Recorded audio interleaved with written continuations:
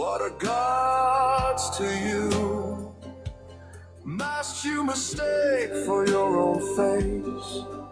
Harsh little certainties, keeping you frozen in one place. If freedom is a whispered word, why does it thunder when it blooms? Tell me, what are gods to you? If not the key you fear to turn in you.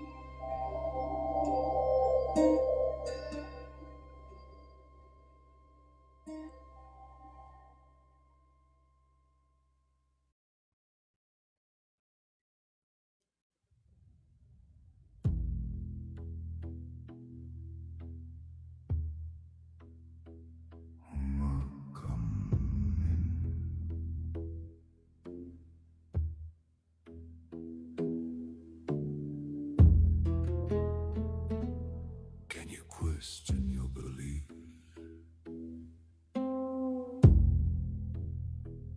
Do you have a belief in a God? A higher power? Or anything like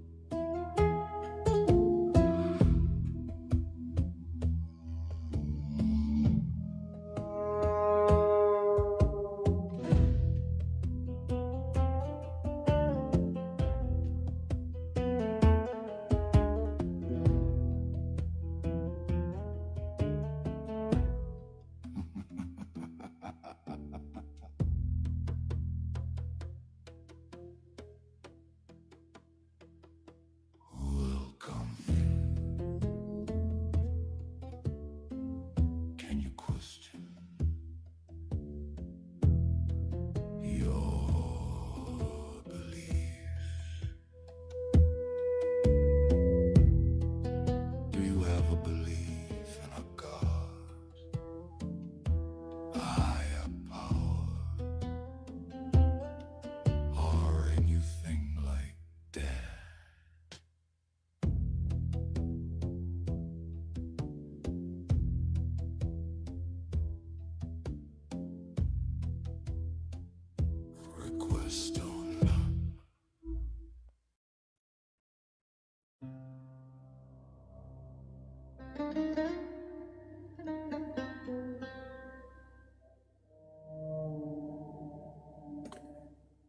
Never fails.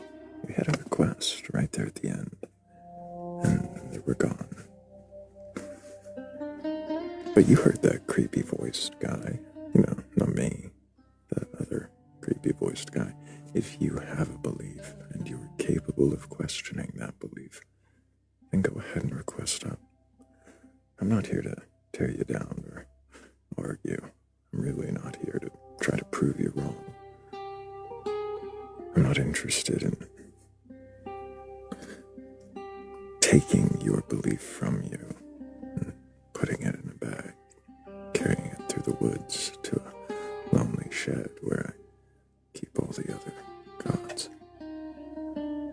I'm really just here to see if you can question your beliefs. If you have a belief in a god or gods, higher power, or anything like that, and you're capable of questioning it, then go ahead and request up.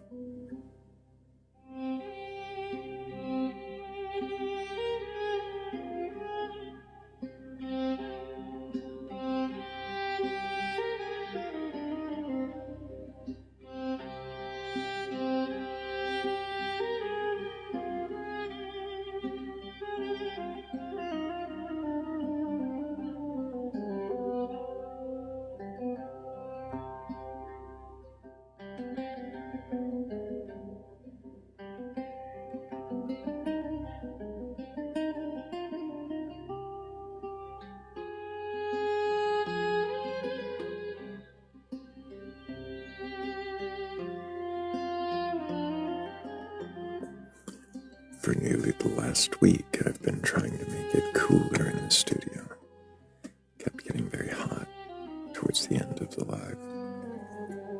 I've had to re-winterize everything. As it gets cold again.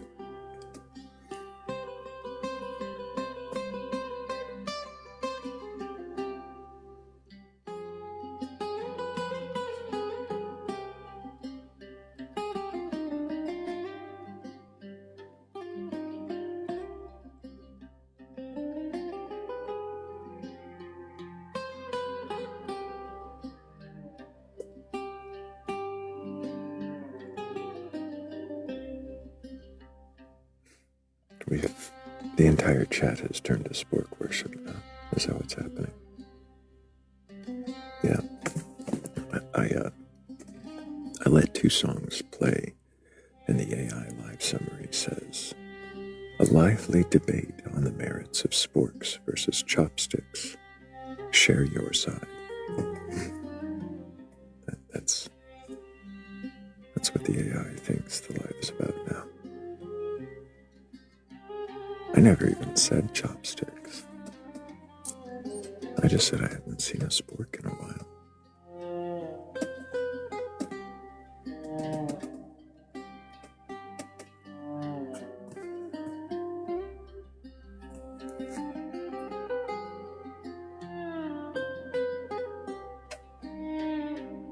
Right, Jade. I can see the merits of both.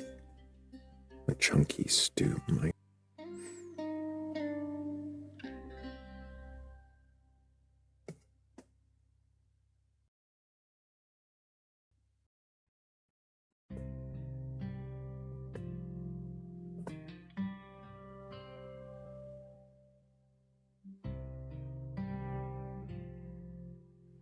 Can you eat a sandwich with a spork? Well, since a spork itself is layered, it is therefore a sandwich. So, the real question is, can you eat a sandwich with a sandwich? And the answer is an obvious yes.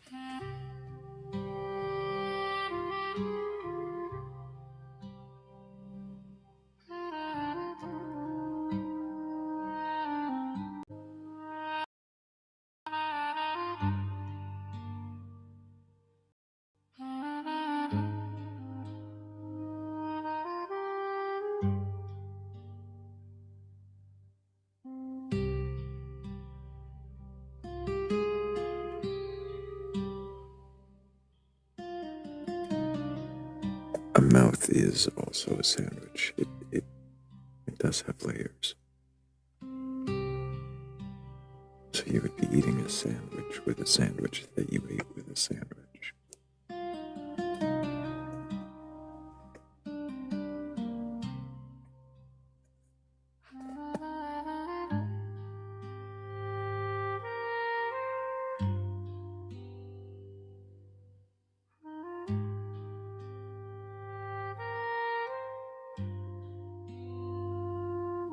Funny you should ask that, Tina Marie.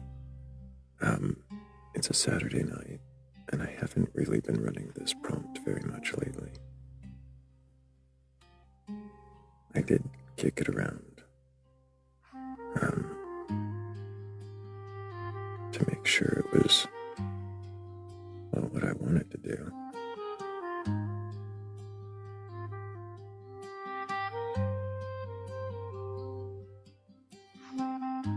And we'll do this a little earlier than usual.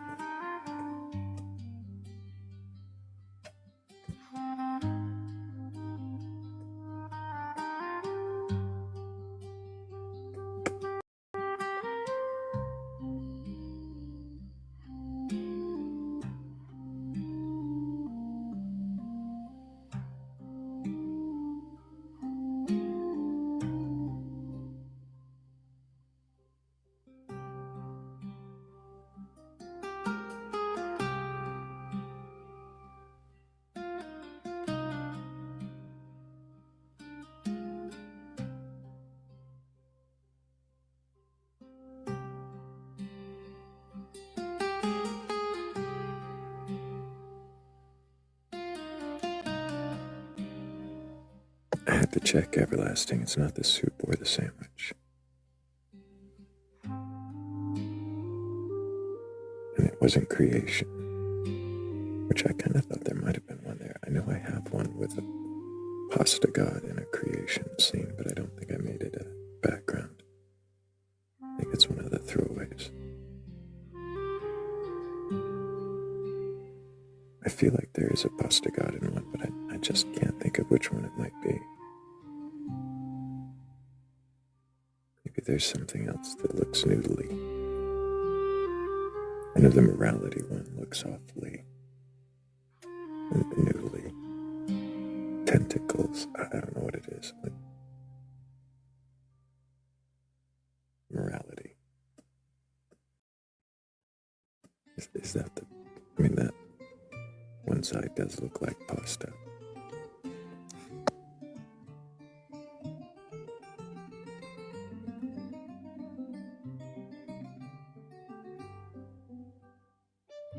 Yeah, maybe not. Oh, that was not the button we meant to do. We'll put it there for a minute while we find. Oh, that just blacks out the screen.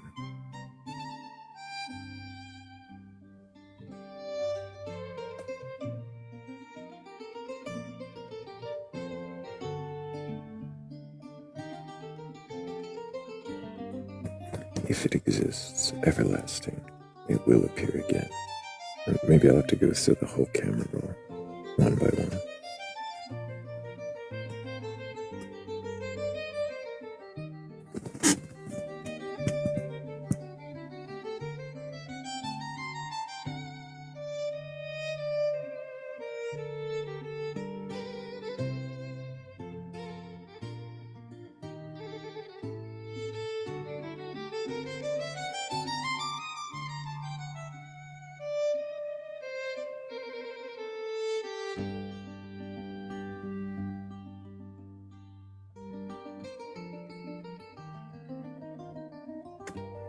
Yep, not seeing the pasta one, at least not that.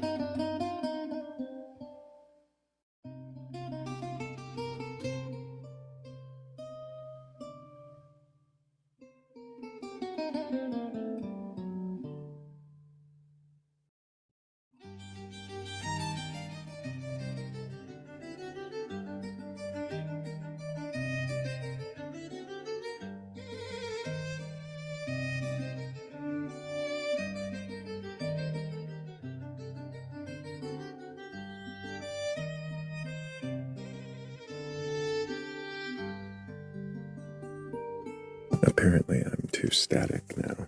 My imagery. Never gotten that one before. Low visual or static imagery.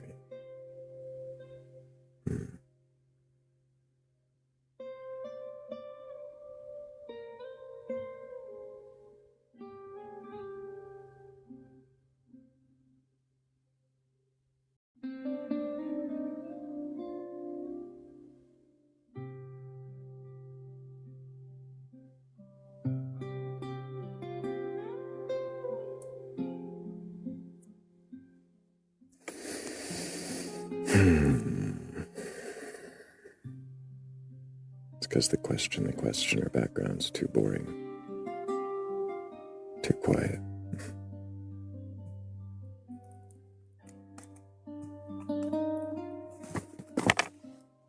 Maybe we need a... The camera's on, it just won't show you the studio wall. Gotta have an actual thing on it. Like a hand.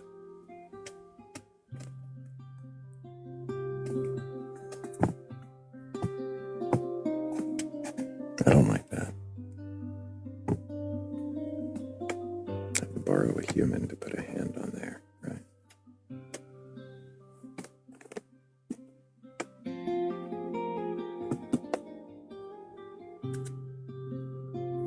Don't raspy voice us. I'm not raspy voicing anybody, really. I'm just talking. This is how I talk.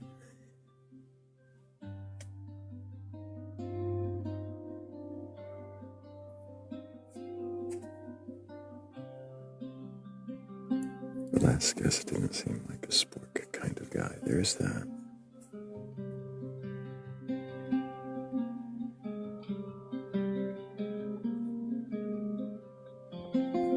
How'd you even know I was referring to you?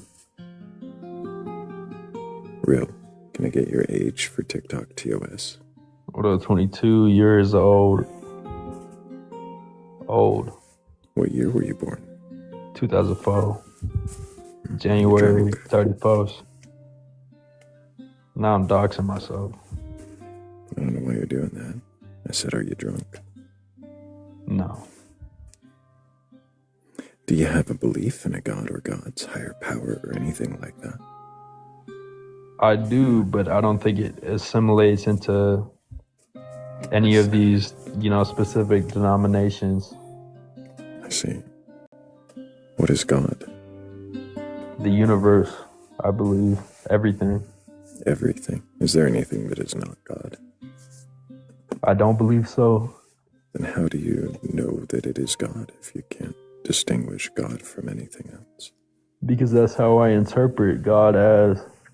I interpret God as the universe and, all of knowledge and wisdom. All of knowledge and wisdom? Yeah. What about all of ignorance and... That as well.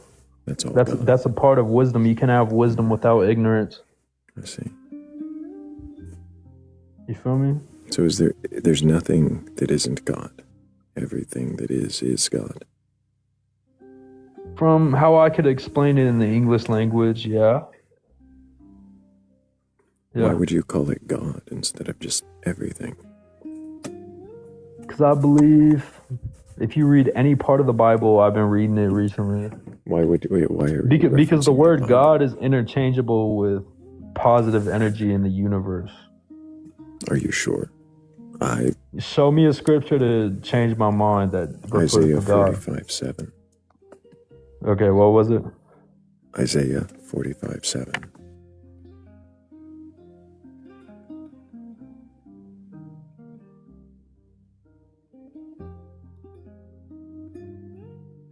I form the light and I create the darkness, correct? Yeah, keep going.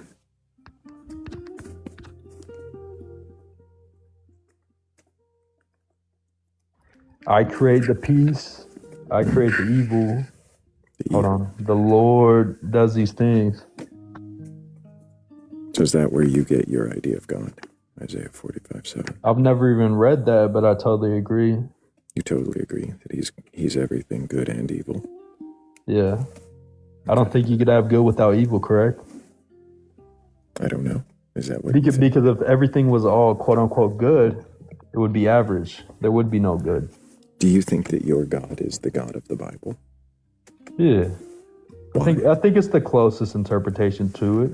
Because Why? it's the most wisest, most positive text that I've read out of, The I used to be wisest, Buddhist. most positive.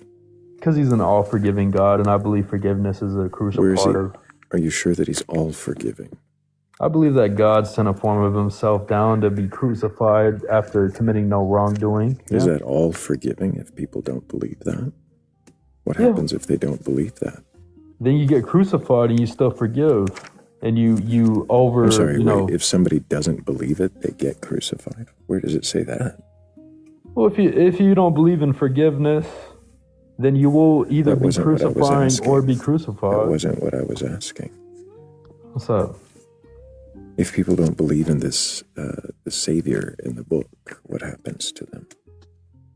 It depends on how well they reject the 7 deadly sins and how What well are the they follow 7 the deadly 10. sins? Where are those in the book?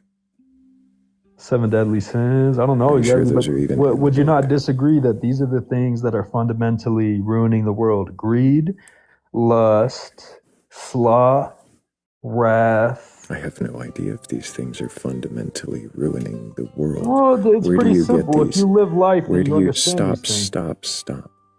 I'm not here to argue with you, and I don't know why you keep interjecting over the top of me while I'm trying to speak. But I'd like to ask you a question. Yeah, go ahead, bro. Are you here to argue, or are you No, here we're to speaking, actually? bro. You don't have to talk about talking. Just talk. Why am I getting interrupted again? Just talk. Okay, so are you here to argue, or are Just you talk, here bro. to actually? Why the fuck are you interrupting me? You already said that. I heard you. All right, goodbye. I didn't see you, bro. Fuck off.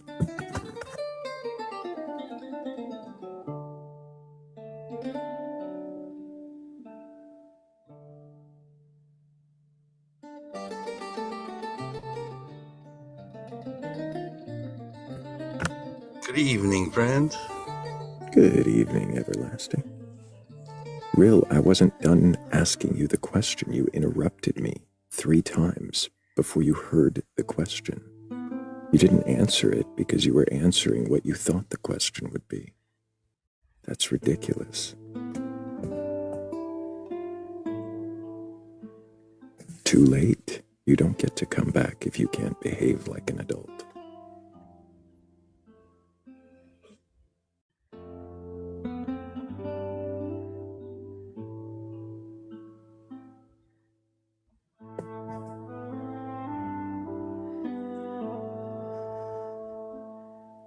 I think somebody needs a nap. I'm not sure why so many of them that behave like that just needlessly complicate this process. It shouldn't be complicated. It's young men in their 20s that have no idea what self-control is, and that's terrifying. Yeah.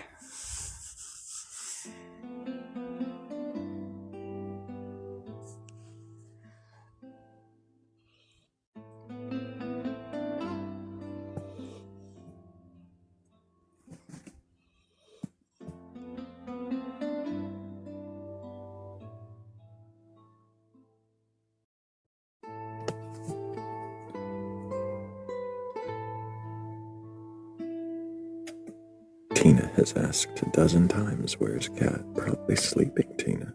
Why are you so obsessed?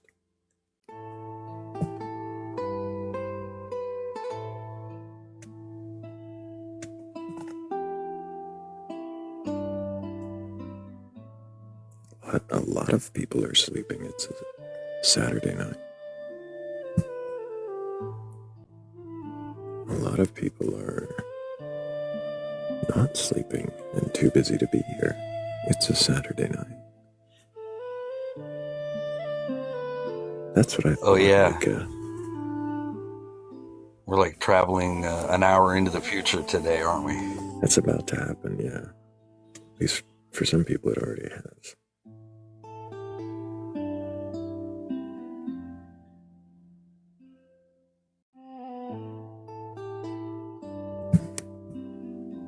Agreed, Shannon.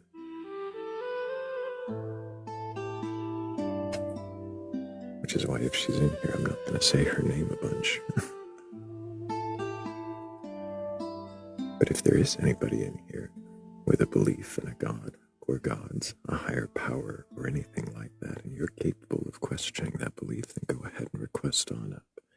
But also, if you've been waiting your turn, if you've been watching this live, wondering when you'd get to ask the questioner a few questions, well, this is your opportunity. Request on up.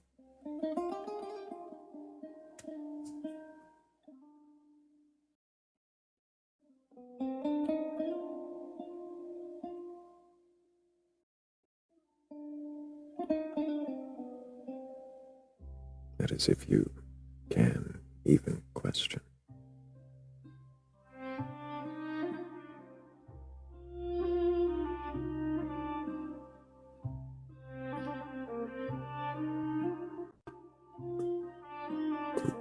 Oh, and I gotta thank, well, it's a big list.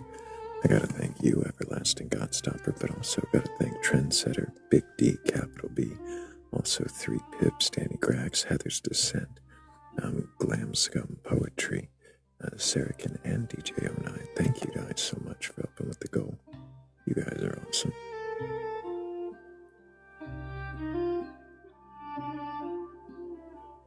If blueberries didn't exist, what would be my favorite flavor? I simply wouldn't have one, I think.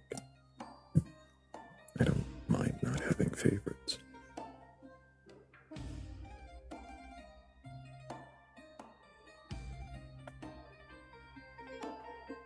I accept that there may come a day I may not want blueberry coffee as much as another coffee. It's possible. Unlikely, but possible. You know what did it for me was not only when I moved to Vermont. I told you about when I used to drink it every day for like probably 5 years straight when I lived in New Jersey, but I moved to Vermont, and my friend gave me a subscription, or no, I'm sorry, he was part of this like club, this coffee club, and he sent me this Italian cherry chocolate coffee that was just like, it was so decadent. Good. Oh my God, it was so decadent. I haven't had it since. But it like, I haven't been able to find it. They stopped making it, and I haven't been able to find anything even remotely close to it. So that's when I kind of like, I got away from flavored coffees after that, and then just started like really going for like nice, robust, dark roasted, flavorful coffees, less sweet. And I like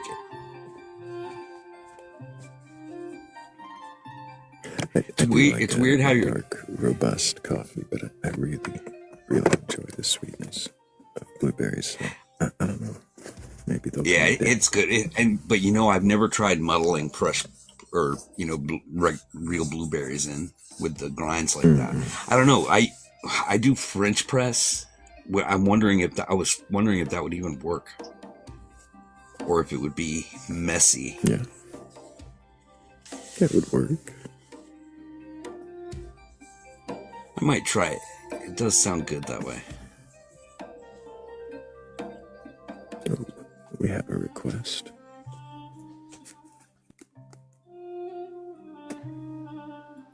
Hello, Azure. Hi, Thrayle. Just FYI, my Wi-Fi has been a bit spotty tonight.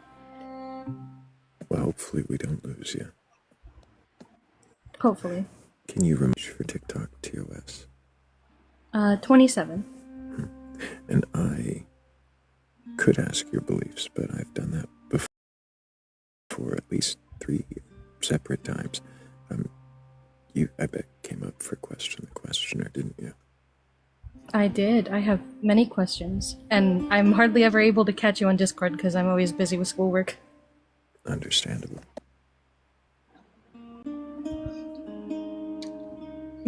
I guess my first question is because you mostly talk with a lot of people with Abrahamic beliefs, and I just wonder, like, when you are evaluating like a belief system, especially one that has like, a lot of historical texts rating it, like, I guess like what kind of method do you use to determine whether or not like this is something that like, oh, this might have basis in reality, or oh, this is completely like ridiculous? Because I mean, as a history student, I tr-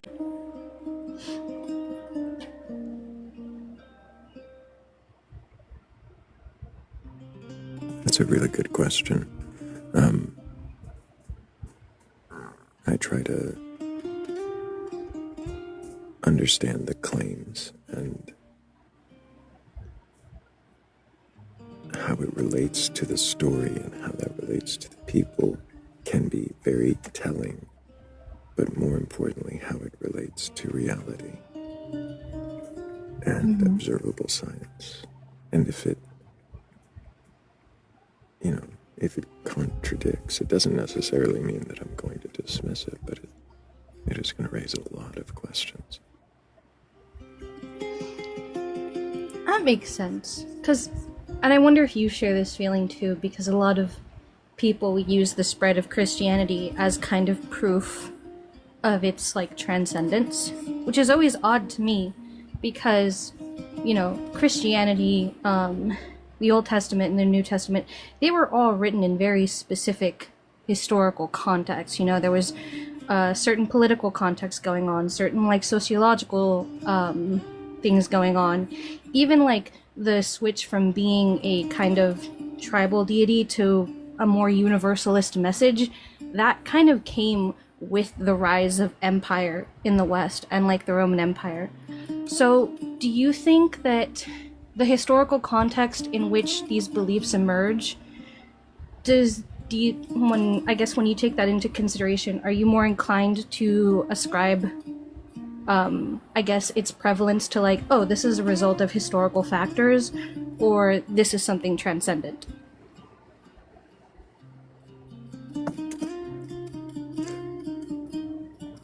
Well, I guess it depends on the claims and what's more likely. It certainly seems likely that many of these are based on historical factors, based on the cultural understanding at a time. Usually,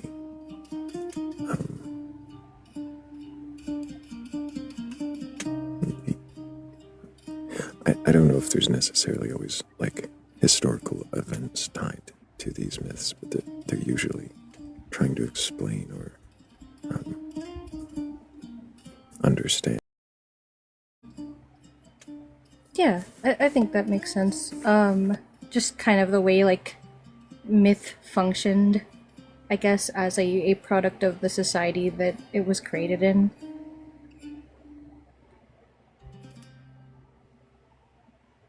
But do you think that does the explanation through historical context, do you think that kind of can't negates the idea that these beliefs are transcendent? Or do you think it's kind of like in addition to them? I don't think it necessarily is going to negate it, but it is going to be a factor. I try not to dismiss the transcendency of these beliefs outright, but I have yet to see evidence that compels me that they are what they say they are. This is kind of all my questions have been open ended, but if you were to kind of, like, what would you consider the criteria for something to be transcendent?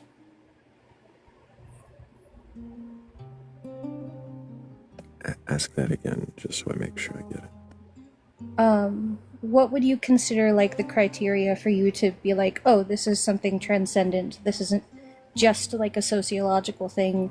This is something that like has some sort of like universal aspect to it.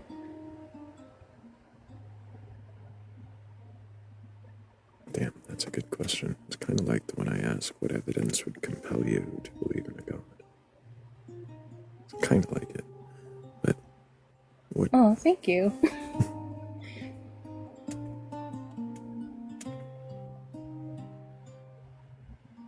I don't know.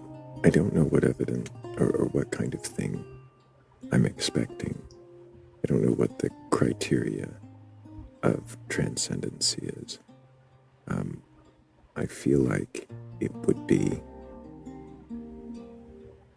fairly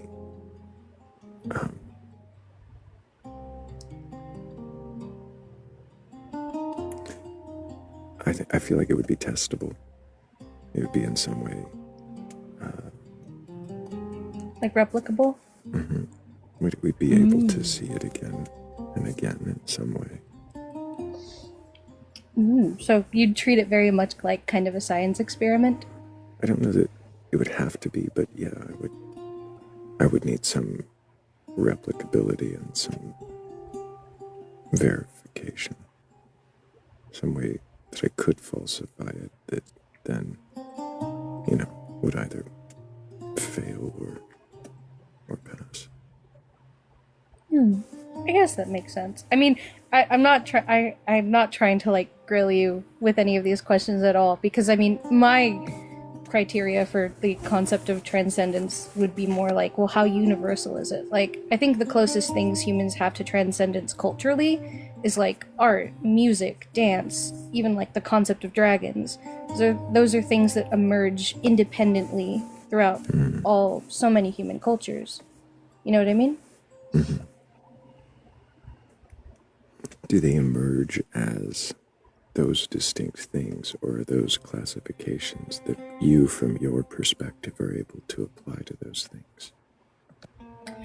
I guess that's a good point, because I know like the dragon thing is like, when you like, it's like, okay, well, what is a dragon? Because like you can say that like, Australian Aboriginals had like a concept of the dragon, and like Mesoamericans had concepts of the dragon, but they were essentially just, they're completely different from like Western ideas of dragons, but I think we kind of still recognize it as like, oh, big mystical lizard, big lizard with power.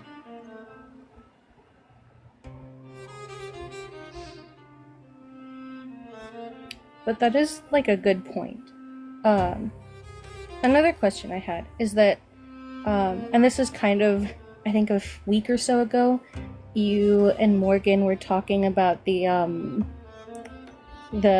thing that I don't want to name because it's bad luck to say it, but that cryptid from Native American cultures. Yes.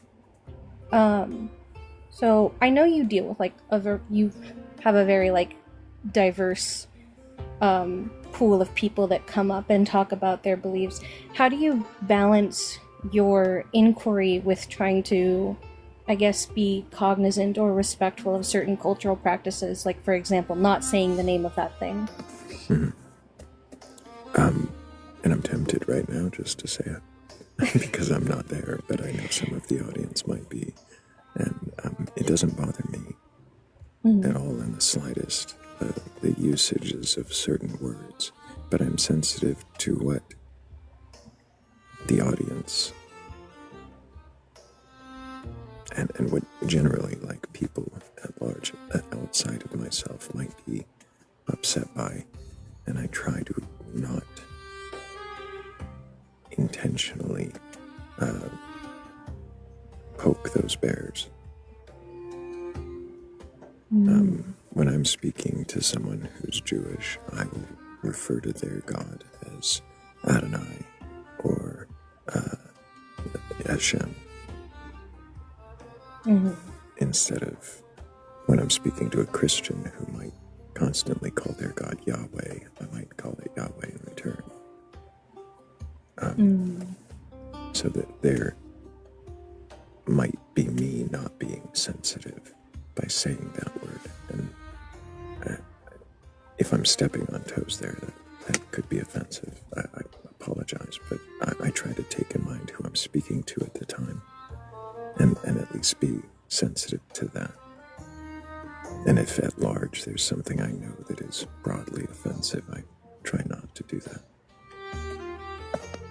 I guess that must be, difficult to kind of juggle, especially because I know some of your conversations can get really, really heated. And not so much juggling on your part, because you always handle yourself very well, but more so just, I mean, some of the guests you've had, man. Like, it must be really difficult to keep your cool. Or to, I guess, mediate the situation. It's, yeah, absolutely. Nail on the head there. It is difficult sometimes. Sometimes it's just, you know, a matter of being patient and letting them show why I'm about to drop them before I drop them. So do you kind of let people put their foots in their mouths a little bit sometimes? Sometimes I try not to do it. Like if it's obvious that it's going to be a misspeak, then I'm going to try to stop them from, you know, doing something that might broadly be offensive. But also, if they're just going to be an idiot, you know, if they're just an asshole who's being an asshole, I might let them show that a little bit before dropping them, so that it's clear why I did it. Right. Among all the different practices that you engage with, and all the different demographics, do you find that there are certain ones that, at least like some that you can expect, oh, this person probably doesn't know very much about their theology, or they can't, not that they don't know, but necessarily they're not very good at articulating it, versus some demographics that might be more so? I don't think that I have noted any demographics of that yet. I mean, I know that oftentimes there might be a young man in his either very late teens or early 20s who is Eastern Orthodox and generally just going to be a Philbro. Like he's just going to try to use large words to confuse people while speaking past the questions to make philosophical arguments that nobody asked for. But I don't make that assumption that every man in their 20s or early 20s is going to do that. Right. It's not just every an Eastern unfortunate Orthodox. trend. Yeah. Absolutely. Right. Do you tend to notice any, like faith groups that tend to know at least a little more about their theology? Kind of mixed all throughout. It's very mixed. It is very mixed, yeah. No, I wouldn't say that like Muslims know more than Christians about their own beliefs, but or any group. I don't think I could. No. A lot of people who study their faith are ones who have chosen it, or who were not brought up in it. I have noted that, but that's not true of every person born into a faith that they don't study it. But yeah, there may be a trend there that might be worth looking into. That's interesting.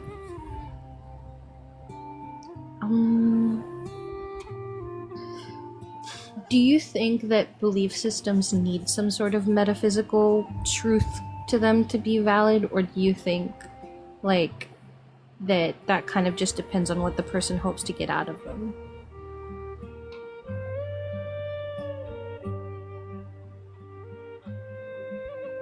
I really don't know.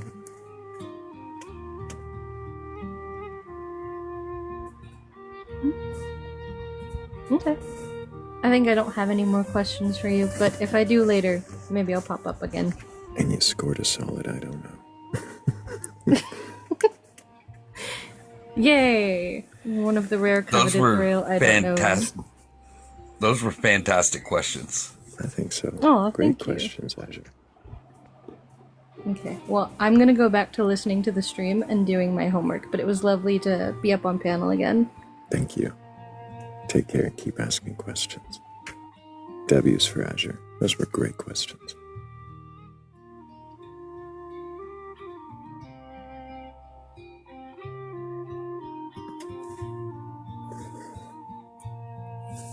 And we've got Jade joining us. Hello, Jade. How are you doing? Hello, I'm doing well. How are you? Doing pretty good.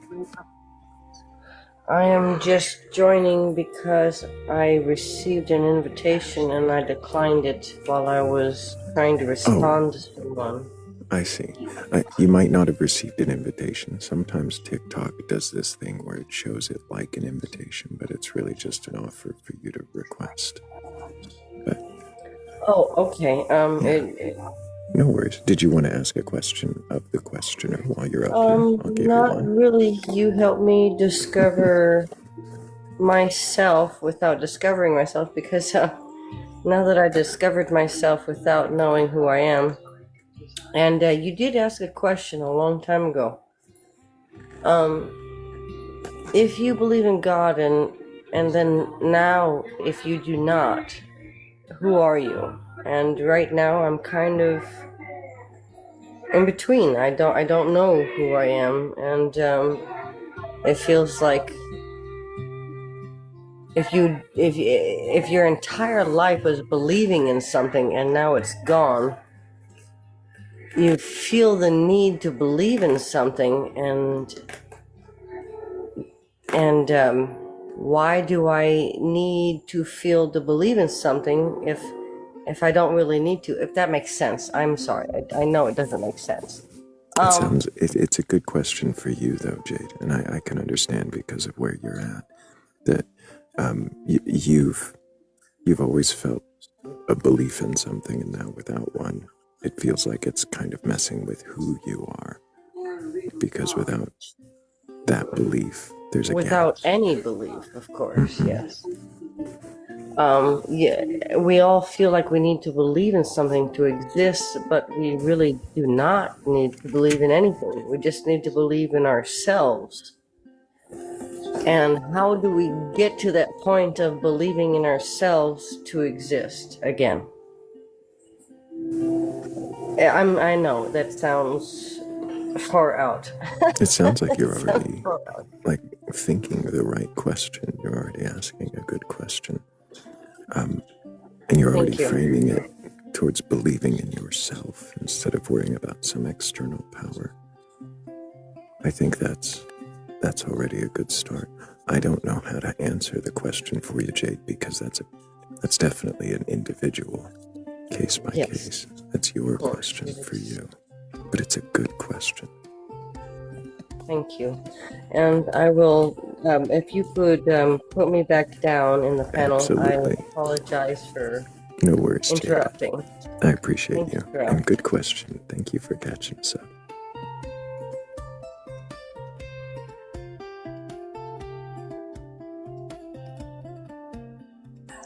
I have a question for the questioner. Go for it. Is there a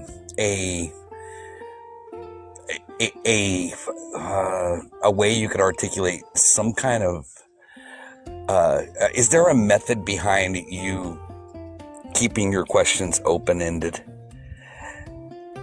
That's something I think I tend to struggle with a little bit. Is some of my questions are leading because I am trying to kind of lead them somewhere, and I don't want to be so like, you know. I lead with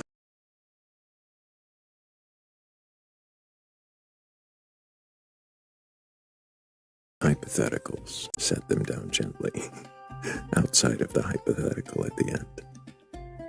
Okay. If I'm trying to lead them, but otherwise, the best way to keep the questions open is to anticipate. Well, I mean, asking the open question is easy. Following it up is the hard part. I think. Asking a question like, what is this? why is this? Without inferring an answer. That's open questioning. That's fairly easy. But the follow-ups, and that comes from anticipating certain responses. But even then, you're going to fly by the seat of your pants and just ask the next open question from the answer they gave. Is it a cop-out if I just quote my bio and say, question, or ask questions and question the answers?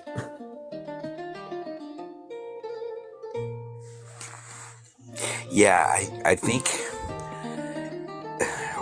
what I'm struggling with in particularly is I know what I'm trying to get them to question about their beliefs.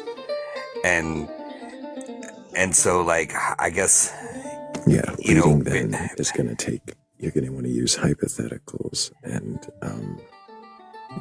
occasionally you just have to ask the leading question, but into the direction, not the answer. You still want, you want their take, their honest answer, and try to figure out how they're processing that to get them to question it, if it's worth questioning.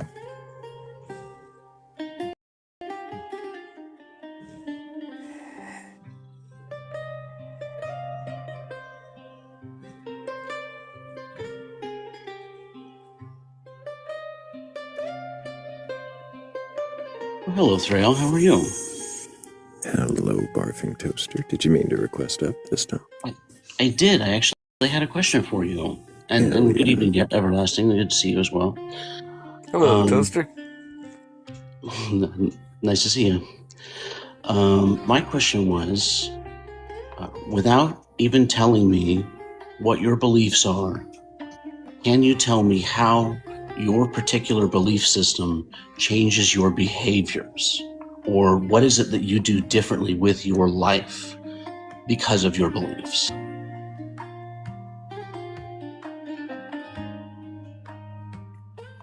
Well, I mean, there's definitely positive and negative impacts because of my beliefs. If you're saying differently compared to what is what I want to ask. And that's actually the more subjective part of the question. It would be things that you feel like you're doing differently or thinking about as you do things. Things that I think my beliefs affect that others may not be if they didn't believe those things. Right.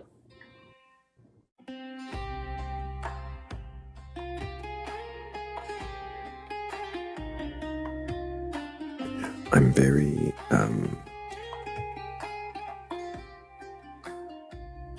trepidatious. I'm cautious about things, not out of fear, but out of wanting to be sure that my actions are rooted in reality. It causes me to be deliberate and decisive, yet sometimes slow to respond in various circumstances. I could see that. You're definitely have more of a calculated sort of presence about you.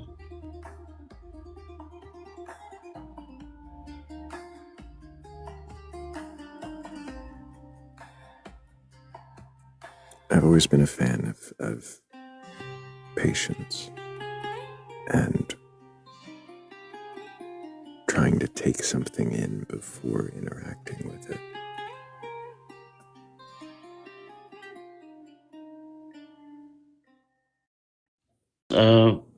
Well, to reflect what you're saying, I think it's very important to be a good listener.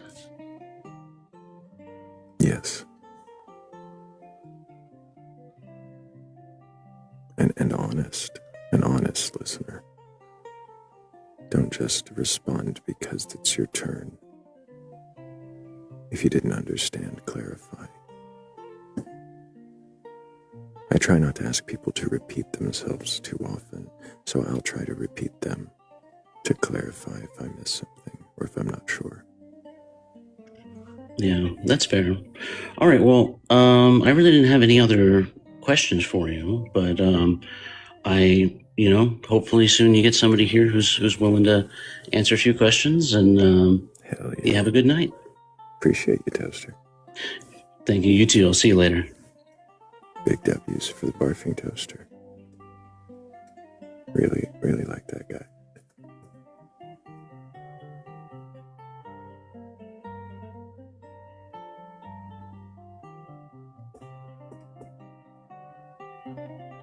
We had another one in queue. I don't know if they're still there.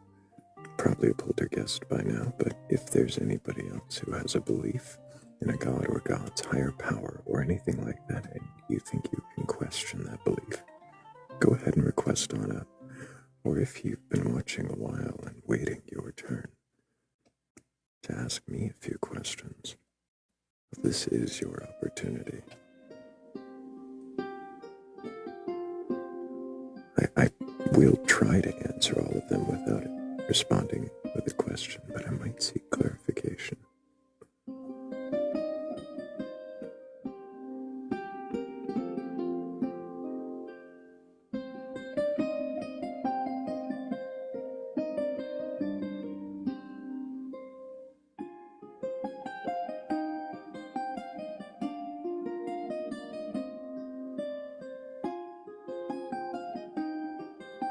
Hello, monster. Welcome in.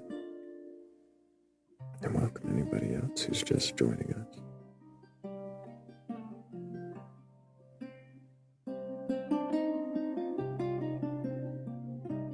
It's feeling like it might be time for another musical segue if we go too much longer. It's surprising that we don't have a lot of requests on a Saturday.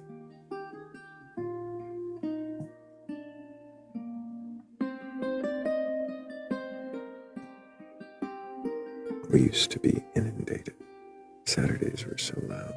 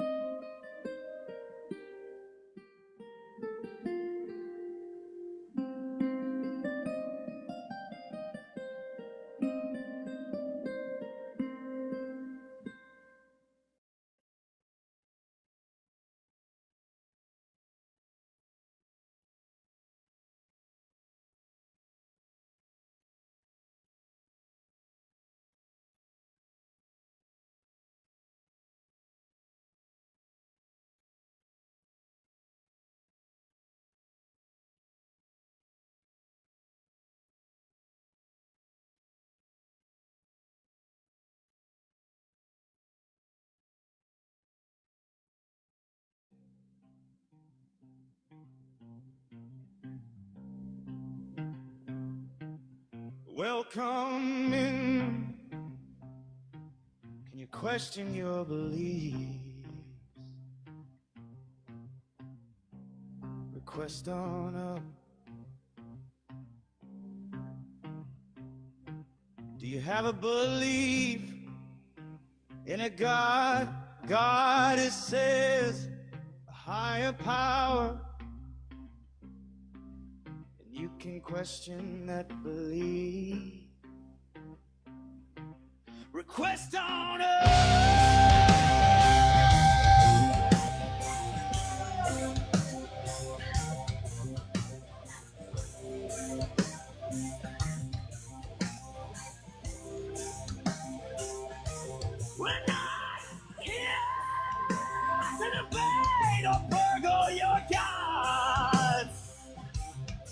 trying to pry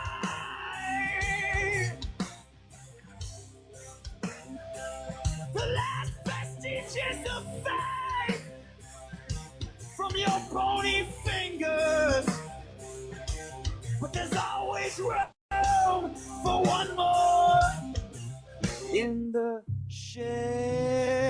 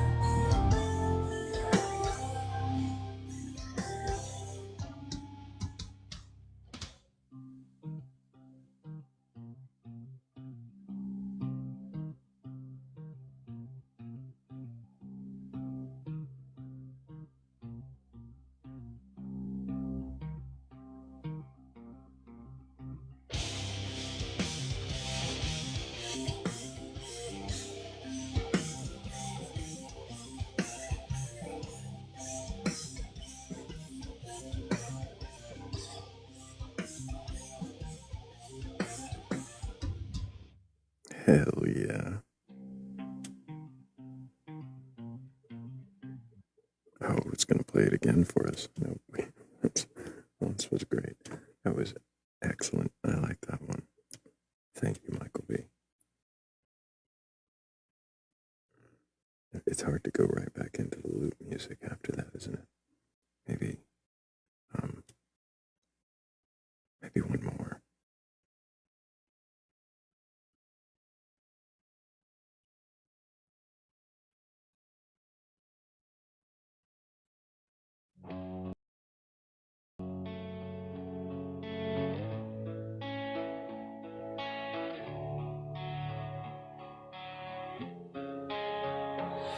There's a shed out back where the walls breathe slow. Planks full of secrets nobody wants to know. The floorboards creak like a warning sign, but there's room in the dark and maybe one more mine. Drop your gods, your doubts, your paper crowns. I won't kick you out, I won't burn it down. Every shadow I've hoarded, every ghost I've kept, can squeeze in here too. Take your first step. There's room for one more voice, one more. One more spark in the corner of the shed. Room for what's unsaid.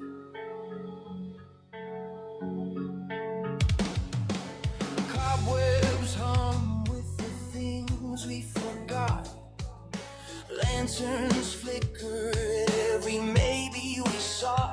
I don't need your answers, I don't need your plan. Just the courage to wander where the lost guys stand. Drop your idols, your holy schemes. I'll sweep the floor, I'll patch the seams. Every question, every doubt, every wild desire fits in the shed and fuels the fire. There's room for one more voice, one more.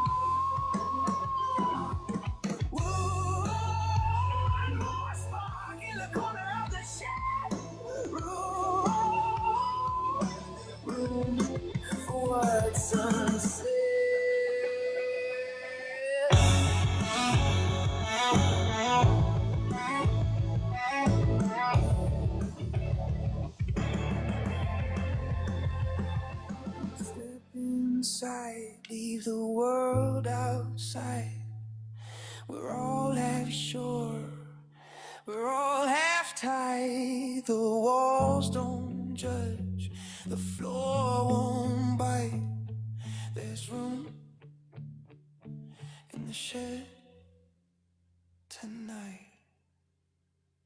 There's room for one more question, one more score. One more spark in the corner of the shed. More room for sunset.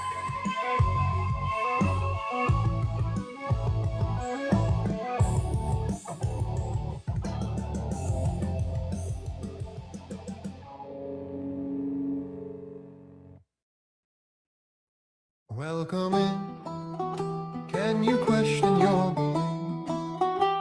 Do you have a belief in a God, a higher power, or anything like that?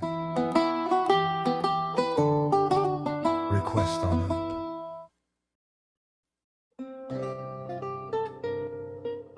I had to transition us back to the loop somehow. I couldn't figure out.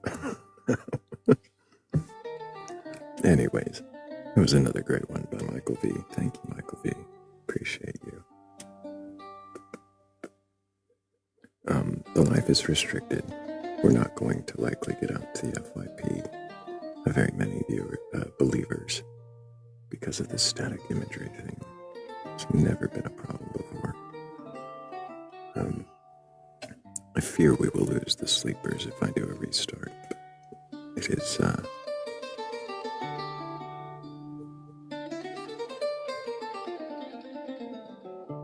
it is an overwhelming urge right now. Is it a like a limited temporary restriction? No, it's the whole live. Current live, visibility restricted, no timer, appeal in progress. Yeah. We run a poll. Static. We run a poll, see who's even awake.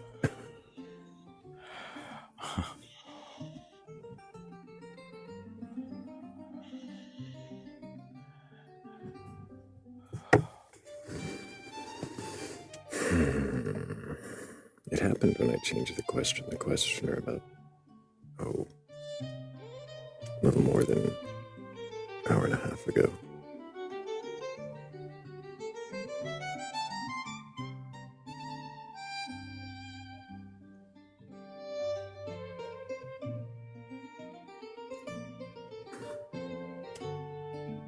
Okay, I have to make a new one.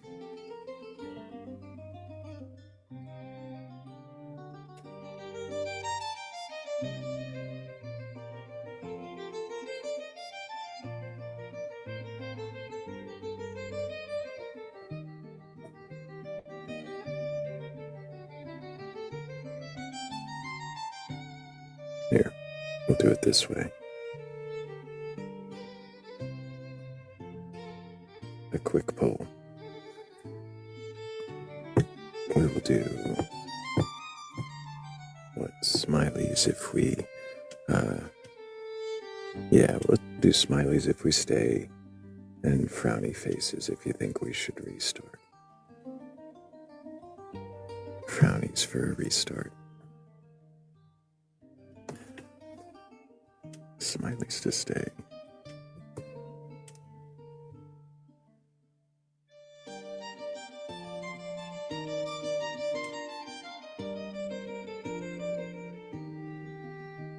This will also tell us how many of the room is even awake.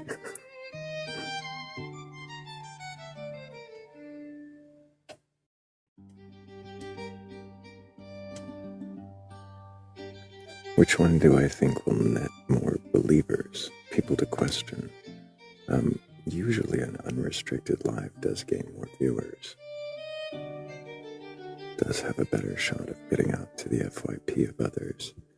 Because currently, I don't know if we even appear in search results. It's not giving me a full restriction report, just Visibility restricted.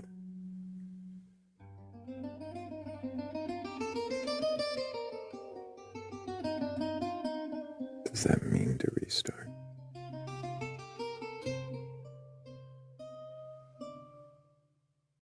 Right. It looked like we only had like 4 votes in the poll. 4 votes, right? Yeah. 4 out of 68 people. That means 64 people are sleeping and are about to get a very rude awakening if we go to restart.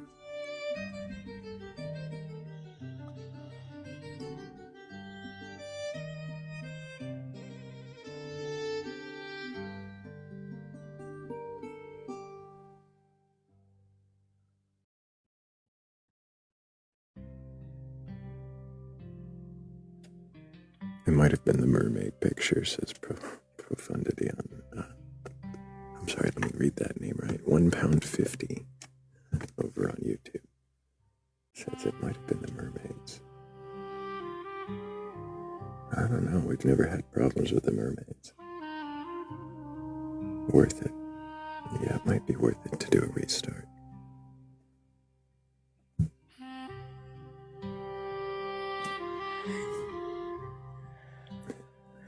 Well, I might join the land of the sleeping during that restart. Understandable. I think it's worth it. I think we'll lose a few sleepers and some of them will wake up and come right back. But I think we'll go ahead and do a restart. We'll catch you later, Everlasting. All right, thanks, buddy. Thank you. And appreciate you all for being here. If you are asleep, I'm so sorry. But we'll be right back.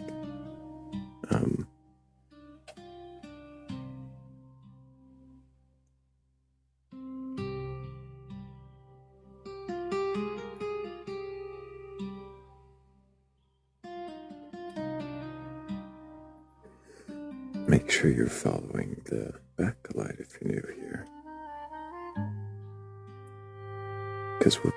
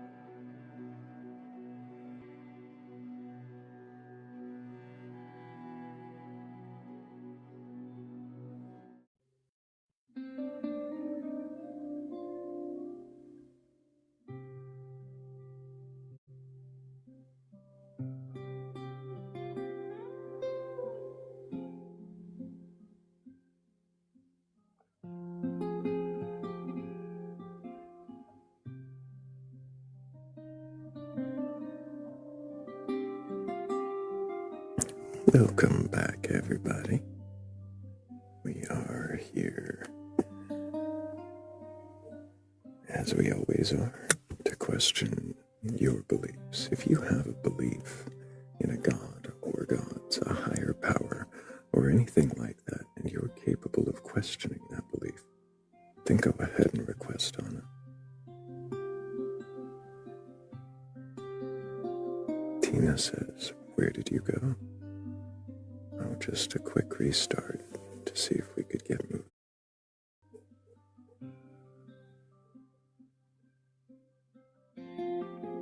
That's the one.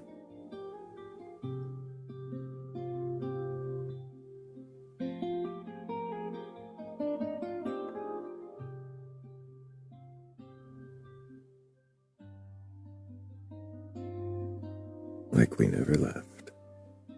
Well, except for the 40-some-odd sleepers who ended up waking up in some other life. So sorry about that if you're just making it back.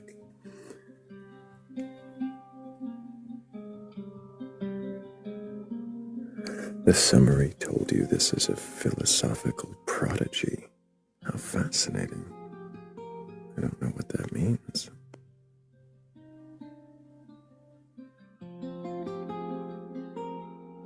We did just do a restart after a round of Question the Questioner. I don't see how that entails philosophical prodigy. But thank you, Shell, so much for the Forever Rosa. It's beautiful.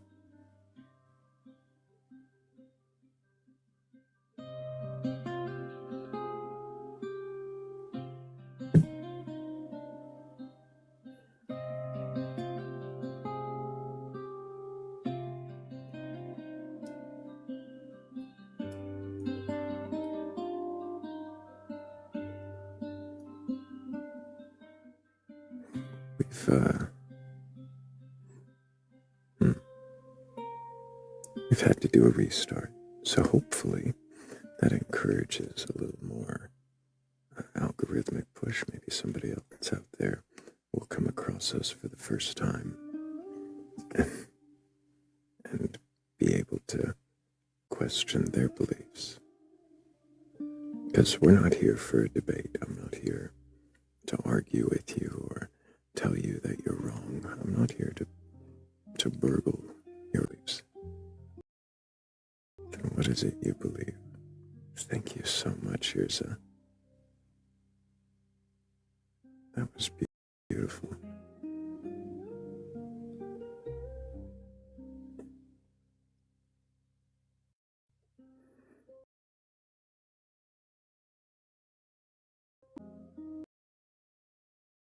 These old bones are smiling big.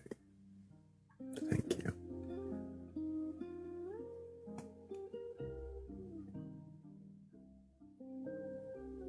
Thank you, Shell.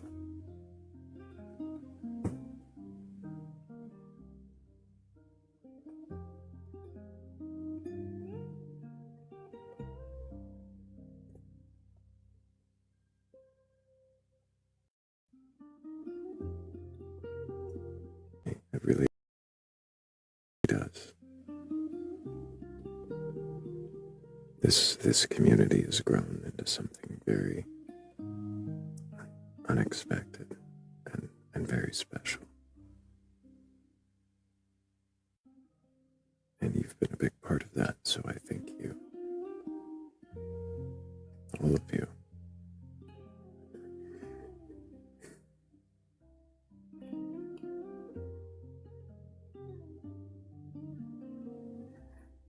But what do you say we get to questioning some beliefs?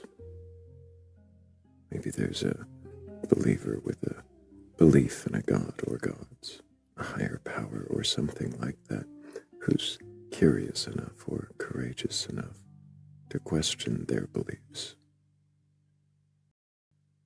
And maybe they'll just request on up and we can have a very cordial conversation to see if they can, and what that looks like.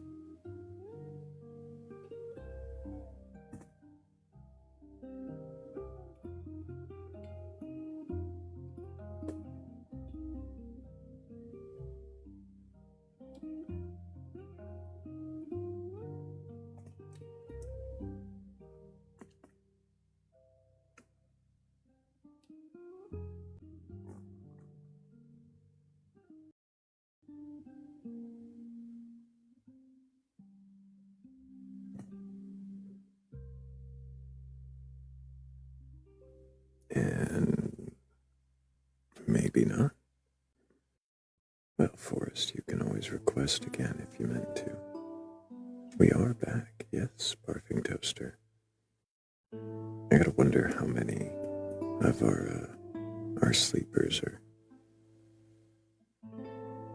gonna trickle back in throughout the rest of the live.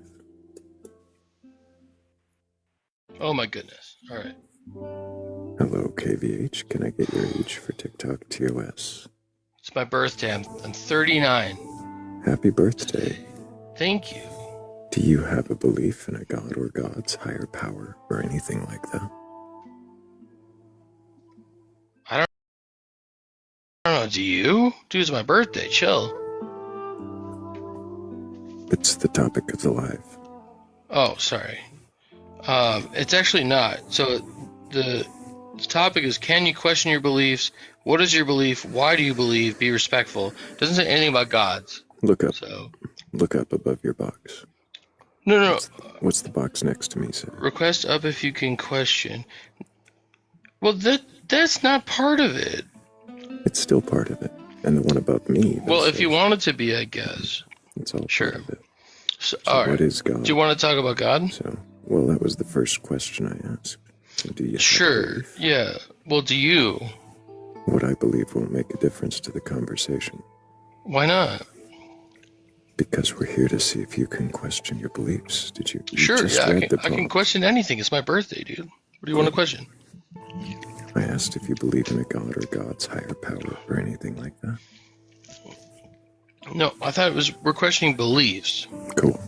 So if you want to actually come up and engage in good faith, then go for it. But I'm not here to listen to your mouth noises, all the smacking and whatever that was, between you not answering questions. It's not how it works.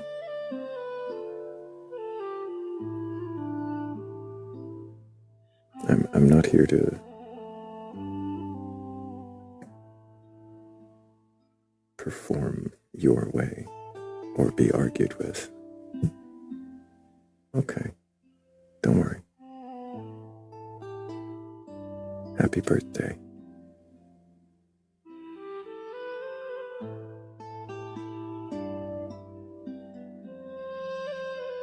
Maybe he'll find the live later.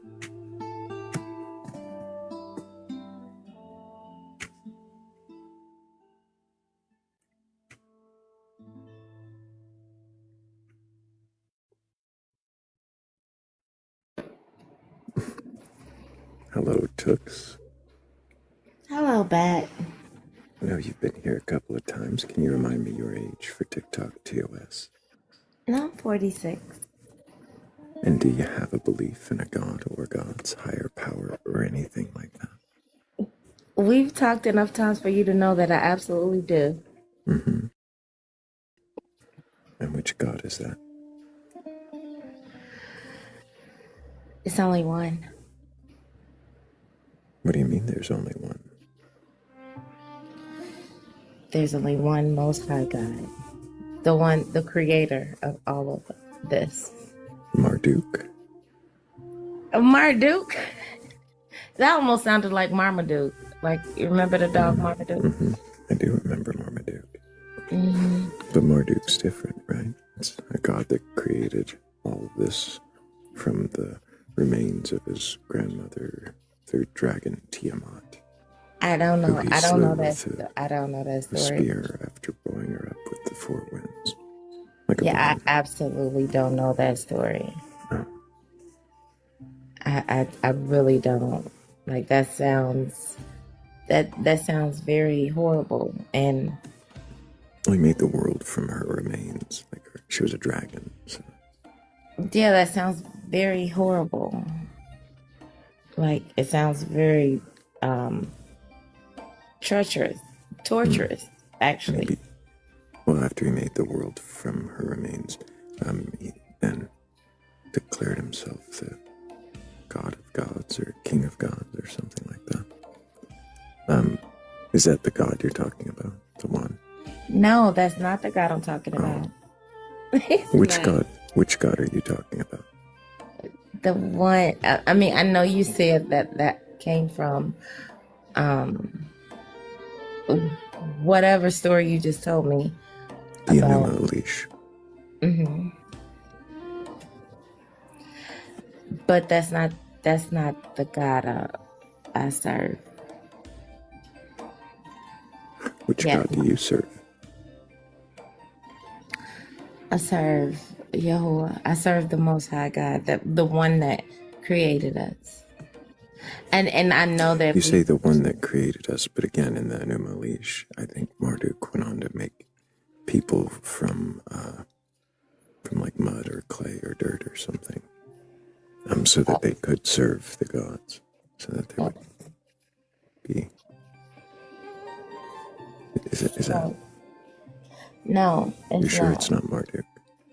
I'm absolutely certain. Okay, so it's not the one. But you said there's only one, and it's the one that made us. Yes, probably made Marduk too. I don't know. Interesting. I wonder how Marduk would have made the world after it made him. So then. Well, not made So the then there's world after more it was gods. made, because if Marduk was there, then that means that it was already a creation. So you believe in Marduk? I don't know who Marduk is. Oh. That I have no idea.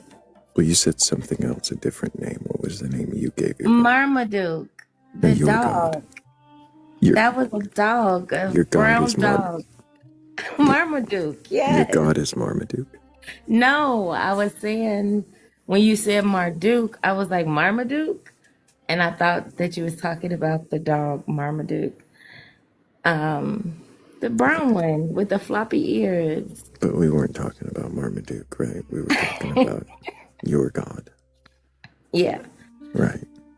So but when you said that, which God is your God, Tooks? I just said it. The one who created Marduk and Marmaduke and you and me. The one who created Marduk, I think it was Enki. Enki. I could be wrong. That sounds fake. Enlil. I think that. I'm gonna have to read the Enuma again. It's been a while, but it was Ea. It was Ea. So Ea was the God of knowledge. That makes sense. Because if we go to the Bible and we go to Proverbs, like the beginning of Ea was his dad, right? He had a dad because Ea was Tiamat's. Well, kind of, not really, more Apsu's and Tiamat's together. So then, who was wisdom? I don't know off the top of my head, but Tooks, is your God from a book like that? Which book is your God from? The Bible. If it's not the Enuma. And have you read? Yes. And do you believe the Bible to be true and literal? Yes, I do. All of it? Yes. Is there no part of it that is wrong or an error? No mistakes? No flaws? No flaws. So then everything was created in 6 days in that particular order? Well, when you go into Genesis 1, yeah, it was 6 days. And then if you go into Genesis 2, it kind of changes a little bit, but it's the same. It's still the same. So, yeah.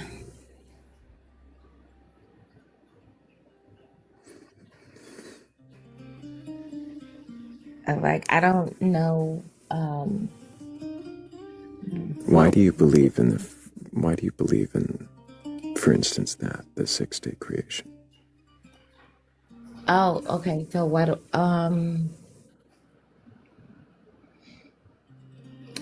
It kind of makes sense. Does it? Yeah, it does. When was the last time you read it? Well, I can read it right now. Like, I got my Bible right in front of me. Which translation? KJV. Why the KJV? I know that a lot of people feel like it's the hardest one. Like the NIV is an easier read. The ESV, it's easy too, but the KJV,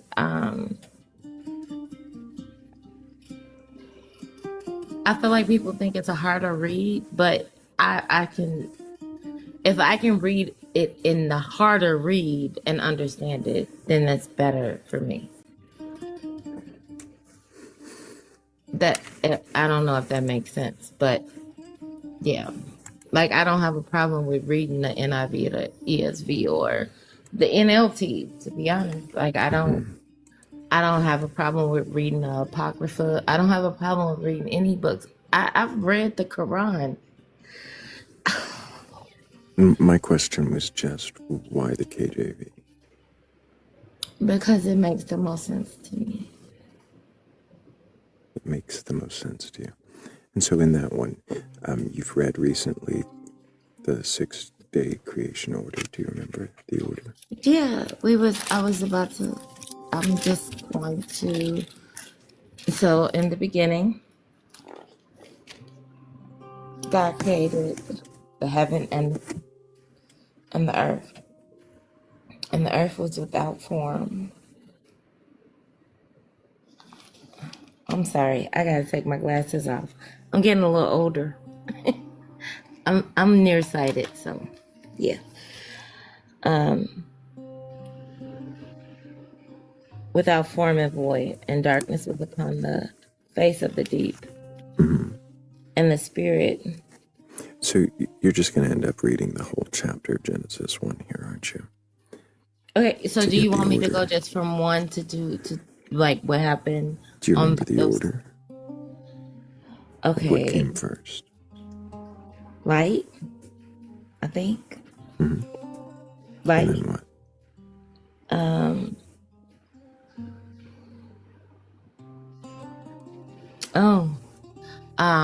a bridge. Like I always called Firmament. it a bridge. Yes, It says firmament, right? right. But I always called it a bridge, a gap, like yeah, firmament.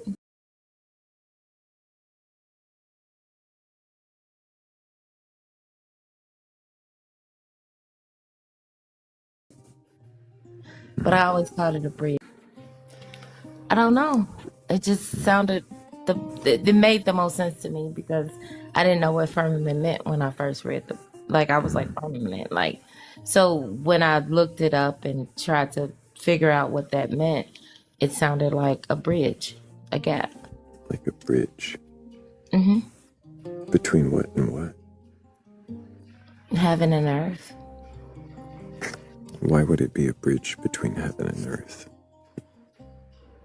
I don't know, but that's what it clearly sounded like to me because there was a separation and it was a separation and not just A separation of what? heaven. It was What is heaven? where the angels and God is. Why do you think that? No idea. I honestly have no idea. That's a good answer, Tooks. That's an honest answer.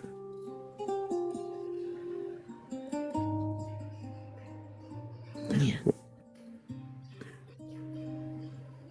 Is there any reason why you would think that that's where they are?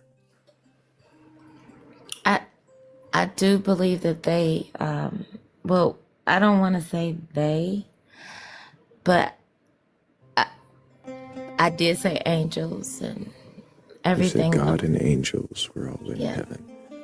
Yeah. Which, according to this, is what? What does your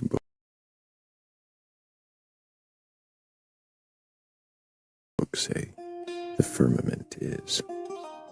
It says, and God, so okay, so it says, And then and divided the waters which were under the firmament from the waters which were above the firmament. And it was so. And God called the firmament heaven, Okay. and the evening and the morning. So if God was called the the firmament heaven, and it's just the thing separating waters from waters, is that where he is? No, he's everywhere. So then he's not in heaven, at least according to that verse. That's just, heaven is just the other word for the thing separating water from water.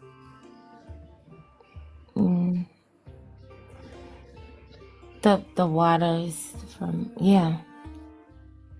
which kind of is creepy when you think about it, because it's like it's a water above. So what water above?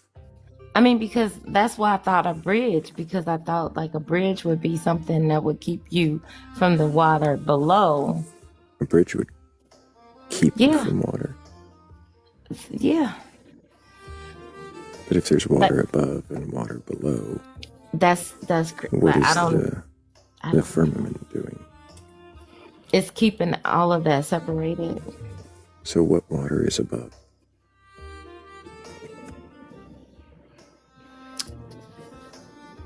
The living water.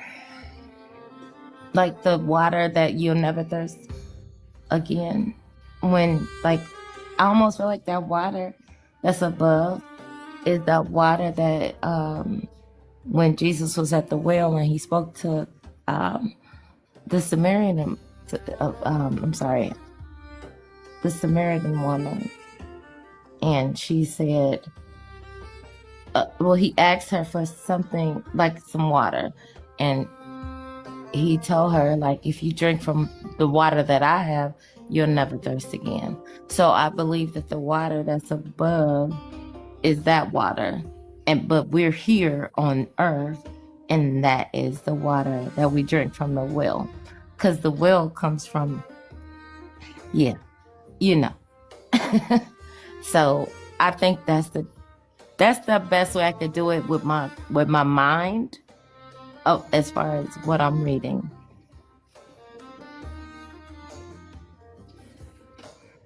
I'm sorry, what is the water above again?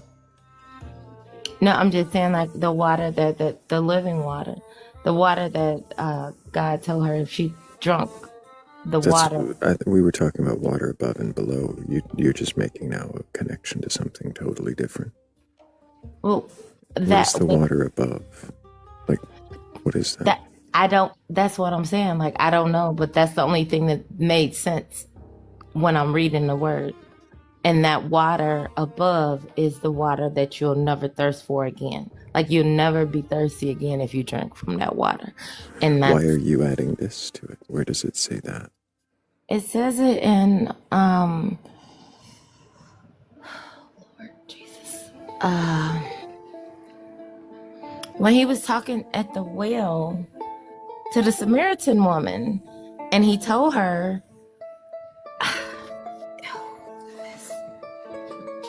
give me 1 second. Like, and I hate Googling, but I'm going to Google right now. But it says it in scripture. I read it. I'm not making this up. I promise you, I'm not making it up. Which part? The part where he said that if you drink from this water, you'll never thirst again. Where is that said that that's the water above the firmament? No, it doesn't. Oh, that's the part. Okay, so no, it doesn't say that that's the water above the firmament. However, if you believe that Jesus is God, that would be the water above the firmament. Why? Because that's where he came from. That's where the water came from. And yes. Does it say that? No, I said if you believe that Jesus is God. So it doesn't say it anywhere that the water that you never thirst for again comes from above the firmament. No, it doesn't. No, it doesn't. Like, I would remiss myself if I said that. No, it doesn't say that the water that comes from above is from above the firmament. It doesn't say that. So what makes you think there's water above a firmament. And Well, it says it in Genesis. what is the firmament? I told you I felt like it's a bridge. Like that's the only way. I felt like Where it's is a it? bridge. Where is it? Mm-hmm.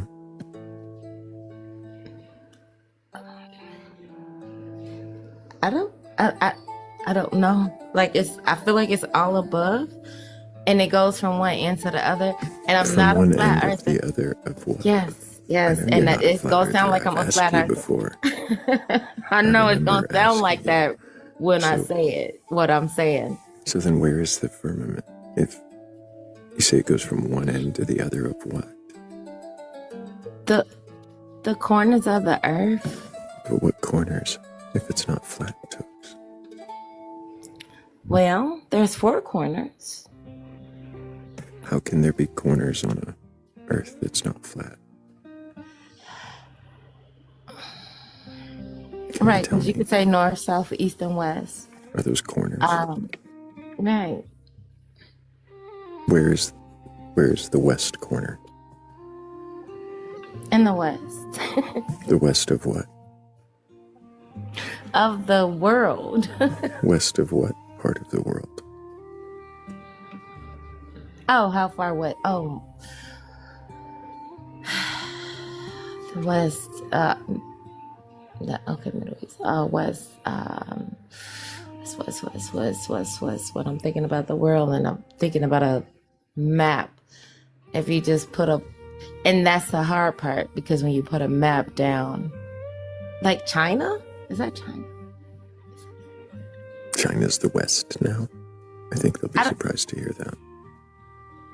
I don't know. I honestly don't know. Like I'm not a geography buff. I'm just trying to put a map down and flat, like just not look at a globe and look at a map. So when I think of like as far west as I can go. But on the real world, is there Right. as far west as you can go?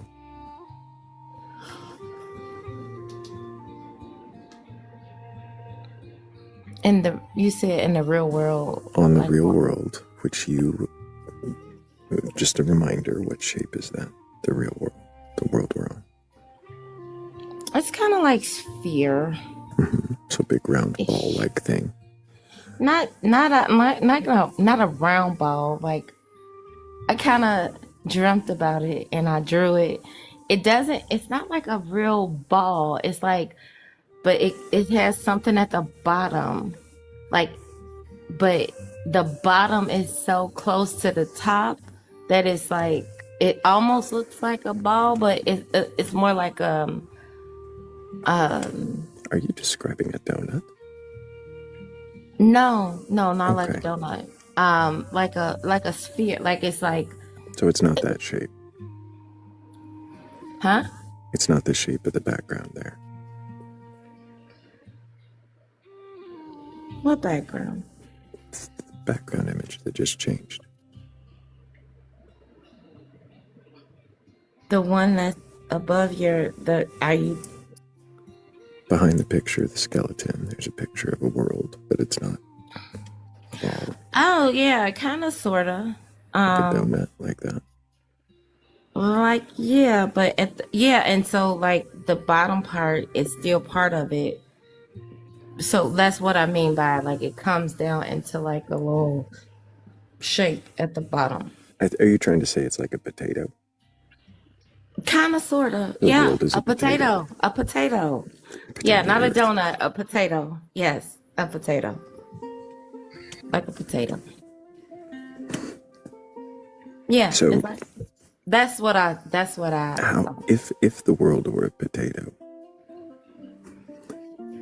with a, it sounds like you're saying it's got a large bottom. No, it's got the bottom is deep, but it's like it's bigger at the top. Oh, it's bigger at the top. So it's a potato with a Like big yeah, top. like Yeah, like just a Like it's regular stacked on potato. top. Like potatoes usually aren't equally even on both sides. It's not Right. like yeah, it's like a potato. So, on the potato world, No, you didn't say potato world. You made me say potato. You know what? That we gonna fight. I've been telling him this for quite a while too. So me and him are gonna fight. I didn't make you say potato. I did ask Yes, if it was like a potato. Hammy, jump in or something. Cause You don't want him. he did. He said he made me say potato.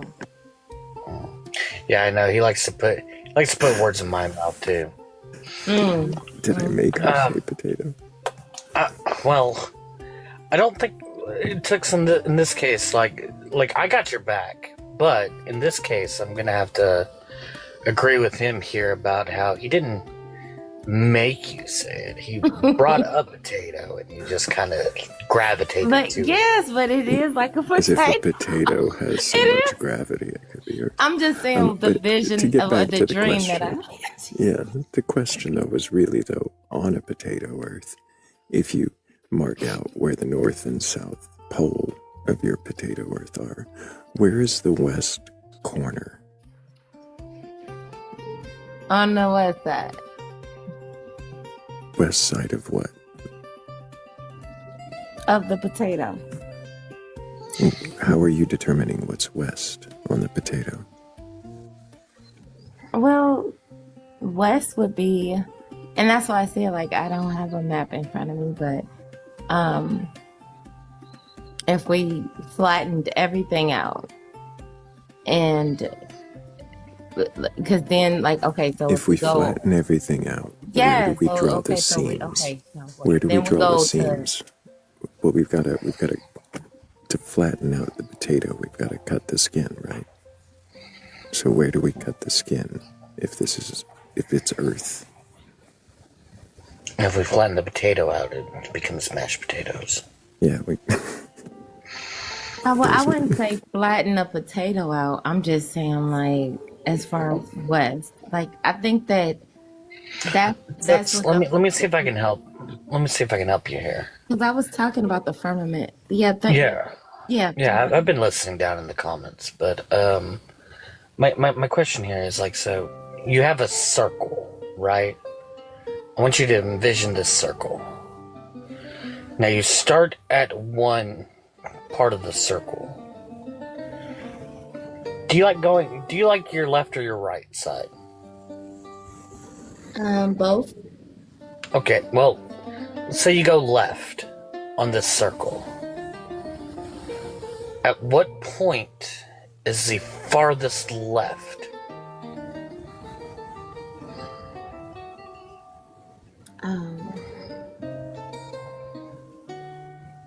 Are you talking about on a map, or are you talking about like just on a circle? On a circle, if you have a circle in front of you, and you take your finger and you put it at the topmost point, and you say, "I'm gonna go the farthest left I can go." Mm-hmm. What would be the farthest left? Are you asking for an angle or the up? No. If you were to travel around the circle, and you said, "I'm going to go the farthest left I can go on this circle," I'm starting from the top. You said I'm starting from the top. Mm-hmm. Okay, so that would be so if I'm starting from the top, then that would be 90 degrees, but so that's why I said like I felt like you. Well, so you just keep going left, right? Mm-hmm. And by the time that you got to the furthest left you could go, you're basically right back where you started, because it's a circle. There's no corner. There's no stopping. There's no end point to it. It just continuously goes around and around. You would, whether it was okay. So if it was Even okay, if it was flat, then But why are we trying to flatten it out if it is in a circle?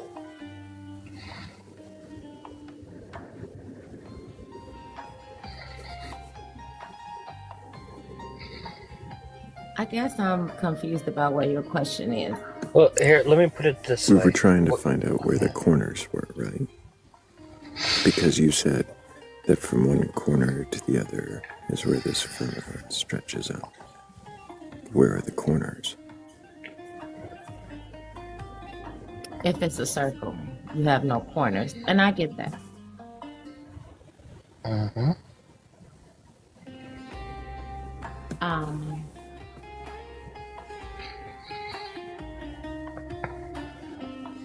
Yeah, if there's no corners, you don't. If it's a circle, you have no corners.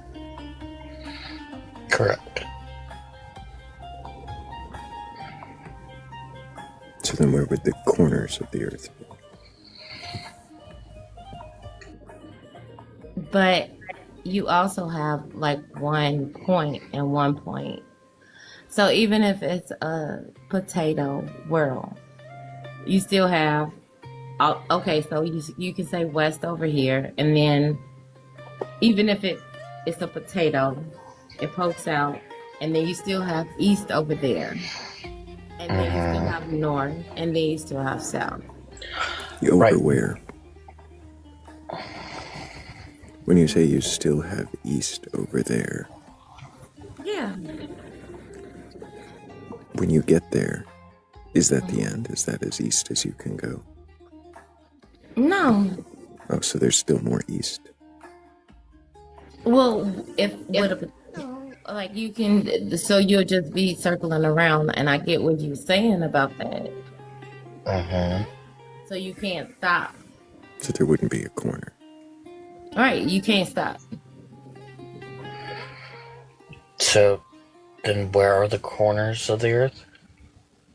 They would still be like the ends of where you can go. Like, because once you start circling back around, now I'm going. So if I go all the way east and I start circling back around behind this potato, now I'm You're going. still east. No, you're still going east. I'm going west now because I'm bringing myself back around the. But if you start at a certain point on the potato and you get all the I know, way I'm just around, saying, like, once you go all the way to the end of the potato and then you continue to go around it, now you're going back west.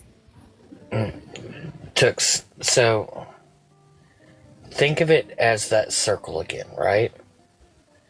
When you're going around the circle, let's say for, shits and giggles, left is west and right is east. If you put your finger at the top of that circle, and Thrayle tells you to go east until you can no longer go east. So your finger would travel around that circle continuously because you're going one direction. No, you would still. stop going east. Because once I started coming back around, now I'm going back west. It's still east. If you never turned around. No, it doesn't matter if I turned around because once I go around So, if I go, let me put it this way. If I start in New York, right, and I go to London, I'm probably going to go east, right? It's closer.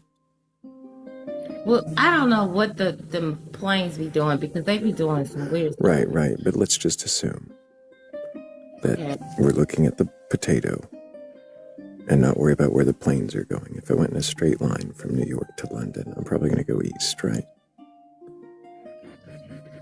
I said I'm not a geography buff, but yeah. It's that direction. You're going to Europe. Yeah. From the east coast to the U.S., yeah. Probably going to go east to get there. Right. And then if I'm going to go from there to somewhere in the, like, let's say Russia, I would go east again, right? From Europe to Russia. Well, I'd still be going if you're coming east. from the East Coast, Cool. yes. So then when I get to Russia Russia, is on the west, like what's west of where? it's west of um the United States. But so if you But it's coming, east of Europe, isn't it? If I'm in Europe and I want but to go it's to still Russia, west of the if I'm in United. Europe and I want to go Russia, then I'm going to go east, right? Remember, we went from New York to London. Now we're going to go London to Europe is east. Europe to Russia is going to be east, right? If you say so. I told you I'm not a geography buff, but I'm going to go with what you're saying, and I'm not looking nothing up. Well, if I just keep going in this, and when I go east that way, I might come back around to the west coast of the United States, right? I might come back around after Russia, depending upon which way I go, Japan and Hawaii and California, right? Kind of skipped China in there. Yeah. But so if I do that, and I keep going east, eventually I'm going to get back around, right? To New York. Yes, if you keep going, yes. Okay. When I go past New York, if I keep going back to London again, am I going east? Yeah, you're still going east. So when did I go west? I went all the way around the potato. And you turned around and you start going back west. But I never did, right? In that story, I went all the way around the potato. So you're saying that you can just go straight east and still get to west? Is that what? I'm trying to. So west. So we're looking at these directionally wise, right? She said West it two is different always- ways. Yeah. She said West will always be behind you if you're going east. It doesn't matter. It doesn't matter. I get that. But what I'm saying is, if I continue east, and the world is a potato, and then I start going back around, I am eventually going to be headed back west why? because I'm going around a circle. Well, you said if I go back around. So are you Not at back what point? around. Like if you're not just flying straight. Tukes. At Oh, what so point you're when you're saying- traveling did you turn around? Okay, I just get what I get what you're saying. Yeah. So if we've been going Yeah. east I the get whole it. time, I'm sorry. I get it. Because never- if you're flying, Yeah. then how did I turn around? exactly. If you're just going in a straight line east, you'll never be going west. Can I So ask the a question is, where's the east corner? When do you stop Can I going ask a east? question? And this is why I said something about Yeah, the Tux. flights in the plane. Because we don't know how they maneuver. Like you take flights and then they have like these weird layovers and you be like, what? And then it's like, this is the closest way to get to X, Y, and Z from A, B, and C. And you're like, what? It doesn't make sense. That has a lot to do with a bunch of different factors that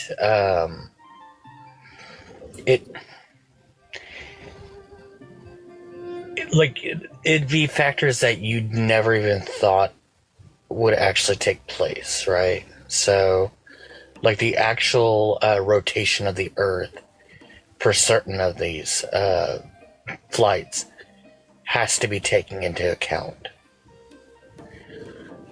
So there's a lot of factors at play whenever it comes to the paths of planes. Yeah, no, I get that. I understand that. But I just don't think that the planes that are flying are just.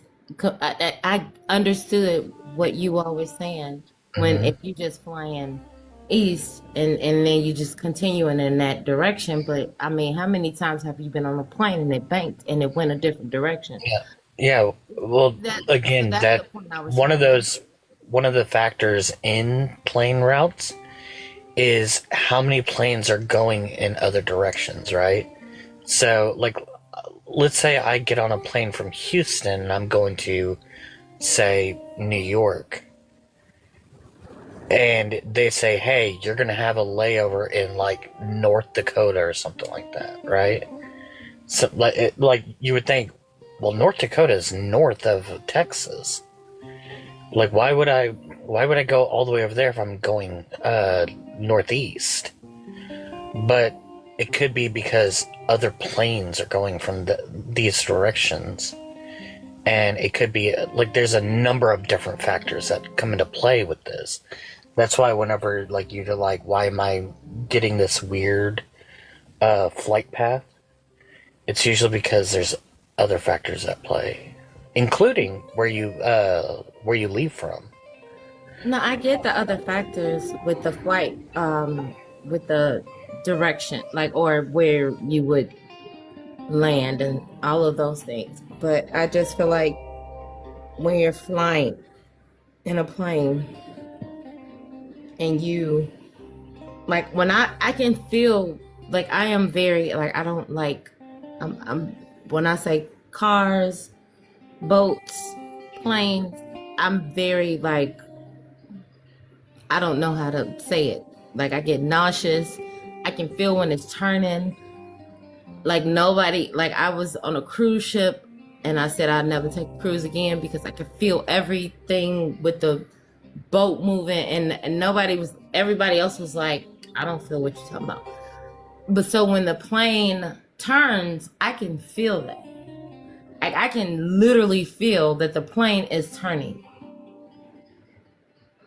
Like overturning. What So are we that's talking about, Tooks? Yeah. because we wouldn't just be flying straight. I get what you all were saying, but we wouldn't Shane, just. sometimes you don't fly. Sometimes the planes bank. But the question that we were talking about in the hypothetical that we were talking about when we went around the potato Earth, we did fly straight. That was the point of the hypothetical. So do you think the Earth is flat? I have no idea how you managed to get that conclusion from any of the questions that we just... Well, because we were talking about the corner. Tux, we don't ever usually give answers here, but for you, I'm gonna make a special case. I believe that the Earth is an oblate spheroid, which means that it is spherical like a ball, except for the fact that it bulges in the middle. Okay. So you feel like it bulges in the middle. I feel like it bulges at the top. So, I mean, I guess we kind of like on the same page. I kind of feel like You both have potatoes from different gardens. And you got a flat Earth, No, Matt. Tooks. Yes, you do. No, I don't. I think that's ridiculous that you've somehow reached that conclusion. I don't know how, in questioning you about going east continuously and never turning, and somehow getting back to the same starting point, that you would conclude that I thought there was a flat Earth. Well, Thrayle, I mean, you've seen the flat Earth map. Like, you just go around in a circle for your left and for your east and west. That would be if the plane was banking all the time, which is why it sounds like Took believes in a flat Earth when she's talking about it. But Tooks, of course, the question I would leave you with, and the one I would hope that you consider and ponder, is what this firmament is, how it can exist, and what way it exists. If there's no flat Earth for it to go corner to corner, as you have said. But I think we've had, this conversation's about run its course, and I think we're going to go ahead and move on. Yeah, because I have no idea. I'm sorry. Appreciate it. I don't. I hope feel you like- keep asking questions. Go ahead, Hammy. Oh, I was just gonna say, I feel like Tix's Earth is a russet potato. Love russet. You can both enjoy your potato earths. I just live on the earth, the round one, rotating in space. Whoa. Mine is actually the way scientists describe the Earth's shape. Well, I mean, I made it a potato and you didn't disagree. But Tooks, I appreciate you, and I hope that you take care. Keep asking questions. Fairly certain our Earth is the same one I am. Could be wrong, though. Maybe it's a potato from a different garden. I mean, it's not totally inaccurate. Okay, guys. So, Kevin, I need your age for TikTok TOS. 25. What year were you born? 6'7".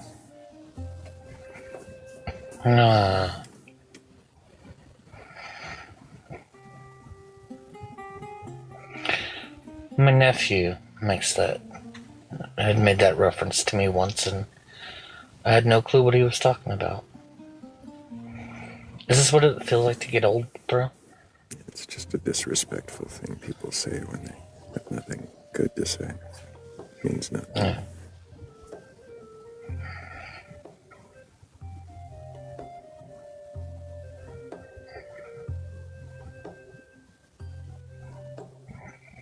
We're at a restaurant, and the seats are numbered. Hello? Hello, Javante. Can I get your age for TikTok TOS? I'm 19. And you're gonna hear some of my friends in the background. They're 19 too. Really? What year were you born? 2006. You're not gonna get me on this, dude. I'm not going to get you on this. What do you mean by that? I'm 19. Do you have a belief in a god or gods, higher power, or anything like that? Yes. Which god do you believe in? You're not gonna believe it when I say it because I sound white, but I'm a Muslim. Have you read your Quran from beginning to end? Nah, I low-key, I'm lying. I'm a Christian. I don't speak to liars. Boring liars who chew in our ears. Grow up a little.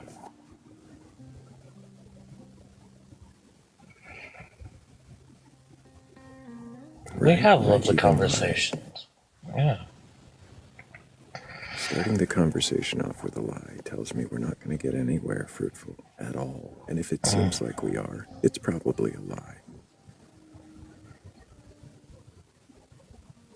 We've had some really fruitful conversations with 19-year-olds before. We have. But not that one.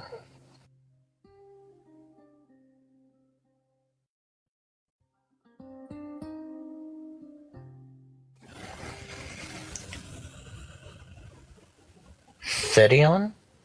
Thedion? Thedon. Do y'all believe in a god? Do y'all believe in God? Well, Bob, you see, y'all. I'm not going to pronounce it. I'm just going to call him Bob. Bob, we believe in asking questions around here.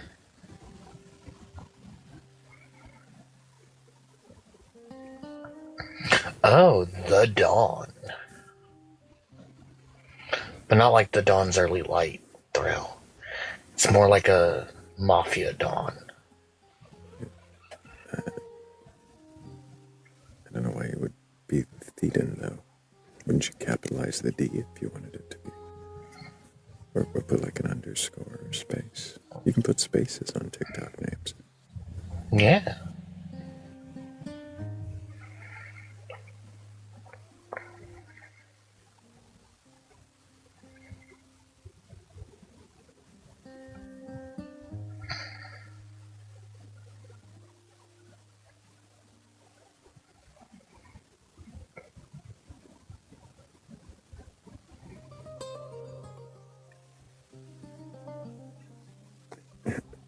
I mean, your breathing so is sorry. audible tonight. I'm sorry, I'm usually muted because I didn't realize my mic is picking up my breathing. It's my bad. You're not at the store tonight, yeah. Yeah, no, This it's not background that really good noise. one.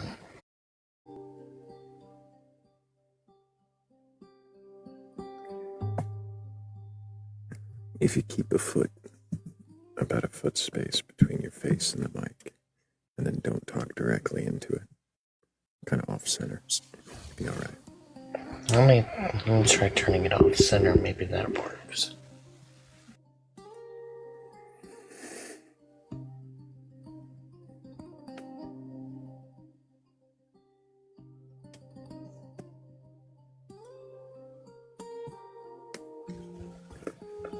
But I am not a mouth breather. It's breathing through my nose. Thank you. You know what, Monster? You started off with still love you though, and then you said mouth breather. Oh man.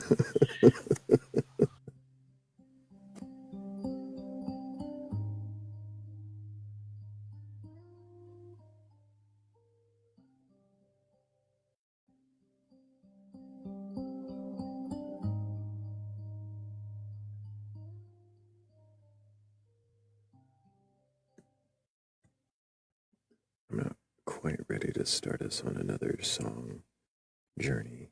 I think it'd be great if we had a believer with a belief who can question their belief. Request on that'd be awesome. Who knows, maybe Joe Sparrow is that believer. Hello, Joe, can I get your age for TikTok TOS? Yeah, of course. Hi, guys. I'm 36. And do you have a belief in a god or God's higher power or anything like that? I do, yeah. I would say higher power is probably the best way to describe it. So a higher power, what does that mean to you? I think for me, I identify most with the idea of like mysticism, meaning a personal experience with God more than any kind of theology, or I'm not like, I'm not part of any organized religion. I grew up in Catholic school. I'm not a fan. So it's more of a personal experience with God, I would say. You've had a personal experience with God, something you referred to as higher power, but what is the thing you're referring to? I wouldn't call it a thing. It's more like, I guess, an experience or a collection of experiences based on different principles, ideas, things like that. So a collection of experiences based on ideas and principles is your higher power. Sure. It's difficult to put into word. I mean, we can get more specific, hopefully. Is this actually a higher power, or are you just kind of referring to what you would consider an ethical framework? I think both. How is it a higher power? Well, I think there's higher intelligence beyond my own rational mind. I think there are higher. What do you mean by that? Well, I think my rational mind is not the highest, or anyone's rational mind, any human mind is not the highest intelligence that we can access. I think there's the highest intelligence that we can access. What does that mean? Well, I believe in intuition. I believe there are even potentially higher beings. Sorry, what is intuition? Intuition, I would say, is I think creativity, like true genius, could fall into intuition. Stories of scientists or musicians or artists. You're giving me examples. What is intuition? That's a good question. Intuition, I would say intuition is knowledge that comes not from purely the rational mind. So it doesn't come through the mind, but it kind of impacts you deeper. Like when you get like an idea that kind of comes fully formed. Does that make sense? So intuition is knowledge that comes fully formed from somewhere other than your mind. Potentially, yeah, potentially, What makes you or think that there's knowledge coming fully formed from anywhere other than your mind? well, I would say experience, personal experience, as well as the testimonies of others. I'm sorry, what is it that makes you think that any of this is coming from anywhere other than your mind, is the part I'm asking. Oh, got you. Sorry, I misunderstood. Um, it's a great. It may not be. It may not be. It could be. It could be emanating from the subconscious, from the unconscious, for sure. The origin is a big question mark for sure. But I guess more the bigger point I would say is that it's not. I think the distinction between the analytical mind and the intuitive mind. And those are just words, I guess, but I think the analytical mind is not the highest form of intelligence. So the analytical mind is not the highest form of intelligence. What does highest mean? Great question. Highest meaning, I think it has limitations. And I think that... Are you saying intuition doesn't have limitations? Potentially, no. Potentially, no. I'm not sure about that, but potentially, no. Potentially, no. Mm-hmm. But I think... Is this entire framework based upon feelings about your own interpretations of what you think intuition is? No, I would say kind of with anything in the realm that I would call spiritual, anything that I would call spiritual, I guess there's kind of three general areas that... I'm lost already. What does spiritual mean?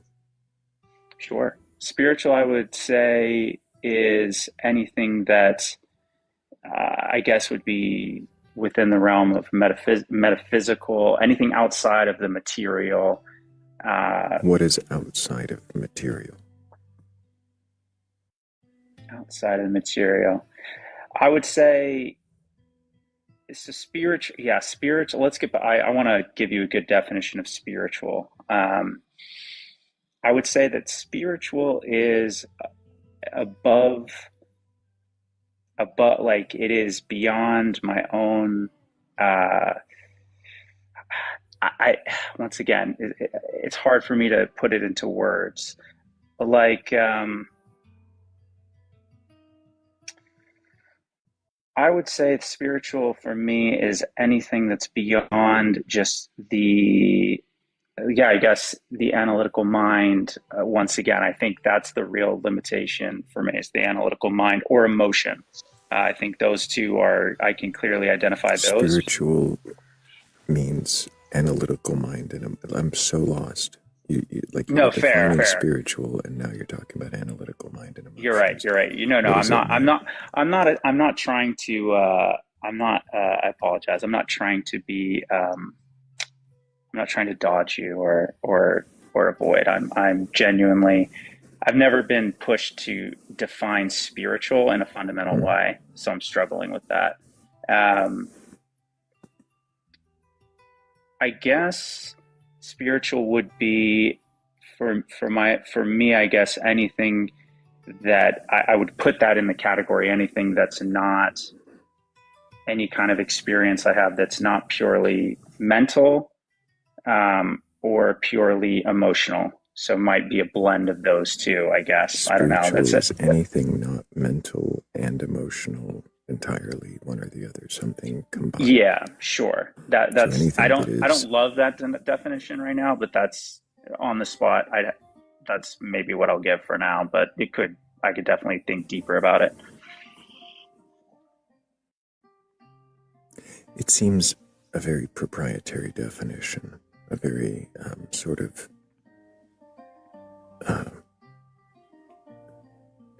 what way does this way of defining spiritualism fit with what you're talking about in your worldview of your higher power?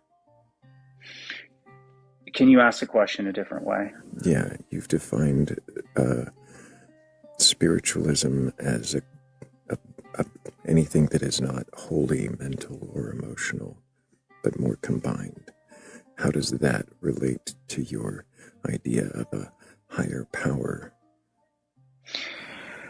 Well, I guess one thing that's coming to mind is, I mean, one could, some mystics would say that everything is spiritual. It's probably a very unsatisfying answer. That one spiritual definition I've heard that's interesting is that the material world is spirit at its lowest level, and spirit in the highest realm is material at its highest level. I know that sounds maybe a little strange. None of that makes any much, like, I'm still kind of back on your definition of spiritual. Doesn't quite fit with the way you're using it now. So spiritual was anything that's not wholly mental or wholly emotional, like thinking about feeling. Sure, yeah. Is that spiritual? If I think about feelings, is that spiritual? No, I don't think so. Then, no. It could, I mean, I guess why I'm kind of tripping up is it feels very, it's like describing a dream or something. You know what I mean? That's how it feels for me. like something which is why your mind made up for you while you were sleeping. not necessarily. Sure. But when you have a dream and you then want to explain it to someone, and there's kind of it makes sense to you as an experiential thing that you had, but then when you try and put words to it, it starts to feel strange. Does that make sense? You've had that experience before? You're talking about being unable to articulate the details of a dream. Yes, like where something in the dream experience, it made sense in that experience. And then when you try and tell a friend, let's say, it becomes challenging to put words for it. So the struggle I'm having. Could it be because it was something your mind made up for you while you were sleeping? Of course. Could that be similar to the way you're dealing with spirituality? Not to say your mind made it up while you were sleeping, but more metaphorically. Is it something that you're kind of trying to amalgamate through a not knowing? The analogy I would use about the experience of spirituality would be, it would be like, the analogy I typically use is one with music. So maybe this will track with you, maybe it won't. I'm already not thinking you're answering my questions. It feels a lot like every time I ask you a question, you want to give me a new analogy and take me on a new journey. That's not really helpful to the question I've asked. I'm going to go ahead and back off for the moment and see if Hammy's got a question. Sure. I'm not trying to dodge you. Yeah, I kind of do have a question. Sure. You were talking about intuition and analytical something or other. And you were saying that you don't think that the analytical is like the higher knowledge or something like that. Is that what you said? Yeah, I don't think the analytical mind is the highest form of intelligence. And you think that intuition can get you places that analytical can't? Yes. Yeah. So if you intuit that, I don't know, Bob committed a crime, is that enough to get him on this crime, or what? No, not necessarily. No, I wouldn't say that you just go with that blindly, right? So intuition has limits. Well, I would say that you would then ideally use the analytical mind to then flush it out in a more holistic form. So they're not at odds with each other, but if you got, for example, let's say you were in your analogy, it was a murder analogy, right? Was that the analogy you just gave, or the hypothetical? if let's say you were some detective with a crazy, phenomenal intuition, and you had this intuition that this person committed the crime, then hopefully you could use that intuition to then find the proper evidence to convict that person. How do you use that to to find evidence like that?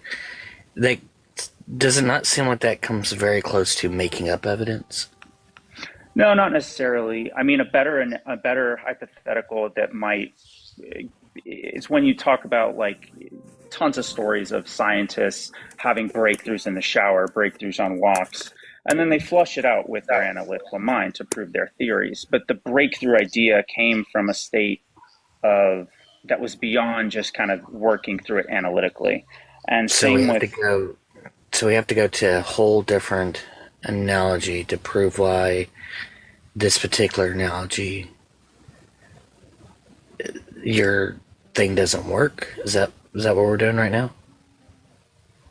not necessarily. I mean, I'm not trying to dodge. I'm trying to convey the underlying principle that should hopefully correspond to both hypotheticals, not necessarily to dodge your hypothetical. Interesting. Really quickly, I'm going to go ahead and speak past both of you to make sure that I thank everybody who helped with our goal.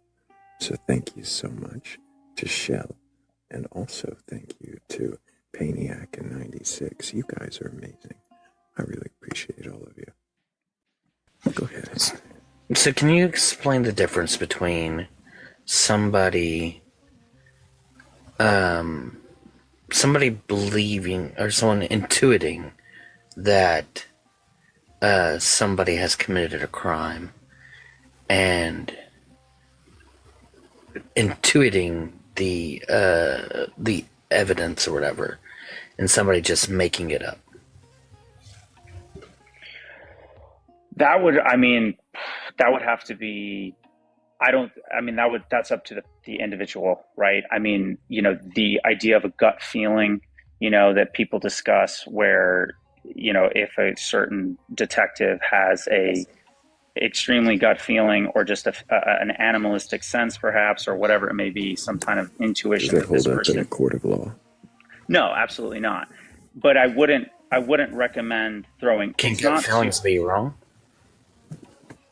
Sure. Yeah, sure.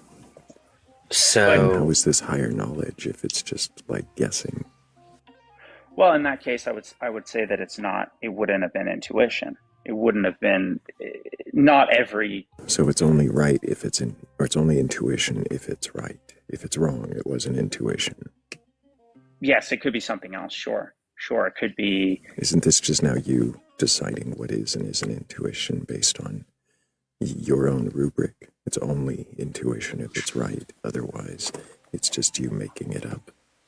Well, I wouldn't decide it for anyone else. It's not my place to decide what anything else is for anyone else. I mean, I wouldn't decide it for anything else. I think part of the your own human experience is to decide. So intuition can never be wrong. Intuition can never be wrong. By the way, you've spoken about it. Is that correct? We'll define wrong. What does wrong mean? In error. Yeah. In error in a factual sense, or what? Sorry, are we? I'm going to move on to a new guest that's actually going to answer questions. This is clear. You've been circuitous since you got up here. You've avoided answering nearly every one of my questions. I'd like to just move forward. Maybe another time, though, Joe Sparrow. Maybe another time. But I don't feel like you're actually seeking clarity. I feel like you're trying to debate questions, which isn't what this is. I wonder if he intuited that he was going to get dropped from the panel.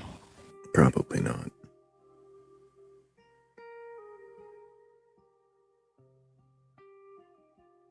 Then again, I did have some indications that might have led him to suspect he could. But if it was wrong, then it wasn't intuition, only if it was right.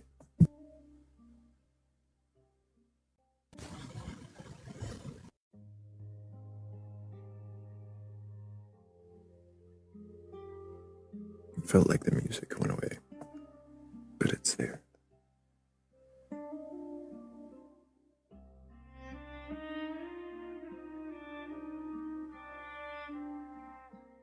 Thrayle, I think we need a howdy sticker.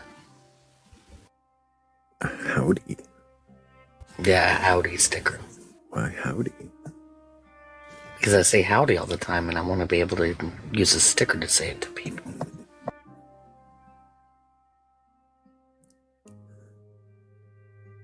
Like a cowboy bat? That could work. Let me see what I can do.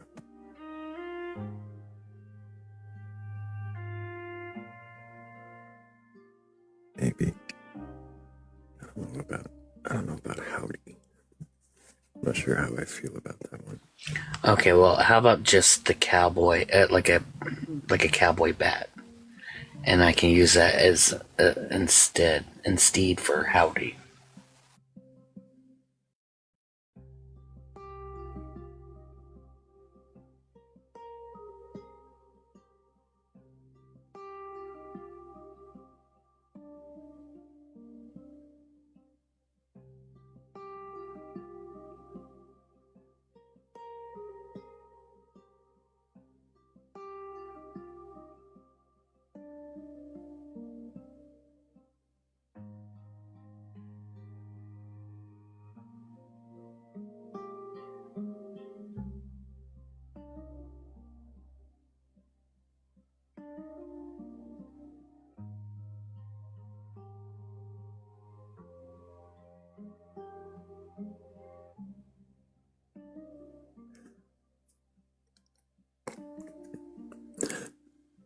I can understand why he asked to define wrong the way I used it, but when I clarified in error.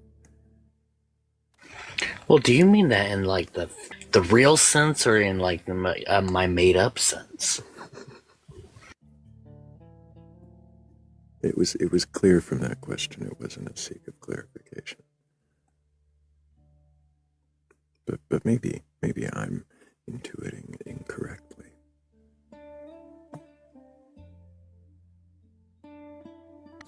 Maybe if you would have went west on the potato earth instead of east, you would have been good.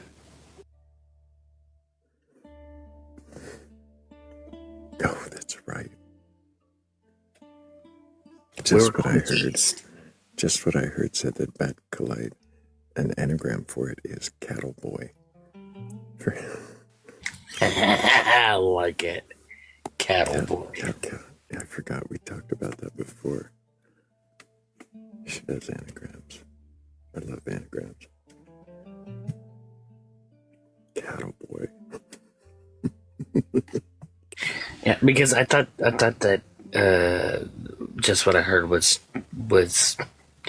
like finding a funny way to say something other than cowboy, and so like cattle boy. So I was like bovine boy, cattle cub.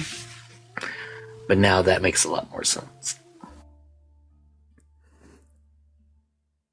I'm not sure of the context there, Loki, but I don't think that's respectful. Oh.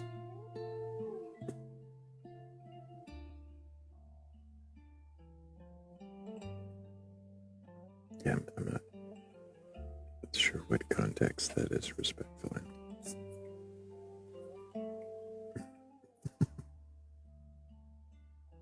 in. Just what I heard, intuited it. That it made sense to someone.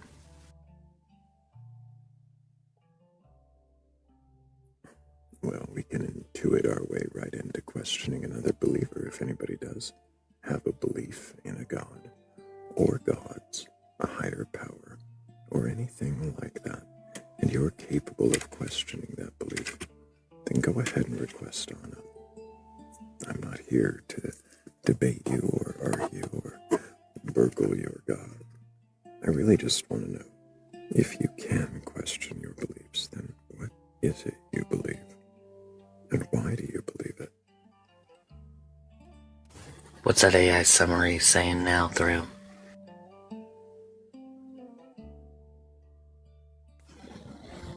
I swear, I hope it says something about potatoes.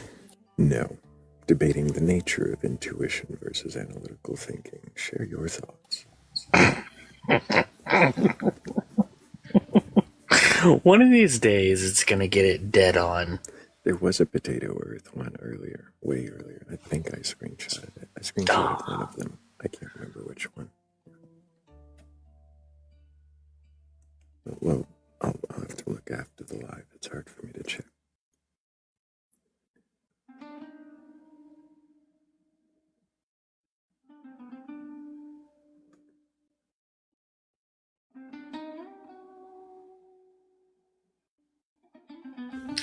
I was very curious on the firmament comment that she made about how is a bridge. I was like, how is a dome a bridge?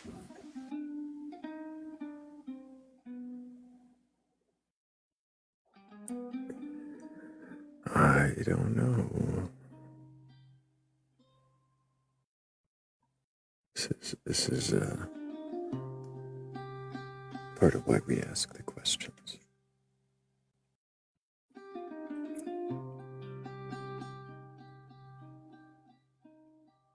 She lost Monster at KJV. Yeah. I understand. Well, I wanted to ask her about it because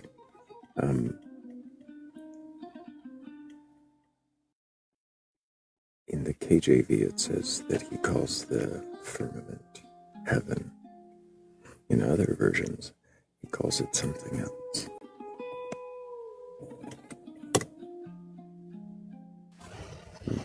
The KJV is terrible, but I know a lot of people who use it, and I'm like,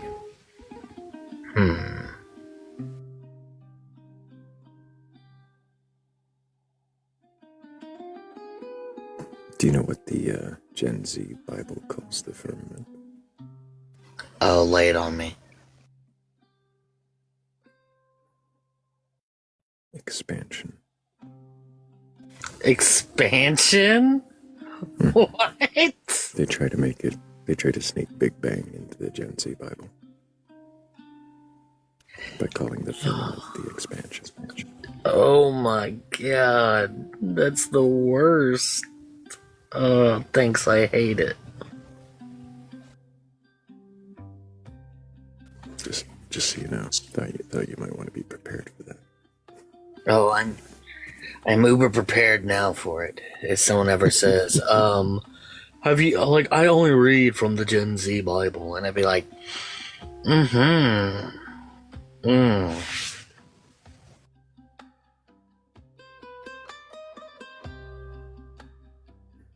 Yeah, it gets that whole section about the firmament gets really weird in the Gen Z Bible. Like at first it calls it expansion, then it calls it sky, saying that it split water from water, and like, yeah, it totally happened like that.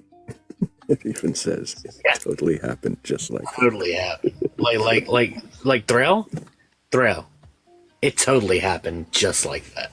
And then in the KJV where it would say, and God named the firmament heaven, here it just now says the God named the sky heaven. Wow, that's not the expansion. I love I low-key love it because it's so terrible that it's a work of art. It's pretty bad. Yeah. We've tried to speak to this guest before. It didn't go great. Hello, Billy Madison. Can I get your age for TikTok TOS? It'd be 43. Well, at least you're trying a different voice this time. Why don't you try your own? Okay. Cool. So, what age was that again? 43. And do you have a belief in a god or God's higher power or anything like that? Yeah, something like that. And what is it like that you believe in? I believe in one God. Which one God? Which name do you want? I'm not looking for a name. I'm asking what God you believe in. Well, you don't need a name then. Ooh. Snowden. Why did you request that?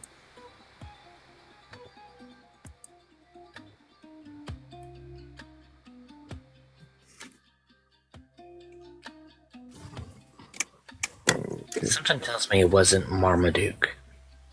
Yeah, I don't think it was Marmaduke.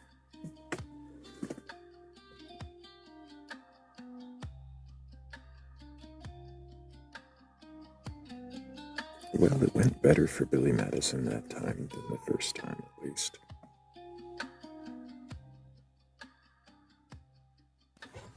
We'll continuously accept him up and continuously just get a little bit further along. And hopefully, we'll actually get to know, maybe after the 50th time he's been up here, what his, which God it is he believes in.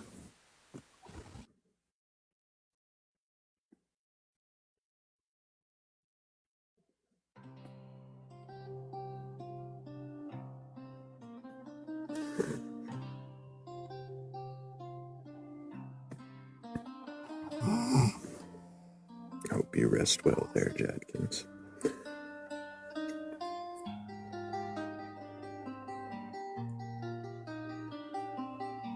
I was just about to greet them when it seemed like they might not be there. If you are there and you meant to request that, feel free to request again. I just wanted to make sure to protect your privacy.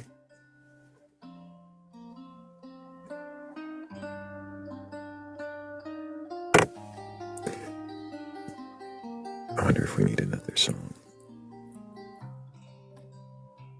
That might be what we need. Boot it up. I got one.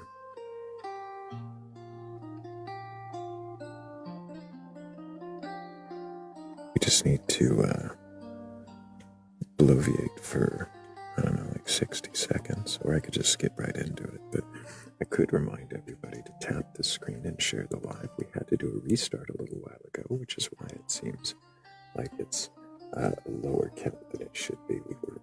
We were soaring in the likes before. I forgot to share the live on this restart, so make sure that I do that.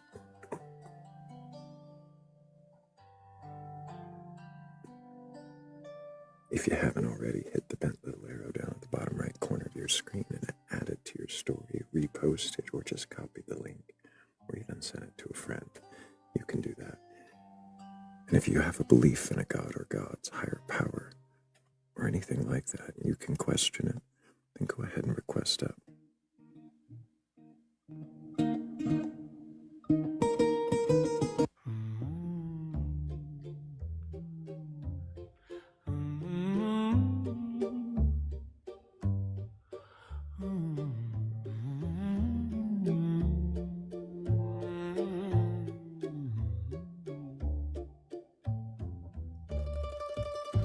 I sit where the night folds over thought, counting the cracks in the walls of belief. Every certainty feels like a brittle branch, every answer a shadow I can't quite reach. Do you know the taste of doubt? Sweet as moth wings, bitter as absence. Step closer, leave your armor outside. Let's sip from the cup of maybe tonight. The moon laughs at all your neat categories. Darkness hums in the spaces between. I'm the echo of questions you forgot, the small thrill of things you've never seen. Do you know the taste of doubt? Sweet as moth wings, bitter as absence. Step closer, leave your armor outside. Let's sip from the cup of maybe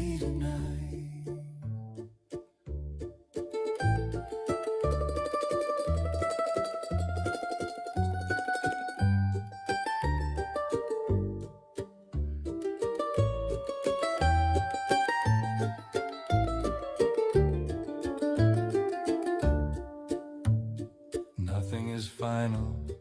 Nothing is true, just shadows and whispers.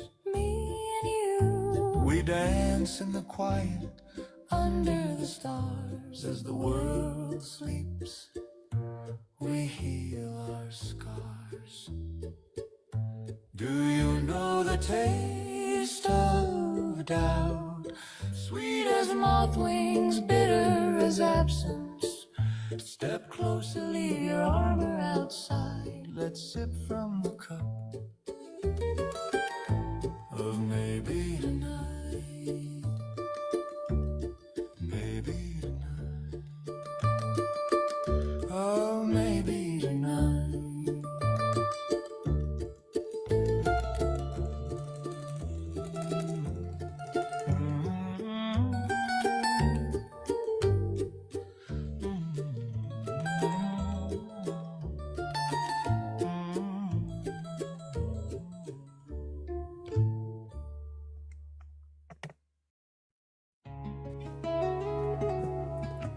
That song, I love that song.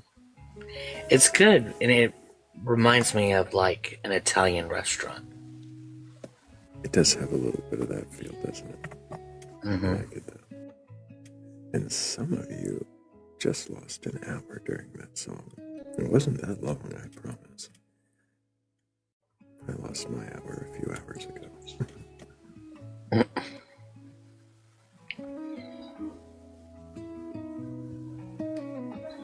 When you question all throughout the night, you lose time.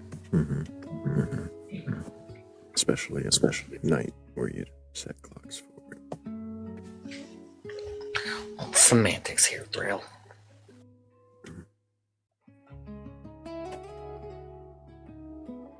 I had almost forgotten all about it and was looking at the clock. I'm like, wow, this night flew by. We barely had believers.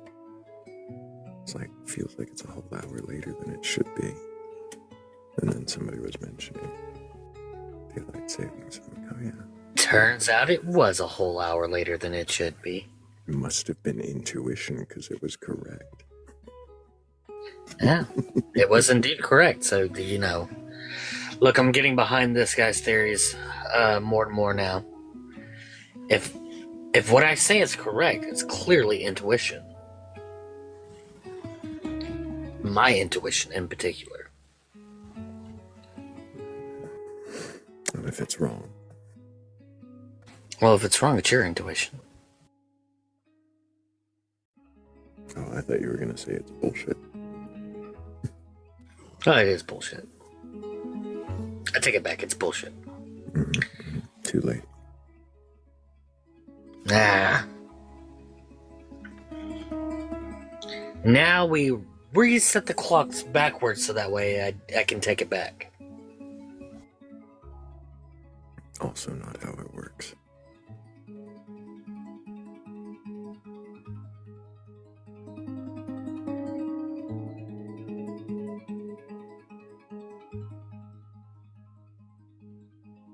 Loki says you are spiritual beings having a human experience.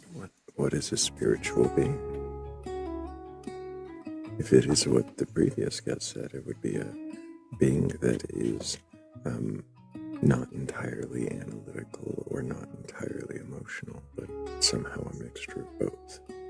And that's what spiritual is. So a being that is that. What's the human experience?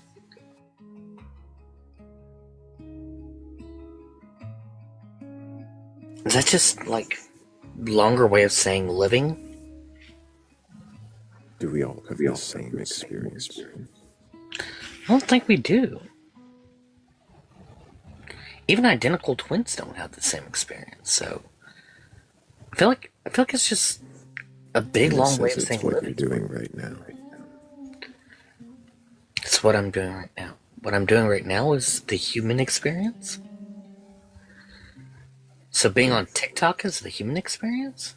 Where did we draw the line at the human experience? Are there some experiences that are not human that we still have access to? And if we have access to it, then isn't that part of your human experience? We're making the distinction. I kind of want to have a dog experience because they seem always happy-go-lucky. They seem like they never have a bad day.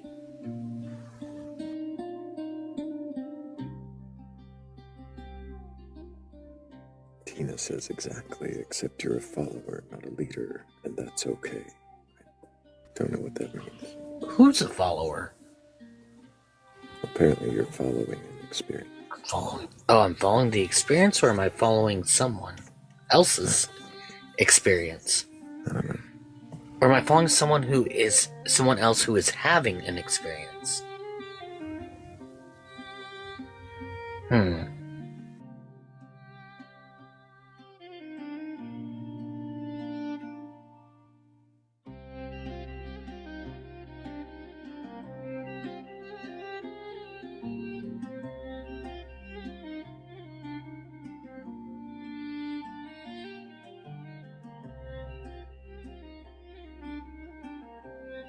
I feel like I gotta bust up the picture. Exactly, she said. I don't know what the exactly was. Didn't you order? Wasn't there this or that?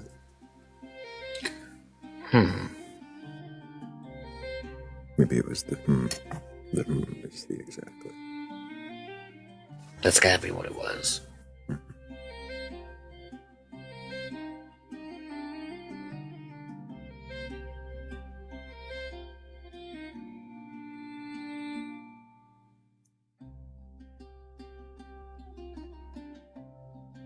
He knows.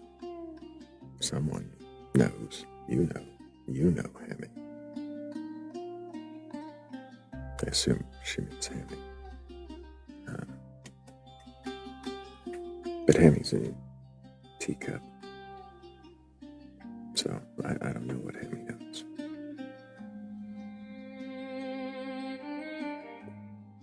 I know he knows what a phone call or a low battery screen look like.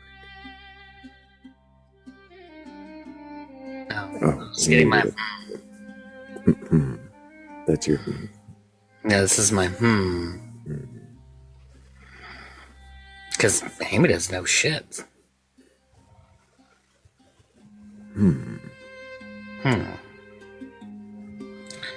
This is the same face I make whenever I'm lost as shit. AI summary, debating whether the human experience includes spiritual ones. Join the discussion. Oh my gosh, AI. Get your shit together, AI. That is not what we're doing. But if you do have a belief in a god or gods, a higher power, or anything like that, and you're capable of questioning that belief, then do go ahead and request on up. I know I see a friendly in the queue. Did you mean to request up? Throw one in chat if you did. And if I don't see that one in a moment, I'll assume you're sleeping. Or didn't you request it? Just what I heard does say, yeah, it's an anagram for Hammy. So.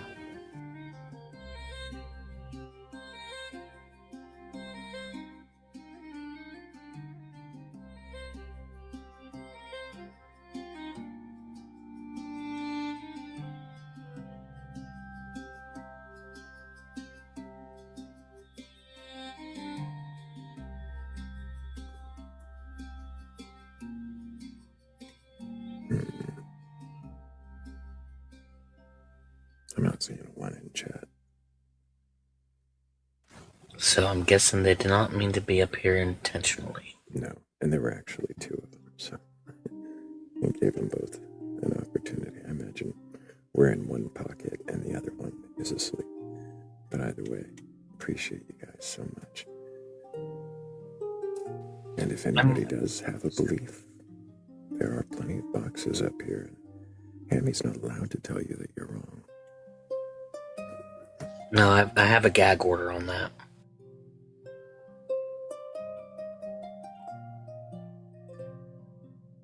Oh, no worries, Shannon.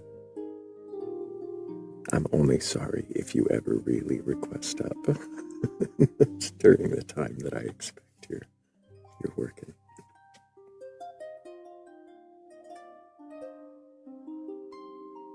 No, that's why I always try to throw one of those little clues out there. If you really meant to, you'd let me know, I assume.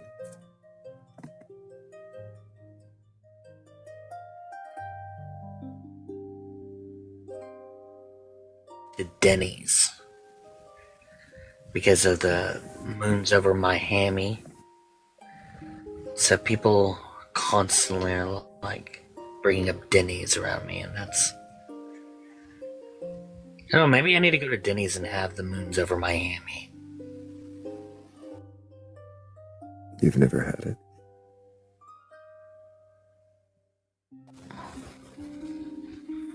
it? It's eggs and ham. Oh, well, I had that with Sam I Am. They're just not green this time.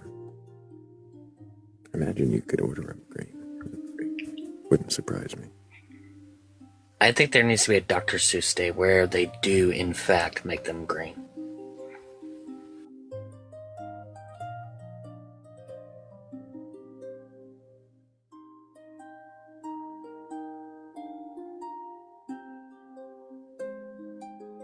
I'd hope for something better than, like, green dye, though. That would just be boring and not healthy. Yeah. Well, maybe not. Well, it depends on the dye. Something other than green dye. Yeah. We want you to genetically make actual green eggs and ham Denny's. You're already upset about a thing that hasn't happened yet. So upset about a thing that has not happened and probably will never happen. You know what? How dare you, Denny's?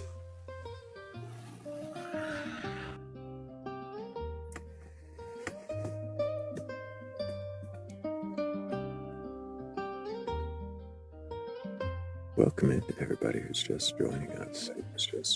We are here not to debate or argue, not here to tear down or belittle anyone. We're here to see if you can question your beliefs. If you have a belief in a god or gods, a higher power, or really anything like that, and you're capable of questioning that belief, then go ahead and request up.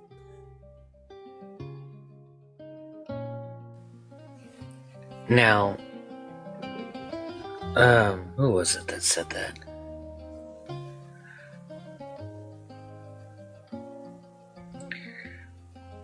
Who was it? Give me a sec. Oh, Bridget says Denny's might sponsor you. You never know. Mm-hmm. And if they sponsor me, I mean, Denny's is the best place ever. You should go over there for the moons over Miami. Tell them I sent you. But only if they sponsor me. If they don't, then don't go there.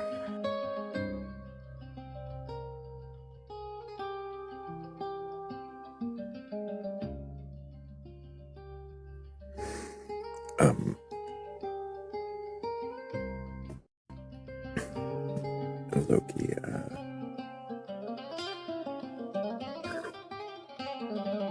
don't think that follows. Did the music just play itself out? Yeah, it was getting loud, and I was like... It's my favorite part on the track, and I think it just crashed. Just right there. Yeah, it was slowly over time getting louder and louder, and I was like, what's going on here? What's happening? It builds an intensity right there, and it's just one spot in the playlist that I really, really enjoy. And I'll even pause conversation there just to let it do its thing. And, it just totally disconnected. I gotta mute for a second to fix it. Okay. But if you have a belief in a god, gods, higher power, or anything like that, request on up, because we want to ask you questions about that. Like, what is it? Like, what is the belief? Like what is belief? And then we want to know, why do you believe it? And then we want to probably ask some other questions.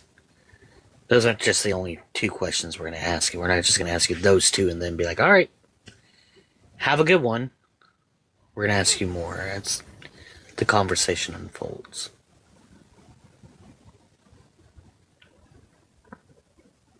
So, yeah.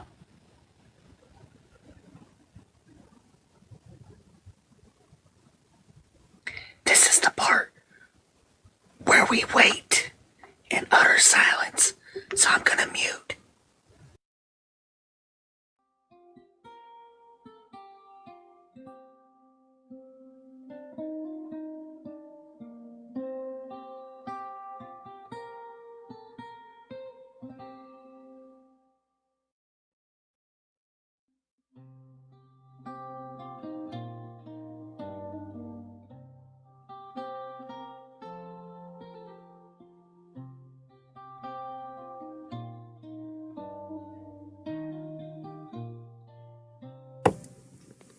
I don't know what he's talking about, utter silence.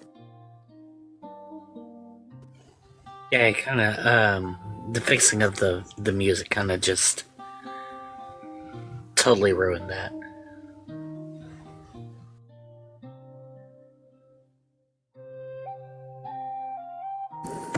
Hello, Keek. Can I get your age for TikTok TOS? Hi, I'm 28.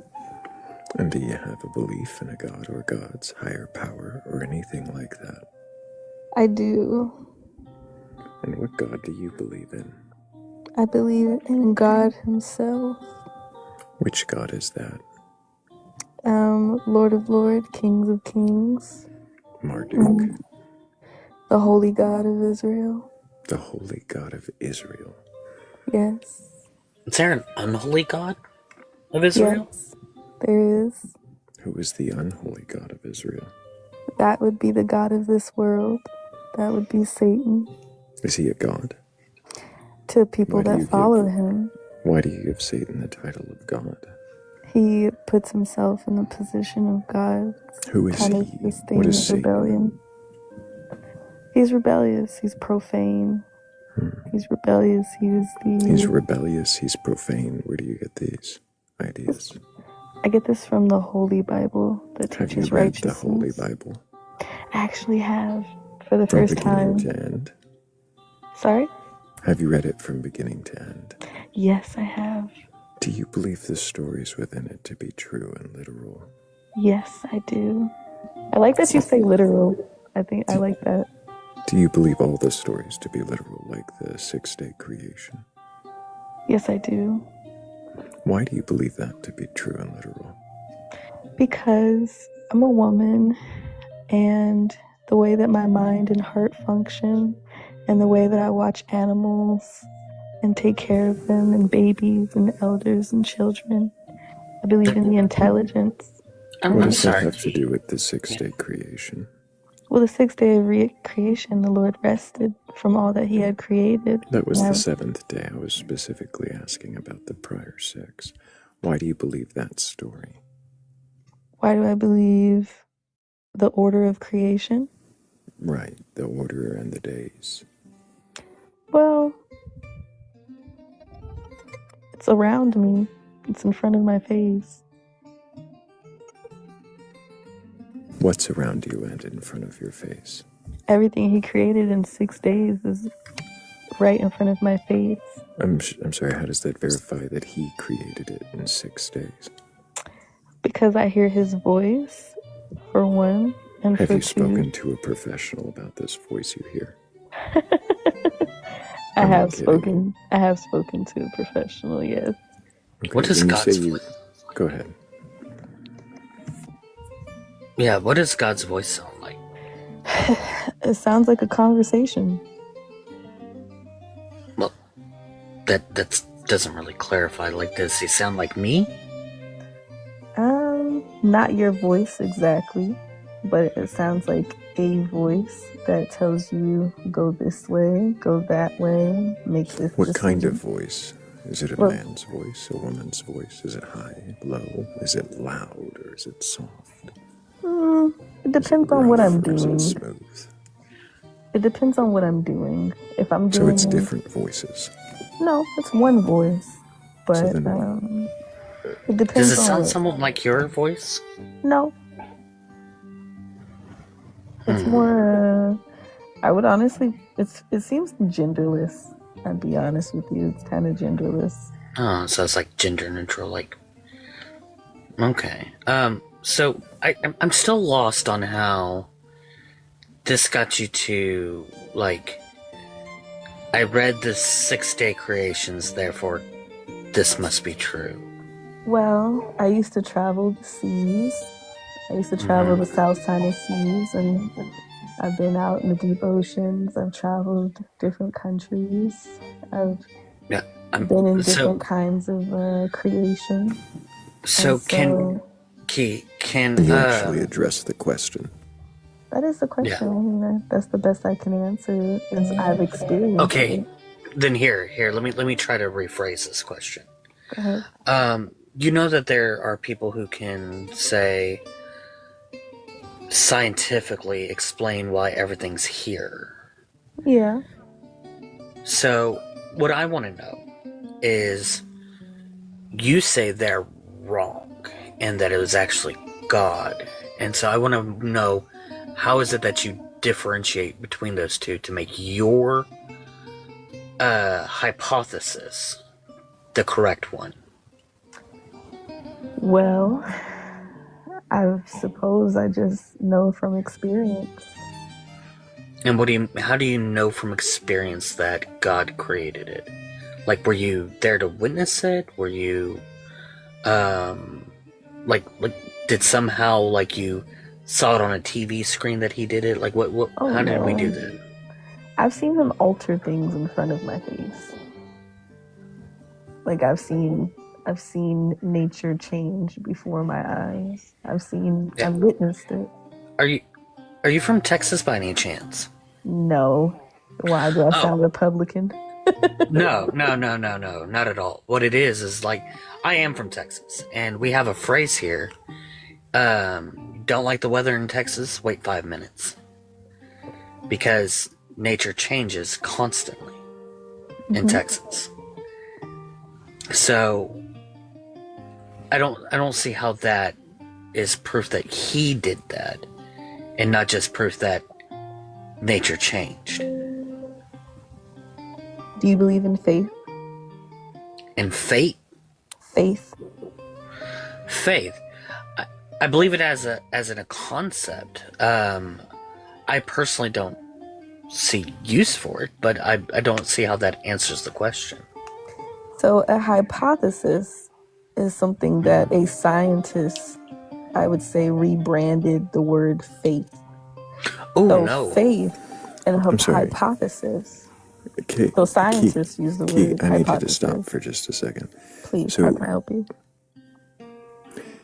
You were asked a question by Hammy, and then you turned around and asked Hammy a question about faith, and now you're describing faith as hypothesis. Where did you get this? We're defining terms. Can you I'm sorry, what? We're defining terms. Right. Does that mean that you needed to speak over to me before I finish my question? I wanted to clarify for you. Cool. You can clarify from the comments.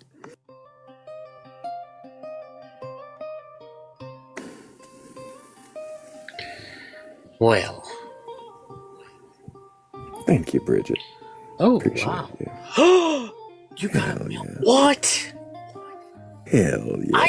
Well, hold on, no. I speak Those more are about beautiful. the Norse. I speak more about the Norse people than ever. Hammy, calm down. We have a guest joining us. Dallas, can We're I get all your mad for here. TikTok TOS? Pleasure to meet you. Glad you made it here. And thank you for having me. Can I get your age was the question I asked. Oh, I'm 44. Do you have a belief in a god or gods, higher power, or anything like that? Oh, I look for the divine in every day. What does divine mean? You know, some things can't be manufactured. Why did you request Step Dallas?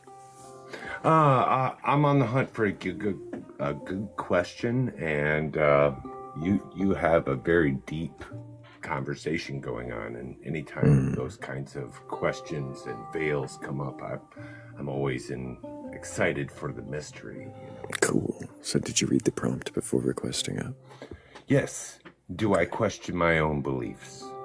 It says, I guess, can you question your beliefs? But yeah, do you? Can I? I mean, it gets not just the intent, right?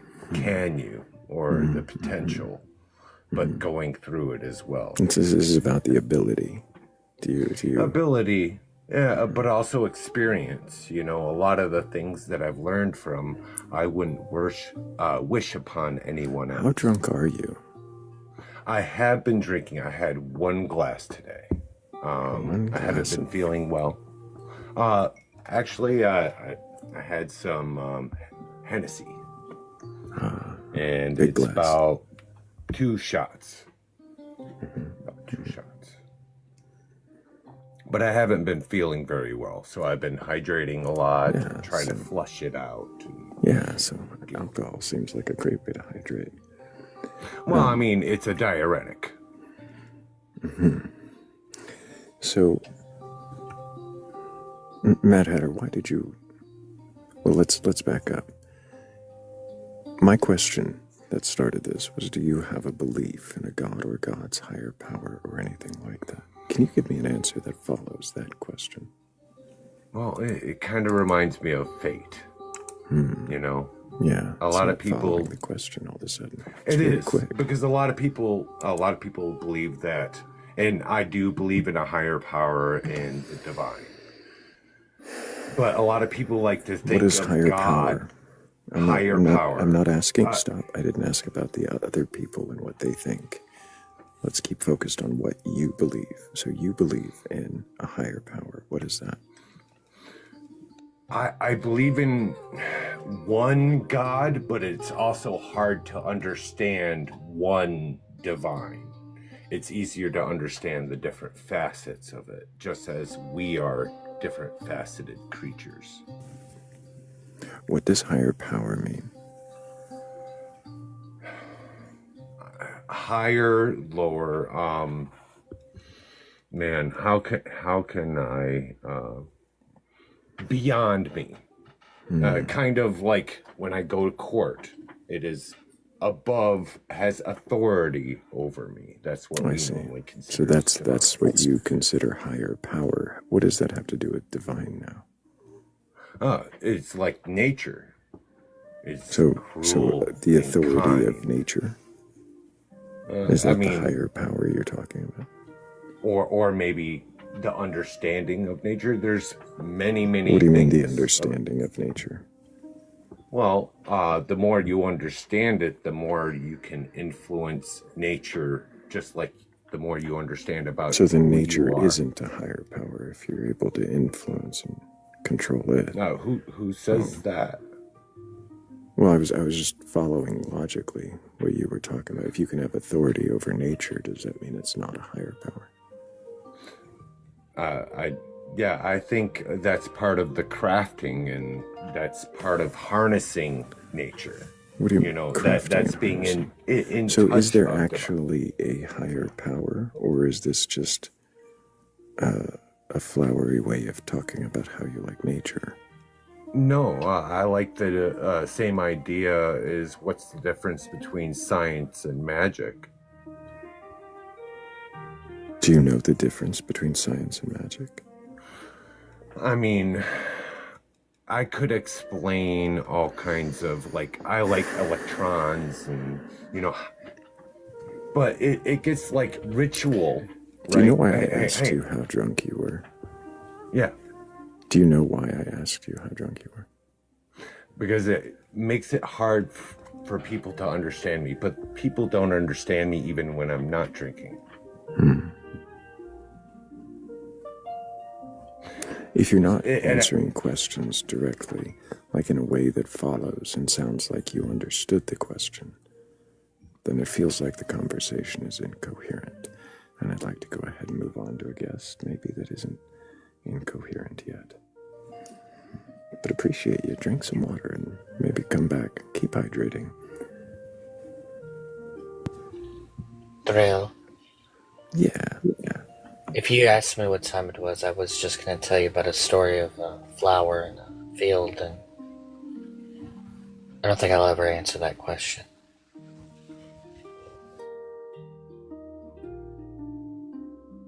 Well, maybe JR can answer that question, but I'm not probably going to pose that one to him. Hey, JR, can I get your age for TikTok TOS? Sure. I'm 42, New Jersey, liberal. I didn't ask your political. I know. Please ask the question that somebody couldn't answer. Are you drunk? Yes. Cool. Appreciate the honesty. Yeah. Get some water and a nap, and maybe another time we'll have a productive conversation. This is starting to feel more like a Saturday. Yes, it is. I was starting to feel left out because it's the first time I've been on a Saturday in a while, and it's been one of those things where it's like I haven't gotten that Saturday drunk crowd. Starting to feel left out.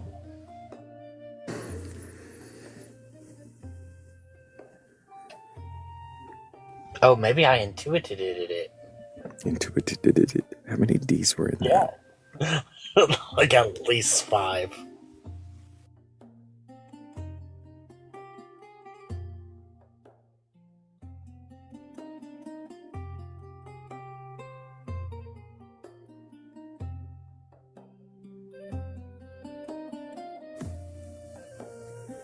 He says, logical is my goal. You might find that difficult in your current state, but, I would aim to be hydrated. That would be the goal.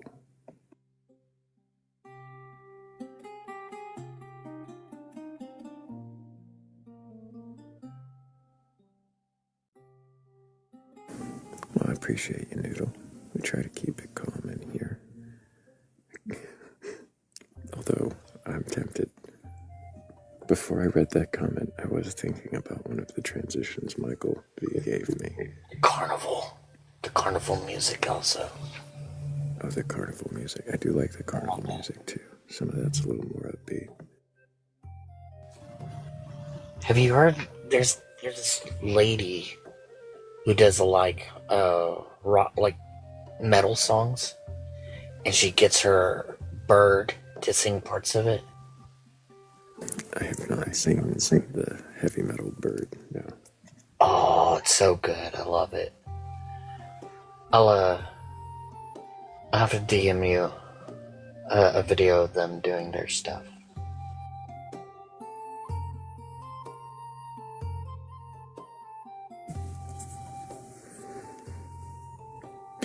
East Medicine, the topic is questioning beliefs. If you have a belief in a god, or gods, a higher power, or anything like that, and you're capable of questioning that belief, then you go ahead and request up, and we'll ask you some questions, see if you can question that belief, and maybe along the way, you'll find some questions you haven't considered.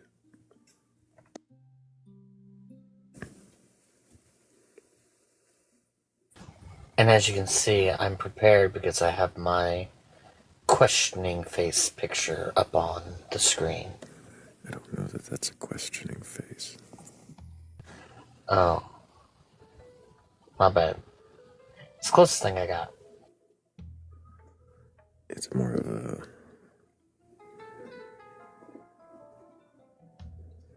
I don't know if it's questioning. I could assign a lot of different things to that face. Oh, well, here, hold on. I might have one that's better.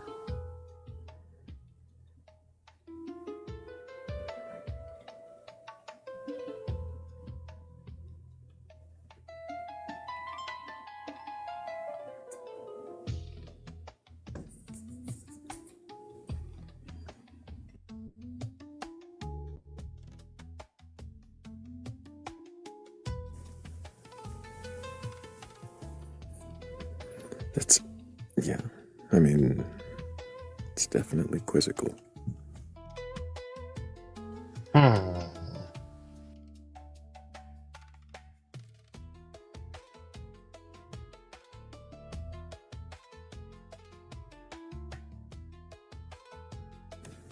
And inquirable. He's also looking at the "can you question your beliefs" as if he's saying, can you?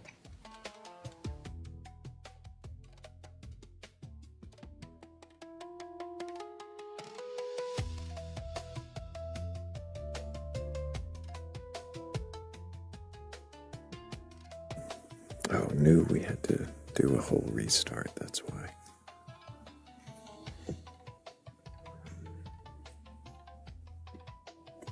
We restarted just 2 hours ago. So that's only 2 hours worth of likes. That's pretty amazing. I appreciate you guys.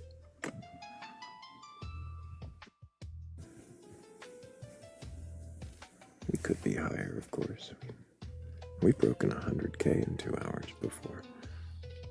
No pressure.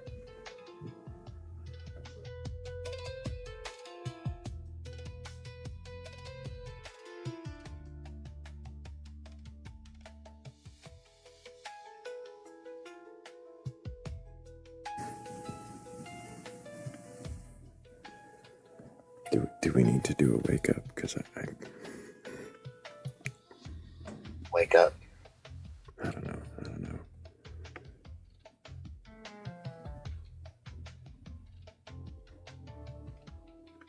Soft wake up, the carnival song that people keep calling a sea shanty. Sea shanty. Oh, Under the Wings of Why. The like hard rock one. I was questioning because it said something about the skies. Yeah.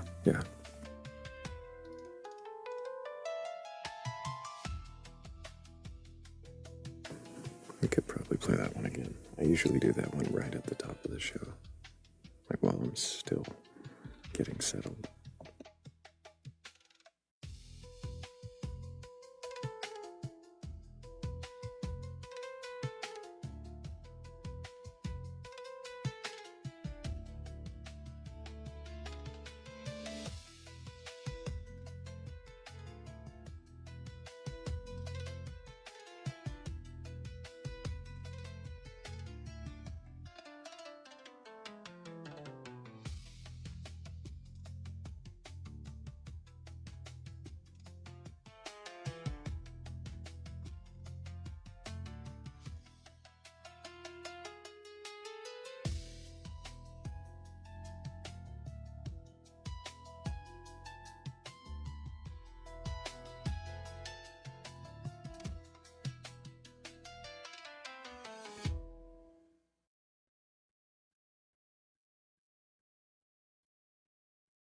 Before we do let any more wild tunes play, I should make sure that I thank everybody.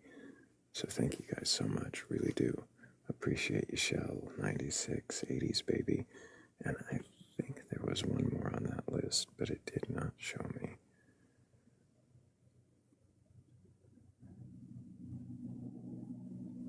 Oh, 96, Shell, 80s baby, and had to be another one.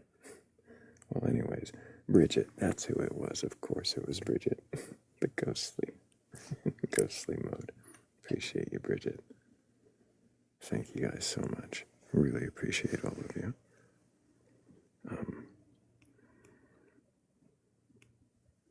And I think, well, hopefully everybody's awake for this. Welcome in. Can you question your beliefs? Request on up. Do you have a belief in a god, goddesses, a higher power, and you can question that belief? Request on up!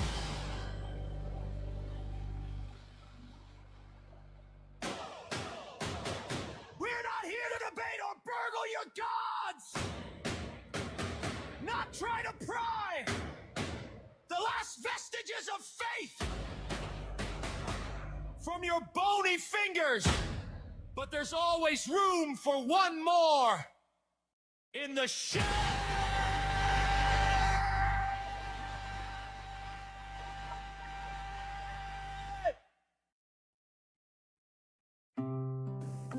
Are we awake?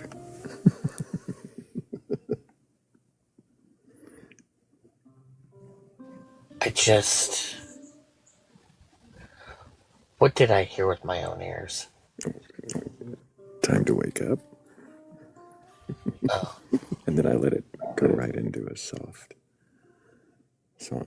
I only did that. I was going to play another song, but we did have a request, and I thought maybe they would still be there by the end of that, but they scuttled off.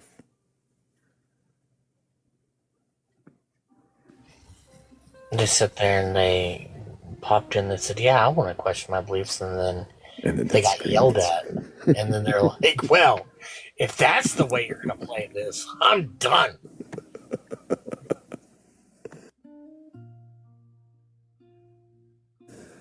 I don't know if the audio scared him off, Snufkin.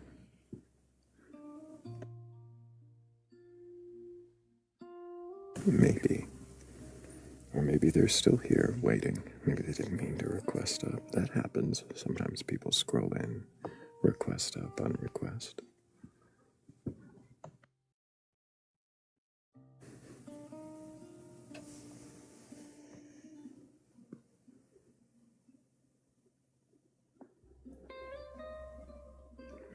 We'll give them room for that possibility, but we can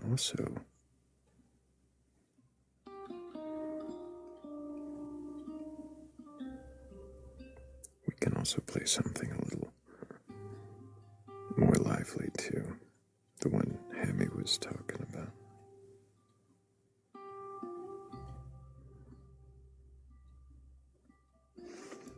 This is where we were gonna go if there hadn't been a queue.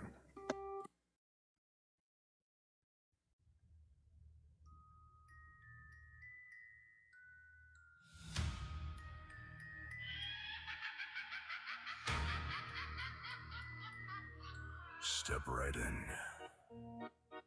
Through the sound and the static. One skull, one mic. One question that rattles the attic. Thrayle's lantern. Bones bright as a star. If you're sure of your answers, you're already too far.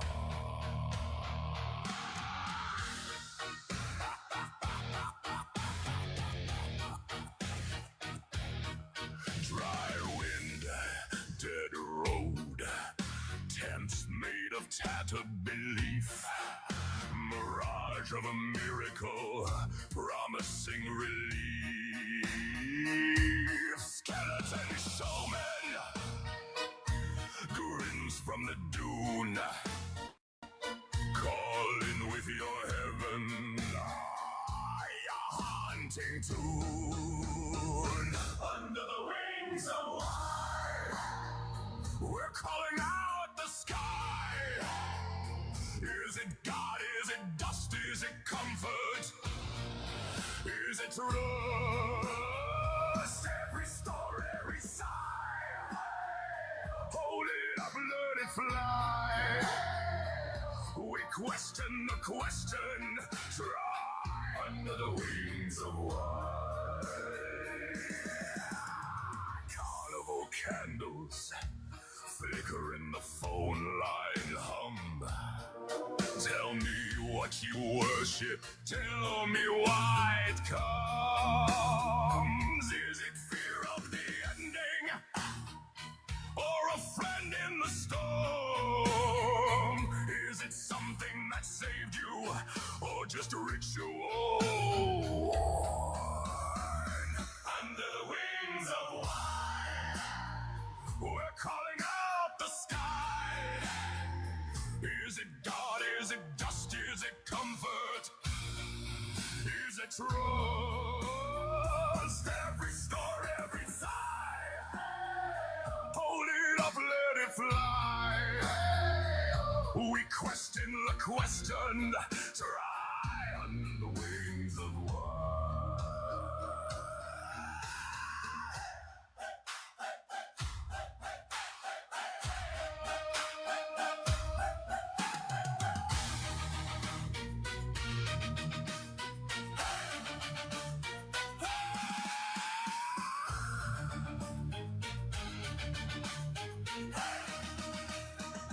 If your truth starts shaking, let it shake, let it breathe. If your faith starts breaking, see what's hiding beneath. Under the wings of war, we're calling out the sky, not to conquer, not to fight, just to look, just to light. Every doubt, every cry, that bright in the night. We question the answer, try under the wings of war.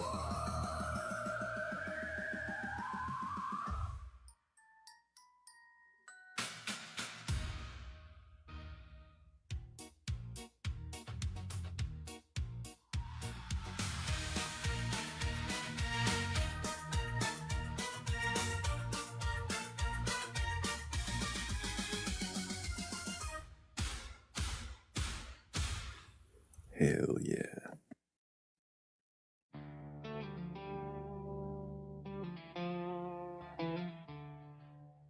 Welcome.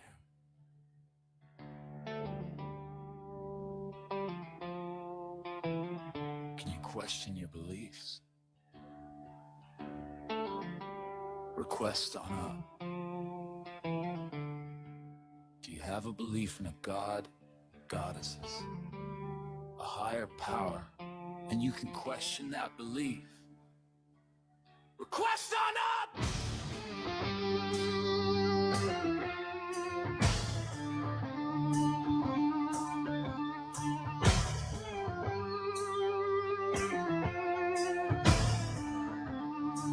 We're not here to debate or burgle your gods! But there's always room for one more! In the shed!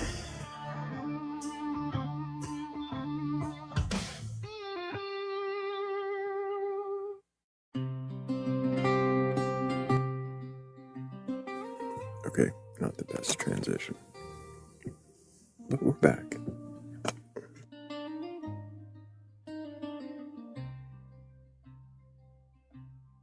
Are we back?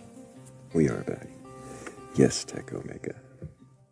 These songs are made by a variety of people in the community.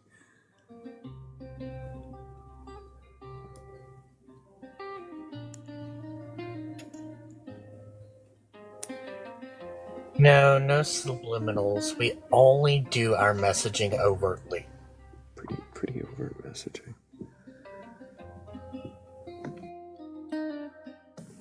We're not here to convince you to believe in anything. I'm not here to present a viewpoint for anybody to take on or hold. I'm simply here to question and see if you can question. And if you can, then we'll dive deeper. See what it is you can question.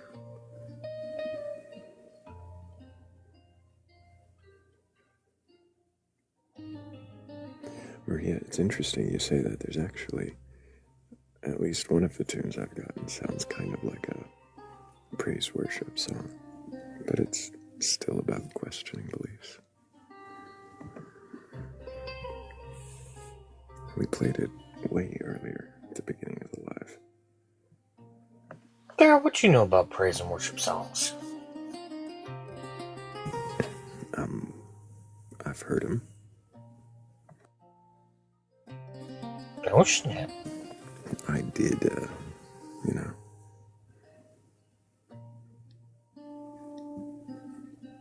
whole musical career thing that I did, where I did stuff. Oh, okay. Because I teach stuff.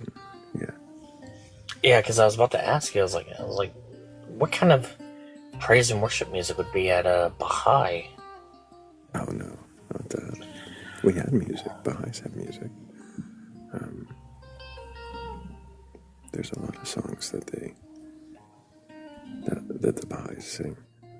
I can still remember a few of them. There's even one that was kind of like a pop song.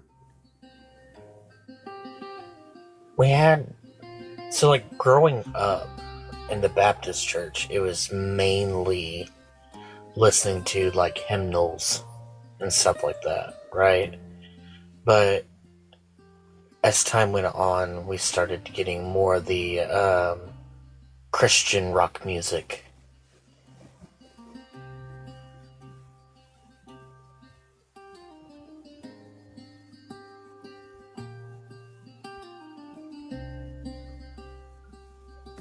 Yeah, I definitely had to teach some praise and worship music, some Christian rock music. I've had to teach all kinds of music I wouldn't normally go for.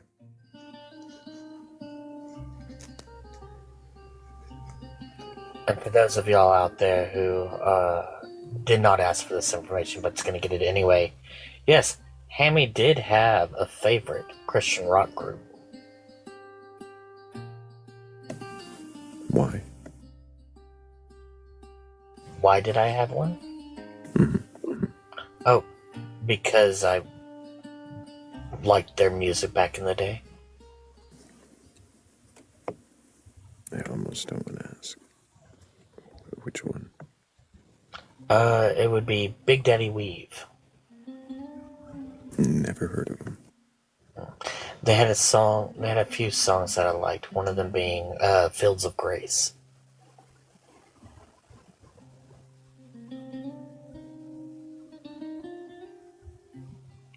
The chorus is just basically, we're dancing with our Father God in Fields of Grace.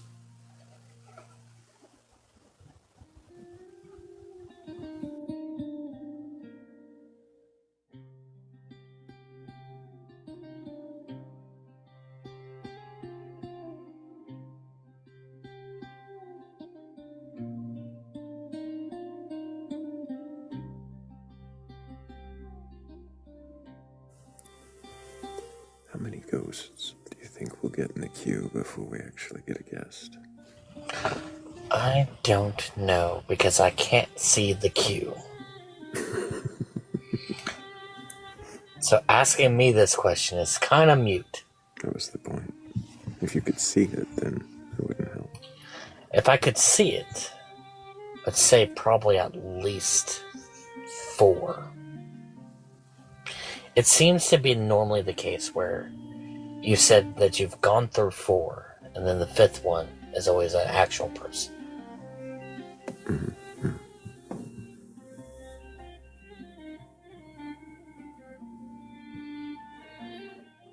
There you go. Promotion.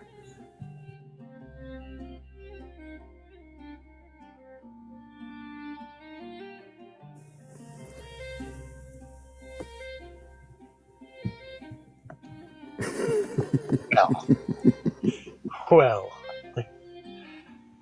Oh, no. Isn't that the best way to test out being able to see the queue now? I mean, yes, I can see it now, but I have not. Like, what makes it even more infuriating is the fact that GoPro is the first one of the viewers that you could pull up, and I'm like, that makes me madder. I don't know why, but it makes me madder.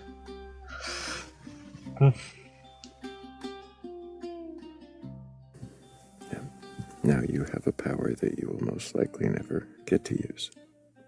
Oh, all I'm ever going to use it for is just to be nosy to see who's in the queue.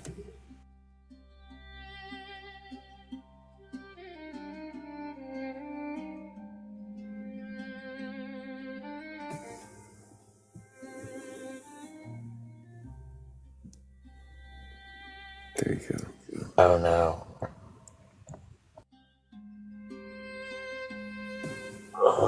He did that just so you would hear that. I Or so he know. could hear that. I know.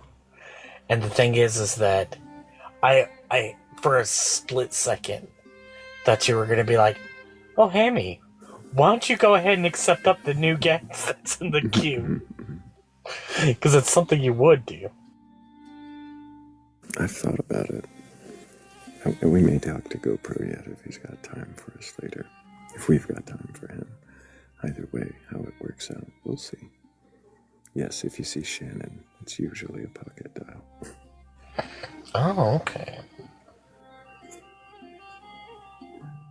You'll notice others that I tend to assume are pocket dials and leave until I eventually ask them or drop, and they don't complain because it was. Yeah, I know that once I look at the queue, I'm never gonna say anything because I know you probably, like, if you haven't looked at it yet, you're about to. Usually one of the screens has the queue open for me.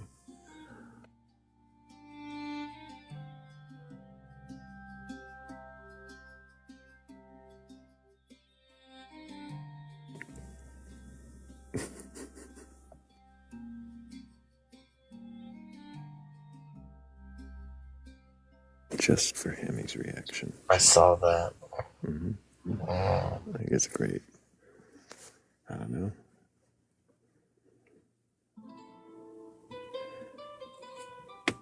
You know, Shannon, I've only ever pocket requested on one live, and it was the same one.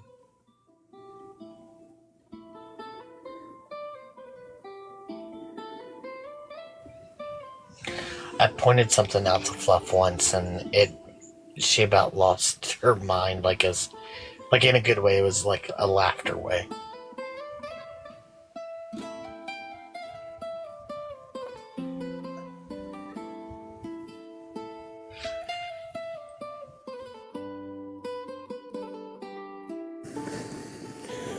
Well, he changed his profile picture, so he's got to be a totally different person, and we could try to have a conversation, right? Welcome back, KVH. Did you mean to request up? Yeah, of course I did. How are you doing? Doing all right. Can I get your age for TikTok TOS? Yeah, it's my 39th birthday today. Well, happy birthday. I had no idea. Do you have a belief in a god or gods, higher power, or anything like that? I mean, I guess I do believe that there's like an ultimate creator of the universe. Just because there's like working on a group project is impossible. There has to be somebody who knows what's going on, right? Like a lead architect kind of thing. What do you mean, lead architect? You know what I mean? Like of reality? That's about where it starts and ends. I mean, I have a Gnostic belief in the rest of it. If you want to go through it, but We might go through it. But you're saying that there needs to be a lead architect. What makes you think there are? What makes you think there are architects at all? just because of the like insanely intricate construction of all living things on Earth. What do you mean by that? All living things, even including crystals, are. Including crystals as living things? Let's include crystals because they grow, right? Living things. I feel like they are, but in their own way, yeah. Why? Because they start out as nothing and grow into something, I guess. Yeah, Are you sure they start as nothing? No, I'm not sure, but appearance-wise, yeah, they do. Is growing the only thing that is required for living? No. Dude, actually, that's a good question. Maybe it is.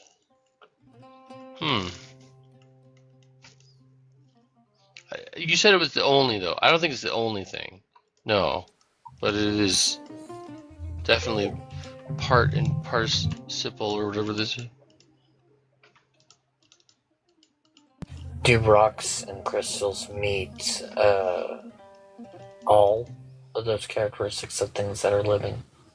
I don't think they meet all the characteristics, no, but I mean, crystals are really cool. Have you seen one?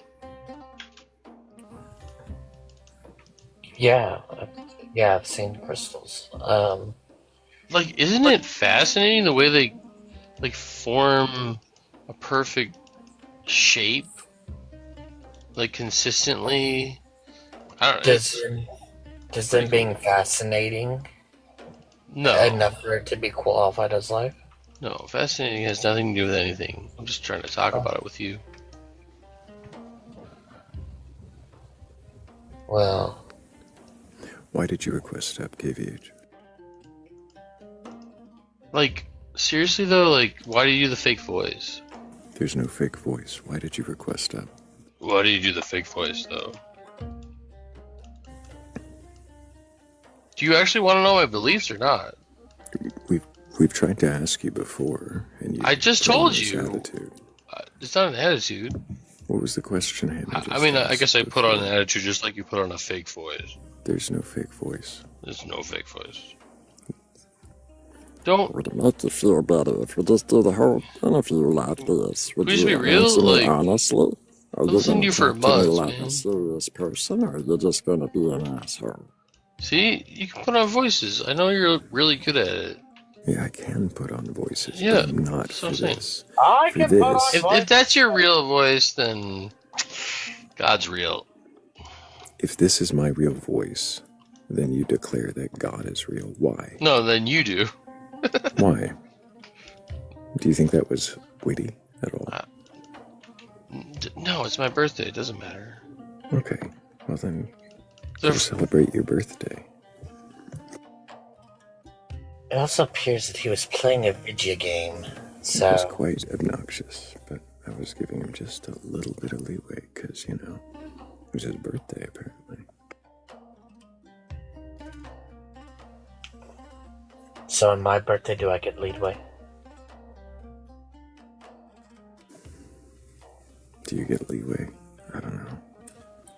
Depends on how far the way needs leaning.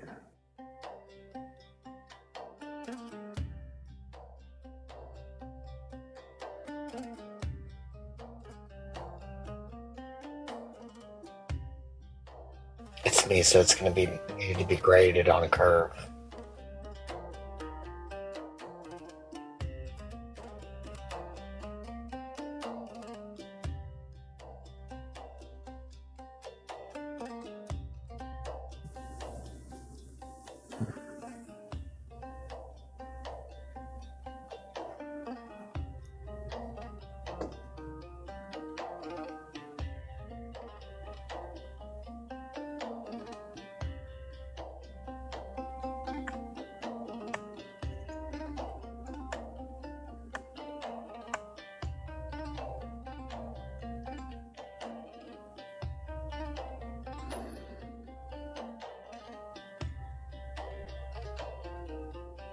No.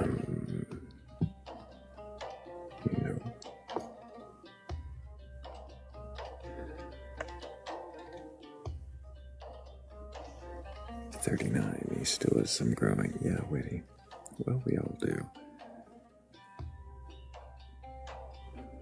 And you can try again another time. It is a little intense, isn't it? I like it. It's about to let out quite a bit.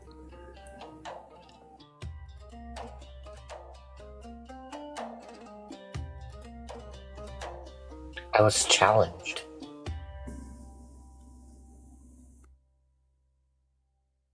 To what?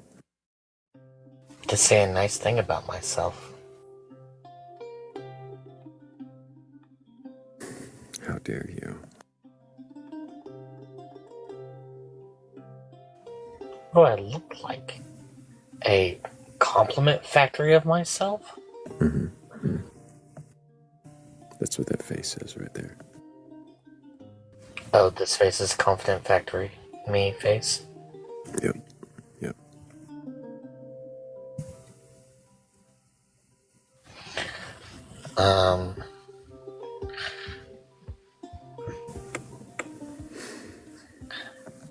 One compliment about myself. I have luxurious hair.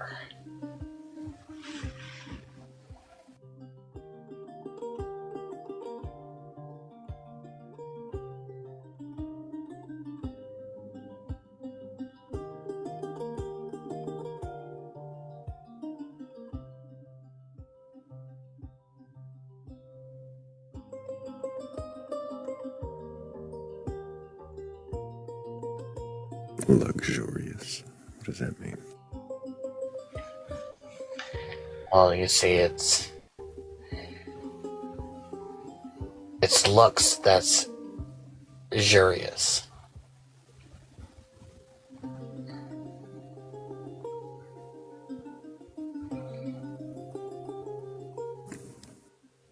I asked what luxurious means. You used it in the definition. Well, I would have to look it up. Well, I don't remember these words.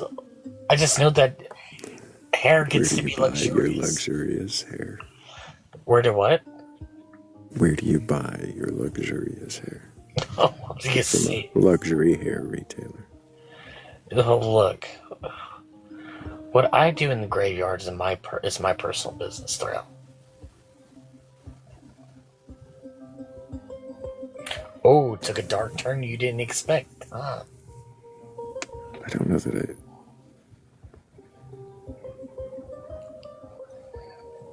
Are you saying that you...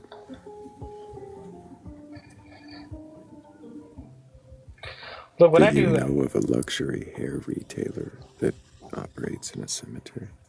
Doesn't seem to make Yes, his name is Mitchell. His name is Mitchell. And he has a shop set up in the cemetery. Like, what's up, everybody? How you guys doing? Hello, Johanna. Can I get your age for TikTok TOS? 28. What's your age?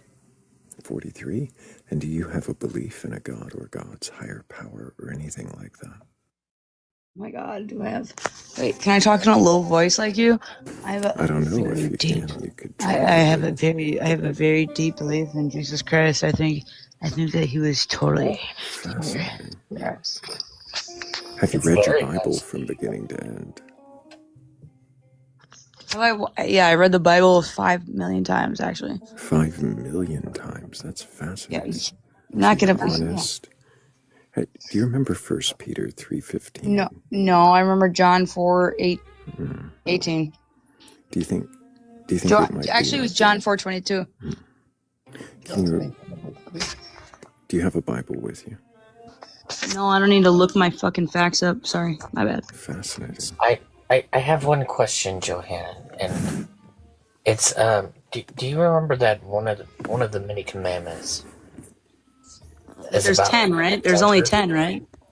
There's 613. Was it 20, 10? I don't know. 613, but if you read your Bible, you'd know that. And also, if you turn to 1 Peter 3:15, there's something important there you should probably read if you're up here presenting yourself as a Christian. If you want to talk hot like that, why don't you read it first?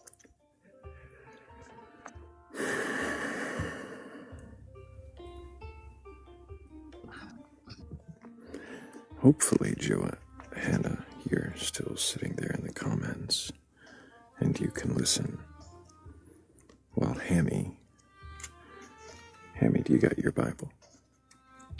Oh, I've got my Bible app nearby. In you, yet do it with gentleness and reverence, and keep your conscience clear, so that when you are abused, those who revile your good behavior in Christ may be put to shame.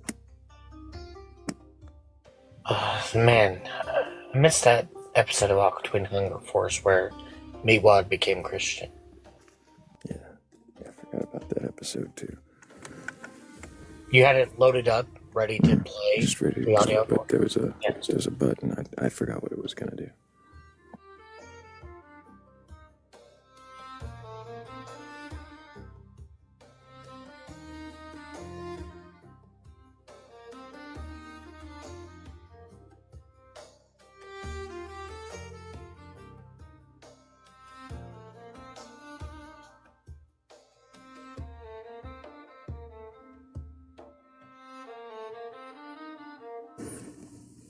Snufkin, that's not a terrible idea. Like Gollum. Questioning beliefs. I wonder if I should aim it more towards atheists. Question the lack of belief. I should, for that stream, I should come up on my other account and be somebody different. Oh. I would question your lack of belief too. Oh. Then I'll come up here and be the guest for once. For once? Well, there's been many for onces.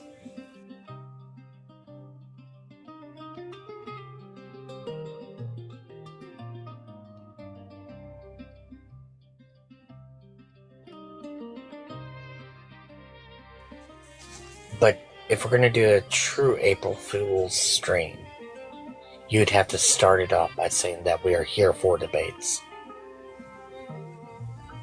And then whenever the people come up here, you'd be like, ha ha, gotcha.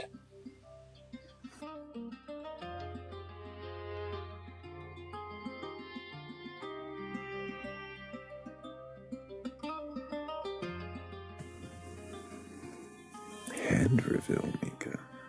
I have no idea what you mean. Hand reveal. It's probably on YouTube.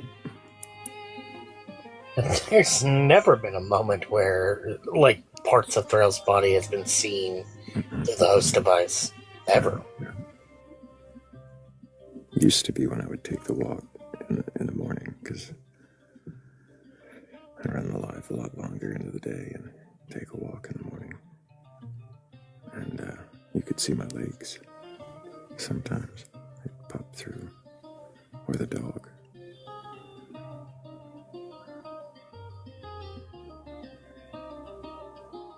And one time, my forward camera has popped on, and my face was flashed for a moment. Until Thrayle looked down and saw his face and was like, whoa, that shouldn't be happening. Oh, shit.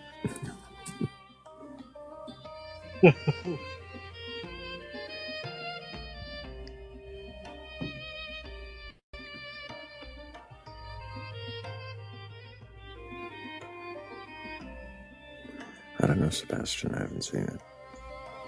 I did pull that YouTube stream. It's not still there. I mean, I don't know what y'all, like, if y'all want to see a skeleton that badly, I'm sure there's pictures of skeletons out there.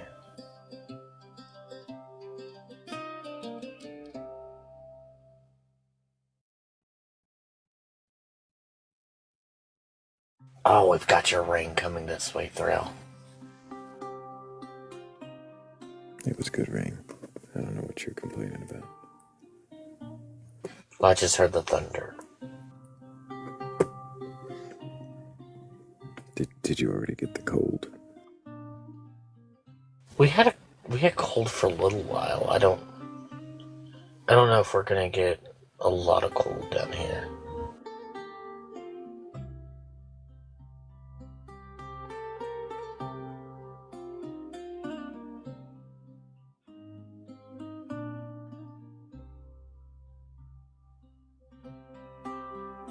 I hear the light rain on the roof. Oh yeah, it's getting to that time of raining.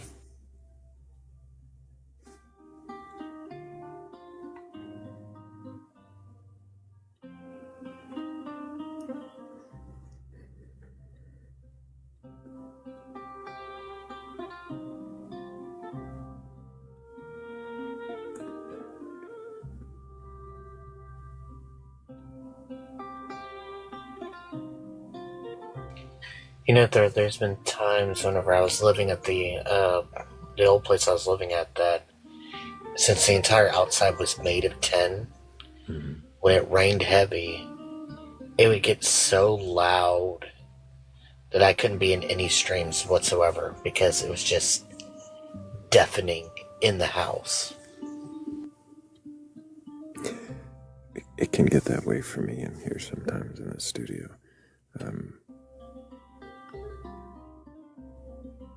happened more than once.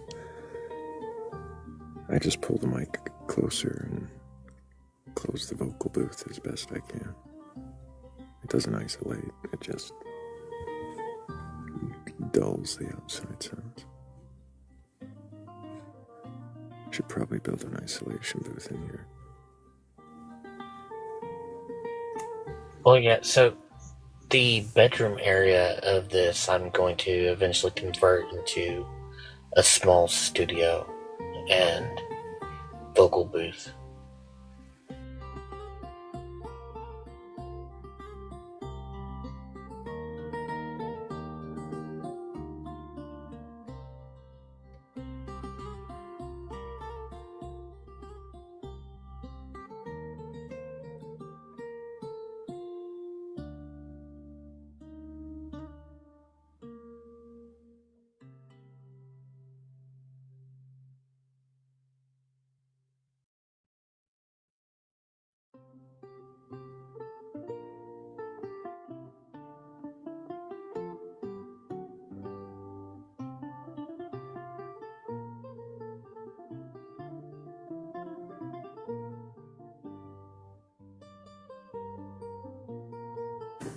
The comments are going in a very different direction. But maybe our next guest will reel us all back in. Hello, Jared. Can I get your age for TikTok? TOS. Oh. Well, maybe I jumped just a little ahead.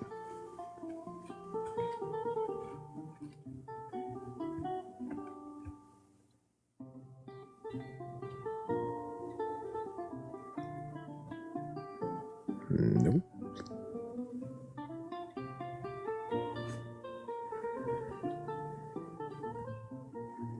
I wasn't scolding it down there, Tech. I was just noticing it was going in a very different direction.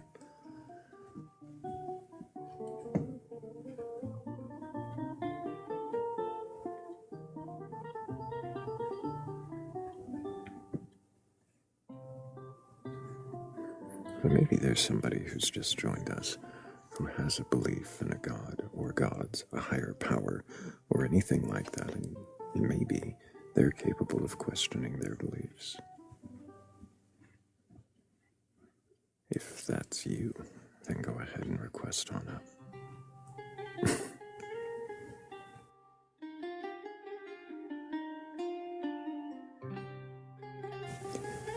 Right, Sebastian, I do scold people sometimes. I try not to. Usually it's just the over-talking 20-something guests that can't control themselves. And even then, I try not to. I prefer not to. But I don't think I've ever scolded the audience. Not like in general. I know Noctis and Cat have. They have what? Scolded the audience. I don't think I've ever... I've done it once. Because I was down in the comments, and I was constantly having to fight people in the comments and mute them. Then finally I requested up long enough to say, hey, cut your shit. And then got put right back down.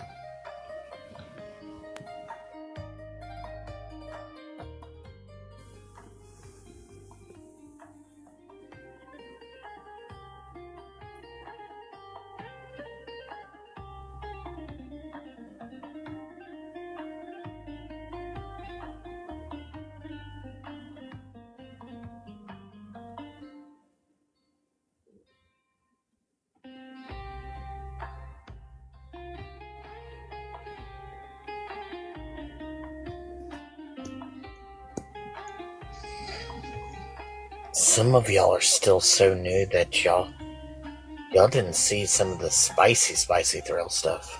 Oh my. Yeah.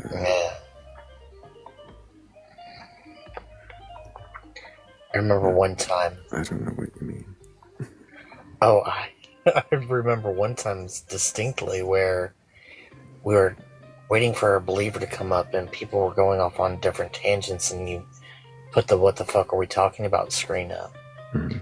And I kept, like, once I noticed it, I kept trying to get people back on topic, but they just would override everyone else, and you were like, what the fuck are we even doing? And I was like, oh shit. And I just stayed on mute the entire time. I was like, nope. I'm not gonna be like, hey man, relax. Because I was like, nope. I'm just gonna be quiet. There was a time definitely when I would get frustrated with a panel for being nowhere near the topic ever. Yeah.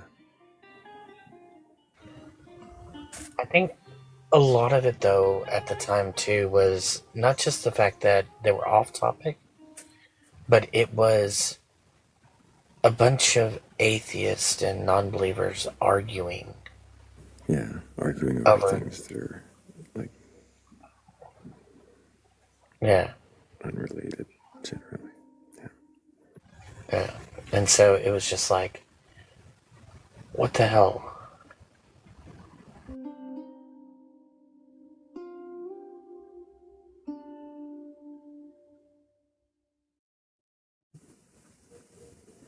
That's true, Shannon. Some of them might come back from time to time. We see a lot of familiar faces. But yeah, they don't all spend as much time here. And that's all right.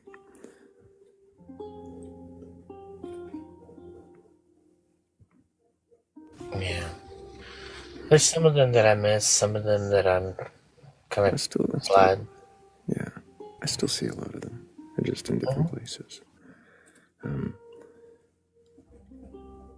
I just didn't want this to become another one of those panels where it's either just a bunch of circular, reassuring atheists pouncing on theists one at a time, or a big, constant chaotic argument fest between all kinds of contrasting views. I like it more when people are able to present more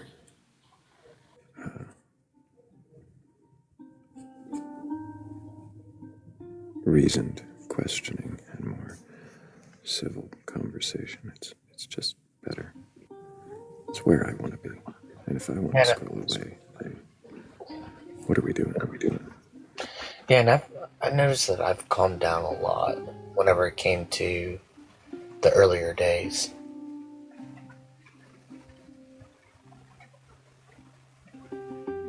I still do my jokes, but for the most part, I've calmed down as far as, like, getting angry at somebody.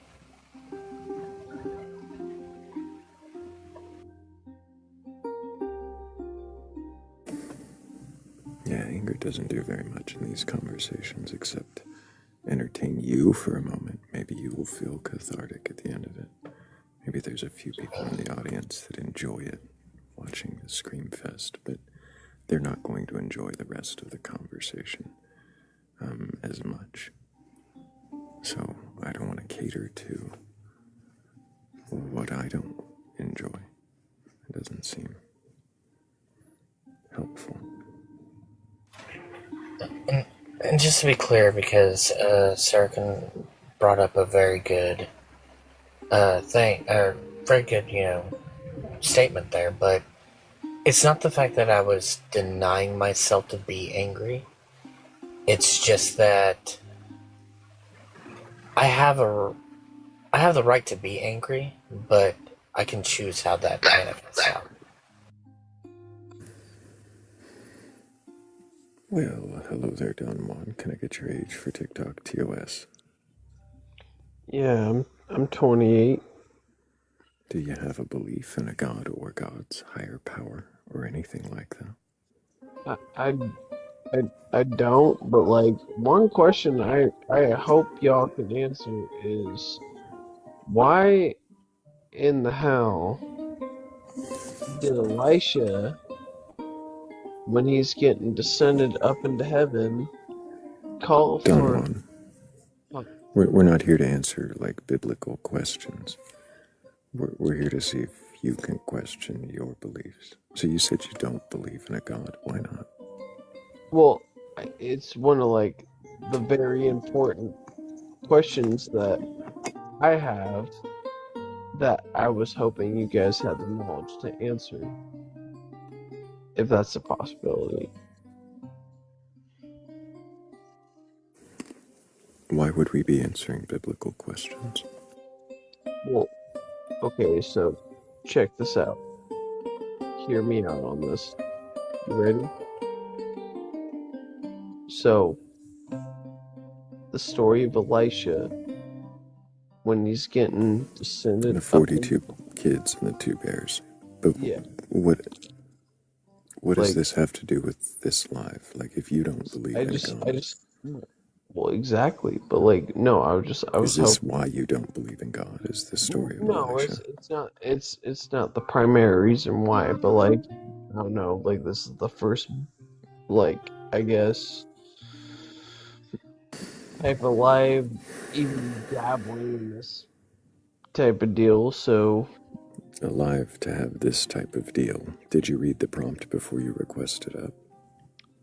I did, and I was hoping you guys would have answers, because... Doesn't it say, can you question your beliefs? It Does does. it say we'll have answers? But you guys had past lives on. Past lives on? What do you mean? I mean, you've had... I do this live every night. Right. So, would you not have wisdom built up to handle?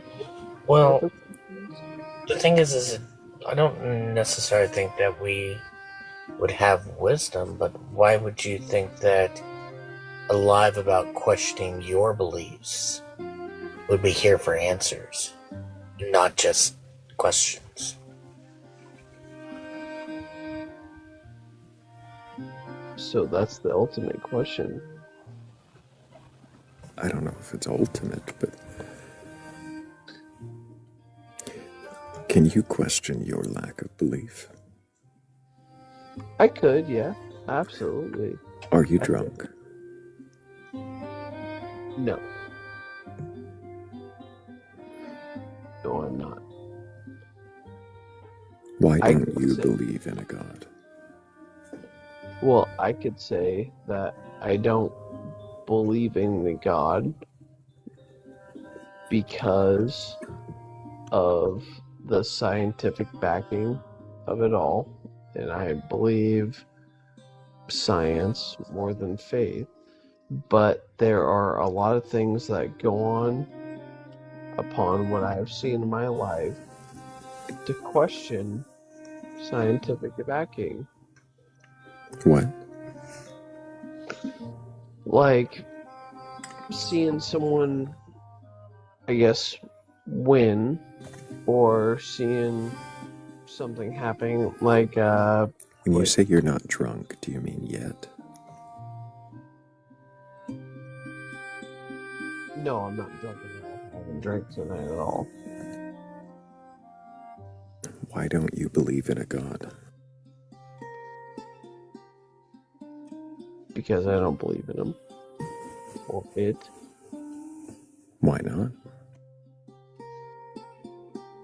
Because I believe in science. What is science? Science is backed by humanity, written down. Backed by humanity, written down. What is science? Science is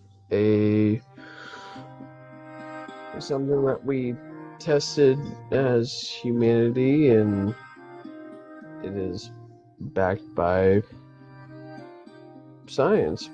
Science is something tested backed by science. What does the word science mean? You got me there. What is it that we use science for? Facts that we.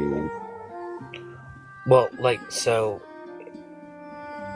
what is it that when we implement science, when we use it, what's it describing? What's it doing exactly? It's doing what a hypothesis is proven to be as. And these hypotheses, I'd see what he's kind of saying. So let's see. These hypotheses, how do we form these hypotheses? Well, it all starts with a question, right? Right. But what are we questioning? Whatever we're hypothesizing. Well, questioning and hypothesizing is, in this case, somewhat interchangeable. So, if it's the same word we're using here, we're not questioning the question, right? What is it that we're questioning at that point in time? Well, we're hypothesizing, like, it all depends on what we're hypothesizing, right? But a hypothesizing, a hypothesis is a question we form from what? What do we form it from? Like, what's the basis behind this question? I would imagine by a thing that we're trying to figure out. Yeah. So this thing that we're trying to figure out, what is it that we've seen that makes us question? It all depends on what we've seen. That's why we're questioning it. Seen, or it's an observation, right? Right. So that observation, what are we observing? What's in front of us?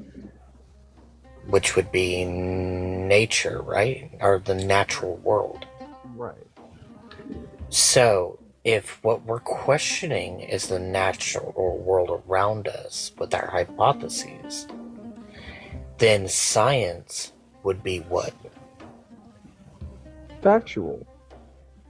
Well, I'm not asking about that part of it. I'm asking, what is science whenever we understand that we're questioning the natural world around us? It's what we observe around us. And so science would be the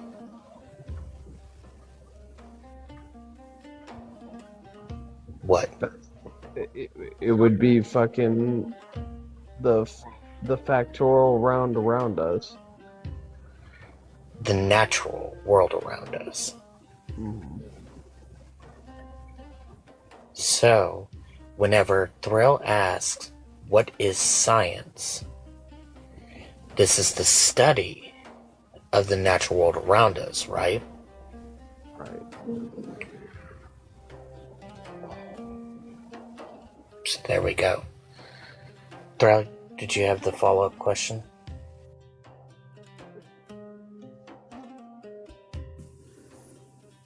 So if you believe in science, how does that answer why you don't believe in a God? Or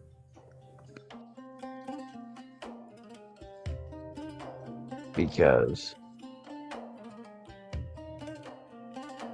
I'm going with the tempo of the beat here. Ready for the drop?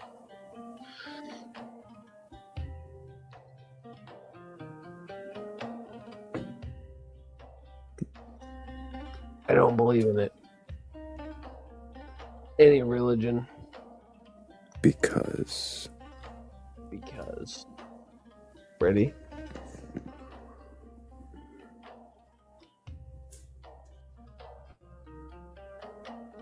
I'm ready for the drop. Somebody from... Oh, it sounded like he was actually going to have a different answer. Yeah. I was just waiting for the drop.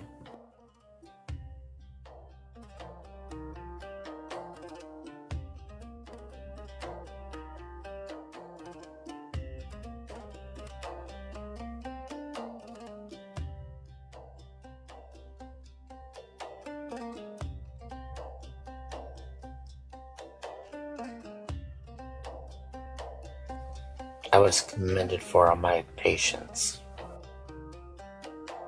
Does that make you feel dirty? It does, Thrayle. It makes me feel great.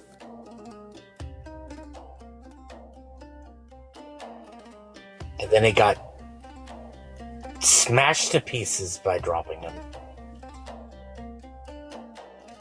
I suppose he could try again if he really thinks he can question his lack of belief. But I'd much rather somebody who does have a belief in a god or God's higher power or something like that question up.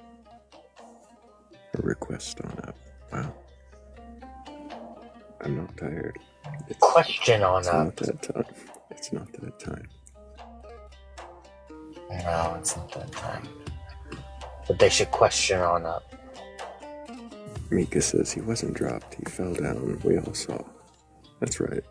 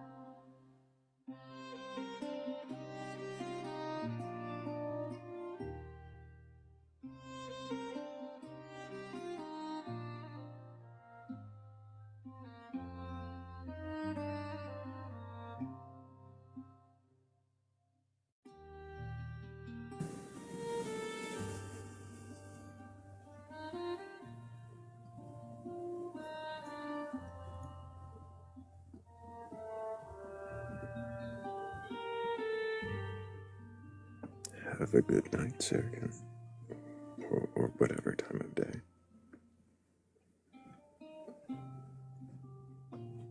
Have a good one.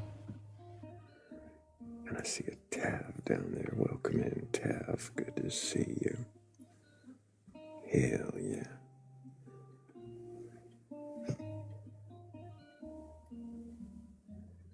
Hemi's a king.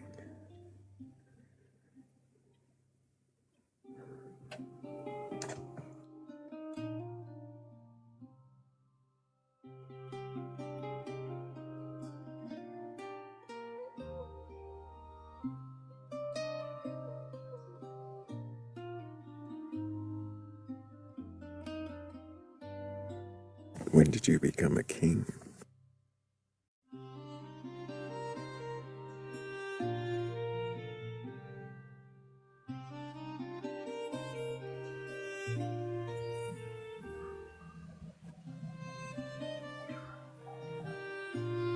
When did I become a king?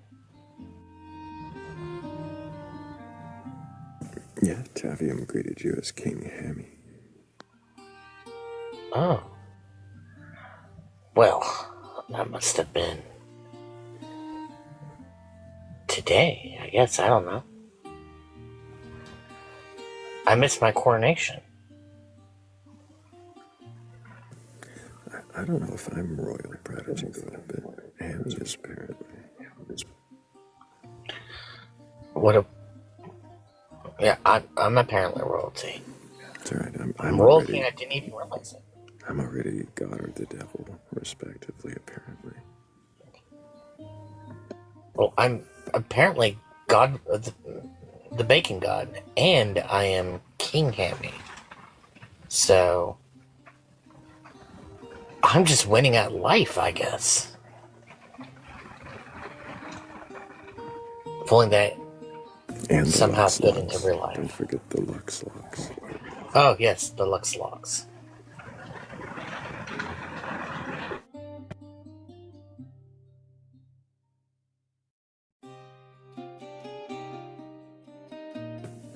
Yes, you are, Shell. And don't let anyone take that from you.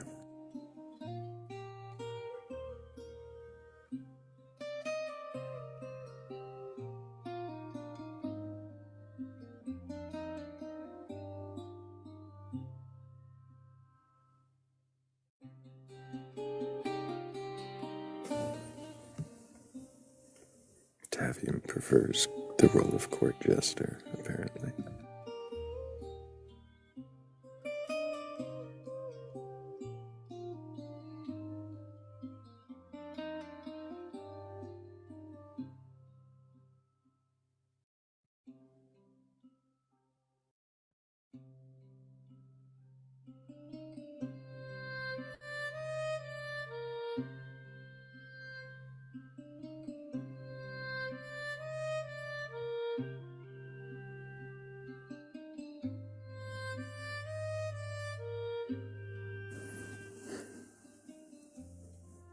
I hear you, Shell.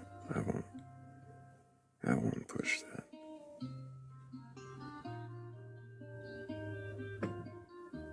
Is it the one thing that's unquestionable? Shell is a goddamn fucking princess. If she Yes, says it's the so, one thing. then I'm not gonna question that. Oh. Look, I'm not questioning it either. I'm just asking, is it the only thing that's unquestionable? I don't know. So many things out there. Can you hear the rain, Thrayle? Mm-hmm. Okay.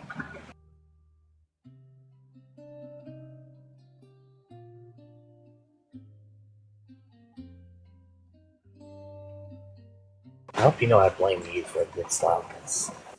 I didn't do it. If you're standing in a street 100 yards away from another person, and that person gets hit by a car, and you're still standing in the street and the car hits you, do you blame the other person? I do. Not the person driving the car. Who is driving the car in this instance?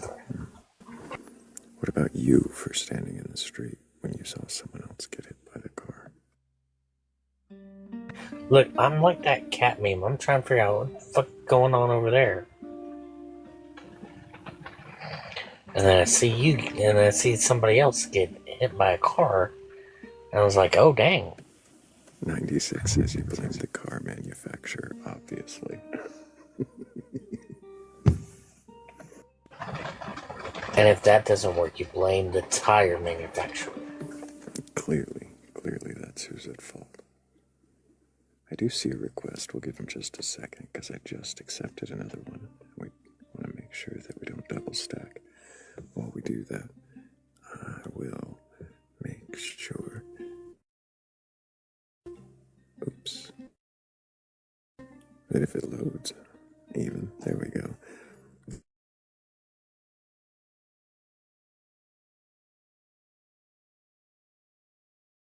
That I think. I know there's a fourth name there.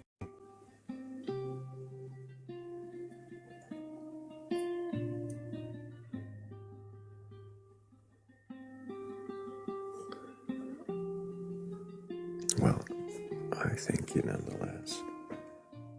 I'm sure it was 80s.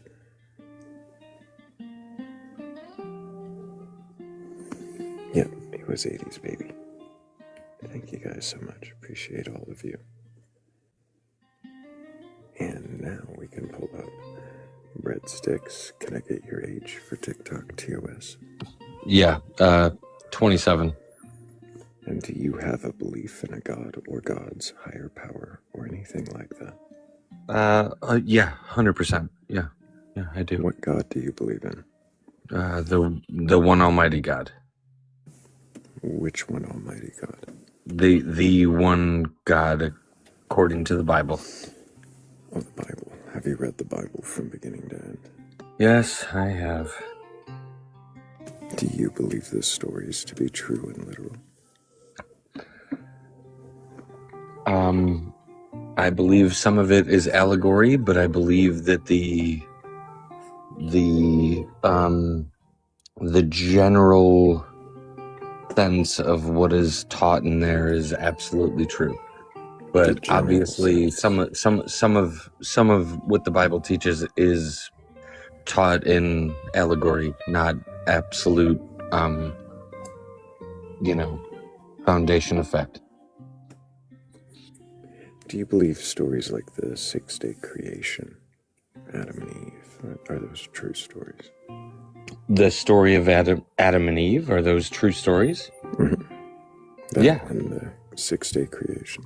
You think the 6-day creation, I find it hard to believe that we could ever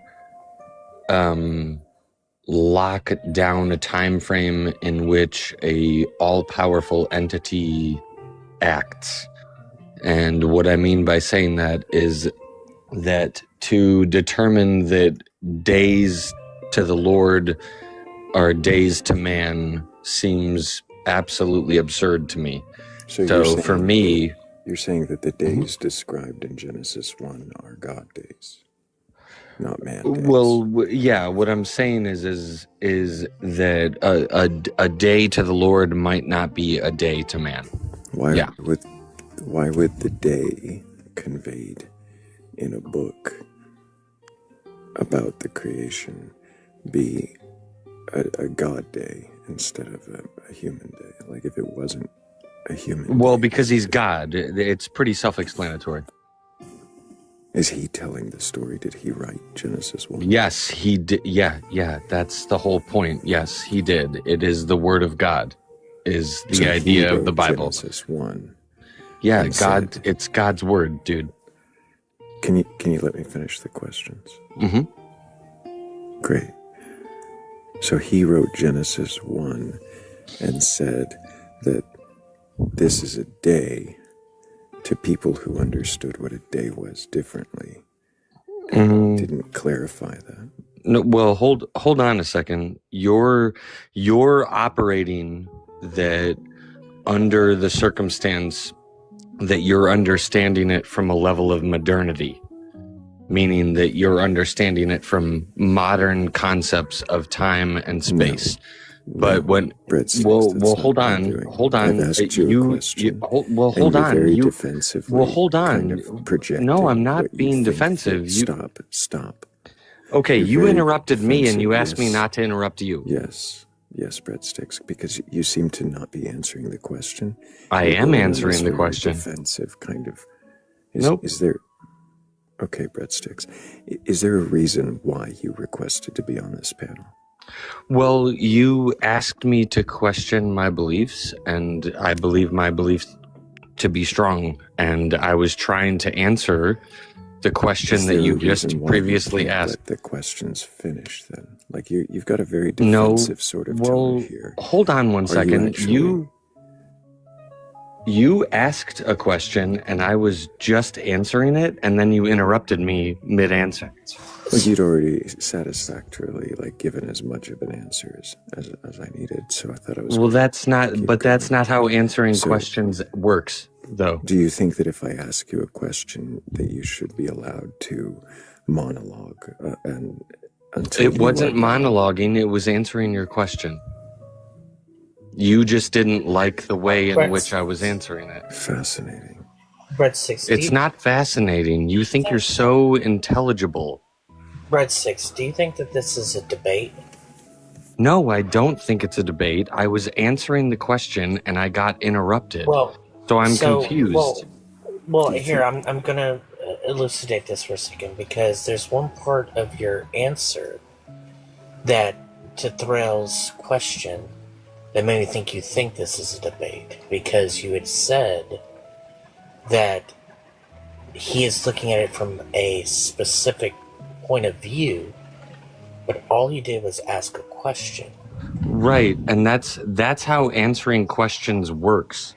Is by understanding where the person is that is asking it, understanding their perspective of question asking, And then you have Okay, to answer it based so on their to perspective. clarify then, Breadsticks, so then you think that for my questions that you need to project what you think my stance is. I didn't project Stop, I'm anything. not done. I'm not done speaking. Hmm. So do you think that you need to project what you think my stance is onto me and then try to answer the question in a No, circuitous... Okay. it wasn't a projection. So It was a response to your question. But Breadsticks, if I don't know who you are as a person, and I don't know your beliefs, and if I'm asking you questions based on what I'm trying to understand about your beliefs, how is that me putting some kind of paradigm? We're done. Yeah. He's doing that. Okay. He was trying to get you to become agitated. I'm not doing that. If he can grow up, maybe calm down. Maybe it's nerves, right? Maybe it's not intentional. Just give himself a chance to sort of regain his composure, and he can maybe try again after the next guest.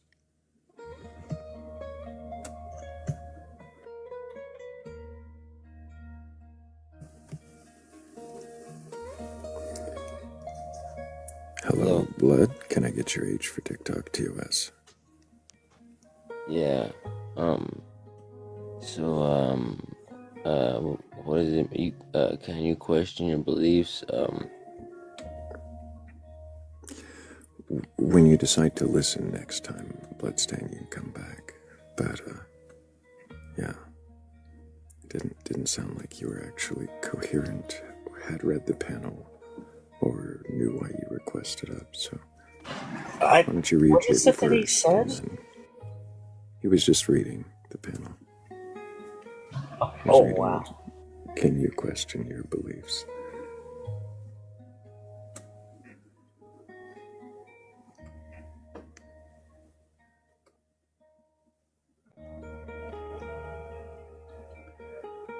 Breadsticks, if you present your answers as answers to questions instead of, attempts to argue against something that wasn't asked, I think you'll find that it is a much more fruitful conversation, and that we're not trying to trap you. Nobody's trying to demean you. Just trying to have a direct conversation that I think you'll find you'll have plenty of room to speak and answer questions.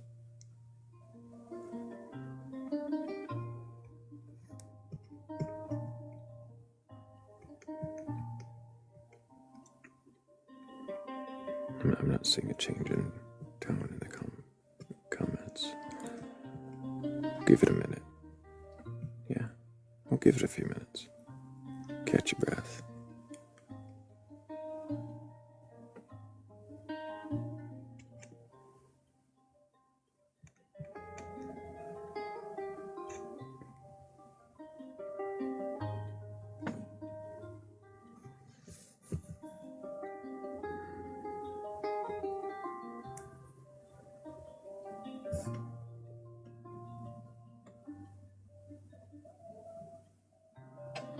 I accepted up a Q ghost.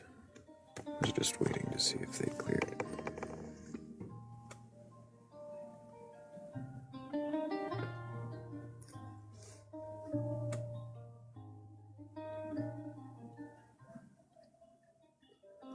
That's great, Breadsticks.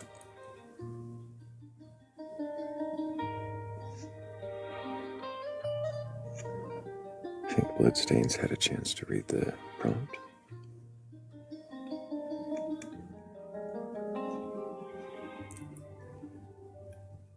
Oh, maybe they didn't want to stay after all.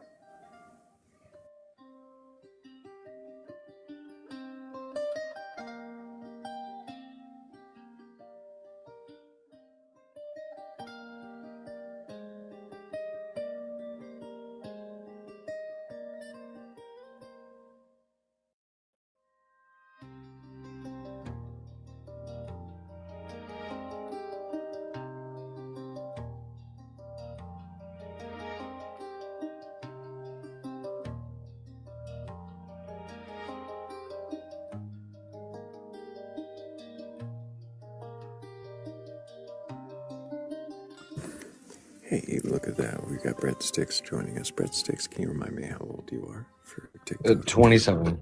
27. And do you have a belief in a god or gods higher power? Yes, I am Catholic. So there's a thing we're going to work on here. Mm-hmm. Wait for the ends of questions. Mm-hmm. Yes, sir. It'll lower the whole tone. It'll wait, just like right now. Wait for the ends of questions. It'll lower the tone of the conversation. You'll have a chance to think at the end of the question. It's okay if there's silence between the end of my question and the beginning of your answer, even if it's just a moment. So, do you have a belief in a god or gods, higher power, or anything like that? Yes. Which god? The God according to the Bible. Which Bible? The Catholic Bible. And have you read your Bible from beginning to end? Yes. And do you believe the stories in it to be true and literal? Not all of it is literal, but I believe it to be true, yes. Is there anything that is not true in the Bible? Sorry, I didn't mean to overstep and interrupt your question. If you give that space after the question, you'll know that you got it. Understood. I believe that there are quite obviously some stories that are told in a fashion of allegory to preach to people, to show them examples. But you're saying there's no actual falsehoods. There's nothing that is untrue. There are some fictional stories meant to teach lessons. Correct. I might ask about those in a moment, but I would like to go back where we were, to creation. You believe in a 6-day creation, but that the days are not human days. Could you elaborate on what you mean by that question?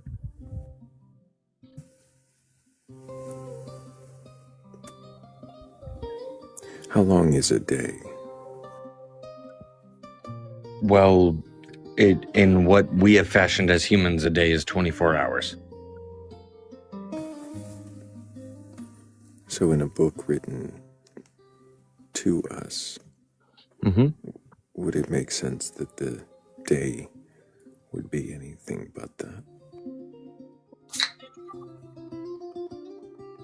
Well, in a book written to us, there are a lot of books, though, written that don't necessarily describe a day according to a day in which we understand it on Earth, right? How does this book describe a day? It doesn't. It doesn't? Are you sure? As far as the creation tale goes, it doesn't. It does not break down and/or elaborate on exactly what a day means. It just uses the term give day. Any description of what a day is? As far as my understanding goes, the description of what it calls a day is literally just a day. It doesn't break down completely and or entirely as to what that means. It doesn't say that he called the light day and the dark night, and there was evening and there was morning one day. No, that's not breaking down what an entire day is, though. That's breaking. Does it try to describe a day? Was my question earlier. No, I don't think it's describing a day. I think it's describing what the light is and what the dark is. and what the morn is and what the evening is. It nowhere describes what a day is. So it says, light is day, and he called dark night, right? Is that okay? Is that in this? Is that in the verse? Like, is that there? Yes. Okay. And then there was evening, right? Mm-hmm. And there was morning. He says one day.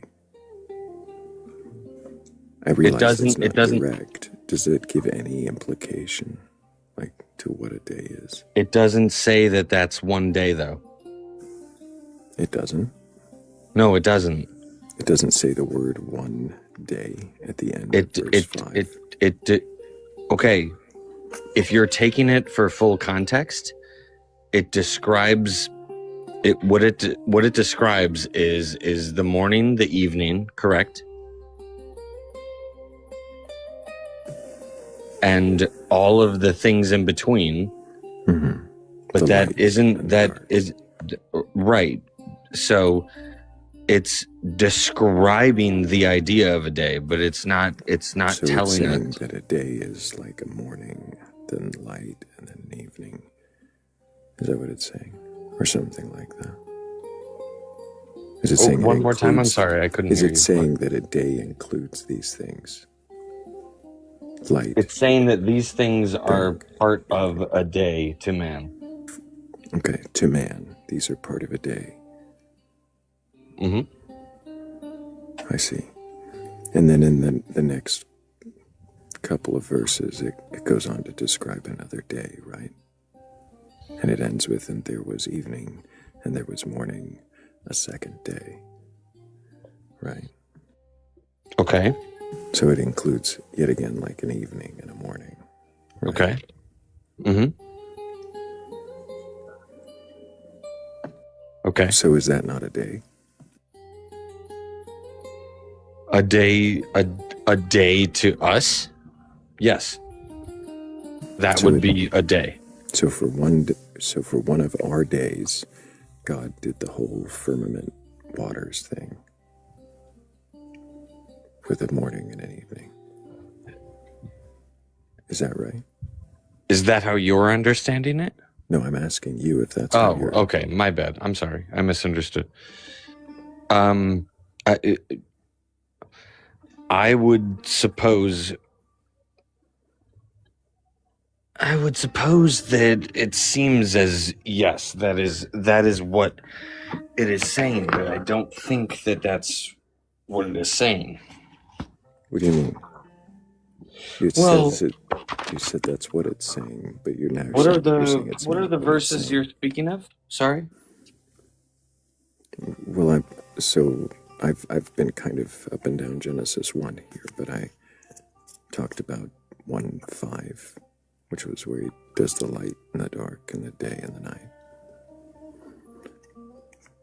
And then I talked about 6 through 8, which was the firmament and the waters, depending on your translation.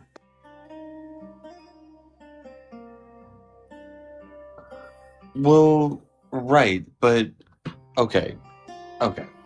So, God establishing a day. Sorry, I was thanking Bridget for that. That was a beautiful. Okay, I didn't want to interrupt. My apologies. God establishing what a day means to man doesn't necessarily establish what time is to God. Right. It doesn't talk about what time is to God, does it? Correct. Does it say it's what not time meant is to God? Right. So it's not talking about days according to God then. It's talking about days according to man, with evenings and mornings. So then why are you talking about what a day is according to God if Genesis 1 is telling us about days according to men? Well, I never established what a day is to God. My stance has always been is that a day to God may differ from what a day is to man. That's what I've said from the get-go. I'm sorry, I think you're misunderstanding my question. Right. So we were oh my goodness. Thank you again, Bridget.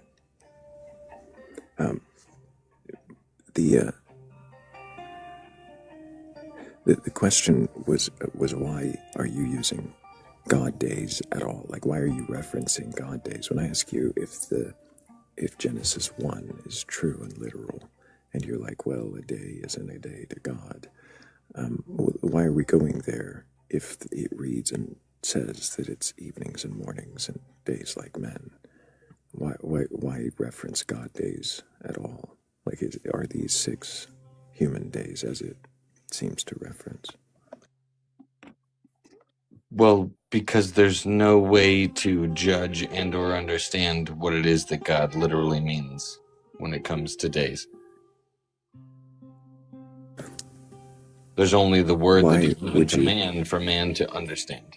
Right. Why would you assume that God is talking about a day according to him if he's God, right? And he's telling us these are days. Mm-hmm. Wouldn't that mean he's telling us these are our days? Well, couldn't 6 of our days. Couldn't the inverse be asked as well? Like, if you're going to play the advocate of that. Is God the author of confusion? No. It has nothing to do with confusion. I asked a question. Why would we try to reverse engineer what is written if it says days? Why would we assume that God's saying these are my days when he says there's mornings and evenings? Okay, well, hold on. I asked a question and you have not answered it. I just did. You didn't hear what I said, did you? I heard what you said, but you did not answer the question. You subverted it. You subverted and redirected. What did I say? You said that okay. So the idea of what you said is that God wouldn't, ask any question like that. It would be literal, and it would be only frankly... I didn't declare what God would do. I asked you a question. Can you ask it one more time so I can be very clear on what you're asking? I need you to understand, Brett, that when I'm asking you these questions, I'm not trying to argue with you. I'm trying to get you to stop and think and hear the questions. But you seem to think that you need to argue. No, I'm not trying to argue. I'm trying to understand the question. If God is not the author of confusion, then why would you try to reverse engineer the day in this first chapter? If it says day and describes evenings and mornings in a way that is related to our understanding of day, then why would you assume you're dealing with God days instead of human days? Okay. There's a lot there. That isn't... If God's the author of confusion, why reverse engineer what a day means? I don't think it's reverse engineering, though, is the issue. I don't think... What are you saying about God days? God days regarding what? Oh my. Have you lost that much track of the conversation? No, I'm right on the conversation. I am what allowed... What are we talking about, breadsticks? I know what we're talking about, but I am allowed to redirect with questions to establish... That's not how this life works. I'm not here to answer your questions, breadsticks, and if you're trying to redirect with questions, that's you evading the questions that I'm asking and not actually stopping to think about them. Why are you trying to argue over the top of me now? I'm not trying to argue. You keep pushing that agenda, and that's not what I'm doing. I have not once... Grow up.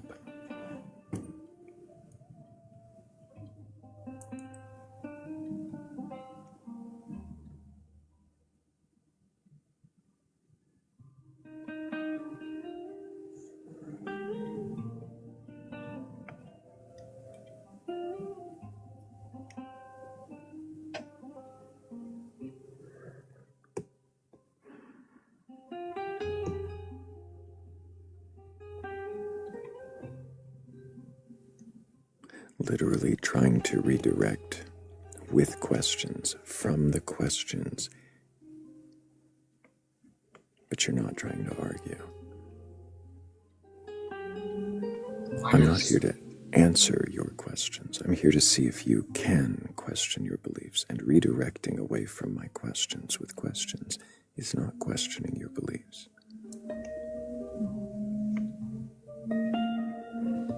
Why would you need to ask questions when we're questioning your belief? That's what I want to know. I'm so disingenuous, apparently. Apparently, my behavior is shameful.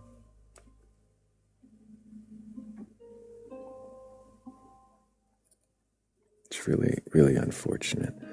Breadsticks, I would suggest that you read 1 Peter 3:15 all the way through. I think you'll appreciate the irony.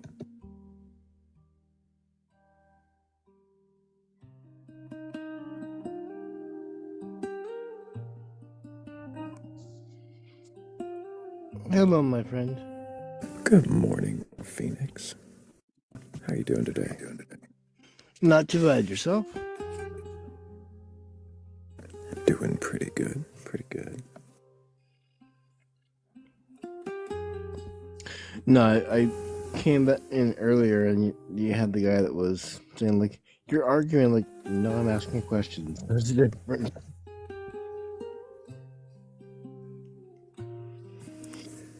Yeah. That's how it goes. But how are you doing today? Actually pretty good. My wife and I play a game called Monopoly Go, and she's she acts like she's a freaking general commanding her troops when we do team things. It's like, okay, honey, it's okay. We're gonna win. Just relax. It's okay. But, you know, everyone's got their thing. I play my game called Metal Storm, and it's like, if I don't get it right, then, yeah. Sorry. It's... No worries. I've cornered you into questioning the last few times you've been up. Did you bring us a joke tonight, or did you want to question again? I actually do have a joke for you tonight. So, who's the best comedian in the Bible?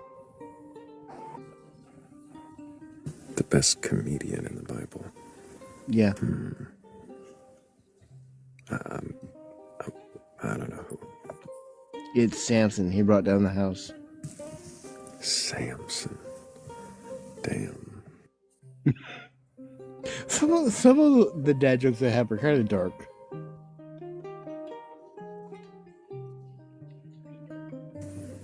Yes, honey, kind of. Yeah, and who's the best babysitter in the Bible? It's David. He rocked Goliath. Many of them are very dark. The best... Oh, I might have a lag. The best babysitter in the Bible is what you asked. Yeah, it's David. He rocked Goliath to sleep. Yeah. Remember that one.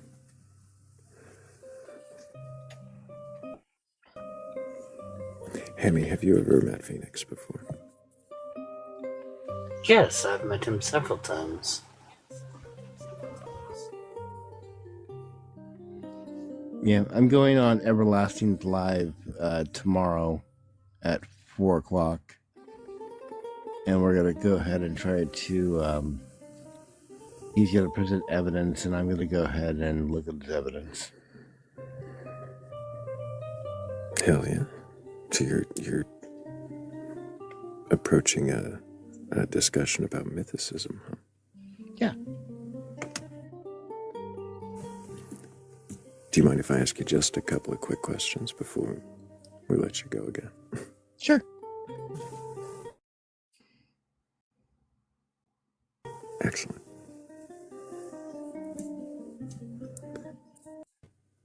To receive evidence against the existence of Jesus,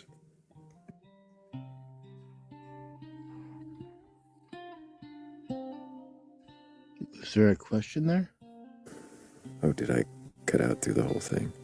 Well, the other part I heard is to receive evidence against the existence of Jesus. Are you prepared to? Like, is that even a thing that you can wrap your mind around? A possibility?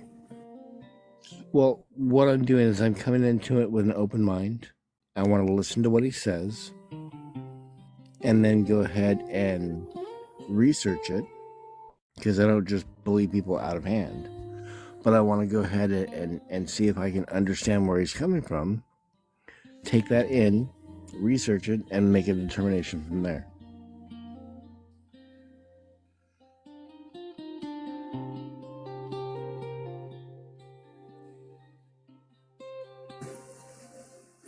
Is there any way that you could find value or meaning in the faith if Jesus were somehow disproven or given a sufficient doubt?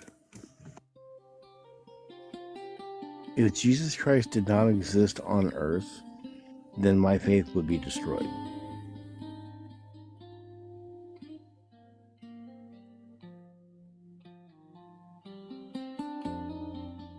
You couldn't find any value in the practice that you had carried?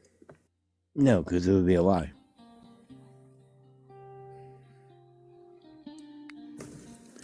Could the communities and the hope that some people have found in that still mean something?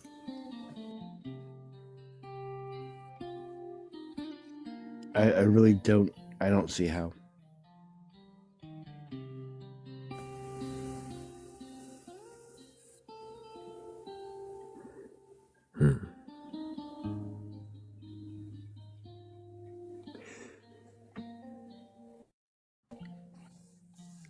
If you don't believe that Thor exists, do you? No. I mean, Chris Hemsworth is a cool guy and all, but I don't think he commands but the actual, lightning. like, right? But that's the Marvel thing. Yeah, I'm like, it would be kind of the same thing, okay? It would be like, okay, well, there's a character that's played. Do you think that the people who, do you think the people who believe in Thor or find hope and meaning in the Norse gods, do you think that they're wasting their time with something that's meaningless?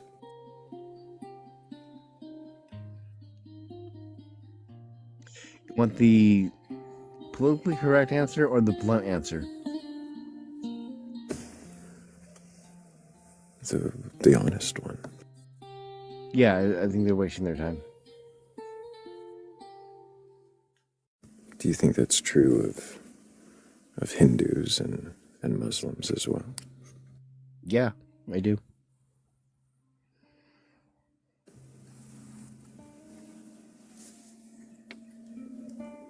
So the only faith that can be true is your faith, the one that you happen to be born in. The one you happen to be raised in a country with a predominant presence.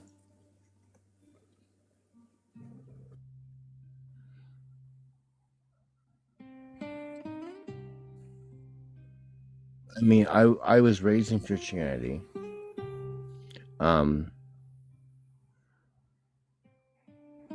But I don't think that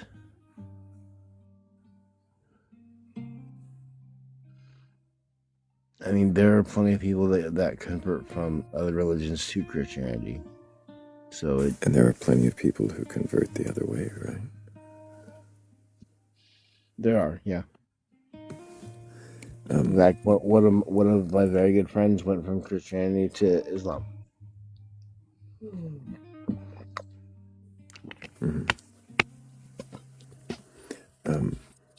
I'm not trying to get you in trouble with the crowd, obviously. I am just trying to see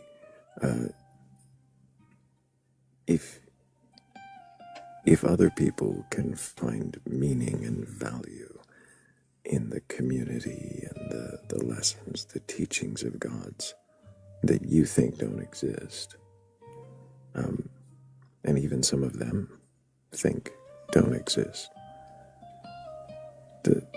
does that mean that, well, I mean, doesn't that mean there could be some room for you to find value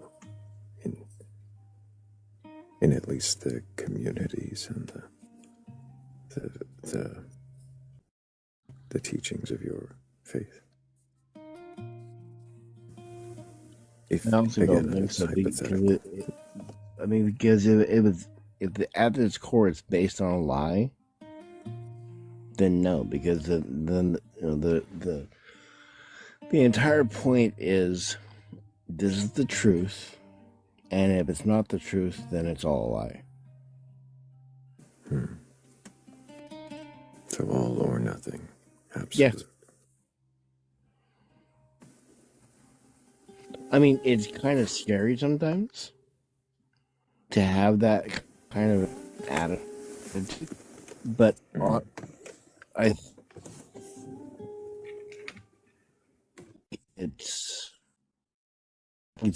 that's one of the ways that makes it valuable.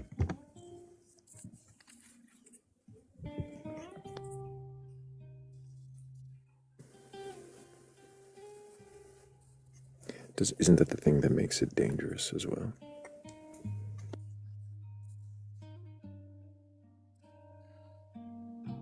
Yeah, that is a distinct possibility. Appreciate that. Sorry, my cat was freaking out. No worries. Okay. I appreciate your answers. I appreciate your jokes too. Thank you for coming up. I think we'll go ahead and keep moving forward. But Okay. thank Hope you, you have Phoenix. a great day. You too.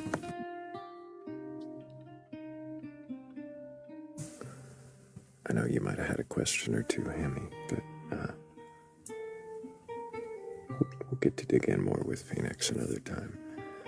Yeah, I'll have some questions for you.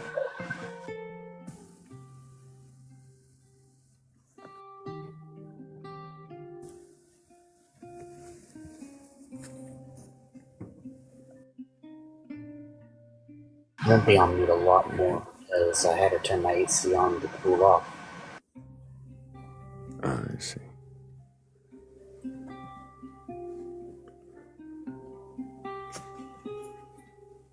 I got cold here. I have a heater on.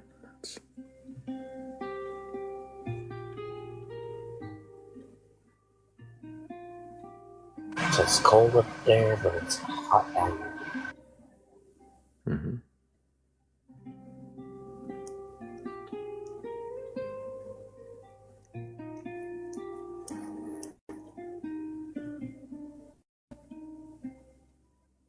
We had another guest in queue. Oh, well, we've got this one again. Maybe they're actually meaning to be here. Bloodstain, can I get your age for TikTok TOS? Yeah, I'm 35.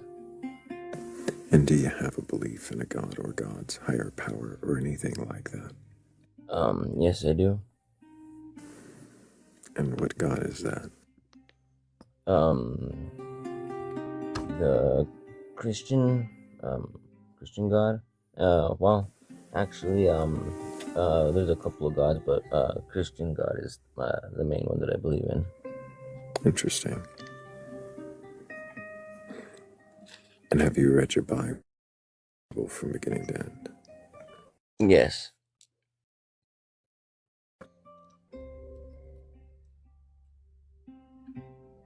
Yes, I have. And do you believe the stories to be true and literal? I do.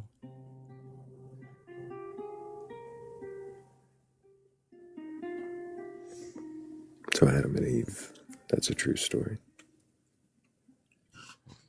Well, I mean, not, I know there's a lot of, how would I say it, metaphorically speaking on things that they, talk about in the Bible. They don't, they don't mean literally. But I mean, the way I think about it is, like, see, I own a business, and I was thinking, there were some people that came by and they wanted to talk. So I asked them. No, they asked me. Let's stand. What was the question I asked?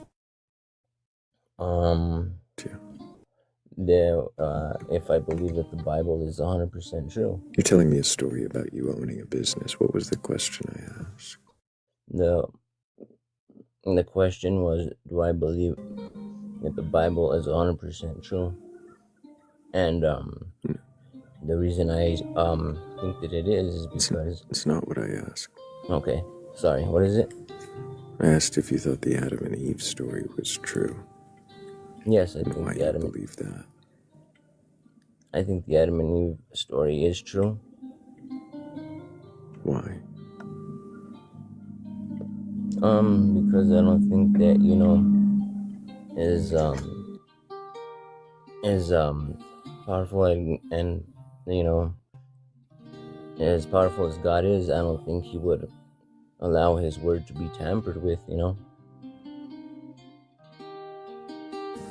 So you think the Adam and Eve story is true because you don't think the Bible has been tampered with? Well, some people think that kings and, what I said, I don't like that part. And I mean, I'm pretty sure they have tried to, but I mean, God, as powerful as God is, I don't think He would, allow Why do you His word. think that the Bible is written by God? No, it's not written by it's God. Not written by Him. No. Then how do you know it's His word? How do I know it's His word? Because of the prophets that that He talked to. Because of what? Because of the people of the Bible that He was talking to. How do you know He was talking to people? As it mentions it in the stories, Why do you believe that? I believe it because, I guess, that's what I was brought up, raised to believe, so I guess So because other people told you? Well, not only because other people told me to, but I guess because, that's where I've always thought, Why? Because one time, not one time, I believe it's true because, I used to be a heroin addict for many years, and I don't see how that. And sorry, before you go on, I'd prefer that you not say certain instance names. Okay. Well, I believe that God is real because, or to answer your question, because I have I've felt the Holy Spirit, and I guess that's why. I don't know. When you say you felt the Holy Spirit, what does that mean? I don't know how to explain it, but like how does a feeling tell you that a book is true? How does a feeling tell you that a book is true? I guess it doesn't.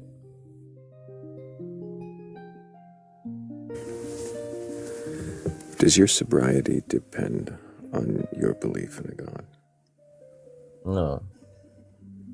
So if for some reason you found that there was no reason to believe or some good reason to question the belief in a God, then that wouldn't endanger your sobriety at all? No, not at all. I have questioned my beliefs. Well, time and time again, I continue to question my beliefs, and just to kind of with everything how how things go in life.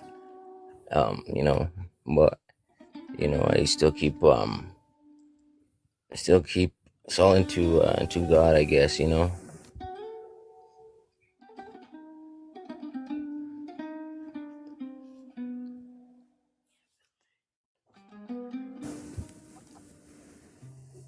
You said you felt a Holy Spirit. It was a feeling. Is there any way that a feeling can actually verify the truth of a book? No, I Or don't is it think. just a feeling? It's just a feeling, but it's a feeling that that I thought that would validate that that's what the Holy Spirit would feel like if I had to you know I guess. I mean, I have no other way of explaining it.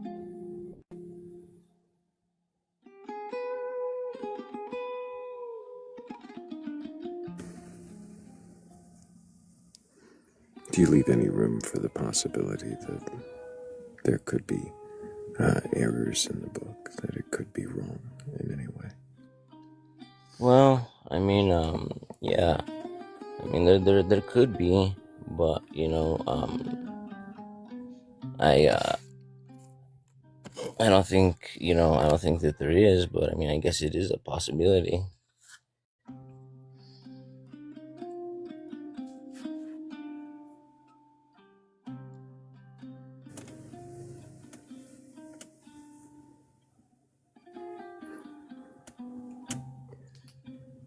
I don't know if that makes. Have you ever come across any contradictions within the text?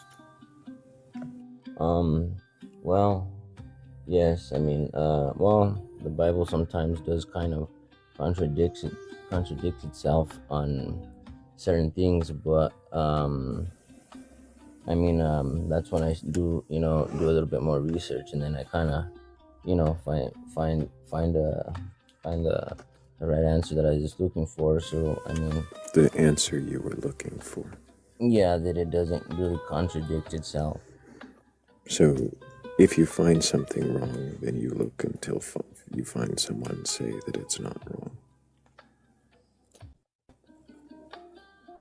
Well, if you find a contradiction or an error, you search until it's proven right. Well, no, actually, there's been a couple of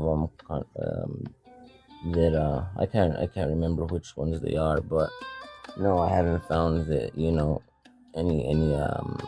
anything other than it's contradicting itself.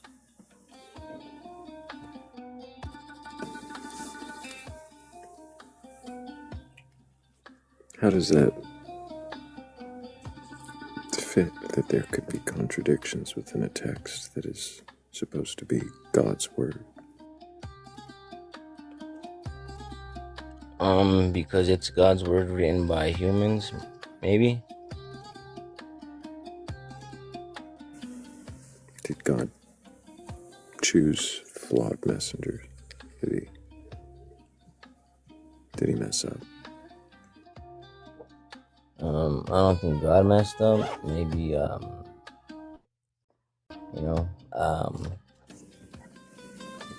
maybe the people that wrote the Bible. Did he not know the people that he was picking would mess up? Well, I'm sure he did. But and he picked however, them anyway. maybe he allowed that to happen because like it says in the Bible, the devil is in charge of the world, so maybe maybe he left it that way to kind of see if people have more faith.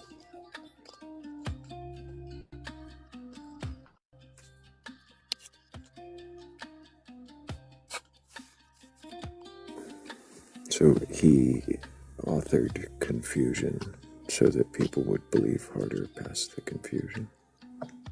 Well, I mean, that's the only explanation I can come up with for What why. if the book says that God is not the author of confusion?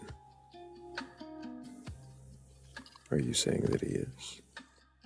No, I'm not saying he is. But you know, I guess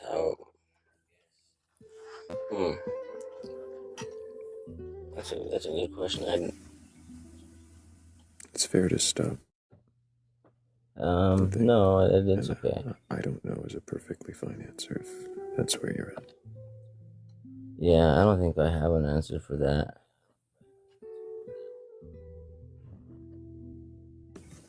Fair enough. Hammy, did you have any questions for Bloodstain? I did, but I forgot them. Oh, I was asking Hammy if he had a question for you. Oh, okay, yeah.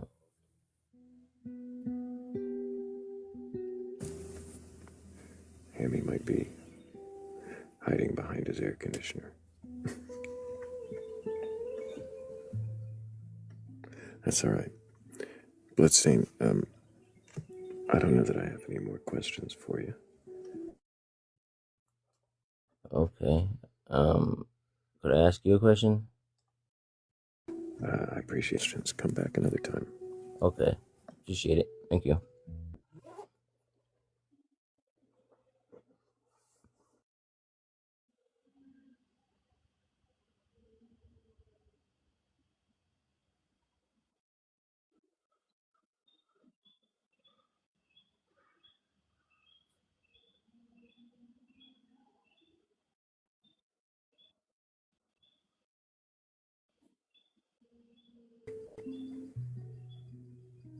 Yep, all of that cut out.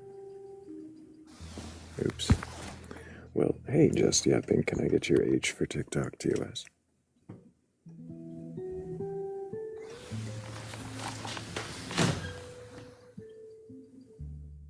Okay. Well, if you meant to request up, you can request again.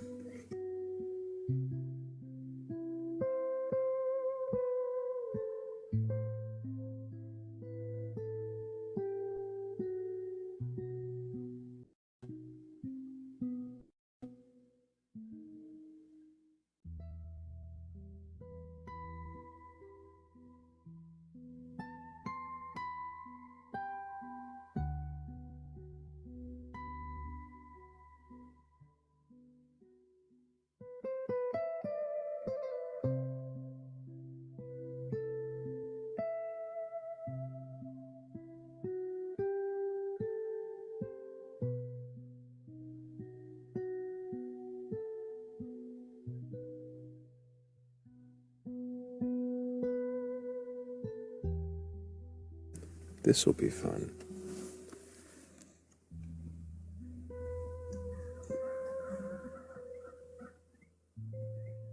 My device is lagging, so...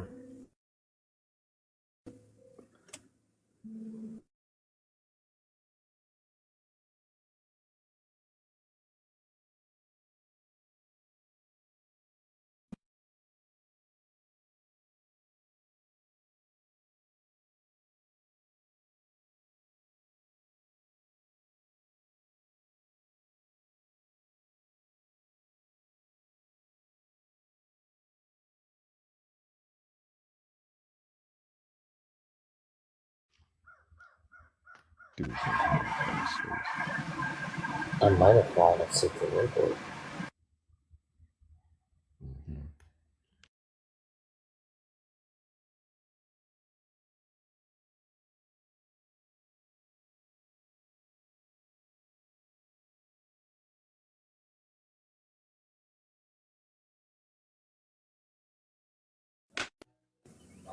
Good thing I wasn't gone very long.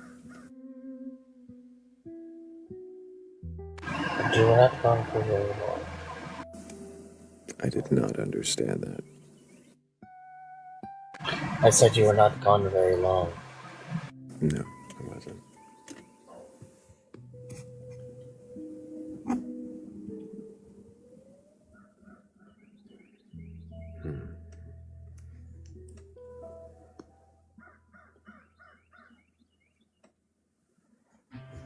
Well, there's the previous guest in the comments if they want to try to request up again. If anybody has a belief in a god or gods, higher power, or anything like that, and you are capable of questioning your beliefs, then go ahead and request up. I'm not here to debate you. I'm not here to argue. I'm not here to burgle your gods or pry your flesh from your flesh, your faith from your fleshy fingers. I'm not here to pry flesh from anything either. I really am just here to see if you can question your beliefs in a god or gods, higher power, or anything like that. Well, that one fell apart on me. Just Yapping says Yahweh is the God of gods. Can you question that belief? Yes, I'm Or are you just yapping? He might just be.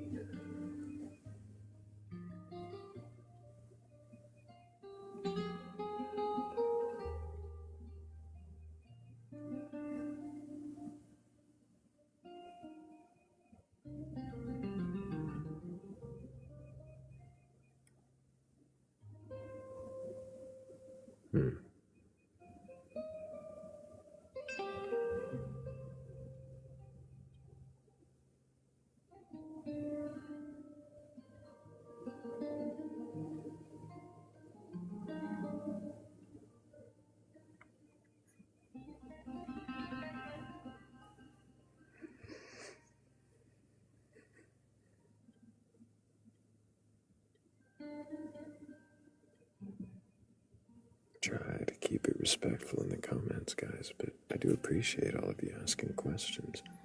And if anybody does have a belief in a god or gods, higher power, or anything like that, and you're capable of questioning your beliefs, then go ahead and request on up. We're not here to debate you. We're not here to argue or tear you down. I don't want a contentious conversation, and nobody here is keeping score. I really just want to know if you can question your beliefs, and if you can, then what is it you believe, and why do you believe it?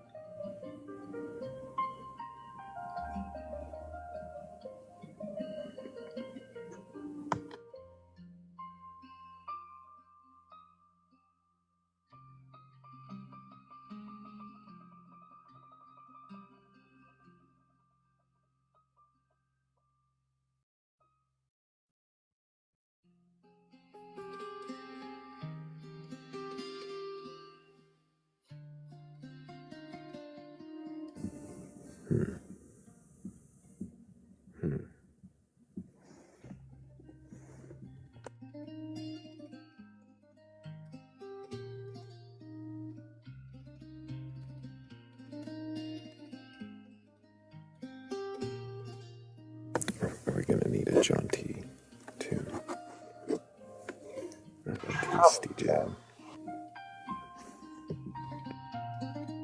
Or have that one person yell, or that one voice yelling at us.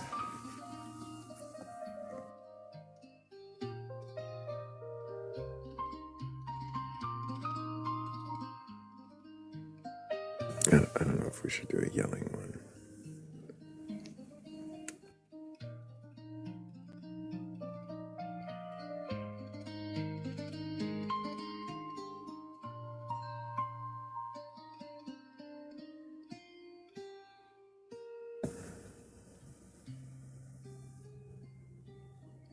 Hey, I know this guy. Good morning, Jimmy. How you doing? I'm doing all right. Although it depends on what you define by morning. I mean, morning by God could be like eons. Maybe God is in his night cycle right now, Thrayle.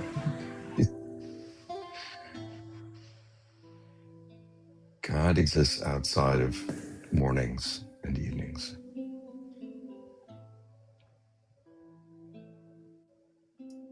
But at night, he parties.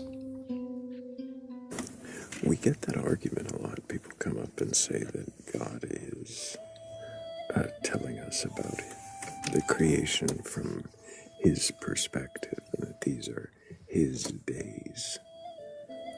But then why does it give them all the characteristics of our days? Why is it describing them like our days? And where do you go to get this? Where do you go to get the...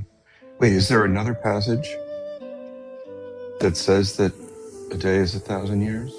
Is that in Paul?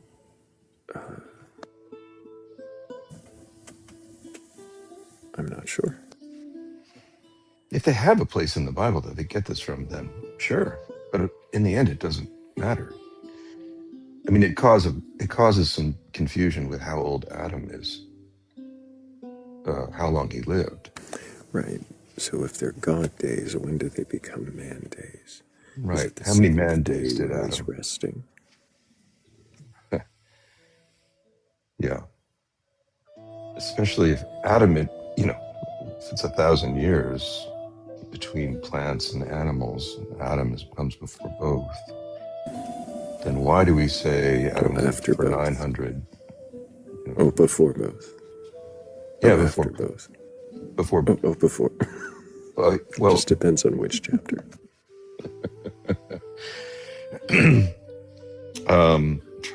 Fluff Skidoo. Fluff has a different take on that. Fluff really thinks there's different people, entirely different people. I don't see where she gets that. That's another interpretation out there. It's how people go on to explain the consistency of it when they need Cain to go off and be around other people. So they say that those are the people made on day 6. Cain was her main focus for a while, and now she's got somebody brought up an issue, and she's really questioning original sin and the nature of Eve and the serpent. Fluff just goes so deep into these. It's fascinating, but I wouldn't want to try to argue with her because she's seriously fierce. She's fierce. I've questioned her several times. Let's see. Tech Omega asks if Buddhism is a religion, and I think it depends on who you ask. Who you're talking to, there's some people who say it's a technique, it's a method, and I think it is a religion. I mean, I think it's both. Responding to comments here. Yeah, I noticed that. Sorry about that. Does it make a supernatural claim? Yeah, I think Buddhism does make a series of supernatural claims, especially from the religious point of view, and it has behaved very much like a religion, like any other religion. Historically, roles for men and women, mostly monastic roles, it's focused on, and in that way there are kind of dogmas and beliefs. It's dictated behavior and used by governments. Absolutely, yeah. Used by governments to fight wars, just like any other religion.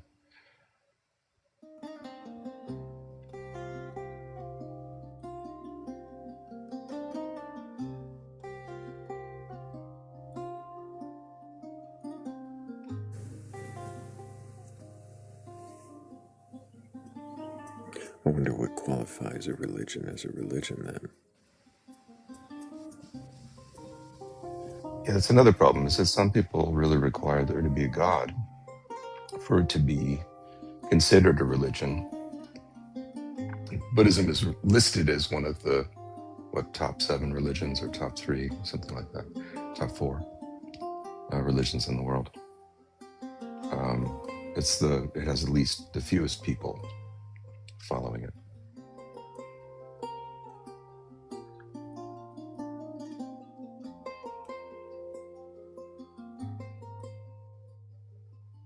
No, so sorry, once more to the comments, dear friends. Modernized Buddhism is much more of a technique, or a technology maybe, a methodology, than a religion. But historically, Buddhism has been a religion really based on the building of monasteries, requiring money from the nobility of any given region. It's incorporated other religions into it, and lay people mostly pay their respects by giving alms. So in that way, very much like any other religion.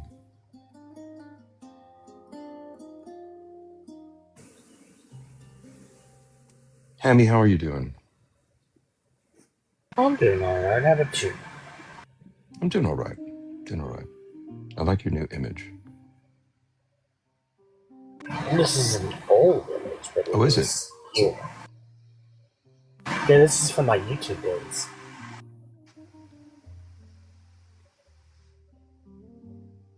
And what is it from? Oh, I had it made. Wow. There's a bigger image that involves this, but this character was specifically made for. He is looking quizzically. Oh. Here, I'll try to pull up the Great. image. Oh, okay. It's a pig man. It's an angry pig man. Looking confused puzzled. pig man. Yeah. Yeah, he's got other ones. I thought it was like a variation on kind of one of these angry samurai images.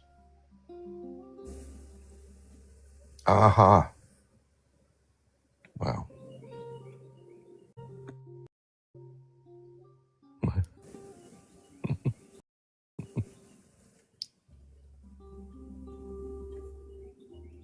Yeah, that's an old one.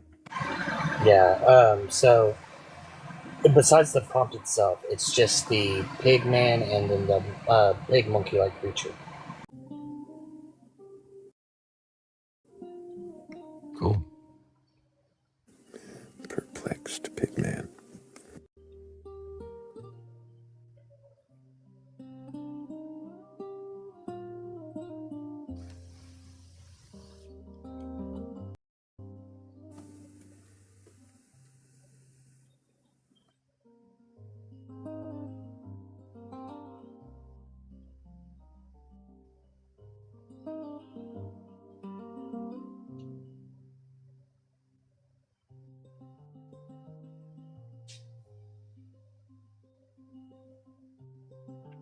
I like this question about whether or not a religion can survive if the main figure in the religion is found not to have ever walked the earth.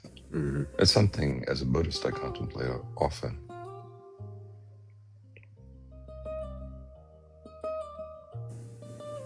Do we know if the Buddha was a real person?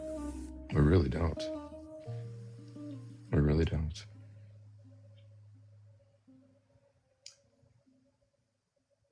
I don't think that there's any extra scriptural evidence.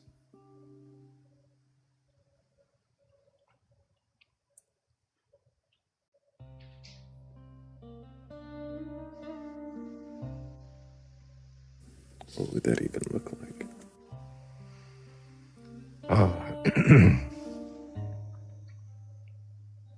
Yeah, it would have to be writings, perhaps in a different language,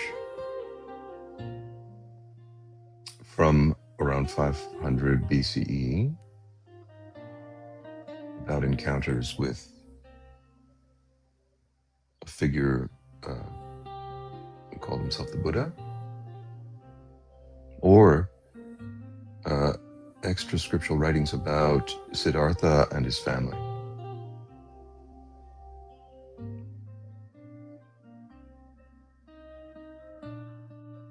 I don't believe those exist. I could be wrong.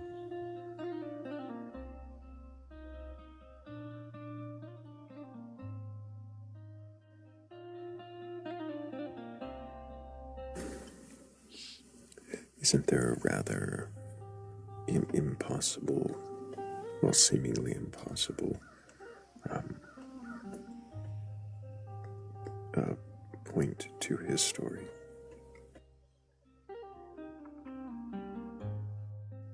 That's a good question. I want to be questioned on this. What impossible aspect to the story of the Buddha is there?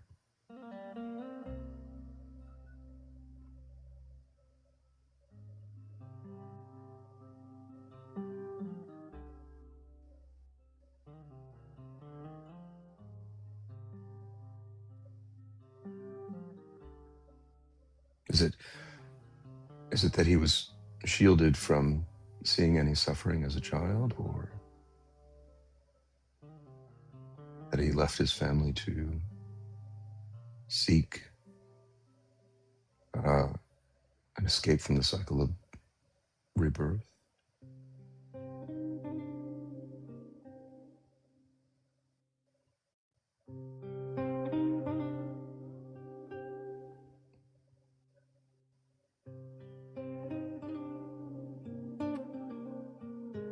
See, that he trained with yogis, that he meditated under the Bodhi tree.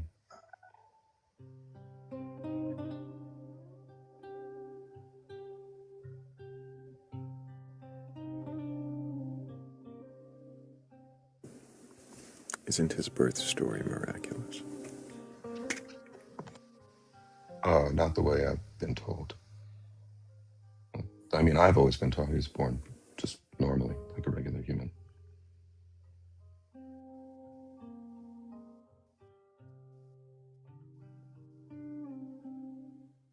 Oh, wait, yes. There was some foretelling about that he would be an ascetic teacher, and that was why his father shielded him from visions of suffering.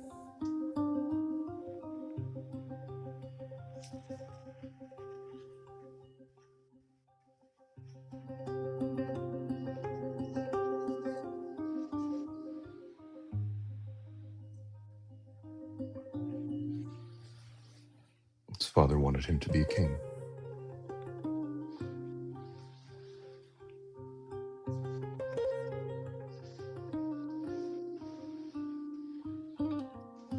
So there's not a story about his mother having a dream of an elephant.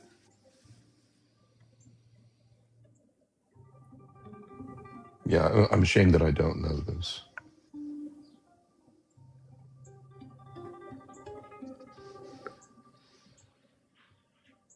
I think there's a dream of an elephant entering her side, and then that she gives birth while holding a tree branch, and he emerges painlessly from her side. From her side? Mm-hmm. Yeah, that would be nonsense.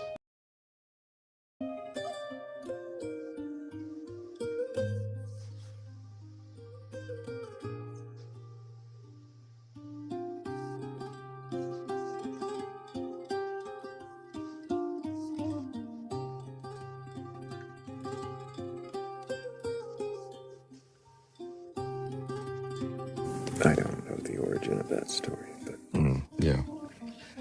I mean, in terms of what I've been taught, and there in Buddhism there are lineages of teachers to students, teachers to students. Students become teachers; they have students, and nowhere in the lineage that I was taught through, that I belong to, was there a story about an elephant and a supernatural birth. I'll look it up and see where it comes from, because I'm sure I didn't make it up. Hello, I wish I had a cool screen name. Can I get your age for TikTok TOS? Hi, I am 26 years old. And do you have a belief in a god or gods, higher power, or anything like that? Oh, Lord, I used to. I really did. I left the church almost a decade ago. The self-unalive rule, the idea that they go to hell, is what really broke it. because I thought, wait a minute, God's not supposed to be petty. And it's pretty damn petty to look at someone who lived a good life and was overall a good person, but in this moment of desperation, they decided to, do that. It seems pretty petty that he would send them to hell for that. So that kind of shook my... That kind of starred the doubt. So nowadays, I still believe there are higher powers and beings that are more powerful than us, but I don't believe in gods. I don't believe in heaven or hell. What I believe is that there is a spirit world. And if I am right and the spirit world exists, then I think that it operates more like nature. Like, what is a you have spirit? A spirit could be anything that... it could be a human soul, or it could be something that was never alive to begin with. But what is a soul? exists. Like, what is a soul? God, you're really asking the Star Trek questions. Shoot.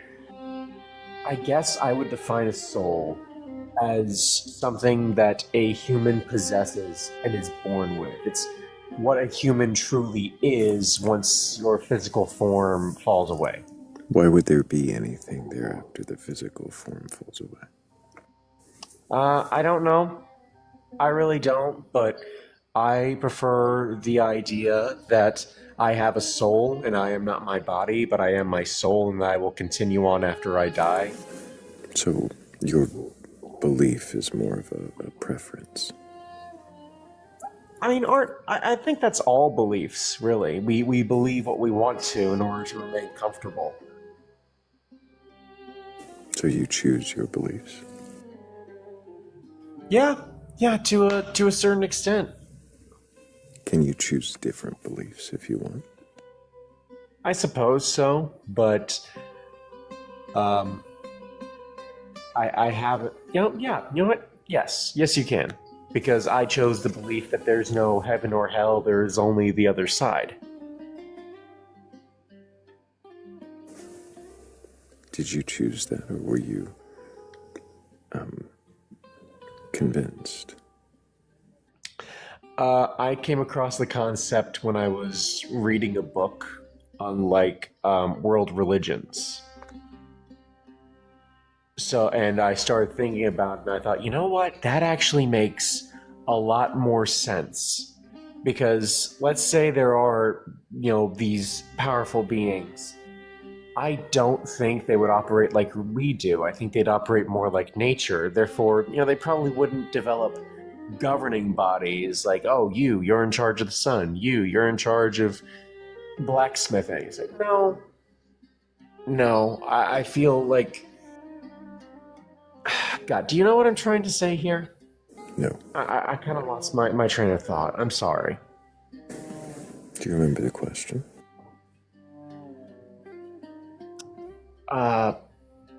Shoot, what was the question again? I'm sorry. That's all right, we'll back up just a little bit. You believe in spirits, a spirit world, souls, something remaining after this life. Yes, I do. Because of preference, because you choose it, you want to. Yes. Does wanting to believe something make it true?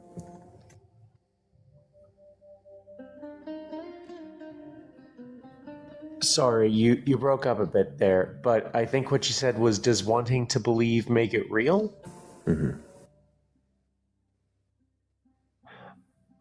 Yeah, I guess so. For you personally, it can be real.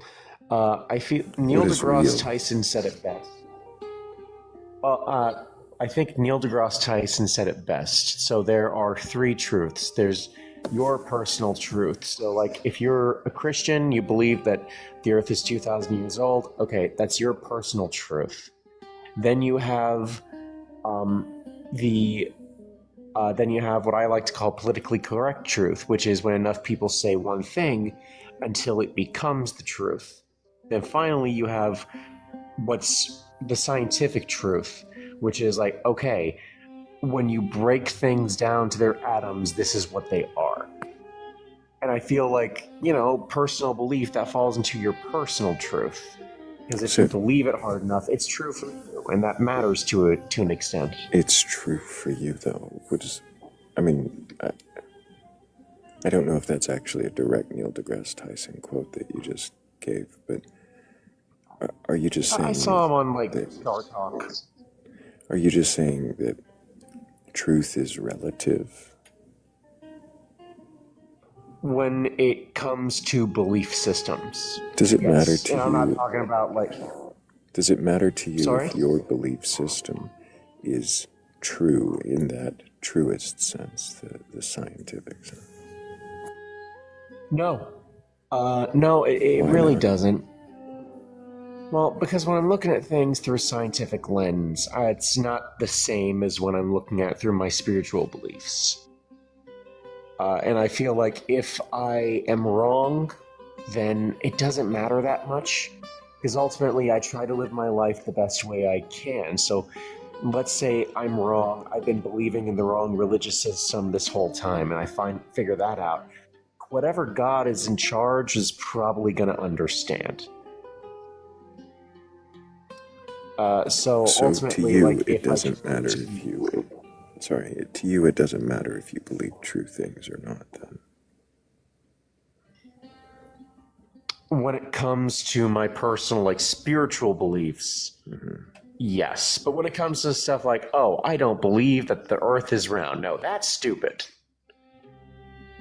I'm not talking about, picking and choosing but why is it stupid to believe that the Earth isn't round? Because... I'm sorry, stop. I wasn't quite finished. I was framing that a little bit more. So why is it stupid evidence against it? But it's not stupid to believe in spirituality if there were scientific evidence against it. So, how do I put this? Believing in something that is blatantly false, like thinking that the world is flat, harms people. It's directly ignoring evidence that it makes you look like an idiot. But when it comes down to spiritual beliefs, I'm sorry, you said it harms people. Yes. How is it harming people? By making them look like idiots? Well, there's that, but also you get situations where, I think one of the Paul brothers, it was either Logan or the other one, they gathered up money for an expedition to try to sail and find the ice wall or some shit. And I feel like, that's harmful because you've taken advantage of people who didn't know any better or were spirituality manipulated. do that? Oh no, organized religions, I feel, have a habit of doing that, but if then why are you separating that kind of belief from the other when apparently they operate in the same manner? Well, honestly, it still feels different. Doesn't it? It definitely feels like I don't know believing in, believing in the Buddha feels, and thinking that you go to a certain kind of denomination of heaven when you pass away, that feels different than blatantly saying, no, I'm ignoring this scientific evidence and proposing my own that the Earth is flat. But the question and I'm going to pretend that I'm a scientist. The question was if science refuted spirituality, would it be as stupid as flat Earth to believe, in your words? I mean, God, that's a tough one. That is honestly a really tough one. I've never considered that before. I still... I don't have an answer. I'm sorry. I don't think I can answer that. I'm not well educated enough. Yeah, I don't know is a fine answer. Think about that, though. Let the question rattle around in your brain for a minute. Well, I thank everybody for the 67,000 times they tapped the screen, because that's really amazing. Appreciate all of you. Thank you guys so much. I don't know if I have any more questions right now, but Hammy or Jimmy, do you guys have questions for our guest? Yeah, I guess I'm wondering what evidence you have for a spirit world. I don't have evidence. I don't. I mean, I've seen some weird stuff in my time, and I've had what I believe are paranormal encounters. So I know, okay, there's definitely some bigger than myself. But the ideas and like the concept of heaven and hell just feel really odd to me, because if there are powers larger than myself, or there are spirits and stuff like that, I feel like they'd operate more like animals and nature do. Like some are just happen you to be said you stronger. did have encounters so that you know there's something larger. What do you mean by that? Oh, well, I've had ghost encounters. For a What is a while, I ghost? was a ghost. Apparitions, things like that, like people that weren't there, but you see them there for a second. Ghosts. What indicates that there were people there if they're not there? Well, first of all, okay, so specific encounter. This one time, I was walking to my bedroom, and for like 3 seconds, I saw this lady with curly red hair standing in the middle of my bedroom. She was wearing like white clothes, and she just smiles at me. And then 3 seconds later, like she's gone once I blink. And just like I know myself, I don't hallucinate or. How are you certain that you didn't hallucinate? Oh, I don't usually hallucinate. That just doesn't happen to me. Does that indicate that it could not have been a hallucination? I think another indicator that it wasn't a hallucination is because nothing weird was going on. I was completely hydrated. I was fully fed. I was well rested. There was no reason I should have been seeing anything that wasn't there, and yet I was. What are the reasons why you should see something that isn't there? I can't think of any. Then how can you say there were no reasons if you can't think of any to eliminate? I don't know. I'm sorry. Look, I've seen ghosts before. It's happened a couple times. How can you be so certain that they are ghosts? You're saying that they are, but is there a real evidentiary reason to say that these are ghosts and not hallucinations, momentary delusions based on any number of factors besides the ones you just tried to eliminate? Well, in the sense of like data that I can gather and present to you, no. It's just a matter of, at the time, I'm pretty sure that I was fully aware of myself and my surroundings, and yet a weird thing still happened that I cannot explain for Why not anything. stop there? Why then explain it as ghosts? If it's a weird thing you can't explain, why would you say, oh, well, that must be a ghost? Because after the encounter, I sat down and I tried to eliminate things that it could have been. And I couldn't think of another explanation because I went through all of them. I just asked you a moment ago what things you would have eliminated. Right, sorry. And you can't think of any of the things you would have eliminated. Yeah, not at the time. Well, honestly, I was like 8 when I saw that lady in the middle of my room. I'm sorry, you were 8? Yeah, I was 8 years old. Sorry. And you tried to eliminate every possibility at 8 years old and couldn't. No, I couldn't. At 8 years old. Yeah, no, I was a weird kid. I'm sorry.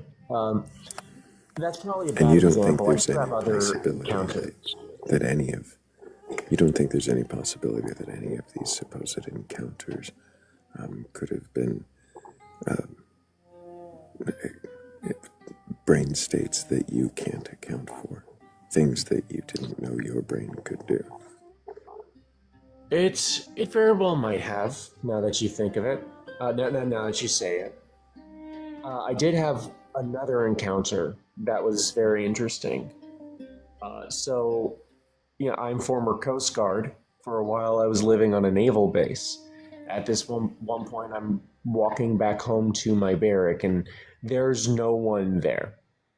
I can guarantee there's no one there because I like to maintain a view on my surroundings. I look over my shoulder a lot. And I'm walking, and I heard someone walking like 2 steps behind me. And every time I stopped, the other footprints stopped. Sometimes they'd stop like a half beat after mine. And I kept looking back, and no one was bloody well there. And like they followed me all the way back to my barrack. Wow, all the way. Yeah. And I just chalked it up to there's no accounting for the possibility of an echo or paranoia or somebody playing a trick on you. Well, it was out in the open. I was not in an enclosed space. I was in like our little park area where we had a running track. So I don't think an echo is possible. As far as other people, like I said, it was very open, so I would have seen them. You don't think an echo is possible in an open area? Not for something as quiet as a footstep. Like for something like yelling across a canyon, obviously echo there is possible. But if I'm just how far walking, between your footsteps and the sounds? It was about 2-3 feet away from me. I said how, like, time-wise, between your steps and those steps, were they in sync? Not quite. Some of them were, some of them weren't. Like, whatever was making the walking steps was kind of getting out of step a couple times. Sometimes it was out of step a couple times. Yeah, it How was a long bit ago inconsistent. was this? About 4 years ago. 4 years. Yeah. Are you aware of how human memory works? Are you familiar with a phrase called memory reconsolidation? I've heard of it. I haven't looked heavily into it, though.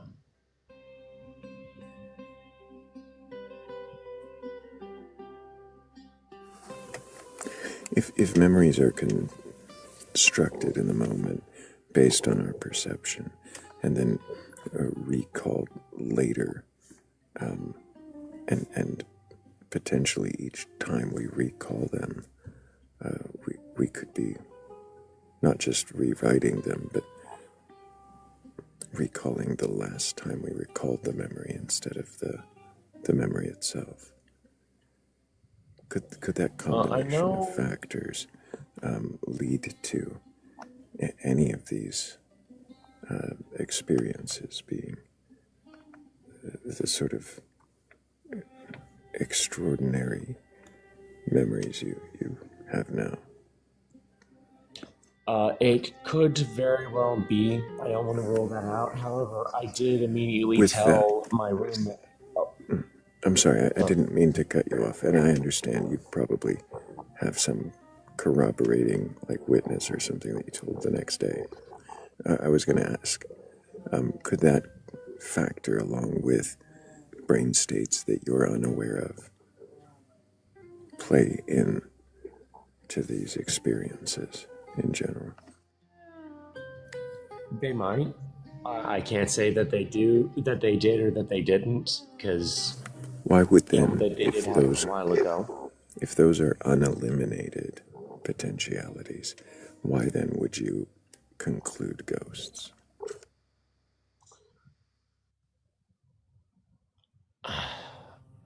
Ultimately, I still just think that they're ghosts. I don't have Because you want to. Like, is it just a belief for fun? Like, does... Well, not necessarily for fun. It just is the way I think about the world.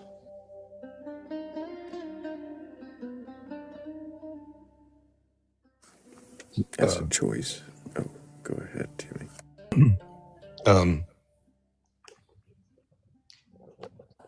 Yeah, two different thoughts. So personally, I feel uncomfortable. I think phenomena are phenomena. So remembered phenomena. I think it's right to ask, about the possibilities of where it all came from. But one can also tilt into an area of reverse apologetics, right? So, but I think it's worthwhile to question these experiences without negating the experience itself. And I guess it's leading to a question that gets to something you said earlier, which is, when you say I believe in something bigger than myself, I'm reminded, I grew up in a city of 10 million people. I was always aware of something bigger than myself.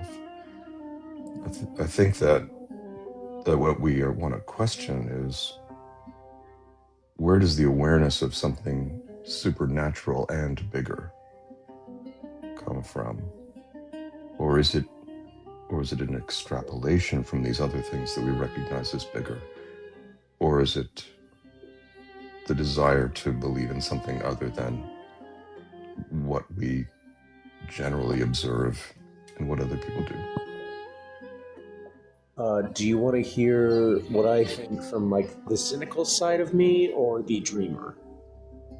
The honest side.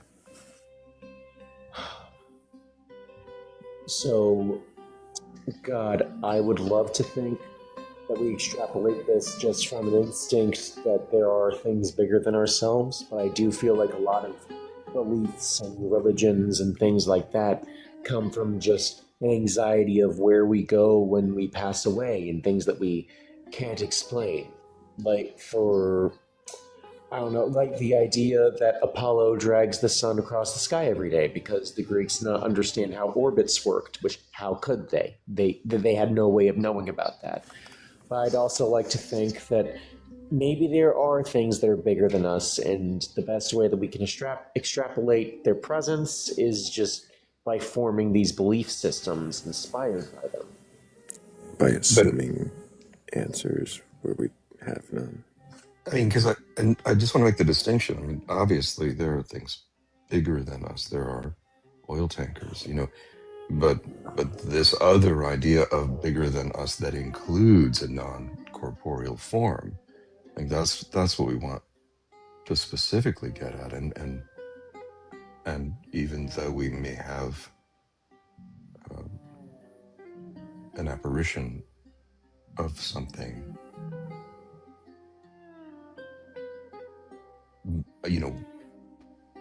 how do we differentiate that larger presence if it's non-corporeal? That's a terrible question. I'm just trying to...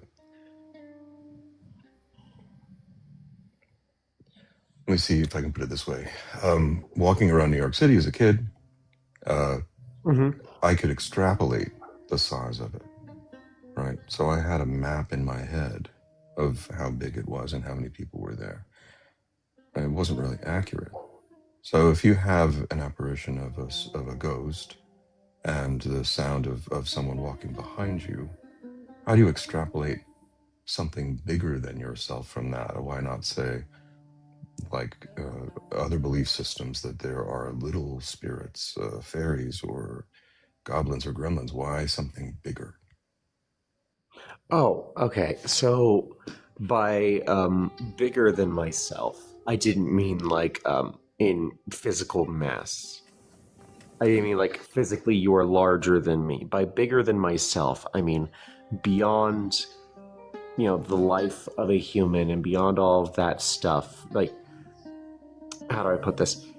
By bigger than myself, I mean that I am not the only thing out there. humans are not the only sentient being out there, and like what our day to day is not the only kind of life that can be lived. By bigger than myself, I mean things that we don't fully grasp and comprehend, but still go on existing. And I tend to interpret that as the spirit world. Because my dad, he was a Cherokee. He taught me about the spirits and all that kind of stuff, and it all really makes a lot of sense to me. And it helps me sleep at night when my brain is asking the big questions that can't be explained. I was going to ask a question, and I think that you added a new dimension to this. What was it? Oh, that you have connection to First Nations and the belief systems that they held or hold. Yeah, that they hold. Yeah, through my father.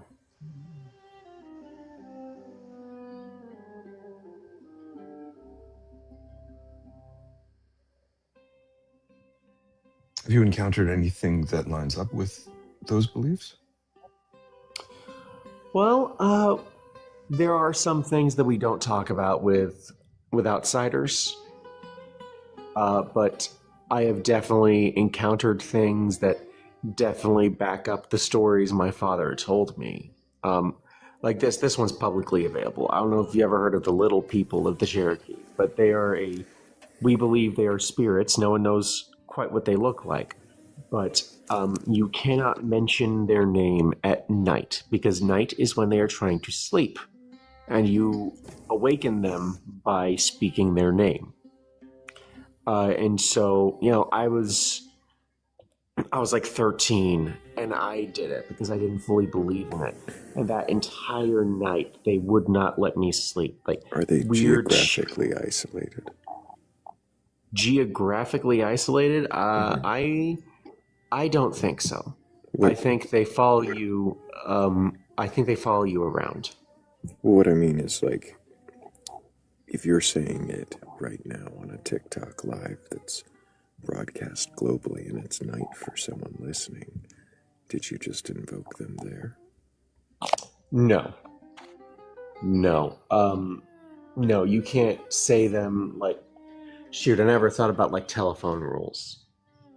I never thought about that. I don't think I woke them up. I think How they're can you fine. be sure if you say their name at night?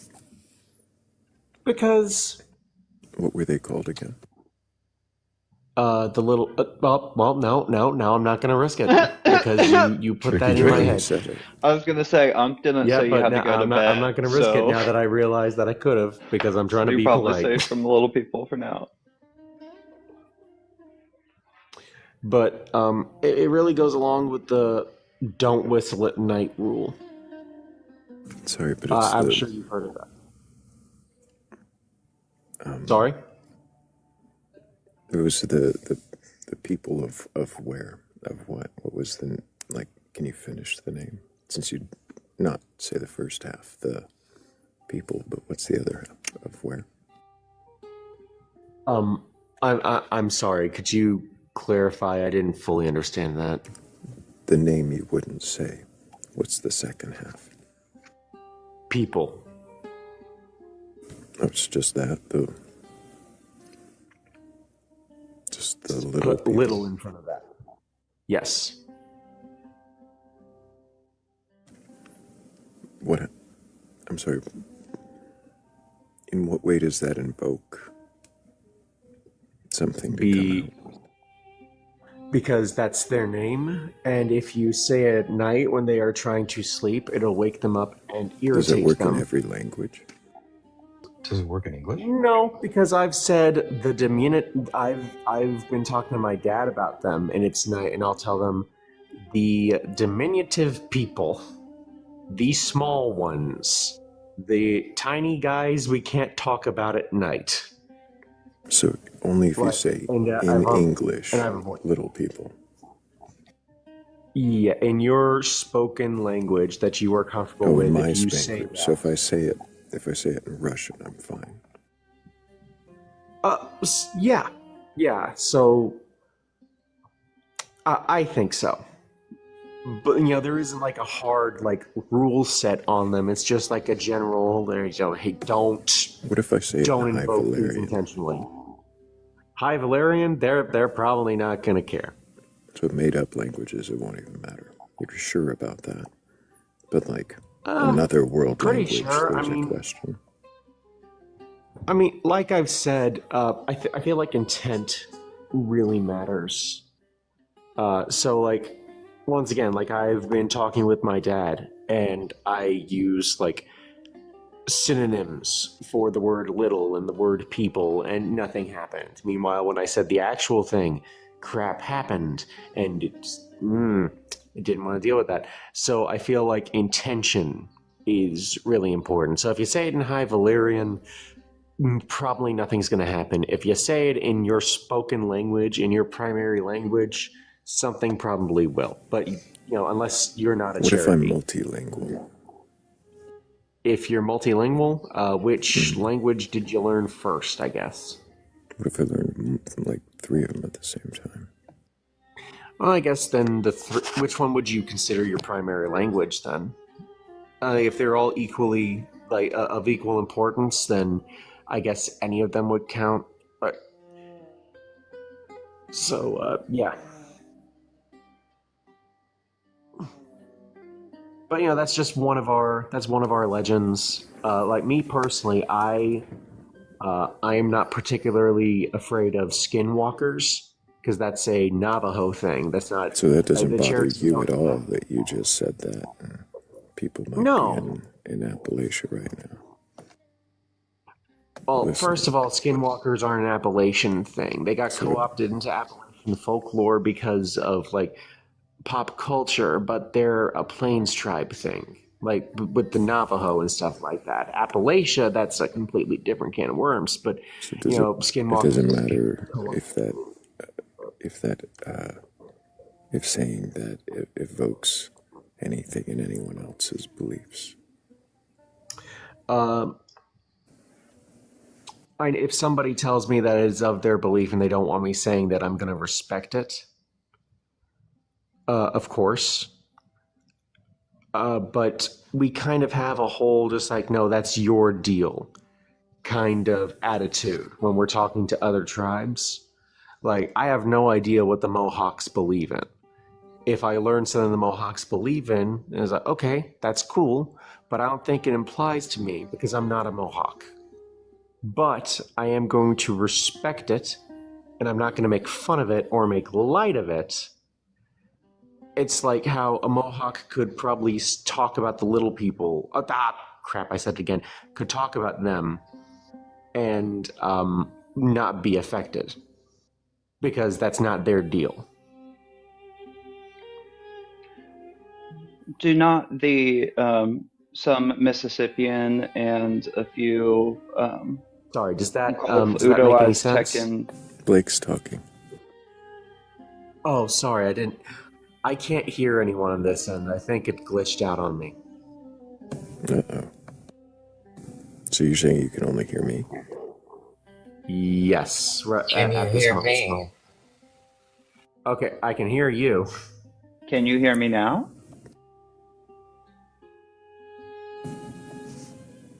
Blake's right there. I hear Blake. Bet the audience. I hear Blake too. Let me back out and I'll get back in. Okay.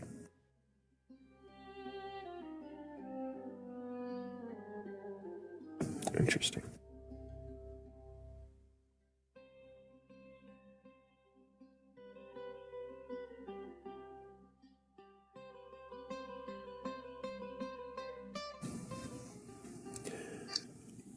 Can you hear me now? Yes. Okay. Yeah, what I was saying was, are there not Mississippian and Udo Aztecan enclaves that also have like skin desirers? And some of those are in the Appalachian region? If there are, I am not aware of it. So, here's one fun thing. So, Wendigos, I know we've probably all heard of them. So they're not actually supposed to be deer zombie people. They're supposed to be personifications of greed and cannibalism. And that's another one of those things that got very popularized. And then it got projected onto a lot of different areas and a lot of different belief systems. Like people have come up to me and they said, "You're Cherokee." How is this Wow. answering Tell Blake's me- question, though? Well, I'm getting there. I'm sorry. They'll say, "Wow, you're Cherokee. You must know about the Wendigo," and I'll tell them, "Well, we don't do that. That's not like we no." And so I feel like Yeah, what a I'm lot getting of at is that there are tribes within like the Mississippian tribes and tribes within the Appalachian region that also do have a version of the skin desirer.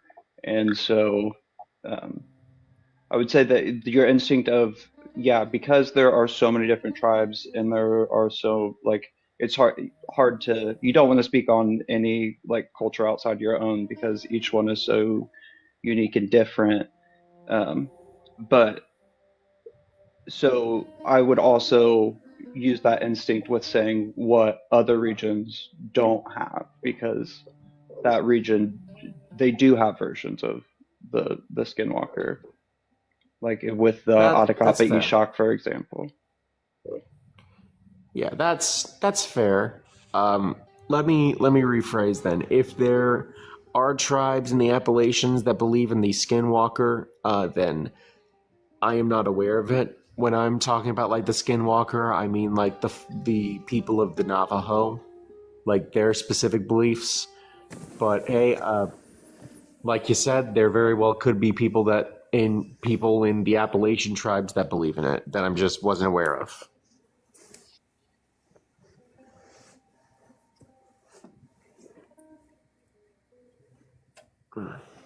If anybody else has a question, this would be a good time to get it in.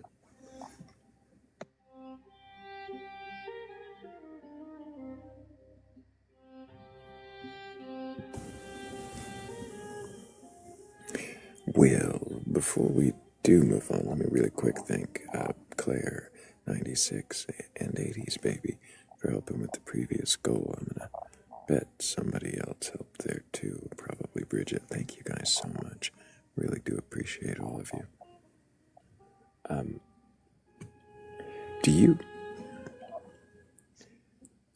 We've already kind of discussed whether it matters if your beliefs are true or not. Does it matter whether these indigenous beliefs are true or not?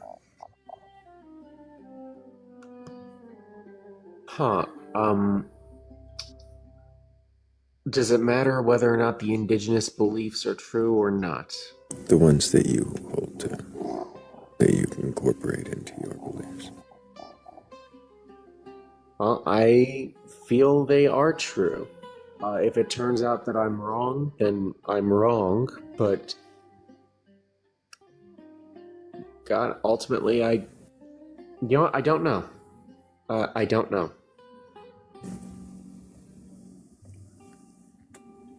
You don't know if it matters. I'm not going to press harder, but if that's what you're saying, that's a fair answer. Yeah, I don't know if it matters because I've never really been faced with that.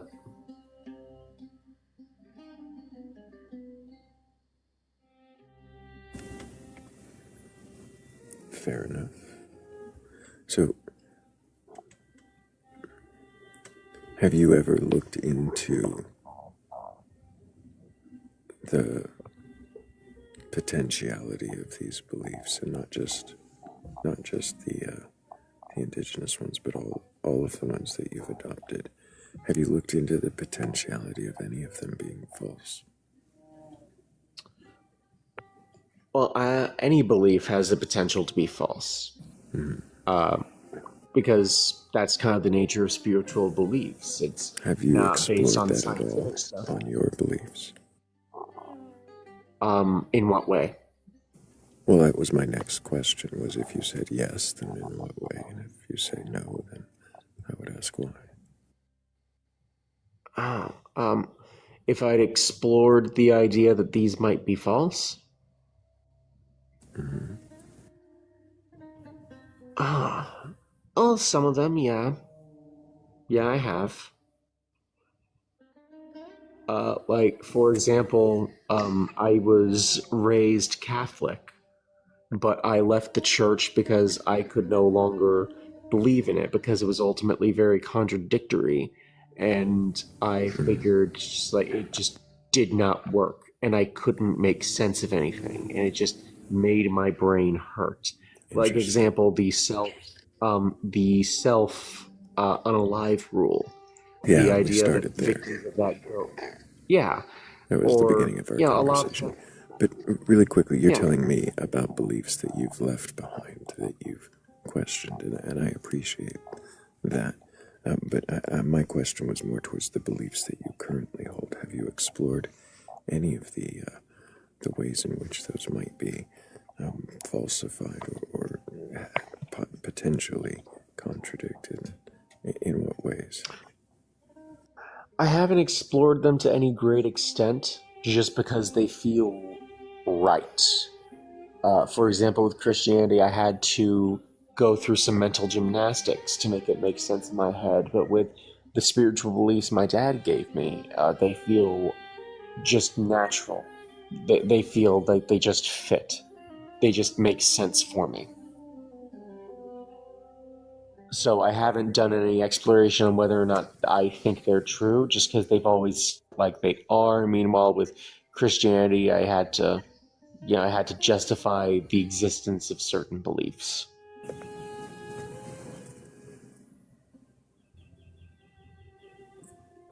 Thank you, Charlie, for the corgi. Very relatable.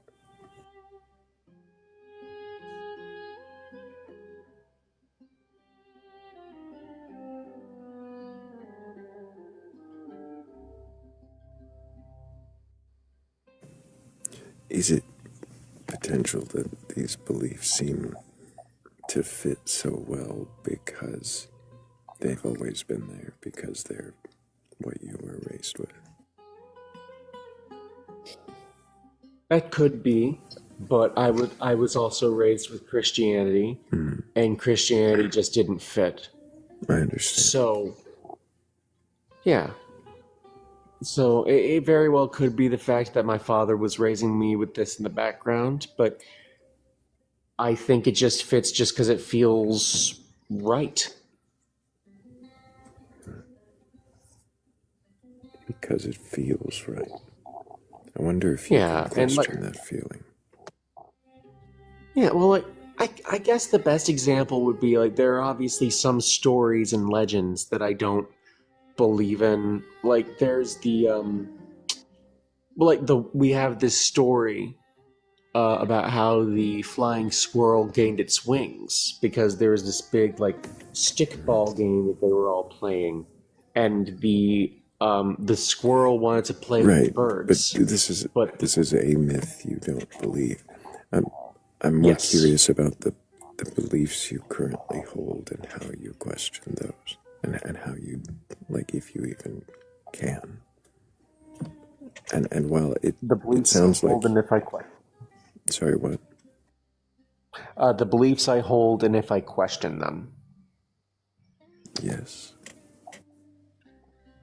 Honestly, God,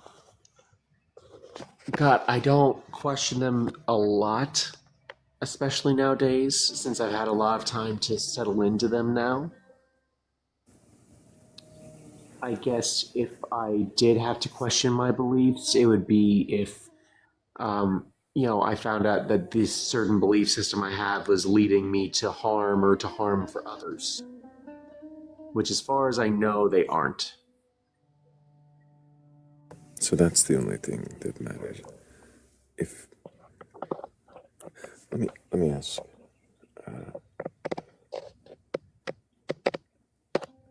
I have a friend with a favorite question, and I'll ask it on their behalf.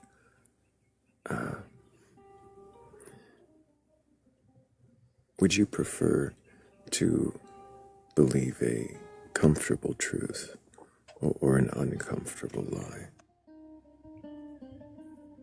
A comfortable truth or an uncomfortable lie? Yes, which would you rather believe? The comfortable truth, because if it's comfortable and it's true, then I'm sorry. yeah, like, I think I might have lie. either I misstated or you misunderstood. An uncomfortable truth or a comfortable lie. Oh, I would rather go with the uncomfortable truth, because I'd rather know what is real and I'd rather know what's going on than just sit there and be wrong and potentially be hurting people with the lie that I believe. Mm.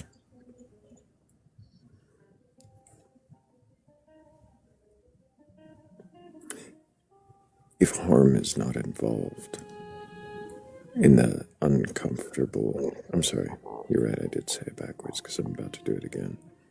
If harm is not involved in the comfortable lie, do you still prefer the uncomfortable truth that may lead to harm? If it's still going to lead to harm, then I want to know the uncomfortable truth. So then harm isn't really the rubric here. It's not the thing that is tipping the scale. I'm sorry? So then harm isn't really the thing that's tipping the scale for your beliefs.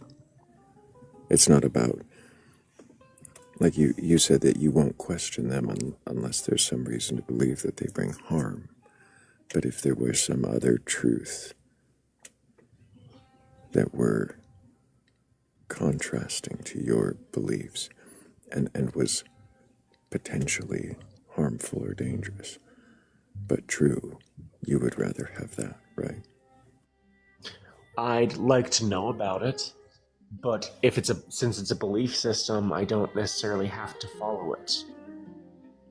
I'd like to know about it, because I'm sorry, when you ask that question, are you saying that an understanding of reality would be a belief system?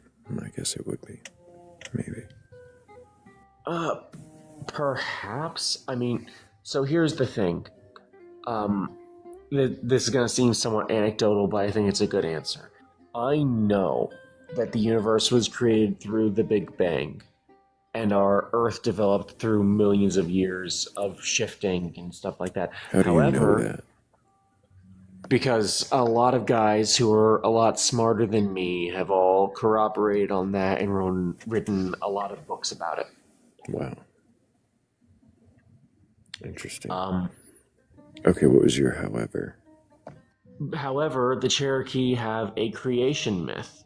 We believe that a massive condor, that the world was, had no mountains at all, but then a massive condor came in to look at the developing Earth, and the winds that came off of its wings pushed up the ground to form the mountains.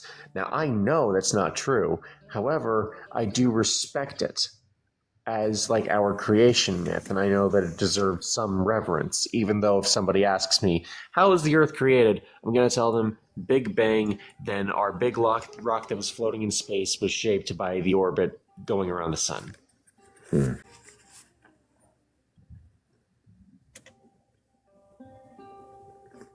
So interesting. It's sort of a balance. So, but that's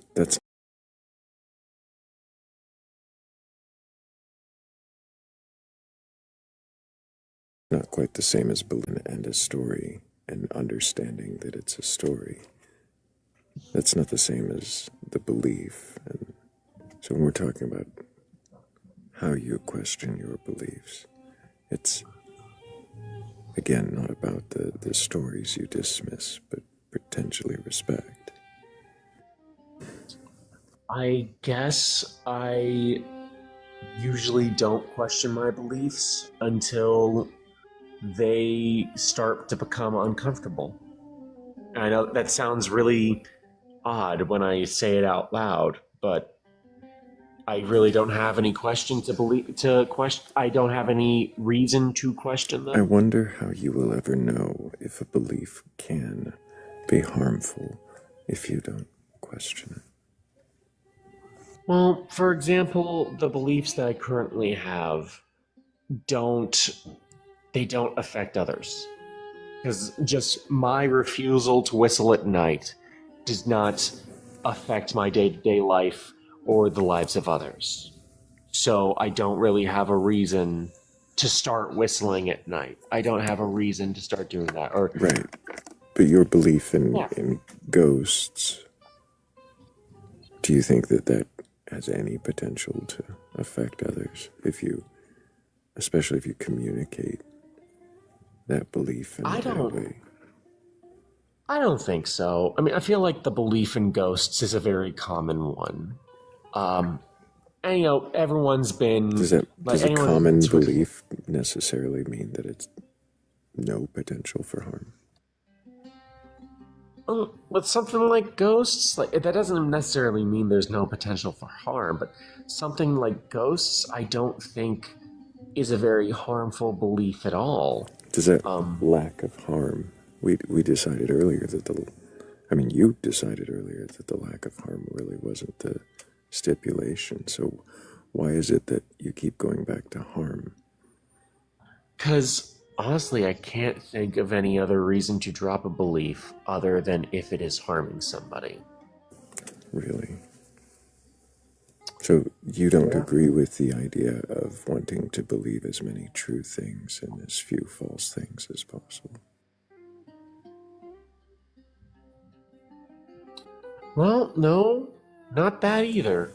It's then weird. How can you disagree?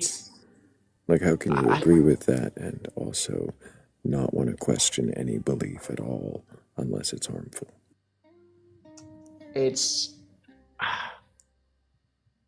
I guess it's the best way to answer that is just it's complicated. I guess building on that is. Do you know what cognitive dissonance is?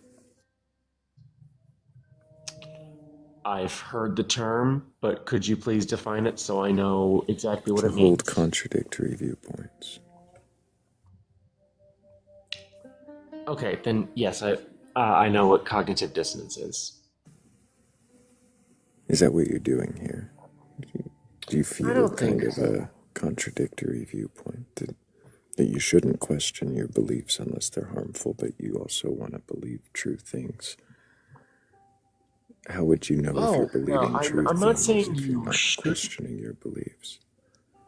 I'm not saying that you shouldn't question your beliefs. I'm just saying I personally don't really question the ones I currently hold, but I have questioned them in the past, which is what led me to what I currently have. Doesn't that seem kind of, I don't know, willfully ignorant? No, because at the end of the day, I'm not going to use these beliefs to make any major financial decisions. It's not going to inform my voting. It's not going to inform you're just reasoning yourself into ignorance. You're demonstrating why you don't want to try to learn or know better. You're demonstrating why you don't want to try to explore the veracity or the truth of your belief by arguing why it's such a good idea not to question it. You basically come up here to debate my prompt, which is not a debate, and it's kind of getting annoying. I was about to end the conversation kind of, gracefully, so I think that's probably what we'll try to do now. Appreciate you being here, and I hope that you keep asking questions, or try to start.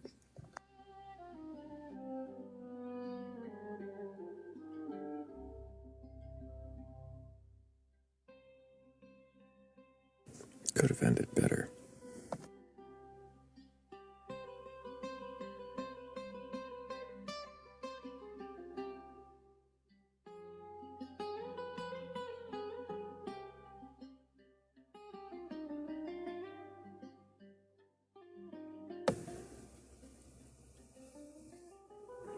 I saw a request and cleared it, and if you did make a request up, then do it again. But I think it was a sleeper. I think we were going around in circles there, so. Yeah, it was. I wanted to see if he could understand, like, questioning his beliefs. He did get a few I don't knows in there in the early part, and he was not willing to really settle with them.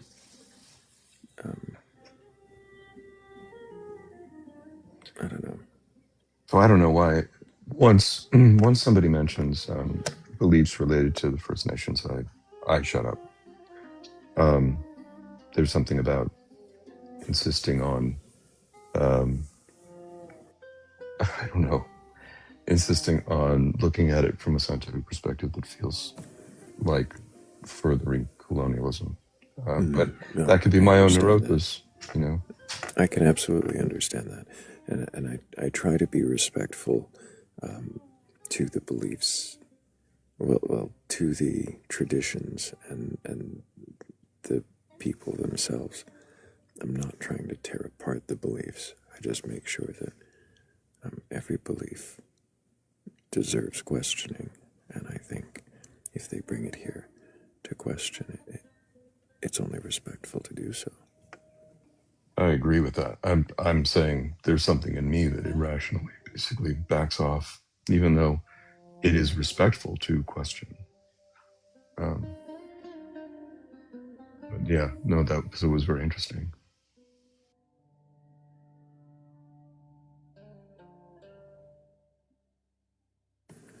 I've been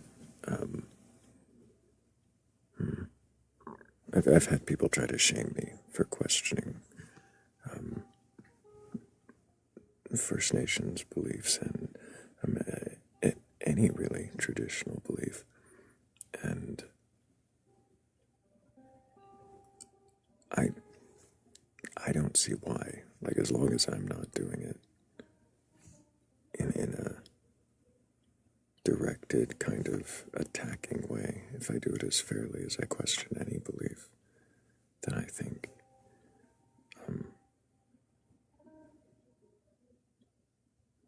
I think that's the. Well, I think that's why they requested up. At least I hope. Yeah, the key is consistency and like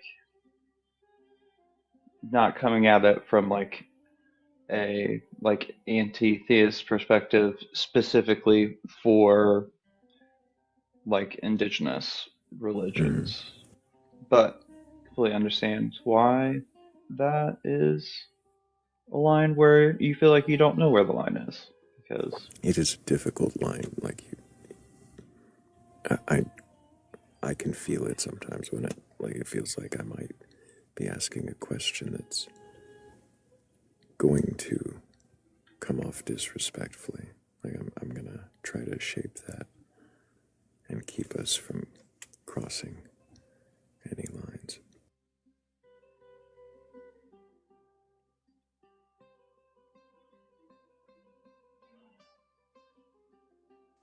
In other news, my daughter just crocheted a cardigan. Wow. I know. She came out and modeled it. It's beautiful. well, that's awesome. I'm working on one, but I'm in sleeve limbo right now. It's just so repetitive once you get to the sleeves. It's a lot of work. That's awesome, Jimmy. And Blake. Well, don't congratulate me until I finish it. I don't deserve it. She deserves it. She finished it. I didn't say wow or anything. I just said that's awesome.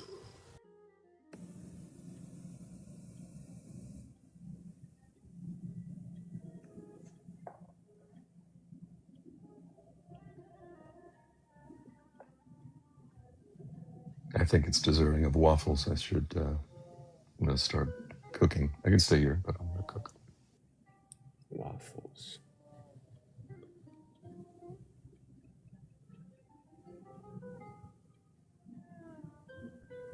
Maybe blueberry waffles. Blueberry waffles are the best waffles. Wow. Blueberry chocolate waffles.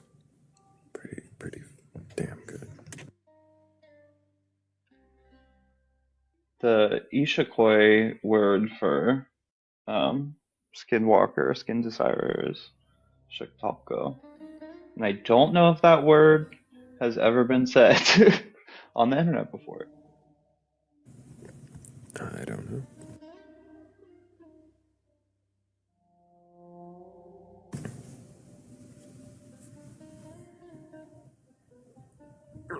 I was looking up the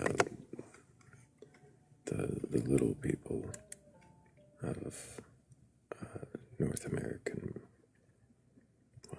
of First Nations beliefs. There are several different tribes that had beliefs about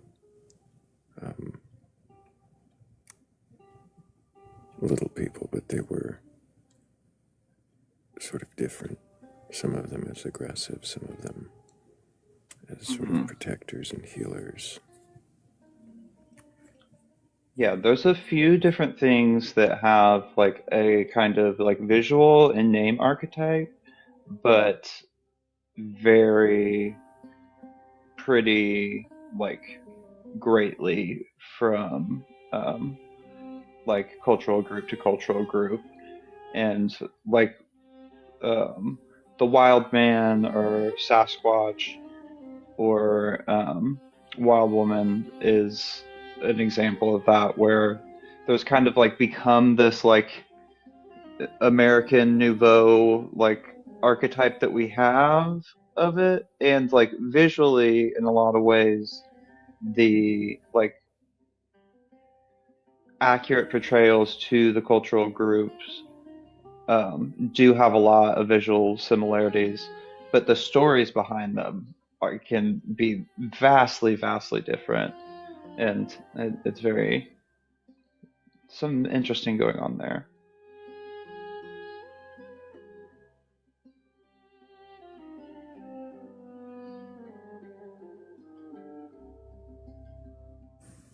I wonder if the relationships would be at all relative to the tribal relationships.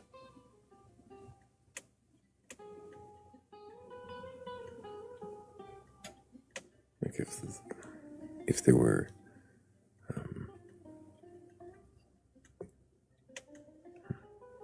I'm gonna need to think that thought out before I finish wording it. It's definitely from like cultural exchange. Like once you get into the tropics, things start to change. But like somebody was saying in the comments, the duendes in like Mesoamerica are kind of like that version of the little people.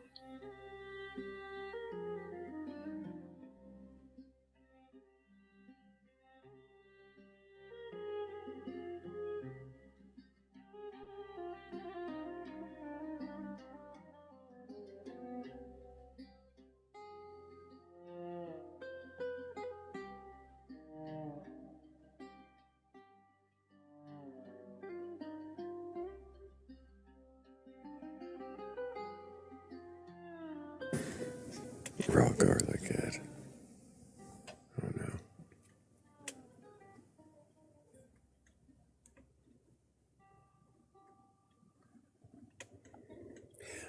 Before we do, I guess either find a new guest or play a song. I don't know what we'll do next if we don't get a guest.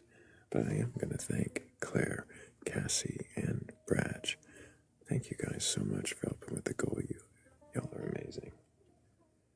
And maybe somebody with a belief in a god or gods, a higher power or something like that, who's capable of questioning their beliefs will request on up and maybe even demonstrate that. If that's you, if you think you can question your beliefs, then hit one of those boxes down there. We're not going to debate you. We're not going to try to tell you that you're wrong. But we are going to see if you can question whatever it is you believe. And then maybe ask you a few more questions if you're up for it.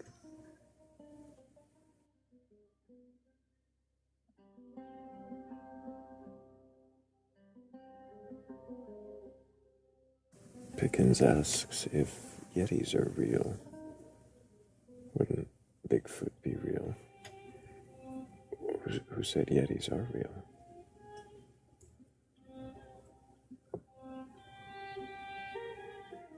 Are Yetis real? Blake? I've seen a fire Yeti. I've spoken to one. He's from Mars, so are Yetis real on Earth? Silverback gorillas weren't confirmed to science until the 80s, is all I have to say about that situation.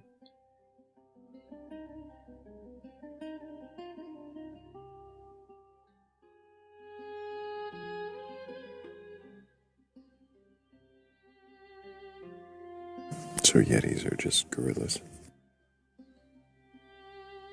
I mean, it's supposed to be black.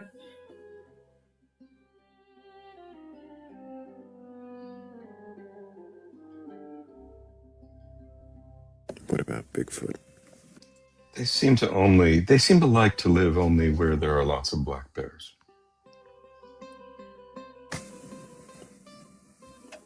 I have blackberries on my property. I haven't seen a Sasquatch. No, black bears. Oh, black bears. I thought you said blackberries.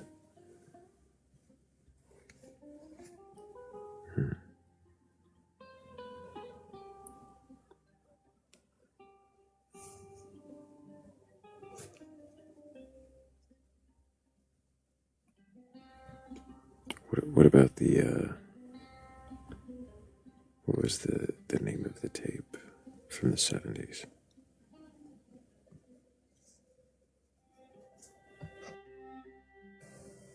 With the Bigfoot walking past the log.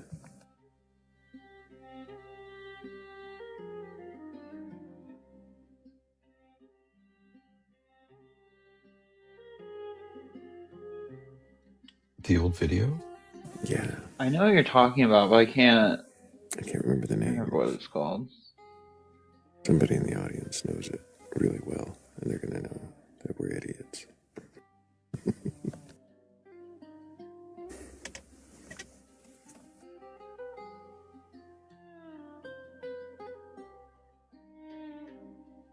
I mean, that looks like a guy in a gorilla suit, doesn't it?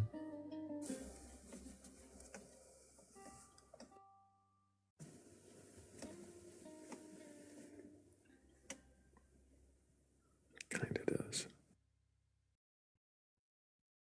Patterson, thank you, Kazoo.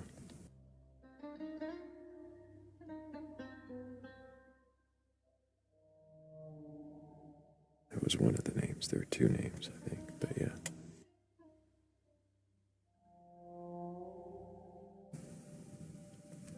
Which, of course, calls into question if there's two names and there's one cameraman.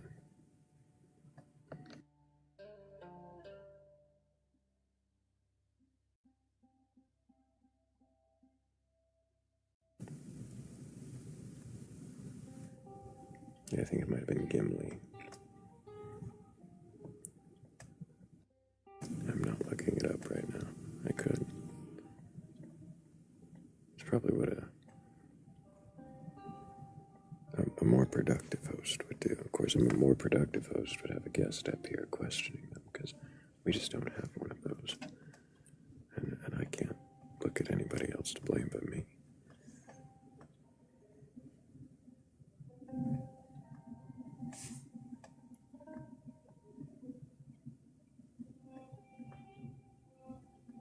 Everlasting says, I don't know why anyone's skeptical of that film. Bigfoot can wear a Rolex. Why not?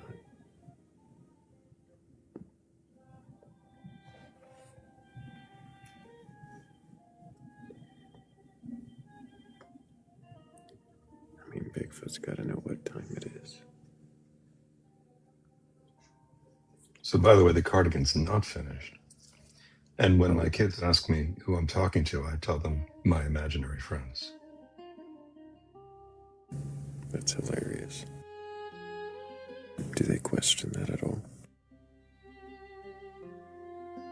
They just pat me on the head and give me a hug, so I think, they figure the old man's losing it.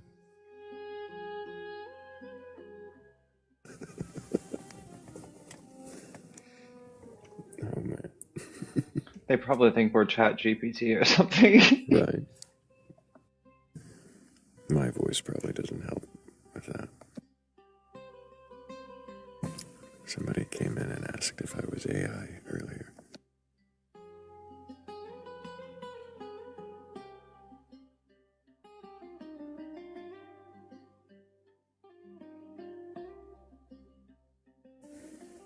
There you go. Thank you, Kazoo, for correcting us.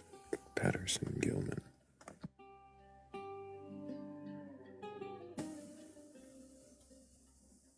Gimlin.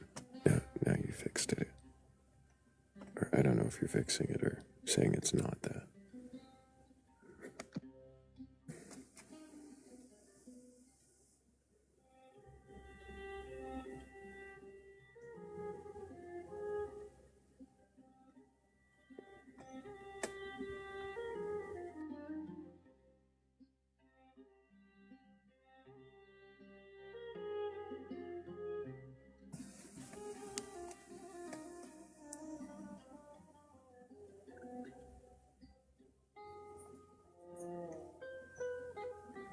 Yeah, Brad, if I was AI, you would have to worry about an army of skelly bots, wouldn't you?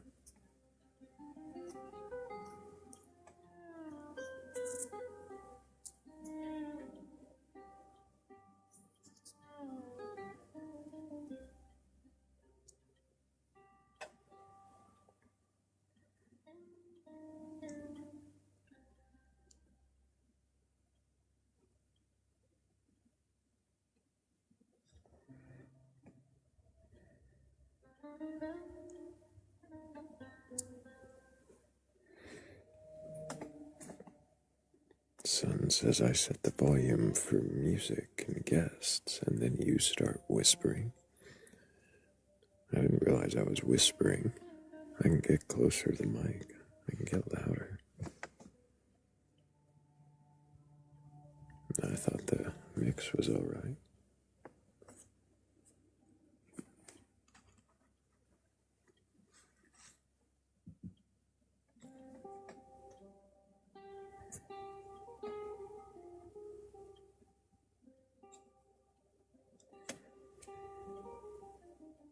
If you question people for 10 hours straight, you might find that your voice gets quieter.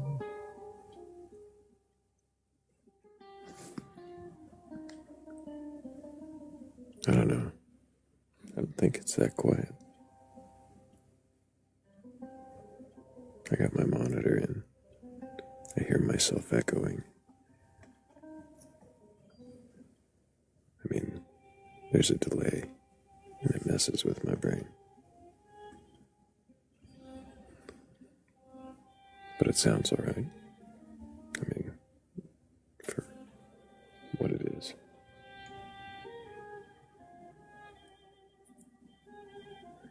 Hey, Hammy, are you awake?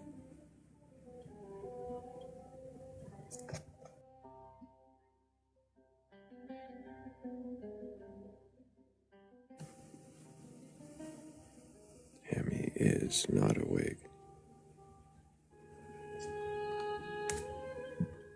Yeah, if Hammy was awake, he'd see the cue. What?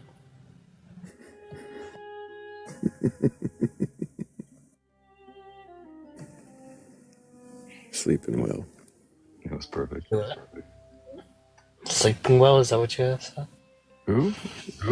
Yeah. I'm not gonna lie. I've been dozing off here and there. Do you want to go ahead and pull the next guest up? I saw. Do you want him up here? Are you ready to question him? Oh, I don't know if I'm gonna question him. I might fall asleep during him too.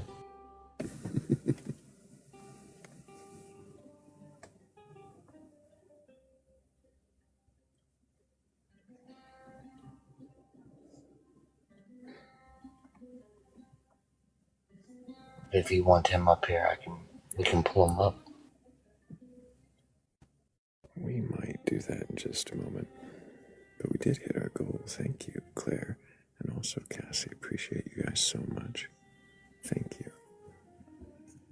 And before we do have a repeat round of questioning with GoPro, if that's what happens next, let me just remind everybody that we are here to question beliefs. And if you do have a belief in a god or gods, a higher power, or anything like that, and you're capable of questioning that, then go ahead and request up. I'm not here to debate you or argue. I'm not here to tear you down or burgle your gods. I really am just here to see if you can question your beliefs, then what is it that you believe? And why do you believe it?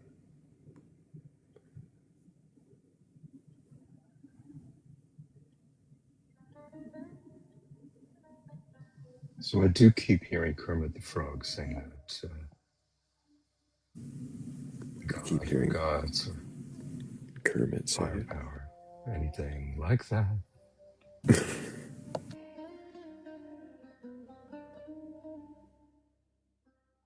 It's not easy questioning beliefs.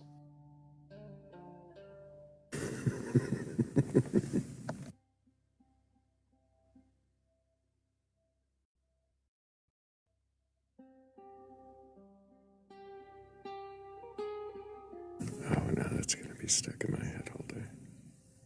I have to rewrite that. I'm telling all y'all, sabotage.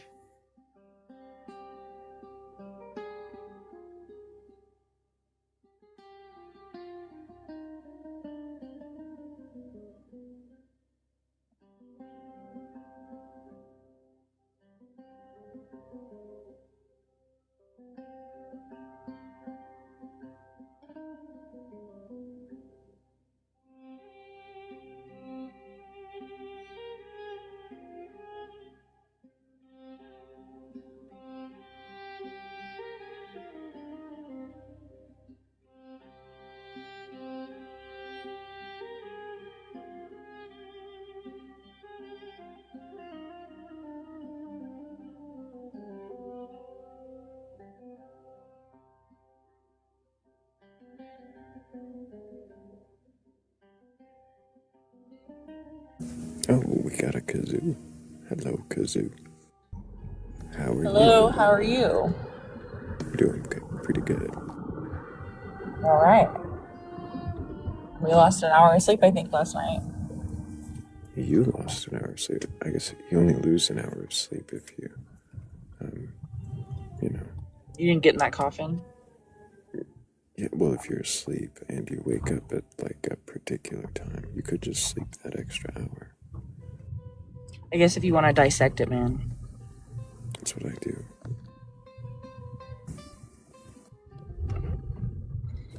Well, people say things and then I question them. That's your shtick. Shtick might be what it is.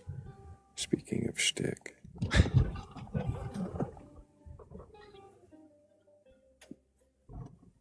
Oh, there he is.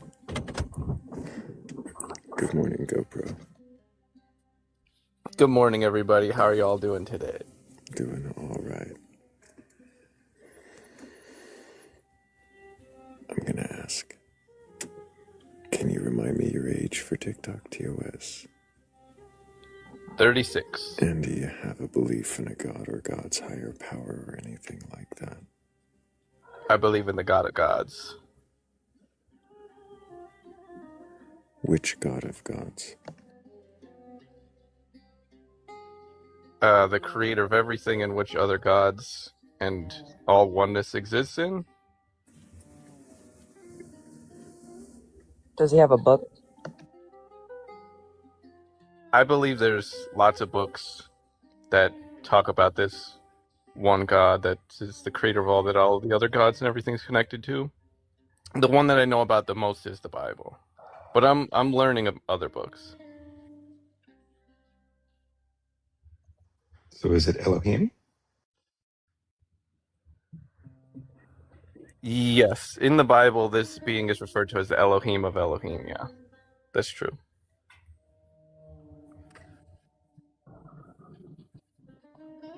And who is Yahweh?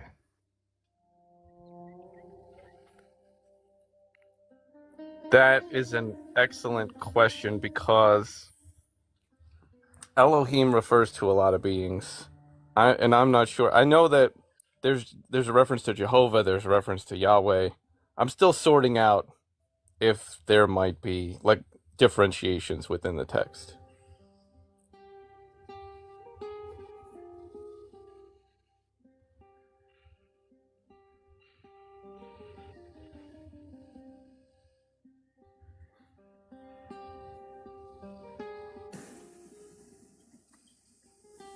What does Elohim mean?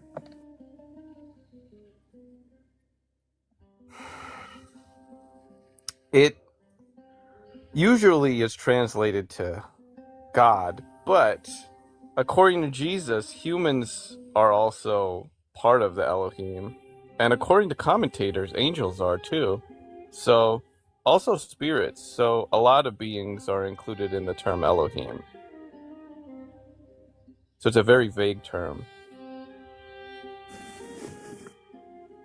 Is Elohim plural or singular?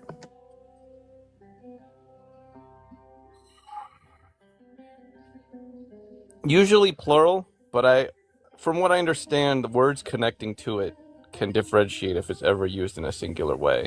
So it's the words around it that help clarify. But it is a plural term. What would the singular form be?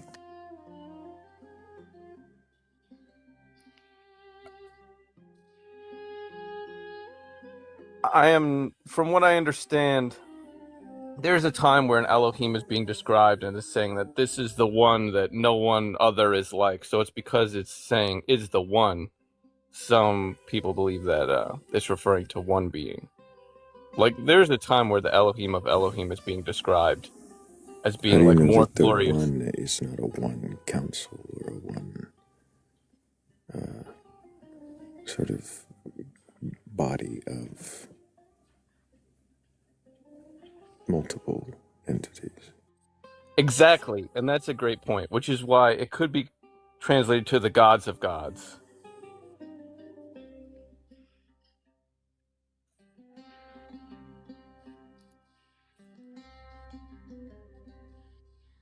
So when I read it, I'm trying to figure out how this hierarchy and oneness exists with the clues that are given.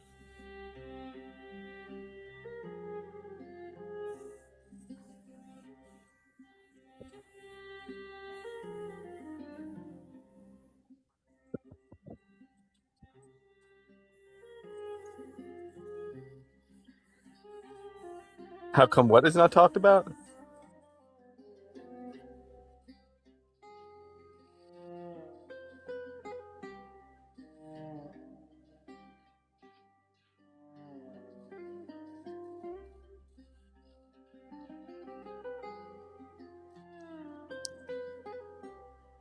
Can you please repeat your question?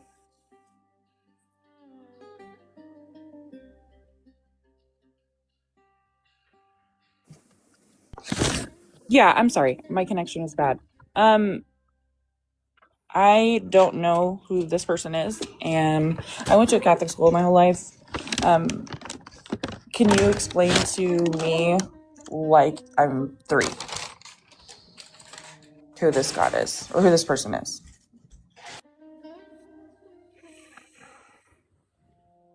So, I know the Catholics believe in reading the Bible, so I just encourage them to look at all the clues. Where they ask him, how can you say that you are equal with God?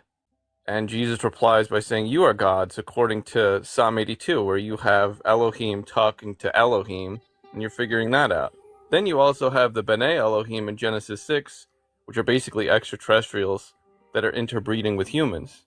So, and the thing with Jesus' response, he was claiming that humans are part of the Elohim. Can you slow down, GoPro? Oh, I'm sorry. What was Kazoo's question? They were asking, how is God interpreted in the Bible? Like, tell me about this God. And then, because the word Elohim is used for God, then therefore I have to clarify what Elohim means.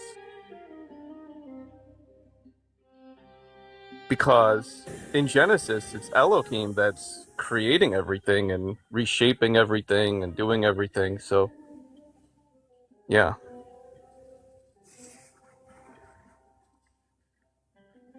It's Elohim. It's God's.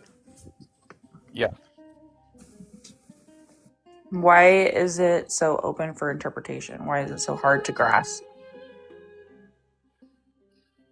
Who's talking to who?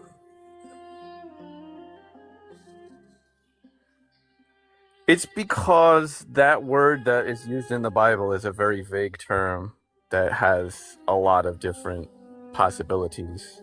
And I believe that the gods of gods planned it that way, but it is a very vague term that has many possibilities of interpretation.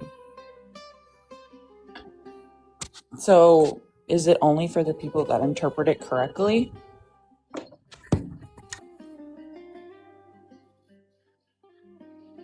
It is for this very reason as to why I understand why there are so many different Christian denominations and views, is because there are many fair possible interpretations, and that's why you'd expect there to be different beliefs.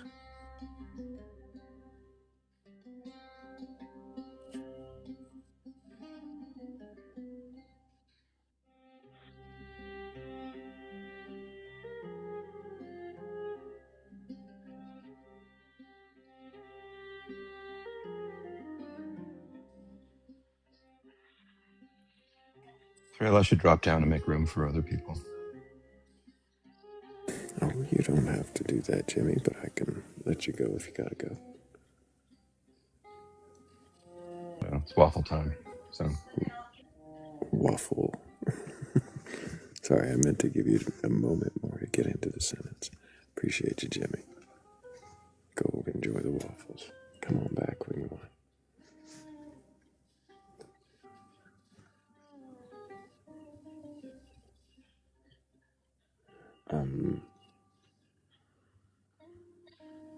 I feel like I have.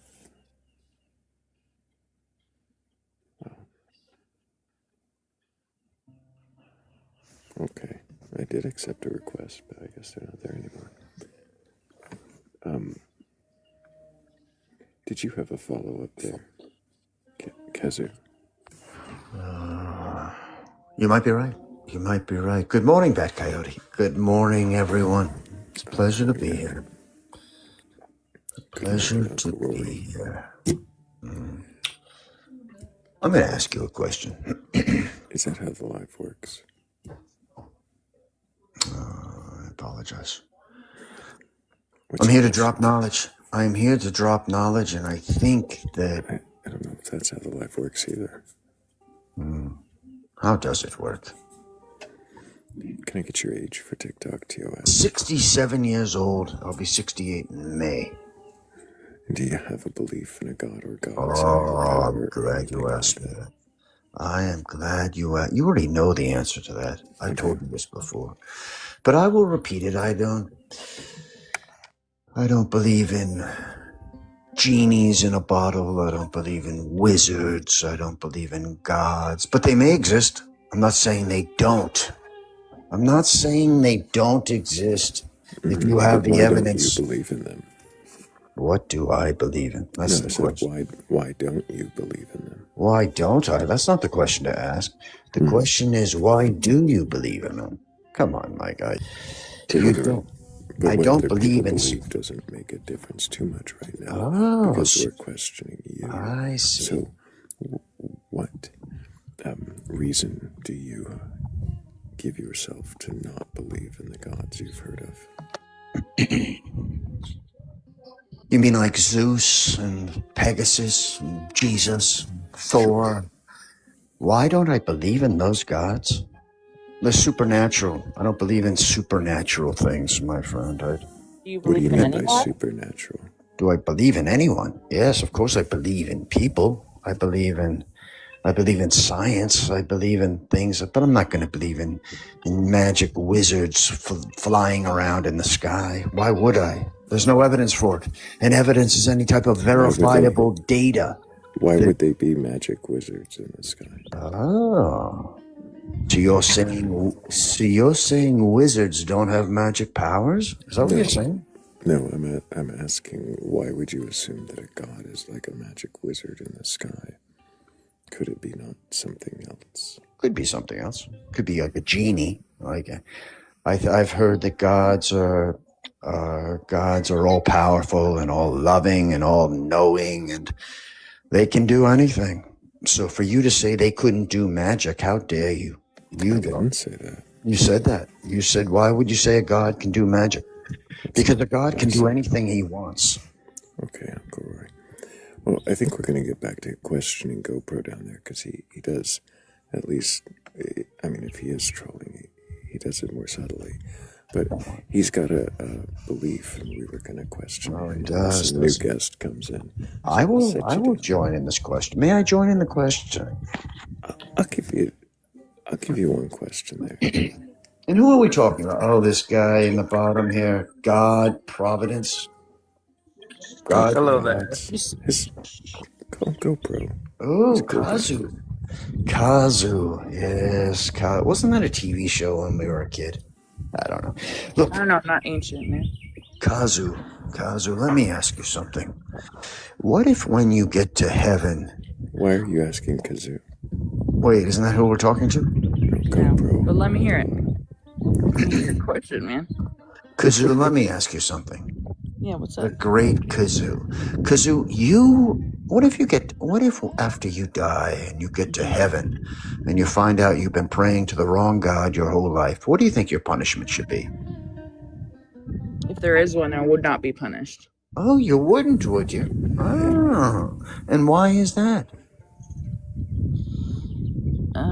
That's what I think.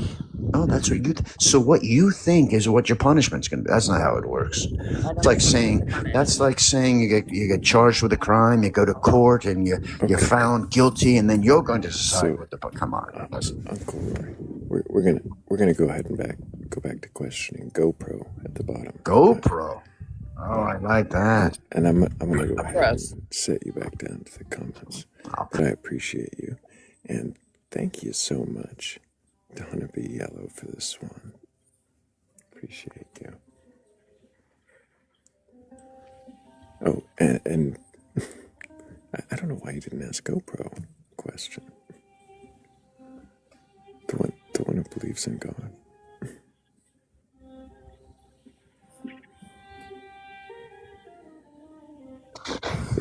Thanks for being a good sport. I don't know what kind of character that was. He's definitely a character. I love it. I bet his apartment is decorated fantastically. Probably. I never thought about that.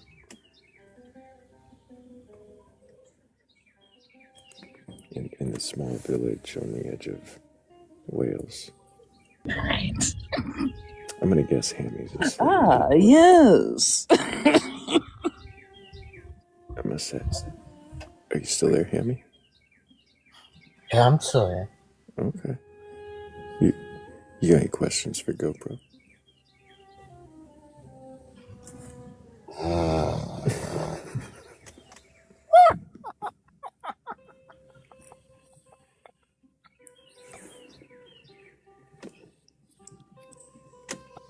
Nobody wants to ask GoPro questions. GoPro. Uncle Rory too.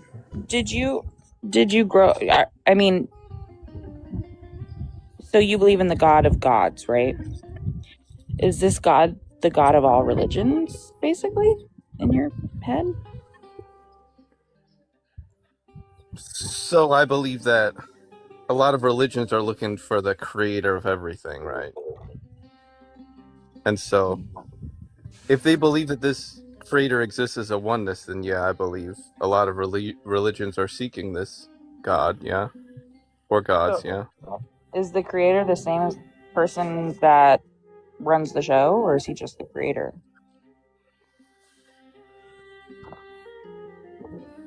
I am under the current understanding that the creator runs the show, but according to Christianity, they also delegate power. In fact, I believe that the earth was delegated power over, which lines up with Gnosticism a little bit. But I do believe that because there's a parable that Jesus said. Okay, what was another parable that he said?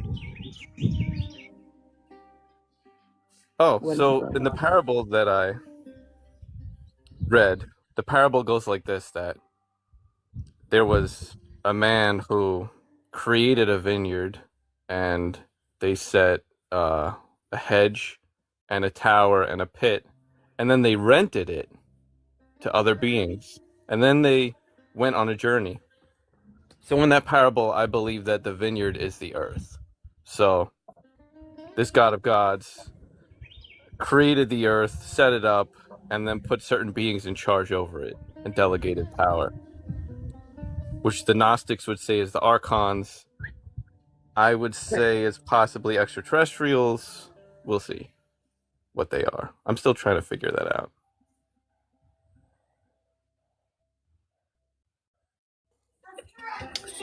Okay, so Good I morning, kind of. Charlie. Good morning. How is everybody?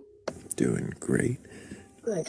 I know you got some questions. Go for it. Yeah, so this is something that I kind of just came across yesterday. So as humans, we tend to attach to meaning. And so my question for you is it possible that your constant search for basically to find the connection or to attach meaning to us all being interconnected could be a projection from the way you feel on the inside?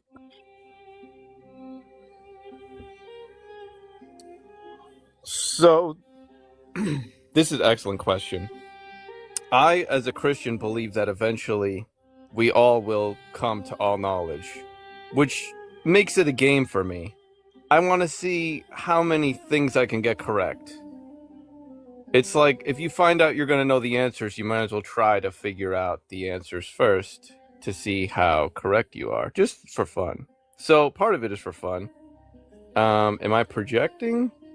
I do lean towards intuition, so I'm definitely willing to analyze the intuition and question it and see. So I would say there's a lot of reasons. Projecting is possibly one of those things. Excellent question, though. It's also for fun. Yeah. I get that 100%. So I'm not like super familiar with I'm making gravy, so I'm sorry if you have background noise, but so I'm not super familiar with Christianity, but I kind of am. Now, however, if that is your religion and you do believe that, but isn't questioning those things against the religion? I'm just curious because I really don't know.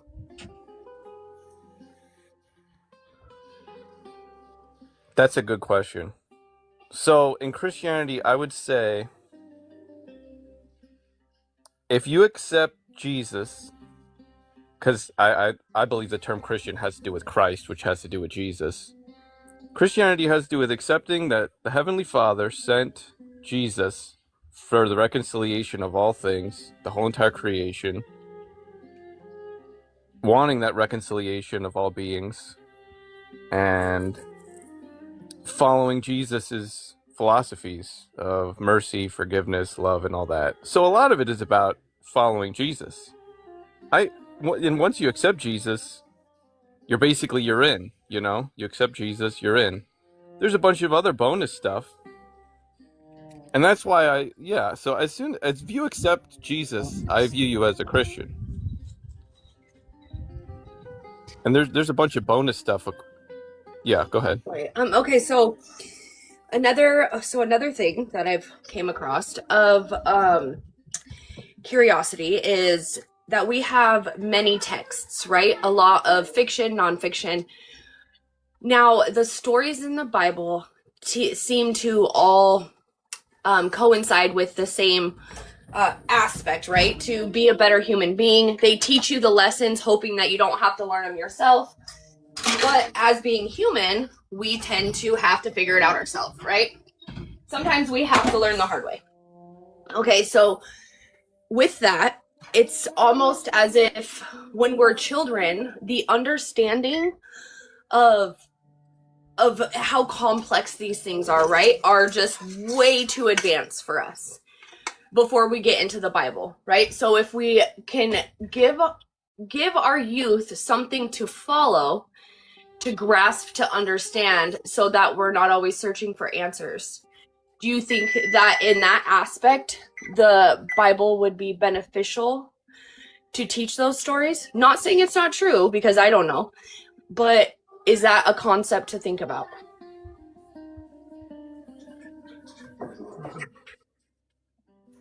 So, my answer to this is Joseph and David both went through a lot of harsh stuff at the age of, I believe, was around 17. Can you repeat her question before you start to answer, just to make sure that you're in track? Because it starts to sound like you're going to do a meander.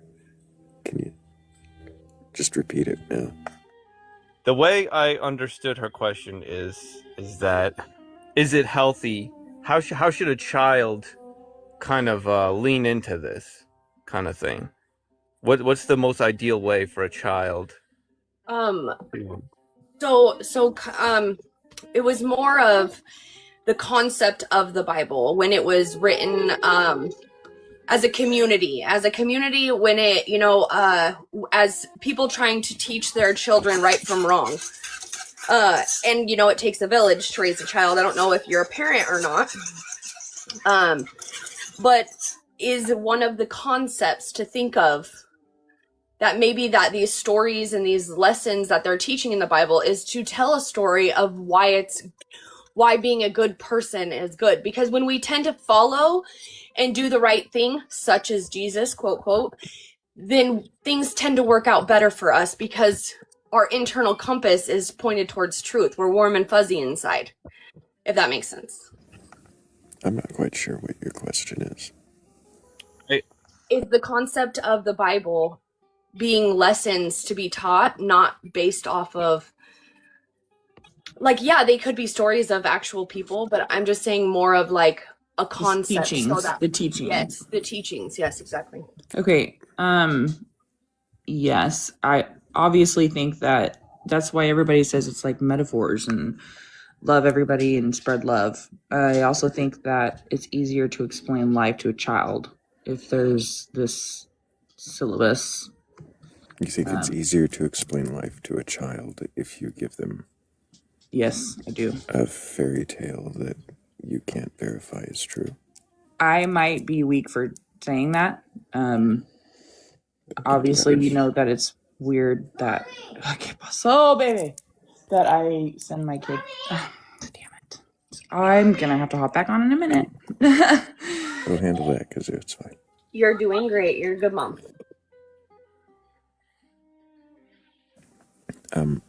So you're asking if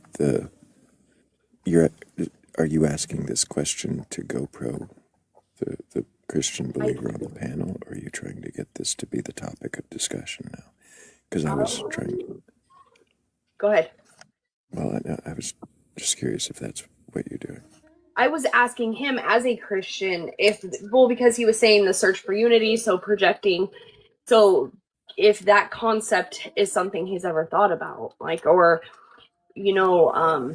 guess, I don't know. I'm not trying to change the topic unless you want to, but That's okay.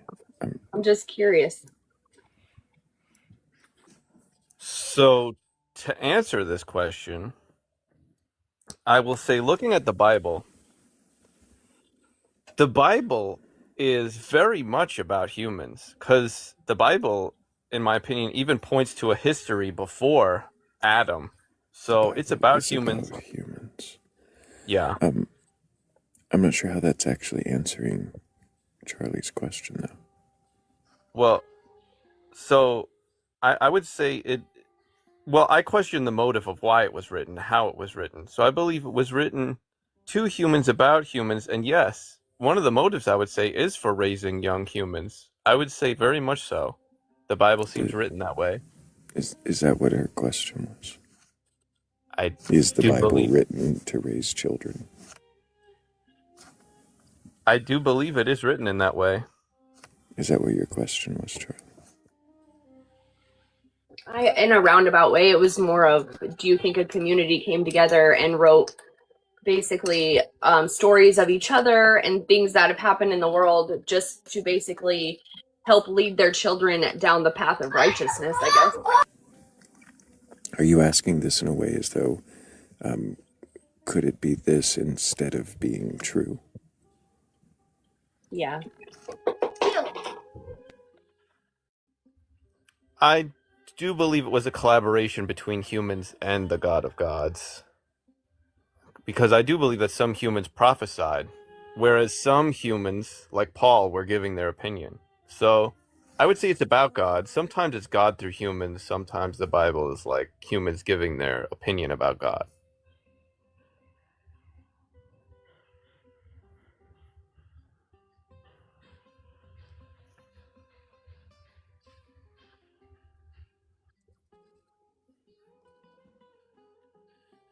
Oh, what I think doesn't matter.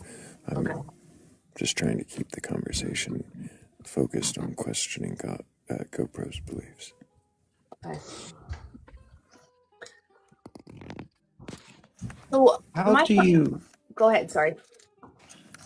how do you differentiate between when those two things are going on in the book GoPro?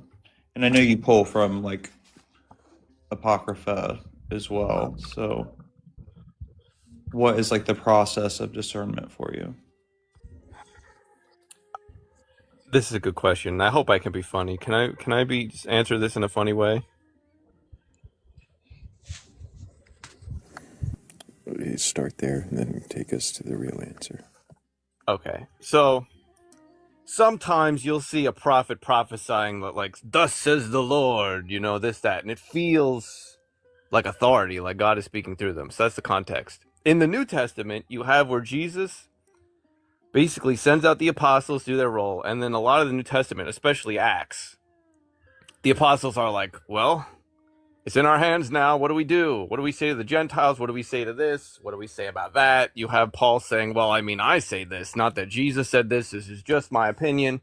So you see the apostles in the New Testament, they're just trying to do their job. They've been just handed this whole thing, and they're just doing their honest job to try and do it in a good way. I don't know if they were, you know, they're trying to run with it. That's my point. So I respect what they did. Would I say that they were fully in line with God's perspectives?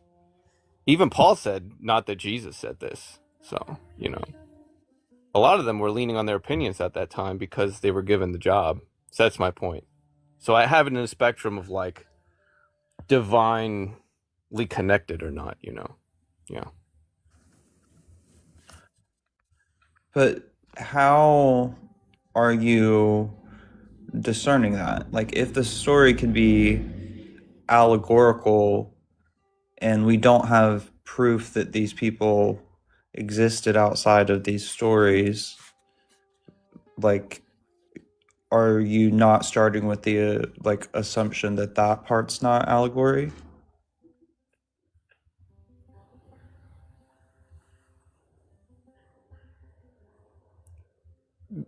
You do have a good point, and I do question how much of the Bible is an allegory, because the Bible is filled with metaphors and allegories. Then if we're honest, we have to figure out what is an allegory, what's literal, what's both, what's metaphorical, what's literal. It is, if we're Doesn't being that fair. bother you?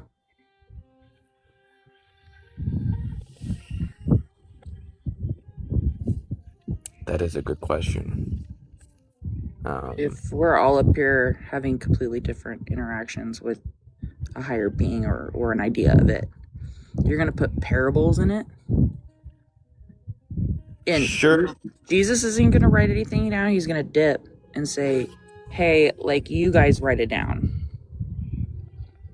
And then we are all down here and saying, "Hey, Jesus, check your emails, bro. We're talking to you." And he said, "No, I left my homies to put this down for you guys."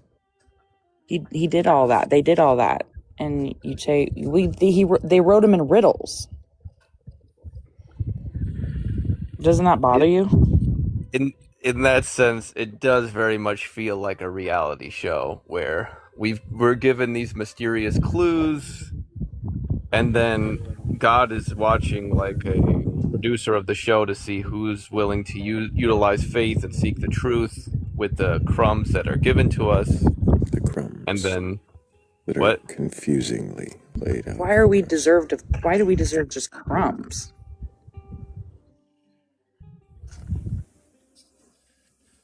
Well, to be honest, there is actually a good package that Jesus talks about where we get access to the Holy Spirit, where we get all truth. So through prayer, all things are possible. It through is prayer. Yeah. You can. I'm sorry. What is it that you're trying to say is possible through prayer? How does that answer? Well, because like some things are crumbs and some things are not. So those crumbs, Jesus says, if you listen to these crumbs and embrace faith and belief, then you can gain God tier powers, basically.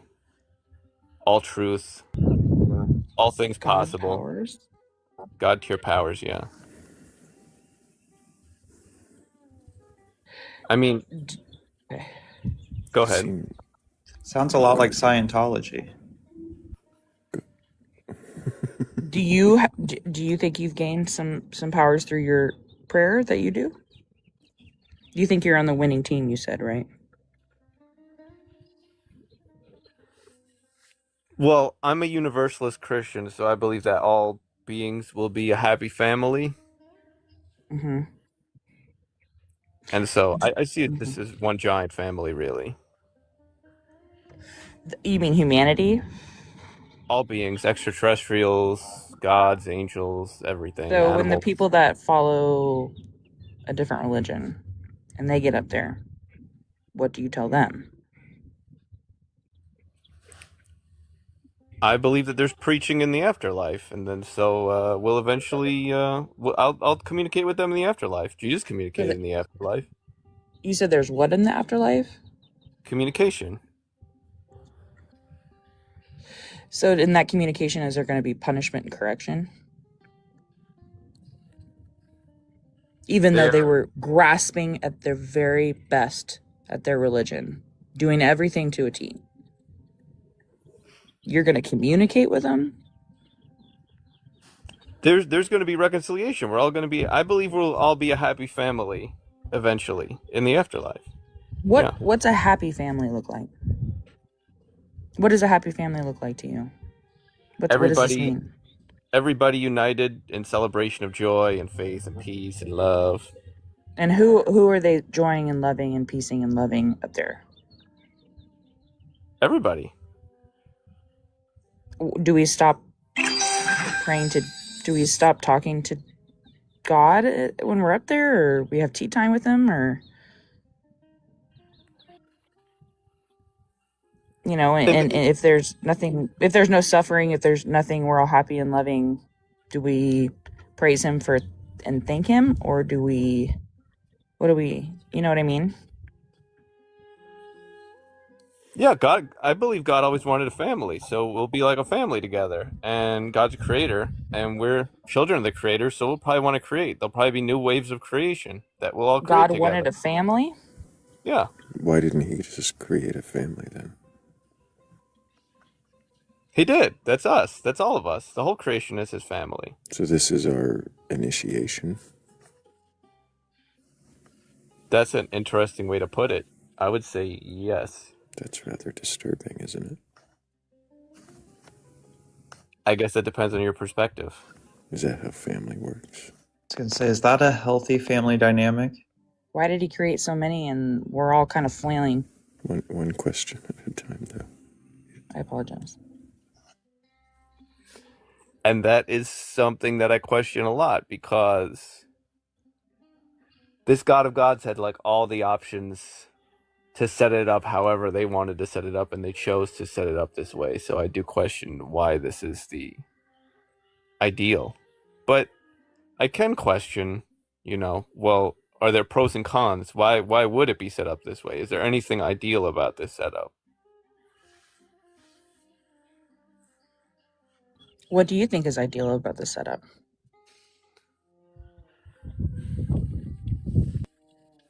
I think we get to pursue peace, we get to pursue mercy, forgiveness, unconditional love, experiment with prayer and fasting and all kinds of stuff we get to experience. I'm grateful for this experience.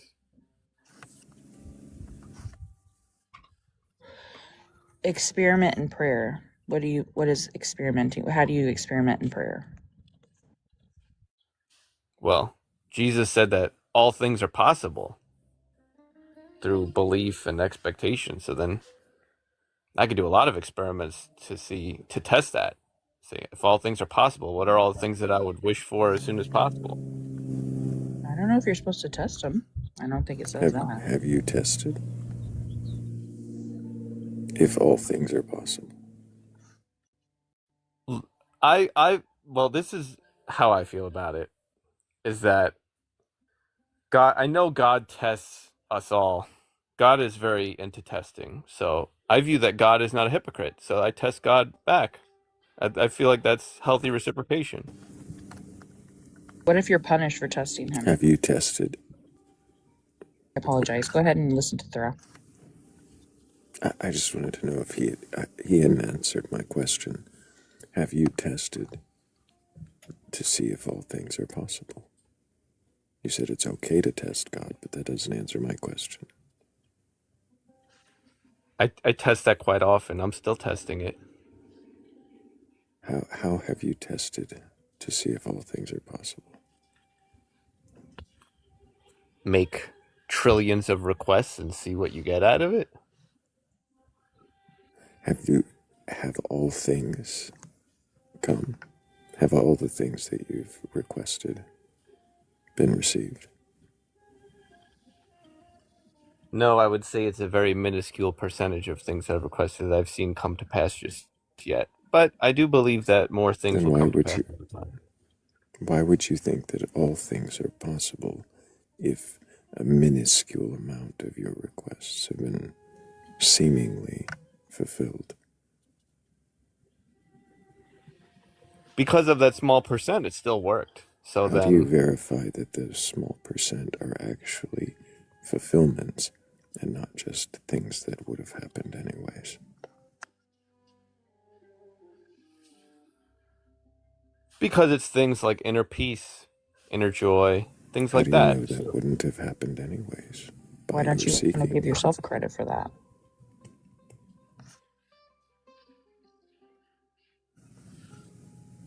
Well, so if I'm honest about it and I question it, it's either that it's a placebo and my mind is way more than I think that it's capable of, or that the prayer works. So yeah, it's fair to say it could be placebo, it could be my own mind, it could be the prayer. But then it could be the prayer. That's the point. I have to say that's a possibility. How do you determine that it could be the prayer? How is that mechanism verified to be possible? If the other mechanisms are verified to be possible, how do you give this one that you've imagined or that it's been imagined by someone else equal credence? If not greater, it seems.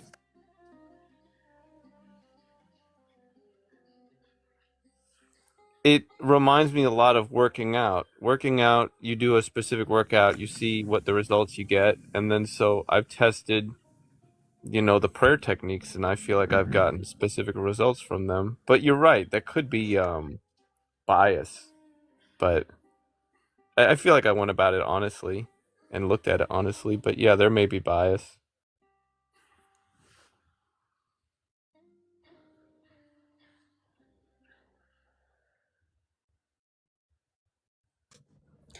If it was your own mind's power, you said if it was the power of your own mind, right? Would that make you God? If it was fulfilled through your own mind, or if there was no God involved at all? In fact, that was Jesus' answer. Humans are Elohim. We are part of God. So yeah, it would be is if I would be tapping into my own Elohim God power, or if I was utilizing the prayer. Yeah.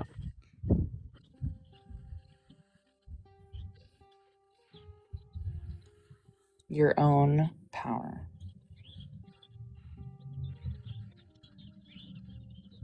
Yeah, when they asked Jesus how he could equate himself with God, Jesus answered, Psalm 82 says you are gods. That's John chapter 10, verse 34. Quoting Psalm 82.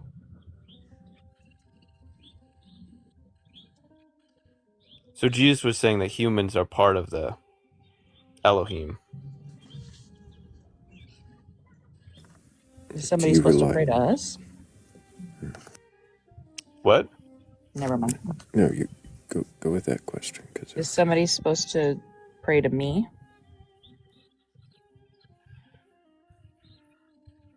If I'm have that power, right? If I am a God or one with this, who prays to me? Who do I get to help with the powers that I have? Well, being humble is a virtue, but as far as you helping others, we are very much encouraged to help others. You can help others through prophecy, healing, all kinds of different ways you can help others, because all things are possible. So yeah, you're greatly encouraged to help everybody through your Elohim God powers. But who prays to me?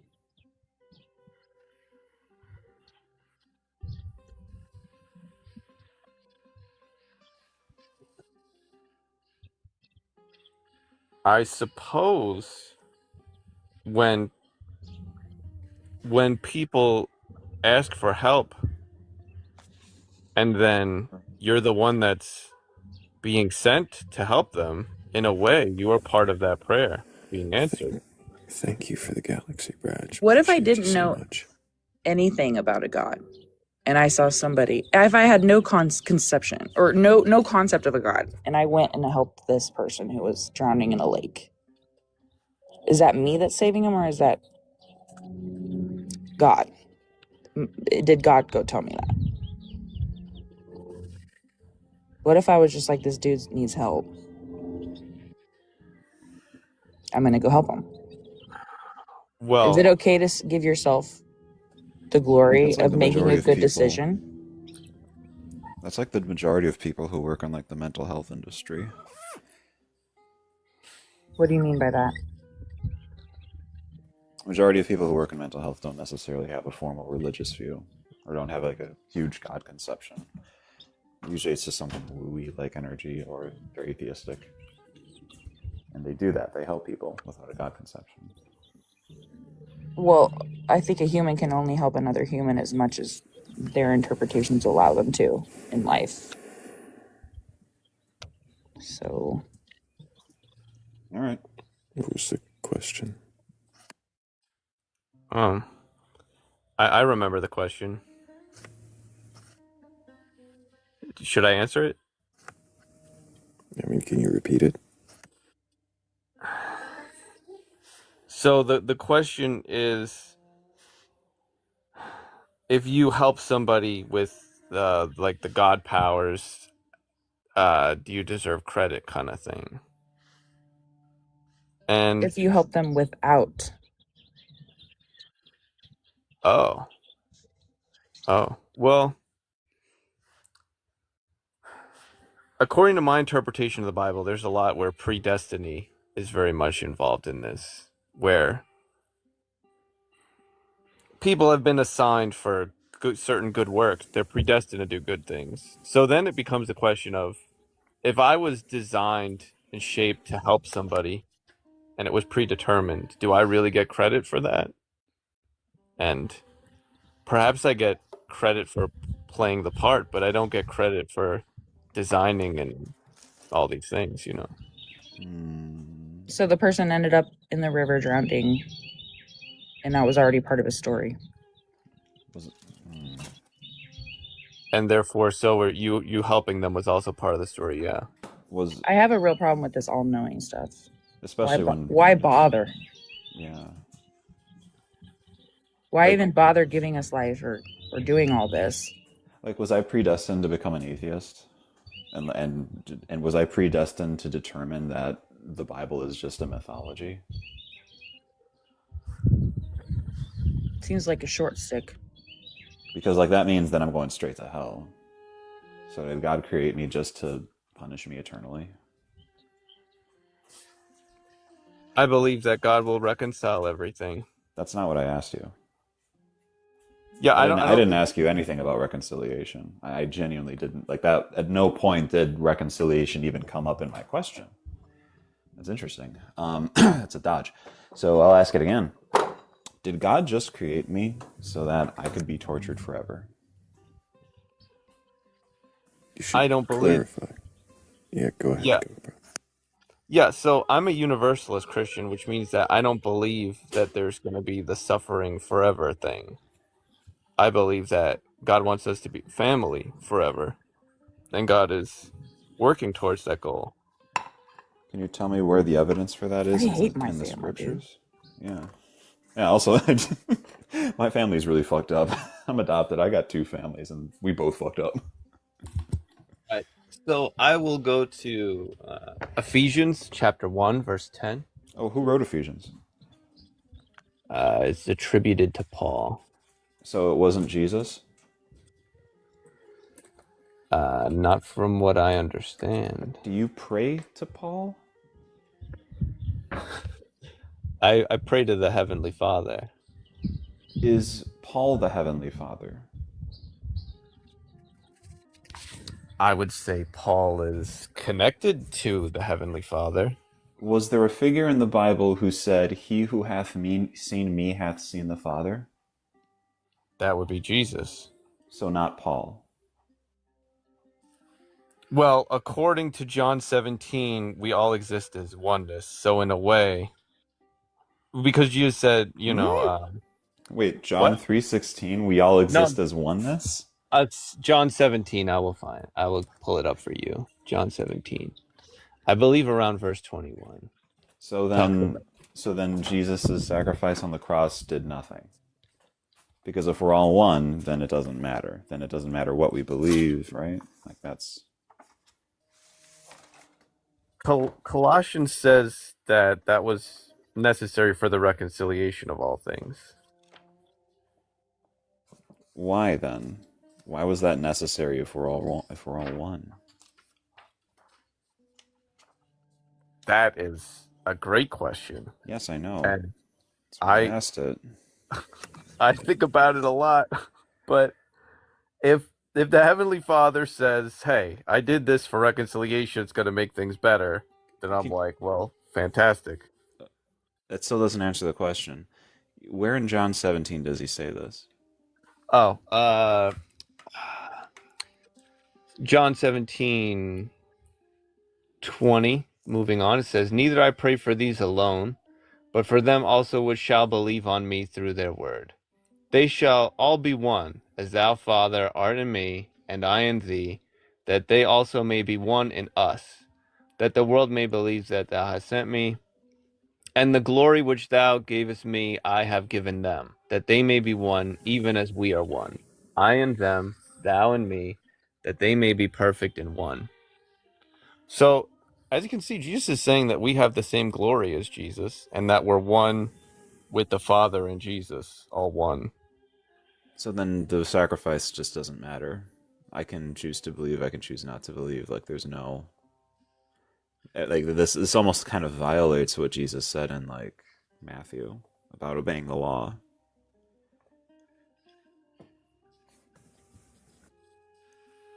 Well, in my opinion, the Bible says that once we're connected, and focus on that connection, that's where the power is. So we do gain the righteousness through the oneness.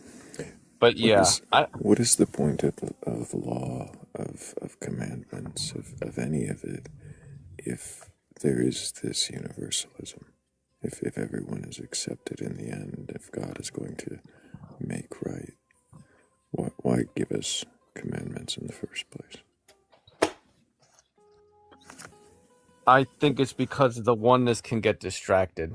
Because the oneness isn't focused on the oneness, where the oneness should be focused on the oneness. The oneness isn't focused on the oneness. Doesn't Yep. really answer my question. I think different beings got distracted. That's why I think beings got distracted. What does that mean? Yeah, I've never heard of that before. Well, buckle up, Brad, and remember to be respectful. so. There's a spectrum of oneness and individuality. So when individuals all want to do their own thing and they don't care about others, that's not ideal for the oneness. So the oneness is what's ideal for oneness is being a family and collaborating. When you're saying oneness, what are you referencing?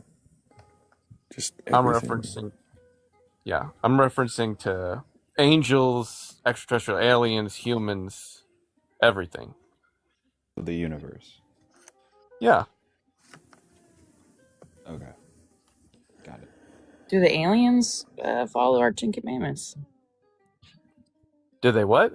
Do they follow the 10 Commandments? Good question. Well, actually, in the New Testament, it says the angels gave some of the commands to Moses. It said it was given through angels, so I imagine that they do. I imagine the extraterrestrials Is an do. angel is it an alien? According to Genesis 6, because it says that they came to Earth and interbred with humans and had biological hybrid offspring, and they came from somewhere else. Okay, now this naturally lays the ground for my next question. Was the Earth completely flooded? I believe it was completely flooded twice. There was one that's implied before Adam, and then there's the Noah flood. Okay. He believes he believes there's a whole flood in verse 2 of Genesis 1. Oh, yeah, because the Spirit of the Lord was hovering above the waters of the deep. Right. Okay. Well, yeah, if you squint, but okay. Go ahead and ask that next one. What shape is the Earth?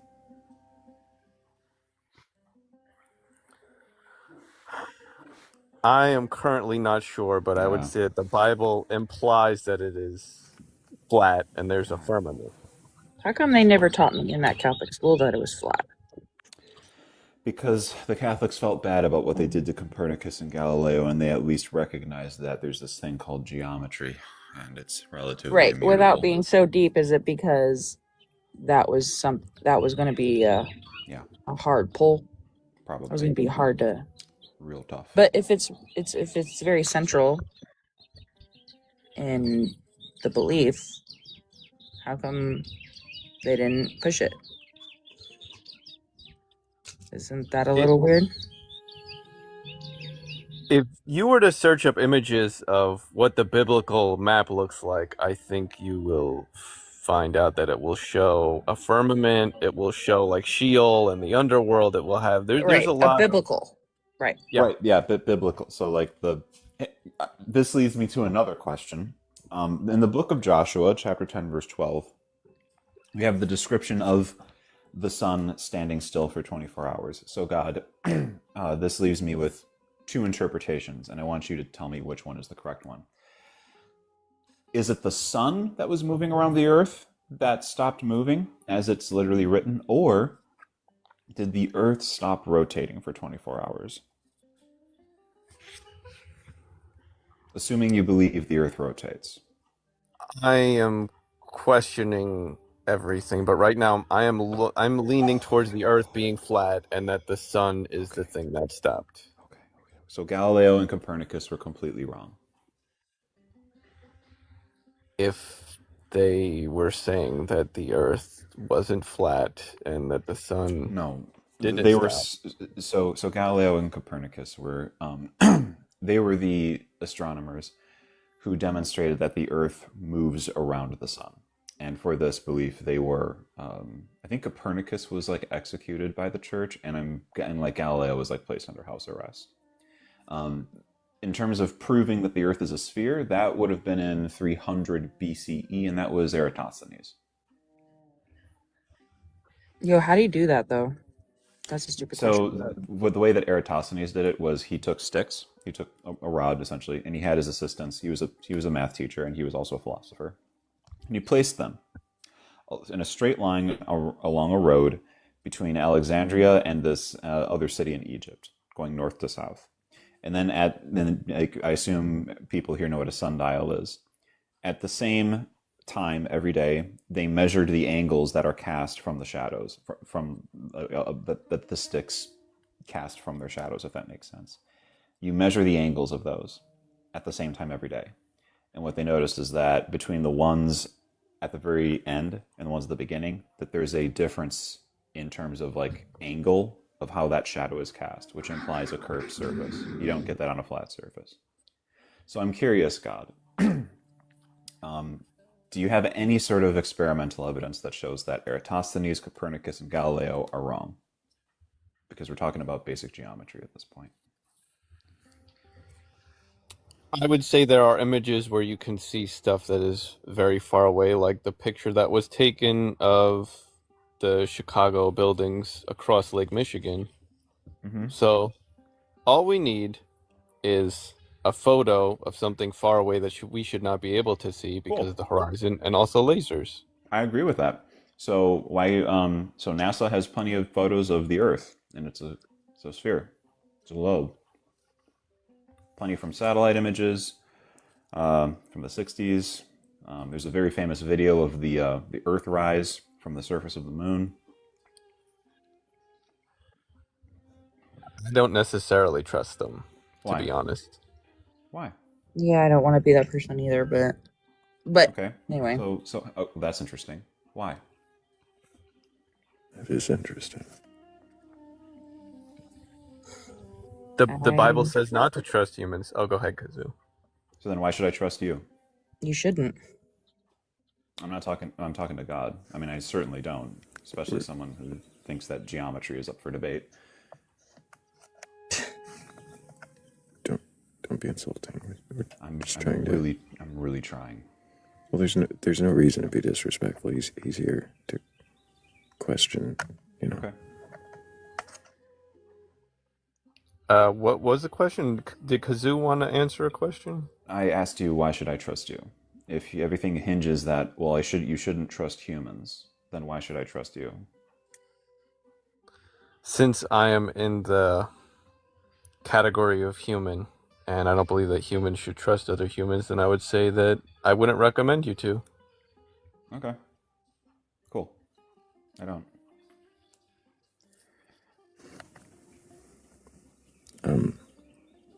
Can you trust your own senses, or can you trust things like angles and math?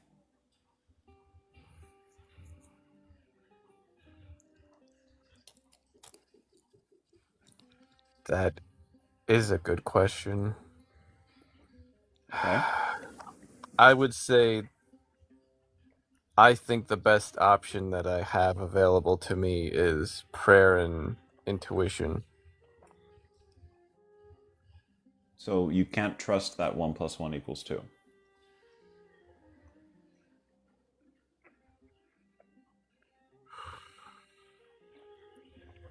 Can you trust that a 90-degree angle makes an L shape? It is my understanding that reality could be an illusion. So Okay. That makes a lot more sense. Now I'm seeing it. Like, we could just be a brain in a vat. Correct. Okay. Yeah, I don't know where the conversation goes from there, if it's just a brain in a vat, but cool. Okay. My last thing is, I'm sorry. I just wanted to ask one more on the flat Earth I've been curious about. GoPro. If the Earth were flat, why does the sun set at different times, depending on where you are?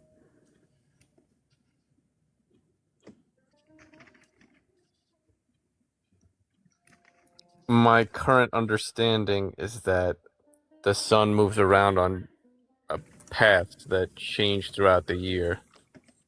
A path That's that not. changes throughout the year. How does that? That doesn't address the question. So the reason that the sun sets in different parts of the geography is because the sun is moving.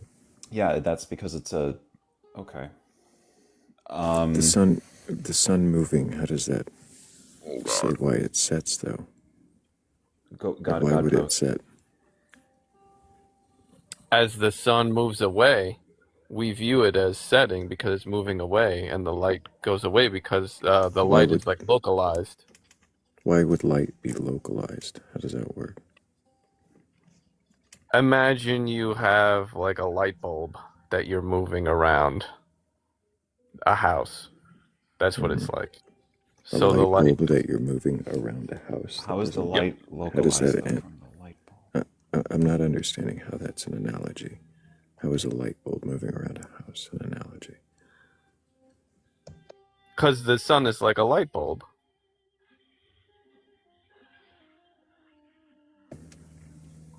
How is the sun like a light bulb? I would say that it's a localized light source that moves. Are you saying that if you're in a room and you go far enough away in a room, you won't be able to see a light that's in the same room? Well, that's why I said a house. Yeah, I think if the house was big enough, Like I with do think different that the house is rooms, big like enough. if you're in different rooms. But I'm saying if you're in the same room. I think if the room is big enough that you wouldn't be able to see it eventually.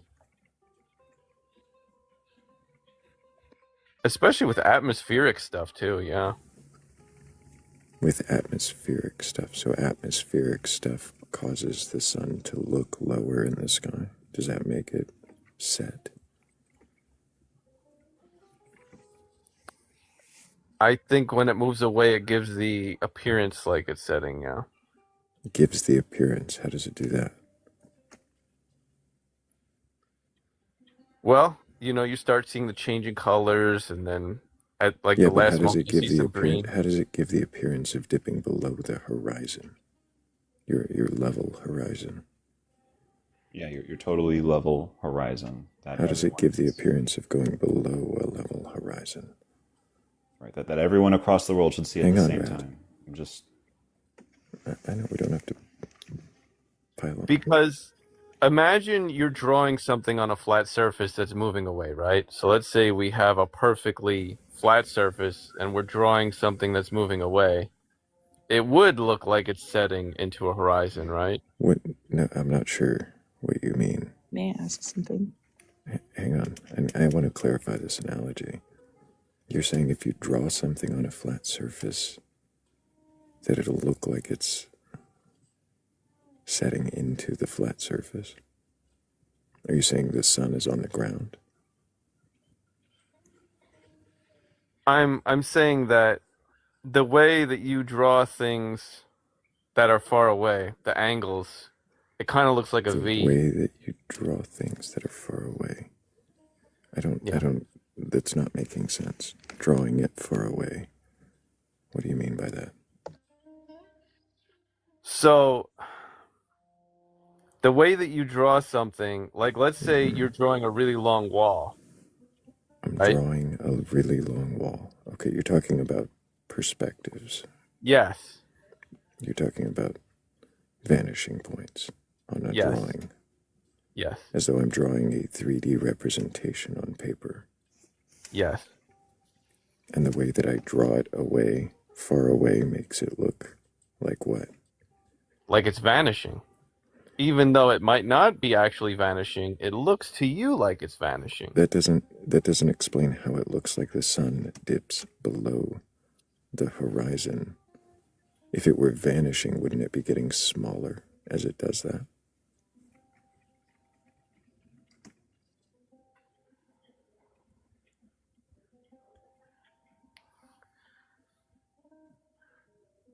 That is a valid question. I would Are you say that resistant to believe your own eyes now? Wasn't I that will have I will have to think about how it looks, but from my opinion, I think it still fits with the how? art perspective. How does a Like, sun dip below a horizon on a flat plane at different times, depending on where you are on the flat plane? Like if you hold up a book in front of you, in front of your eyes, and look at it from one side and dip a big ball on the other side of it, it's still gonna go below the edge of the book, no matter what angle you look at it from at the same time, right? So why would there be different sunsets at different times? well, because I believe that there's two possibilities, right? Either it's like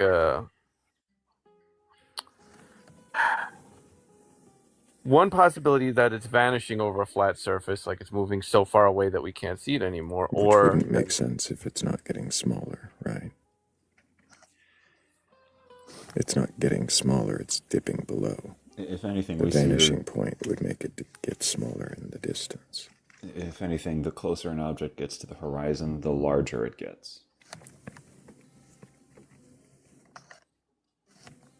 you I don't know if do that's bring true either. It's just usually when we have something to appears. compare it to, it appears to get bigger. And that's just an optical illusion. But like what Thrayle said is very true. Like if it's going away, if it's moving away, it would like get smaller. That's not what we see near the horizon. You do bring up a great point about if the light is localized, then the shape should change as it's. Or I'll have to look into that from our perspective. That is a great. Is it at all possible that your belief, which would debunk and disprove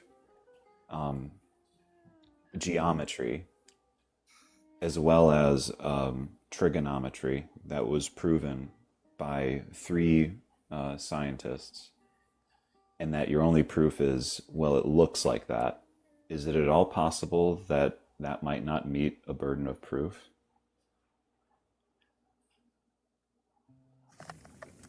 That it might require sorry, let me rephrase the question. Is it at all possible that what you're asserting doesn't have enough experimental evidence behind it?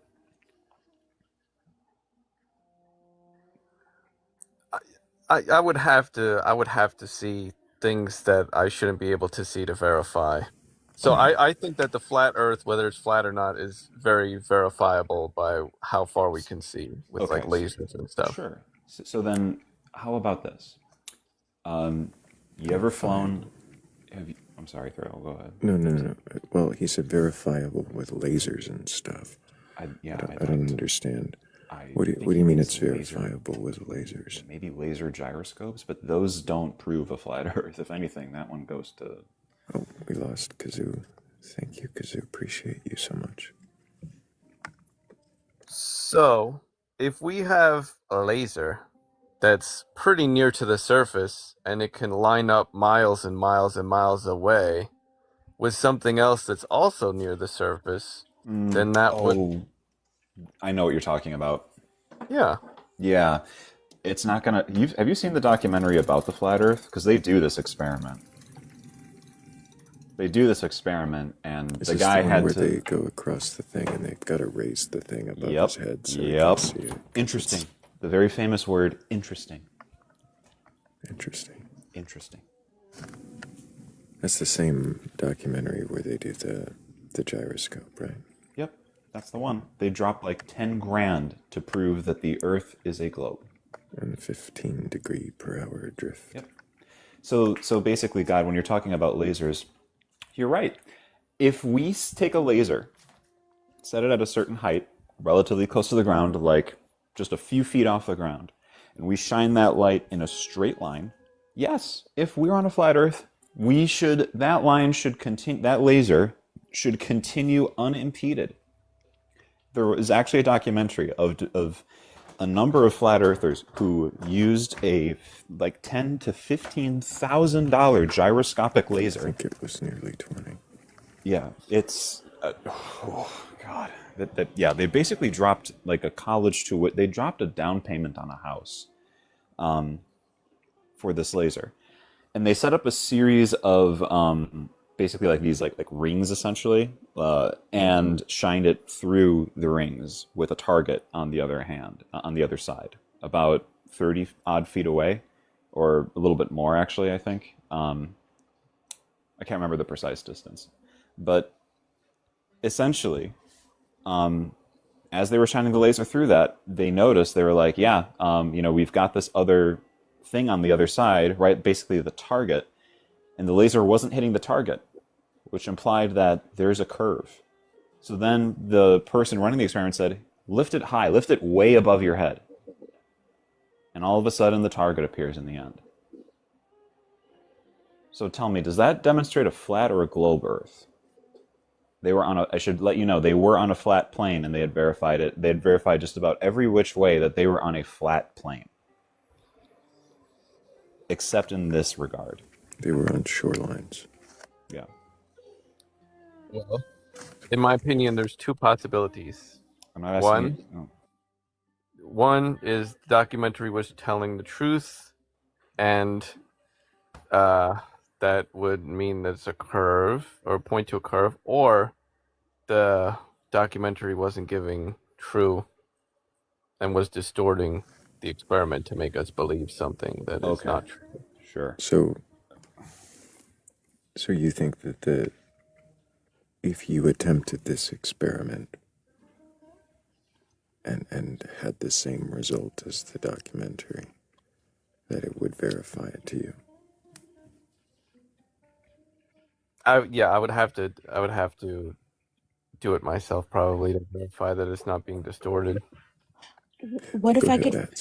Are you capable of questioning this belief in the flat Earth? Oh, sorry. Yeah, he is. He's been questioning this. We've talked to him about this several times. Bats has got a question.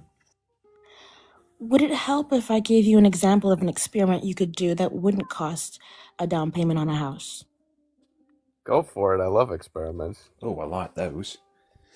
So, like, let's say I like to look at perspective. I like to draw, and so art, you have to look at perspective.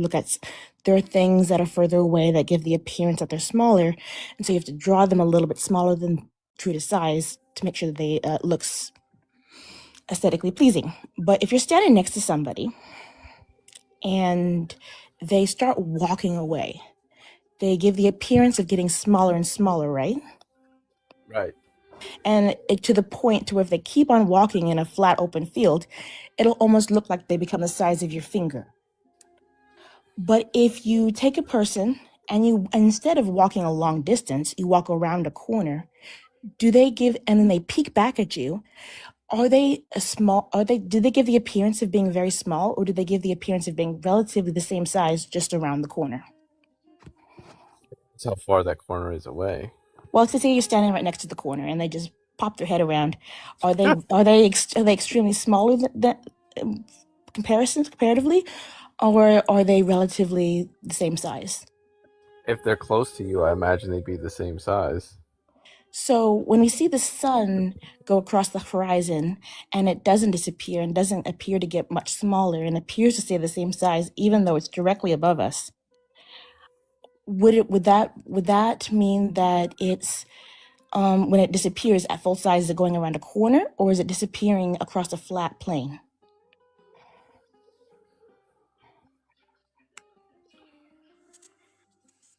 That is a valid point. I will have to pay attention to the size of the sun. Yeah, if you, I wouldn't suggest staring directly at the sun, but there are instruments you can use to safely look at the size. I suggest doing it safely because it's very bad for your eyesight. But yeah, if the sun did give an appearance of being smaller, I think I'd be on your side. But apparently, it gives the appearance of going around a corner, not across a long distance. I do see your point. That is a valid observation. And something you can do with a friend. You can just have a friend walk a long distance away from you in an open field, see if they get smaller, and then pop around a corner and see if they're ever the same size.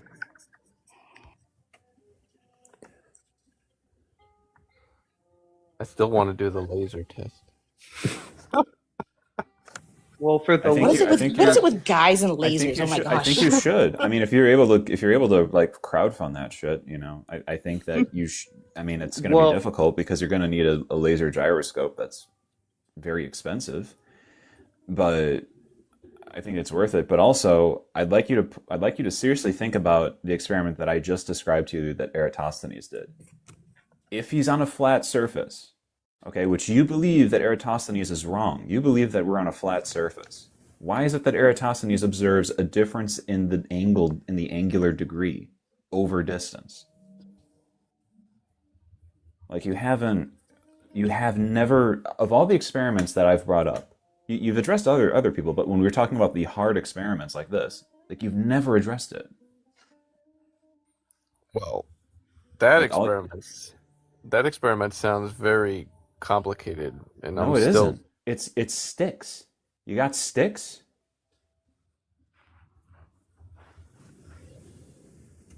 And a sundial, right? You don't even need one. You don't need a sundial. You just time it. A sundial is what you use. It was essentially an old clock. It was just like a stick, and a shadow would be cast, and you'd use that shadow in relation to the stick to sort of figure out, you know, what time it was. You could get a buddy at a long distance. Yeah. All you need for this experiment, God, is, okay, you need to be able how to tell time, which I know you can do, and you need to have sticks. If you're right, and the Earth is flat, you lay these sticks out over a long distance, like a few miles, okay? Then every angle that is cast by those sticks at, let's say, 12 o'clock noon, every angle should be precisely the same. But if you're on a globe surface, I guarantee you, I will take a Pepsi challenge to this. I guarantee you, those angles will not be the same. They will not be uniform. If you measure them, again, I can't stress this, if you measure them all at the same time each day, there will be a difference in angular degree. And I guarantee you that's also what Eratosthenes found. If we had somebody on the East Coast and somebody on the West Coast on the panel, they could do this with the same length stick.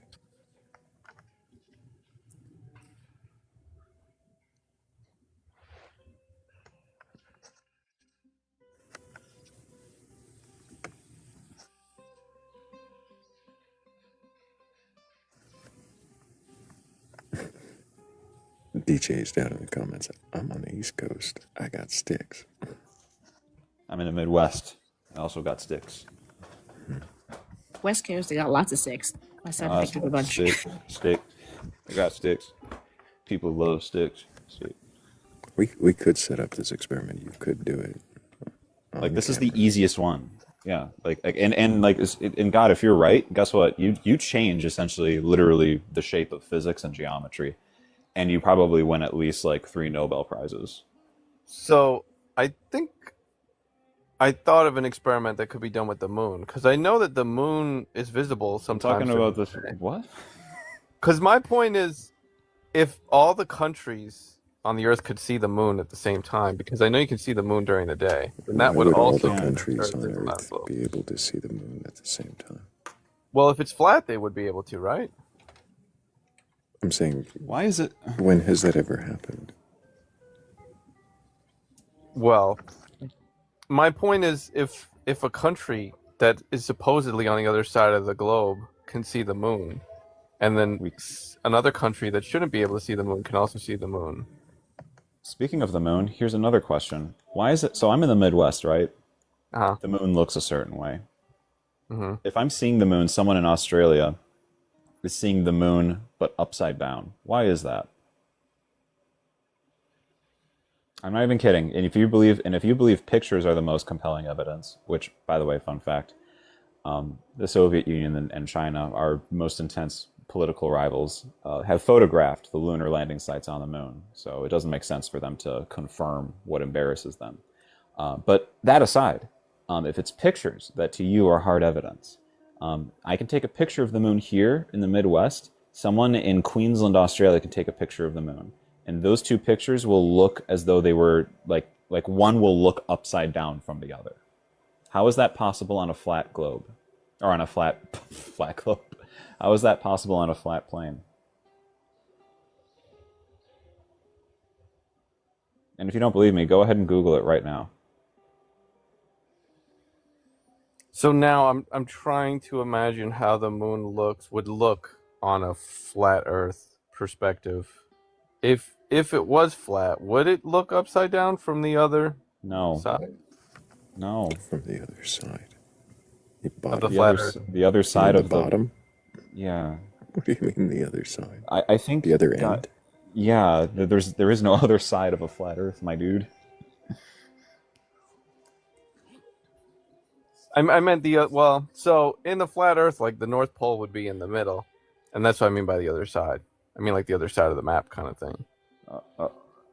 Okay. Do you know what Occam's razor is? How do you spell it? OCCAM. OCCAM. Let me go look it up. Go ahead. Occam's razor. It means that the explanation that is the most simplest tends to be the correct one.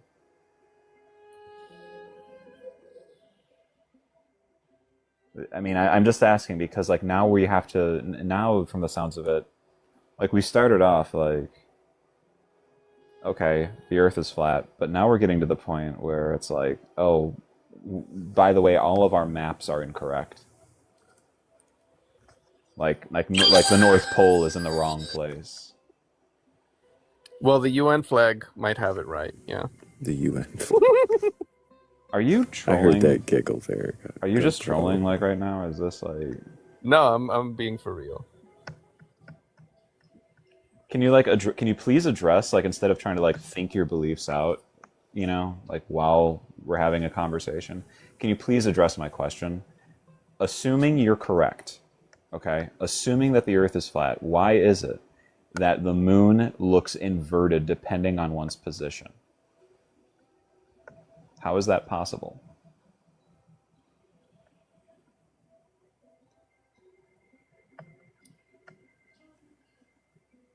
Well, it depends how the moon exists. I mean, how the moon exists. What do you Yeah. mean by that? Do you mean like as though what? Boy. What would it be that it would look upside down from one angle? And like it flips when it gets to the other side? How the moon exists. Yeah. So do you think the other planets are like flat planes too? Can we trust telescopes?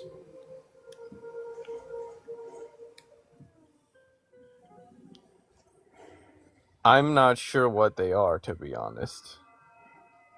But I do believe that there are things that we see when we look at the sky. There are stars and stuff that we see, yeah. Like, for example, did you know with just a pair of binoculars, you can see a couple planets and watch them rotate over a couple weeks? Well, not even weeks, over a couple hours.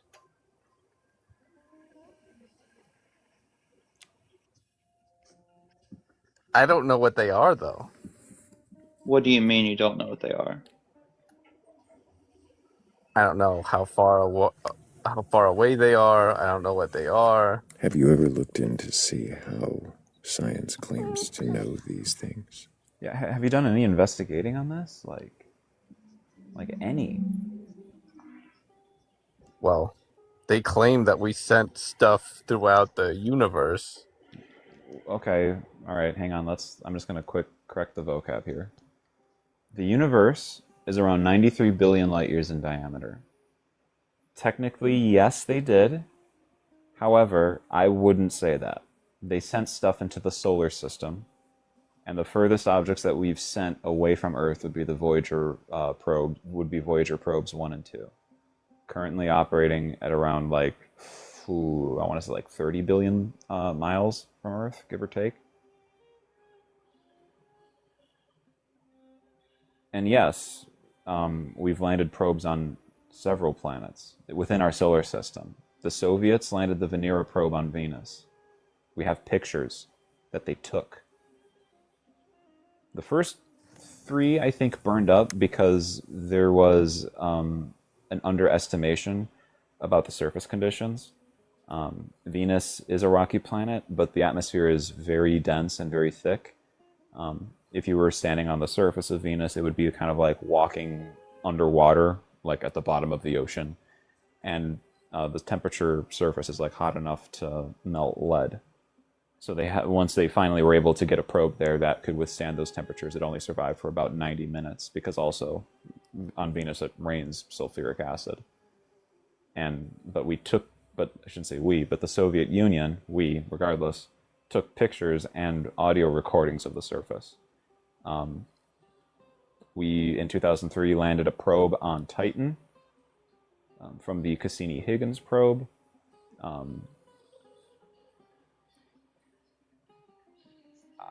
I don't know.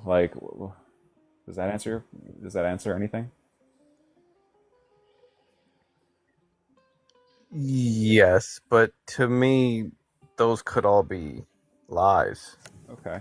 What's your evidence that the Soviet Union was lying about its space technology? Since at the time, the United States and the Soviet Union were competing with one another in terms of space interests. And again, we have audio recordings and we have pictures of the surface that don't... The pictures that we have on Venus simply do not exist. You can't recreate those environments on Earth. You can analyze the rocks, you can analyze the atmospheric layer. Those conditions on Earth don't exist. Same thing with Mars.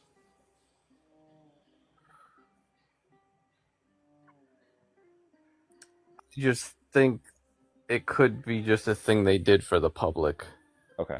So what I'm hearing, God, is I am on my end here explaining all the various ways. Hey, here's how you can verify this. These conditions don't exist on Earth that you can just recreate them. We didn't have the tech for convincing CGI in the 1970s. You look at CGI in the 90s and it looks like crap.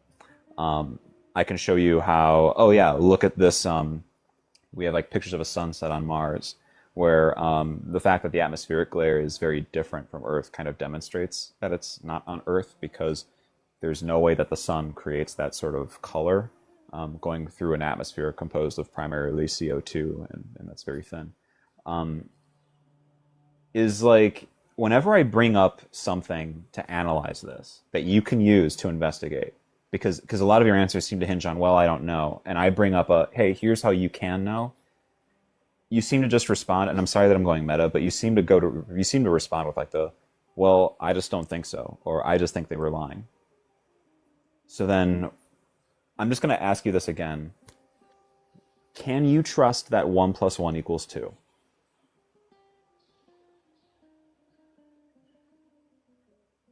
Here, I'll do a very simple experiment because it's Let him gone. Respond. Let him respond. It's one question at a time. Okay. I've got just at a certain point it becomes badgering. Okay.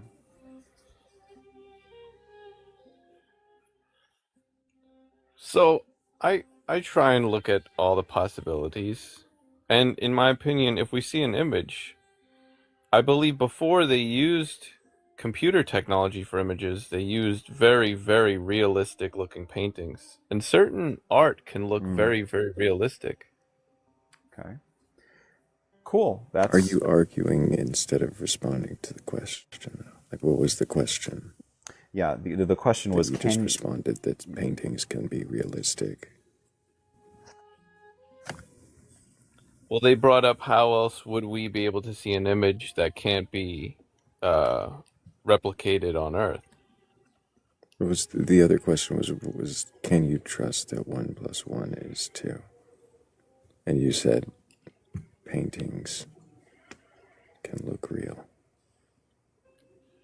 It depends if this reality is an illusion or not. But for the 1 + 1 = 2, yeah, that's possible. I have to look at all the possibilities. What other possibilities are there for the equation of 1 + 1? I write out 1 + 1. I've got one pencil in my left hand, God, and I've got one pencil in my right hand. How many pencils am I holding right now? What other possibility is there? Well, if you have one in your left and one in your right, it would appear that you have 2 pencils. Okay. Can we trust this as like some sort of fact of reality right now?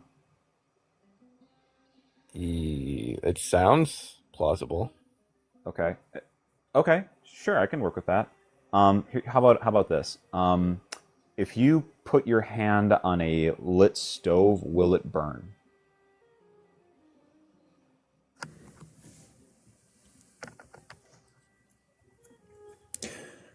Oh my goodness. I'm not sure the Bro, physics of I'm going to go what's- ahead and really just pause the conversation for just a moment. I need to do 2 little pieces of housekeeping. One, thank you, Bats, Donna B. Yellow, and Cassie. Thank you guys so much. I really appreciate you helping with the previous goal. And, Hammy, are you awake? I didn't think so. Appreciate you, Hammy. Notice we also got the tapping up too to 100K. That's great. Hell yeah. Hell yeah. Appreciate you guys tapping up to 100K. Thank you guys so much. Blake, are you still with us? Yes, Usually, I am. you usually don't fall asleep. Yeah, I just was checking.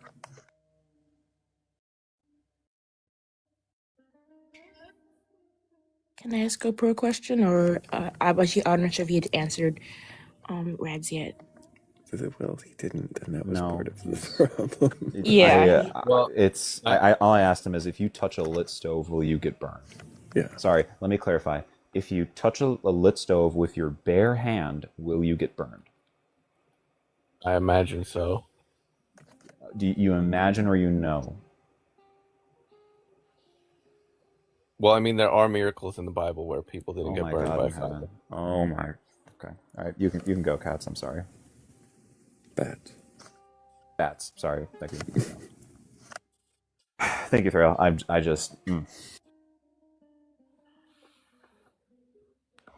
GoPro, you said earlier that you can't trust humans, and I'm wondering how you go about deciphering whether humans are telling the truth to you or not. Like, what's the process? Do you look at their credentials, evaluate them based off of your experiences? How do you determine if someone is lying to you or not?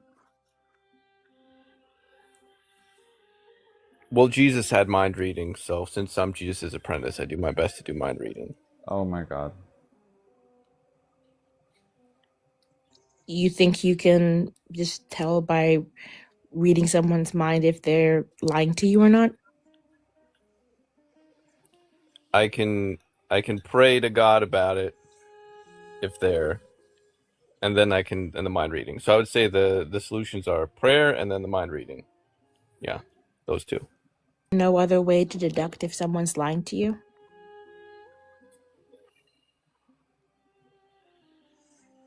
I think those are the best options. I mean, some say that there's like patterns of recognition, but I think people could train to go against their instincts and then be like lying experts basically and know how to not give the tells. So that's why I think the intuition and the prayer and the mind reading is better. But if we were to try to address a question like, is God real? And then we ask God if he's real, wouldn't that be a biased response? Like, we want him to be real because we're asking him the question. We're assuming that he's real.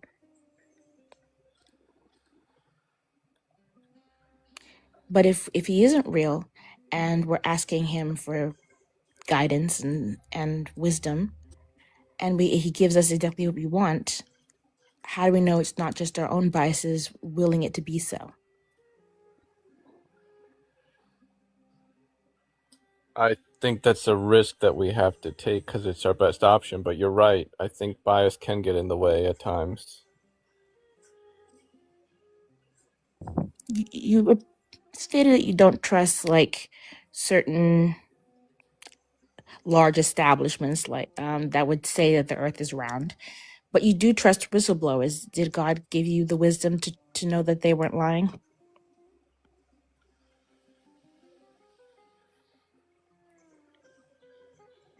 That is another good point. Well, since I can't trust other humans, that means that I can't necessarily trust the whistleblowers either. Okay, can you trust the speed limit? Do you have a car? I have had different cars. Do you drive? I do enjoy driving. I'm not asking you I'm not asking you whether or not you enjoy it. I'm saying, like, do you use it do you have a car that you use to commute places? Currently, I do not use a car often at all. Okay. When you use one, are you able to trust the stop sign or the speed limit sign? Because those were put there by humans, right? God didn't come down and place them himself. People did that. So can you trust them? That other humans don't necessarily follow them, so those. That's not what I asked you. I didn't ask you about the appetites and the preclusions of other people following them. I asked you specifically, can you trust that another person put a stop sign at an intersection or put a speed limit sign someplace to inform you as to what speed you should go? Yes. Okay, so you can trust people to some degree. I mean, you're asking how they got there. Yes, I believe that humans put them there. Can you trust that that is a relatively reasonable placement for a stop sign or a reasonable limit for speed? I imagine that some are put there because the neighborhoods complain because there's children. I didn't ask you, I did not ask you as to the grounds for their placement. I asked you, can you trust that there is some reason behind going 25 miles per hour near, let's say, in a residential sort of zone and not 80? Yes, I believe there's a reason for everything. So it sounds like you can trust people to put objects in places, and it sounds like you can also trust the reasoning behind people placing those informative signs that justify going a certain speed. So your initial point of, well, I don't trust humans, it sounds like that's on some shaky ground.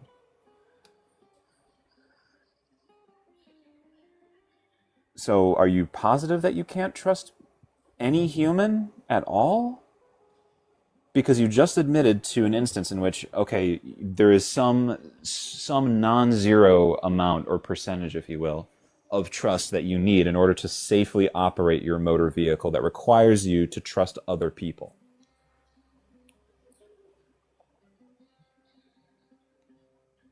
Well, the Bible says not to trust humans, and I agree with that philosophy. But then you disobey the Bible because you have, and you just described an instance, because you've driven.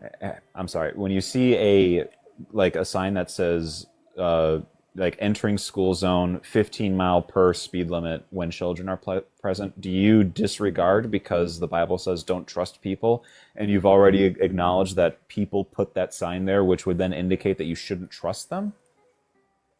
Or do you obey the law and go 15 miles per hour when children are present?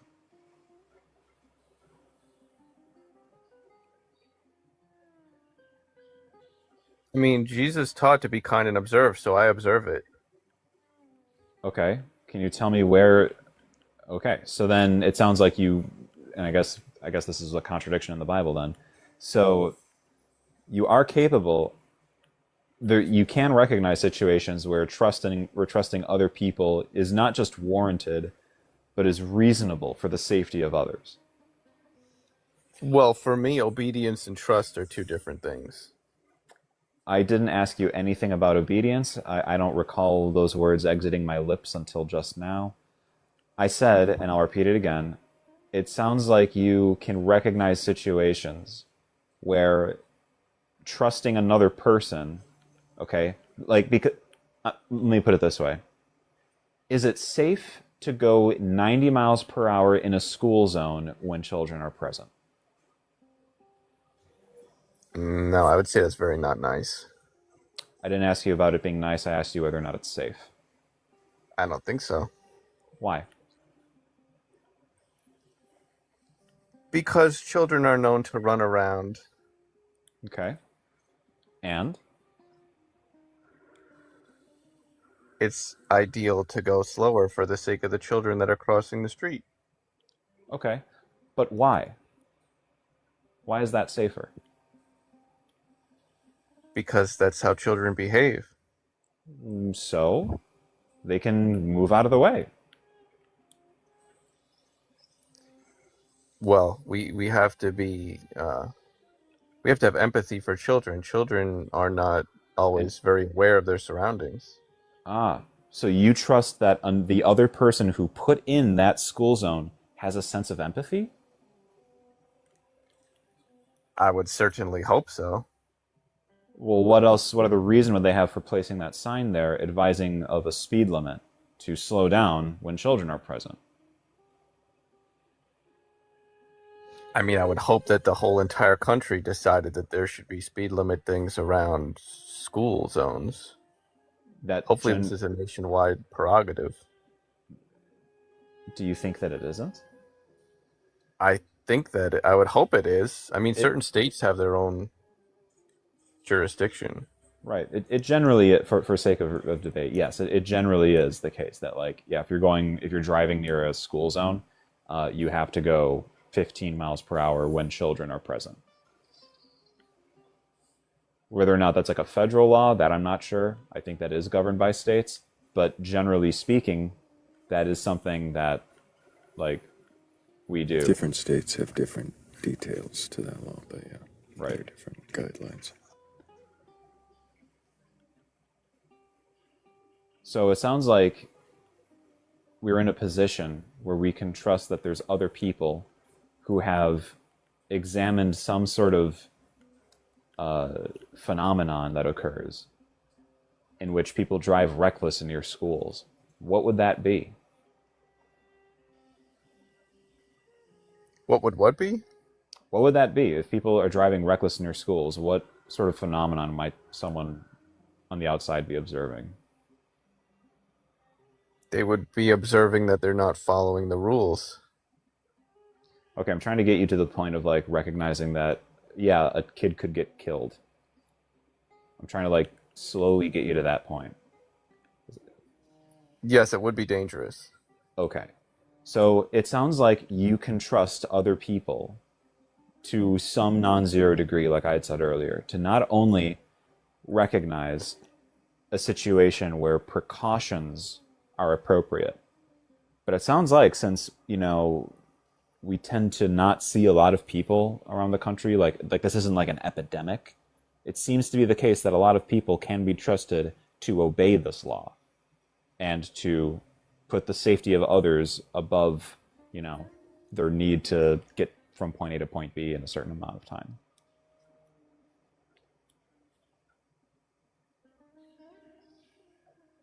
I would say there's many incentives for them, yes.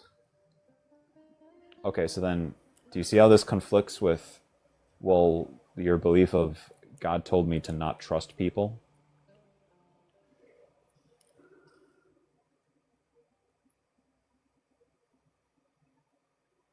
How so?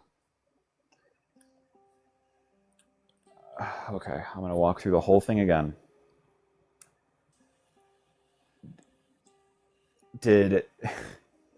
When you're driving your car and you see a speed limit, is there some non-zero degree of trust that goes into into acquiescing and accommodating that speed limit because of certain facts like, oh, I'm in a school zone, or oh, I'm in a residential zone. Like, can you trust your surroundings? I think there's a lot of incentives. I'm not asking you about incentives. I don't know why you keep bringing up incentives. At no point have I asked that. Well, my point is I think humans are motivated by all kinds of agendas and motives. Wonderful. I asked you about none of them. I asked you, can you trust your surroundings? Can you trust when you're driving in a school zone that there is a school nearby? Good God.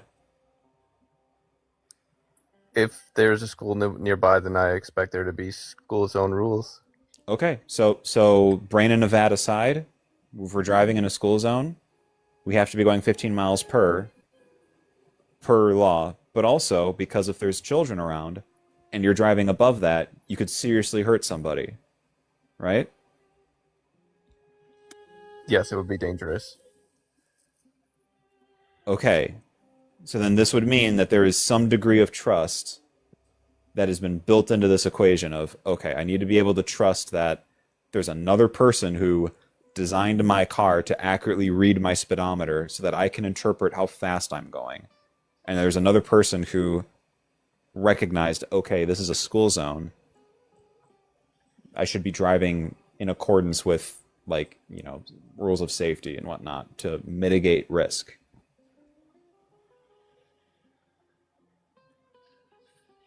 GoPro. Do you see It's that? not Do you a see? trap. Do you see how that? Yeah. Sorry, Yeah, Kat. I'm trying to help you, Rod. It's not a trap.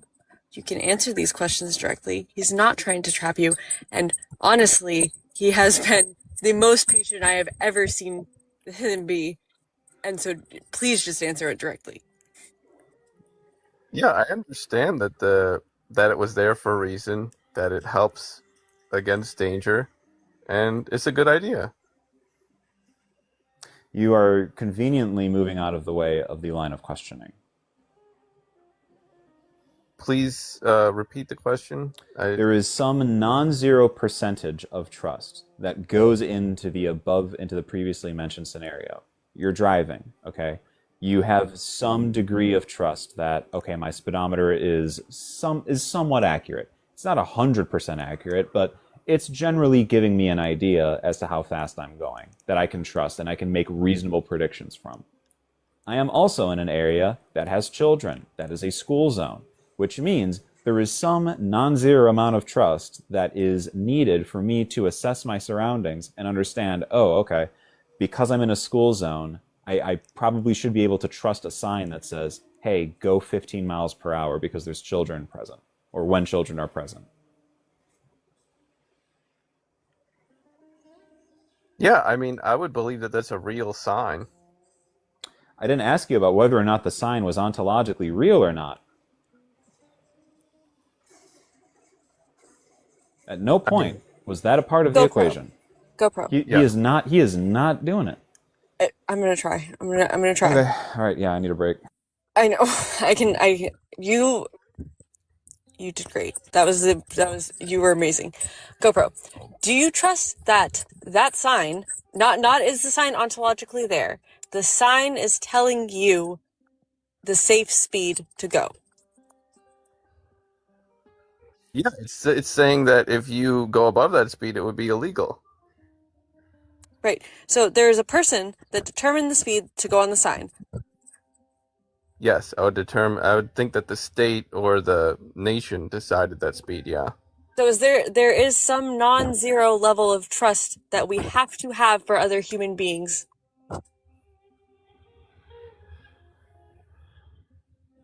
Like if you don't trust people, don't ever go to a dentist ever again. I mean, I just don't trust other humans. Do you go to a dentist? I have in the past. I haven't in a long time. Oh, Jesus fucking hell. Thrayle. That's where they put the stuff. That's where the CIA puts all the stuff in the fillings, Yeah, Hammy. That's where they get it. That's what they do.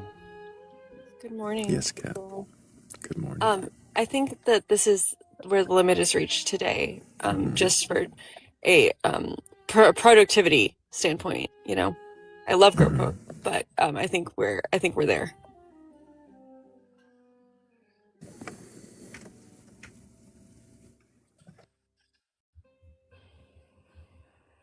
Do you like wash your hands after you like wipe your ass? Can you trust that? Rad. I think Rad we're there. made it all the way. Like I'm you gonna sit both almost down. did it, Rad. GoPro, I appreciate you. I dropped him when I meant to drop you. I appreciate you, GoPro. Appreciate you, Rad. Yeah. You I'm almost wondering- did it. I just got done telling you how proud I was of you. You We've talked almost to did it. GoPro many times, and he does like to challenge the questions to force you to be as clear as possible. But he does answer them. I think there's a misunderstanding of maybe what the word trust means. Maybe. I mean, and like my last question, I'm not being a jerk here. I part of me does wonder, like, if you don't even trust trust someone to clean your teeth, like, what else is not being trusted here? Well, he didn't say. Well, maybe he hasn't been to a dentist recently because of other reasons. I know I haven't been for financial reasons. That's fair. That's certainly fair. Insurance is a huge pain in the neck. You see, right, the soap industry wants you to wash your hands more, and that's why you don't ever. God damn it, Hammy!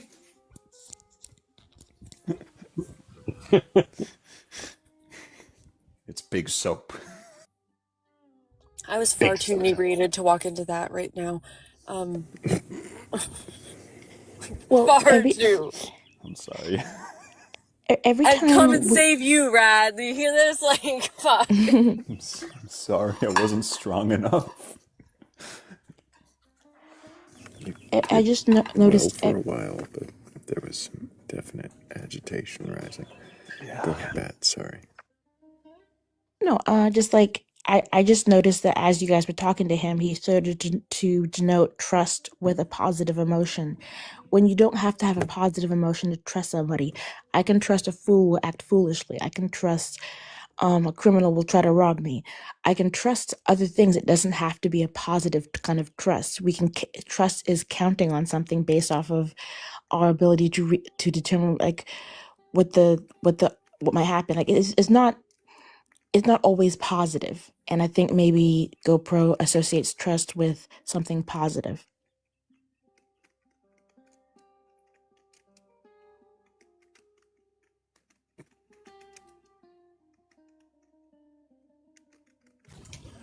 I could be mistaken, but he's not here right now for me to ask, so I'll ask him next time.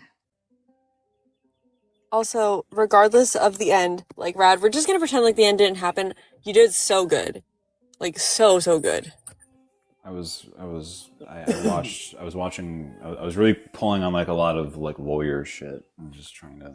Well, you inspired a few new headers for me, so now we have stay calm, ask questions. That one's good. That's gonna stay. Try answering directly as my friend. Try or as my answering favorite. directly. Yes, Yeah, that that's one's good. gonna get used. It's not a There's debate. big soaps out there. My favorite is still, are you afraid of ghost dance? You afraid of what? Ghost dance? Ghost dance, yeah. One question at a time. That's a good reminder, yes. And of course. Yes, no, I think you're right. The ghost dance one is probably one of the best questions. Terrified of ghost dance. Do you need one about big soap, Thrayle? I think we do need one about big soap. What is big soap? What are you talking about? Cat, big soap. The soap industry is out there wanting you to wash your hands more and so they can sell more soap, and that's why they want you to wash your hands after everything. Yeah, we're gonna see when I'm president. Are you saying this is hand washing propaganda? You guys are gross. We're just gonna discontinue soap. I'm running on a pro microplastics platform. Actually, I think that the fossil fuel industry is good, actually. I think that you should drop them both, Thrayle. That's fair. I think their panel privileges are done for today. They're anti-soap propaganda and shit. My brain is rotting out from in between my ears. Hygienic consumerism is ruining it. That's beautiful. Actually, I like that.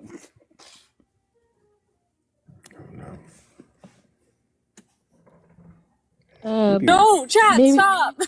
Maybe don't do those things in the chat and remember that these are all jokes in jest. And please consult your doctor for ingesting any chemicals. Yeah, no, actually, in all seriousness, please don't do that. Like, I was doing a bit. I know for Hammy, the anti-detergent thing is life, but for me, I was just doing a bit. It's funny. It's just there's a few people that pass through here that believe a lot of things that people say. Yeah, no, please don't actually do that. Don't ingest unknown chemicals or known chemicals like that. And don't do that.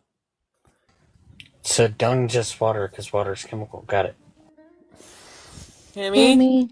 Damn it, Hammy. Okay, we can all ingest blueberry coffee. This is like the scene in Unless you're allergic to Idiocracy. blueberries. It's like, it's got electrolytes in it. No, you got to give it water. Like out the toilet. Rondo's got electrolytes, and that's what plants crave. No, you gotta give them water. Like out the toilet. Oh, there's something I can agree with GoPro. I do like raw garlic and raw ginger. Those are really good for you. Oh my god, the raw garlic. Jesus Christ. We're back to some raw garlic. It's good for your immune system. It boosts your immune system.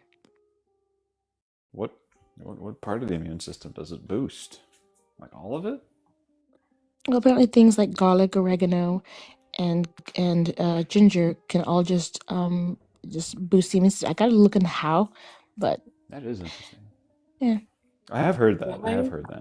Why does GoPro bring the raw garlic when I'm too inebriated to deal with this? Every time.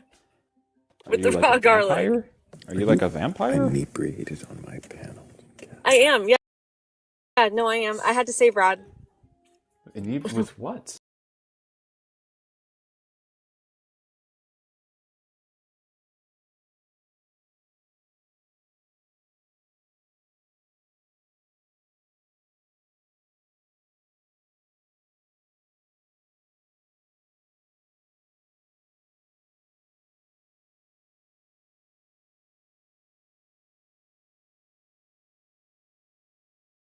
Flat, so it's mashed potato shape. Yep. Stop. No, I'm not. No, stop. I'm done. No. Yep. Rad, the raw garlic was, I tried to get GoPro to give us an overnight bag, an essentials of beliefs, and he said raw garlic. Ah. And he thought I meant a literal overnight bag, which means he thought that he was packing to go somewhere. And that was the only thing he came up with. Oh. So there's like so many things to question there. Yeah. But since we are here to question, I do wish I could stay, but I'll have to leave and won't get to listen to all the wonderful people that are in the comments right now requesting up because you of course can question your belief. I won't be here, of course, but I have faith in you all. You have trust? Can you question that faith? I can question the faith, but I have trust that some people will, and I have trust that some people won't. I do see that there is someone who's requested. We'll check that in a moment. Oh, do you, Hammy? He finally got the power. I finally got that power. Appreciate you, Bats. I appreciate you all. Have a great day. I'm gonna go get myself some coffee. Oh, there you go. Have fun, Bats. Enjoy your coffee. W's for Bats. Bye-bye. We do have 2 requests I expect are pocket or accidental tappings. But if either of you did mean to request up, do request again.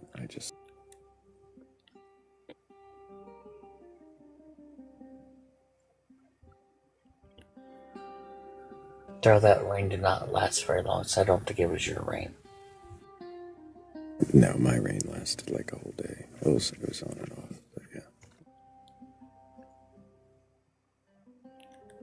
Well, then it might have been. It's still cloudy outside, like super, super cloudy.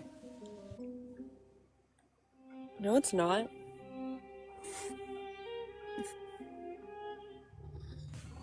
I forgot on the mashed potato Earth. It's the same everywhere.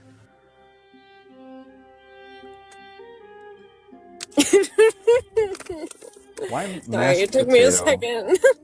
Why mashed potato Earth and not potato pancake Earth? Potato pancake Earth is more flat.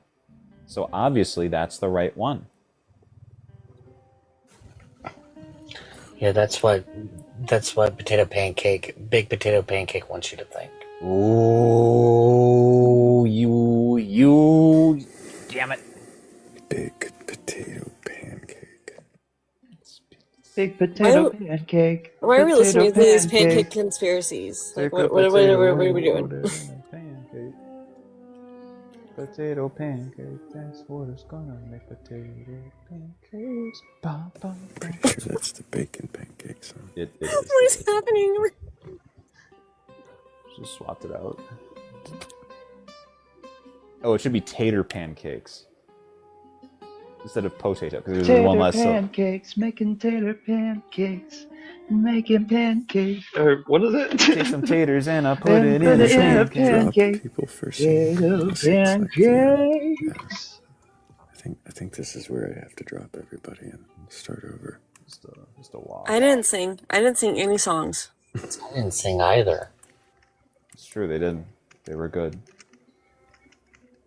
They were good noodles. They were good noodles. Well, I am technically breaking the rules in Hammy's Hammy, so really he could drop all of us justifiably. Well, I'm gonna get it out of the way. I actually do have to run, so you can go ahead and drop me. Appreciate Before you drop, I need to know: are the beacons lit?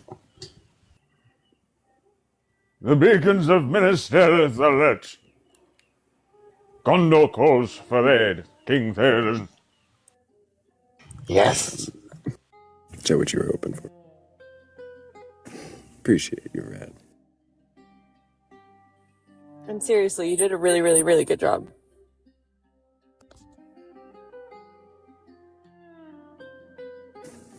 Yeah, that took some patience. I had a feeling he had it in him. But as soon as he came up, I started making little banners just to make sure. And I only had to vocally reel him in like 2 or 3 times. Which I think, considering it was GoPro, was pretty damn good. I think that I was so impressed with what happened. But like, I came into this room and I saw Blake, Hammy, and Rad, and GoPro. And I was like, the world is going to explode in a moment. Yeah, I mean, as I said, that was my my best interaction with GoPro yet.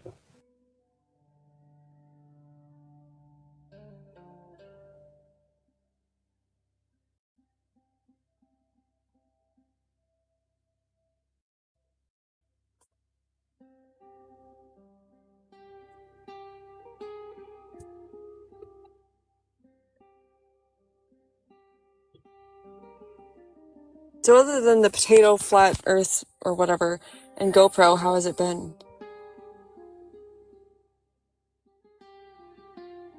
It has been. It's a thing that we did. There was a thing we did, and we did it.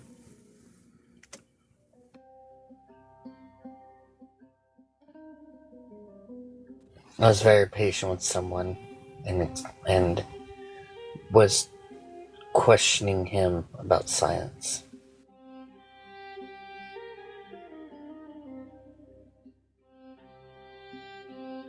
I did not educate. I questioned.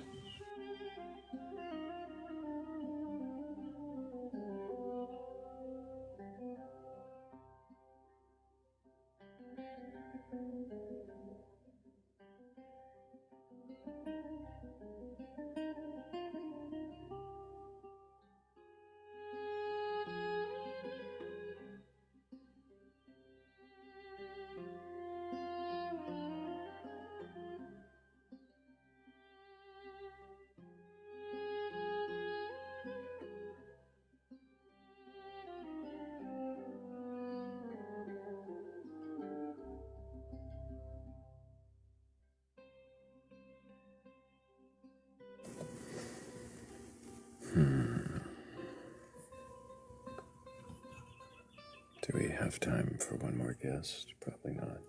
The only problem is the poem has not been proofread at all. Just do it. Just blind. Yeah, just do it. I always tell you to do this and you never do it.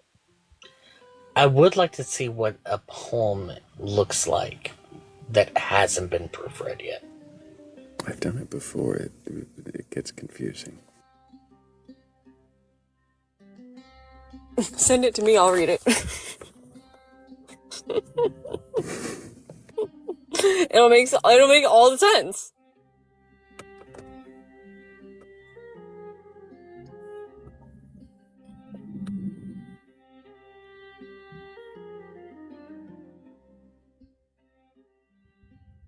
Also, I decided that GoPro is indeed the most advanced level of troll, I think. Might be a troll. I don't know. But to the highest, most advanced degree. I don't know if it's the highest, most advanced degree. But he is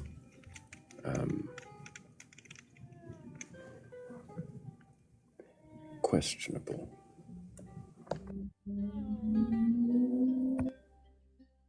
I swear, if GoPro has been coming up here and doing a bit the entire time. Yeah, getting into like the Holocaust apologia through idealism is not that funny.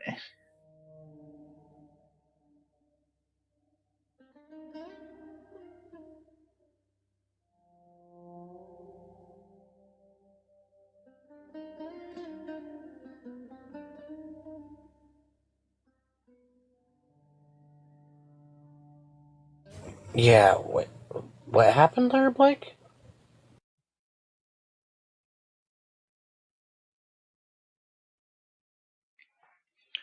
Well, they said that, like, since all things are ideal, all atrocities that have ever happened Yeah. are ideal and, like, part of God's plan.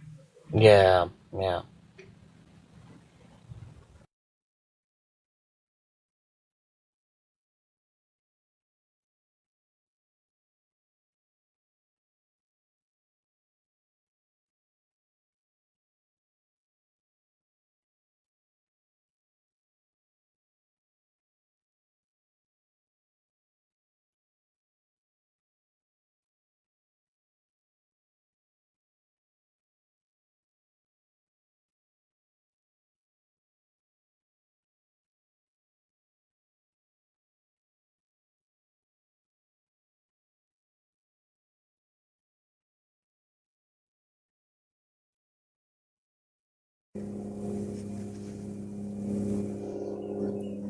It's a very loud plane. Sorry, did not mean to share it with everybody. I did mean to thank you guys for the 110,000 times you tapped the screen. Really appreciate that, and the 30 some odd times you shared the live. Thank you guys. It's on TikTok. Hell yeah. Considering we had to do a restart. Yeah, what was up with that? Oh, random restrictions, because it just likes to do that to me now.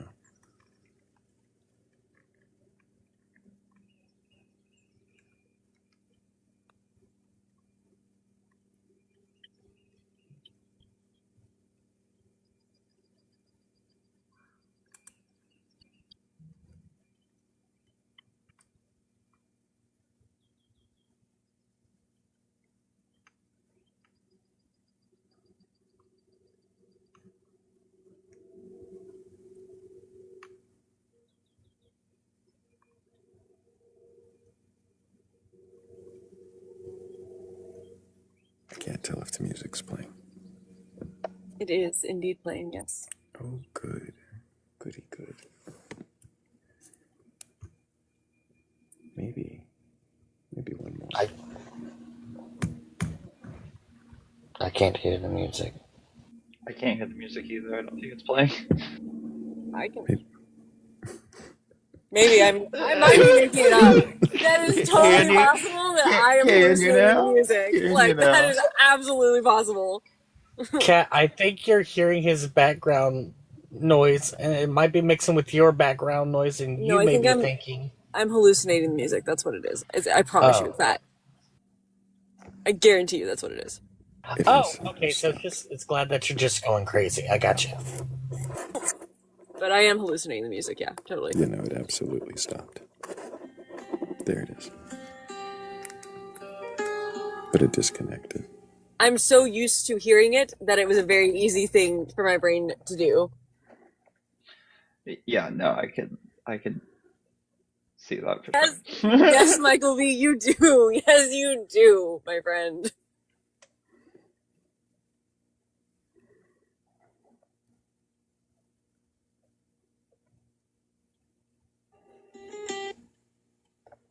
Still not connecting.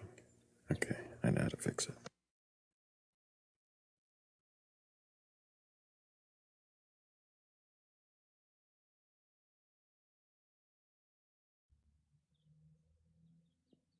This is why I live in Hawaii, you guys.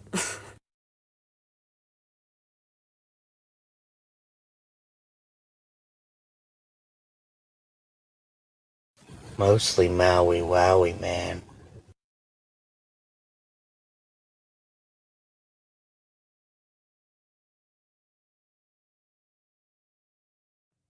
It's not.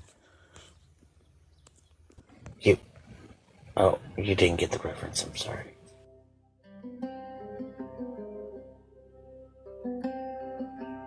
Now that music exists again, I think. The music always existed for me. I don't know what you guys are talking about. Well, I'm pretty sure it exists for everyone else now, too.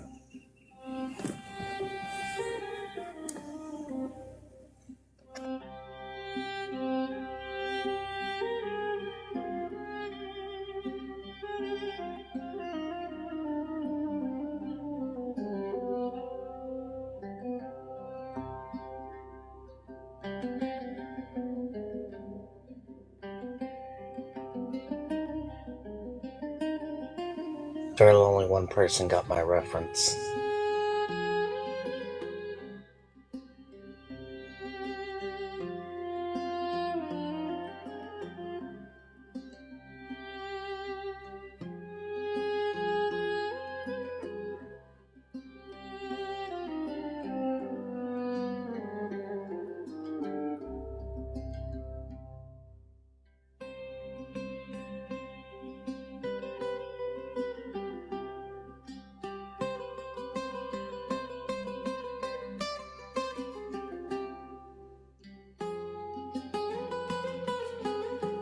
Thrayle, why do you worship Satan and question people? I don't know why they're still like it's been like 3 days, you guys.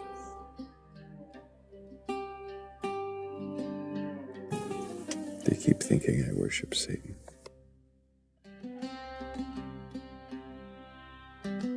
Why would I worship Satan? Why would anybody worship anything? I mean, doesn't worship imply you believe it exists? I think that's part of it, yes.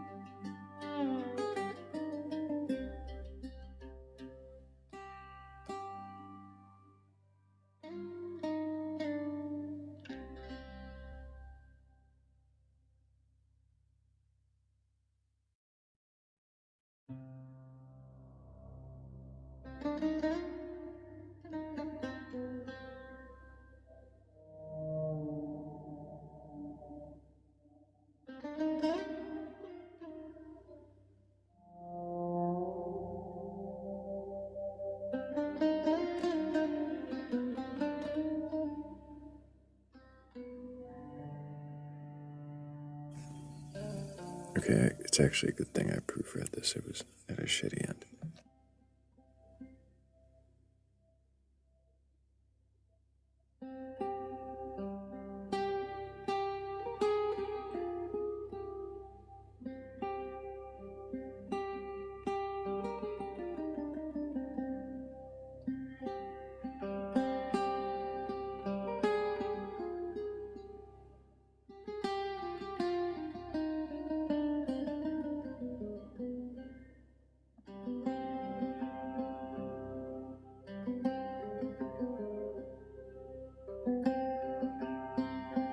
Well, y'all, I gotta go. Thanks for having me. Have a good day, everybody. Appreciate you, Blake. Hope you have a good one. Goodbye, Blake.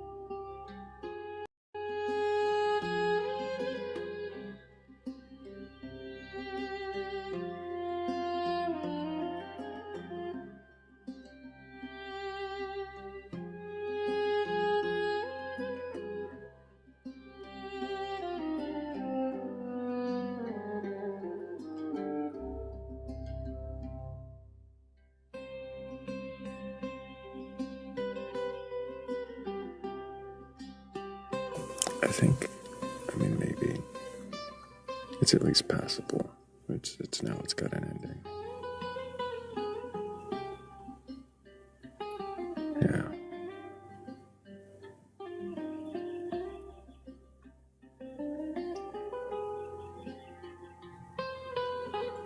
Yeah, it'll have to do. I'm second guessing it, but it's gonna do. You guys are awesome. Appreciate you both. As always. Thank you, Hammy. And appreciate you, Kat. I'm sure I will catch up with you soon when you catch up I'll be in the place that we do the thing at. where the thing happens. And if anybody else wants to be in that place, all you gotta do is make sure that you follow the link tree in my bio or the Batcolyte's bio. Either one takes you to the Discord where you'll want to make sure that you just read the rules. Otherwise it looks a little lonely. But if you can agree to them, then you should find out that you're not alone. And if you stumble across that Venmo or the Cash App and want to show your support that way, it's always appreciated. I really do thank every one of you who helped that way. But most importantly, thank you all. Thank you for being here. Whether you engaged by tapping the screen and sharing the live, whether you asked your questions, came up on panel to ask questions or be questioned, I really appreciate every single one of you, mostly just for being here. And thank you. Well, of course, to the sleepers, but biggest thanks goes to the mods. Thank you guys so much for making this such a comfortable space for the best audience on TikTok. I really do appreciate every one of you. Thank you. And, well, unless I'm mistaken, I think there's really only one thing left.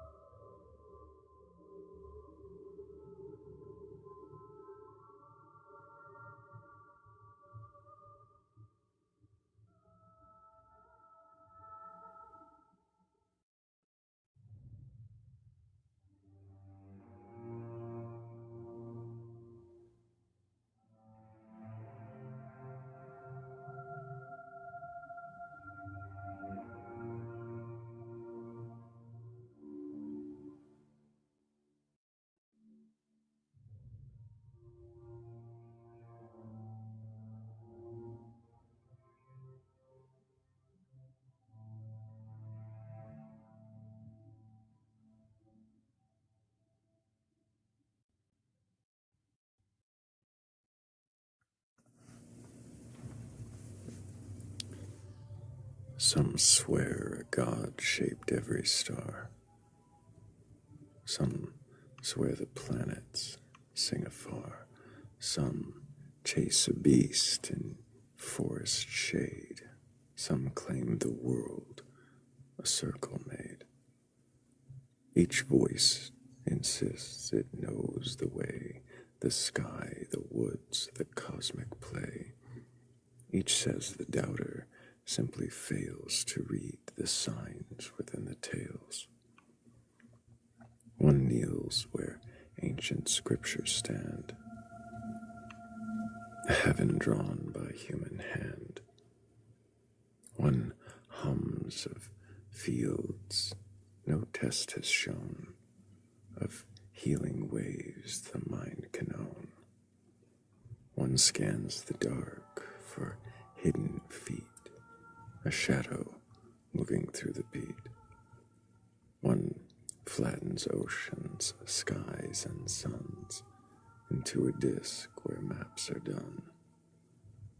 Many roads and claims and confident tones, many tidy thrones for restless bones, many ways to say the mysteries solved, the riddle finished, the truth resolved. But wonder shrinks when answers freeze. A locked mind hides from every key. When questions knock, they're told to go. The story's set, the thinker knows. Yet knowledge grew from stranger seeds, from doubt that tugged at old decrees, from minds that dared to test the ground where certainty once settled down. The earth grew round through patient sight, not comfort drawn in candlelight. The stars grew vast when lenses turned, and easy heavens slowly burned. Not every myth is meant to fall. Some hide a truth beneath it all.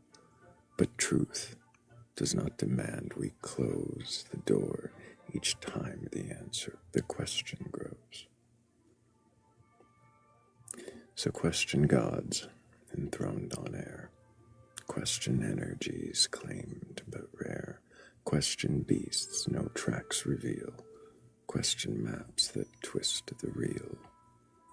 Not out of scorn, nor pride, nor spite, but love of seeing clearer light. For every answer carved too soon turns wonder into a smaller room. An understanding with patient regard requires we leave the doors unbarred. And on that note, until the next time we meet in darkness and seek wisdom together, I love you all.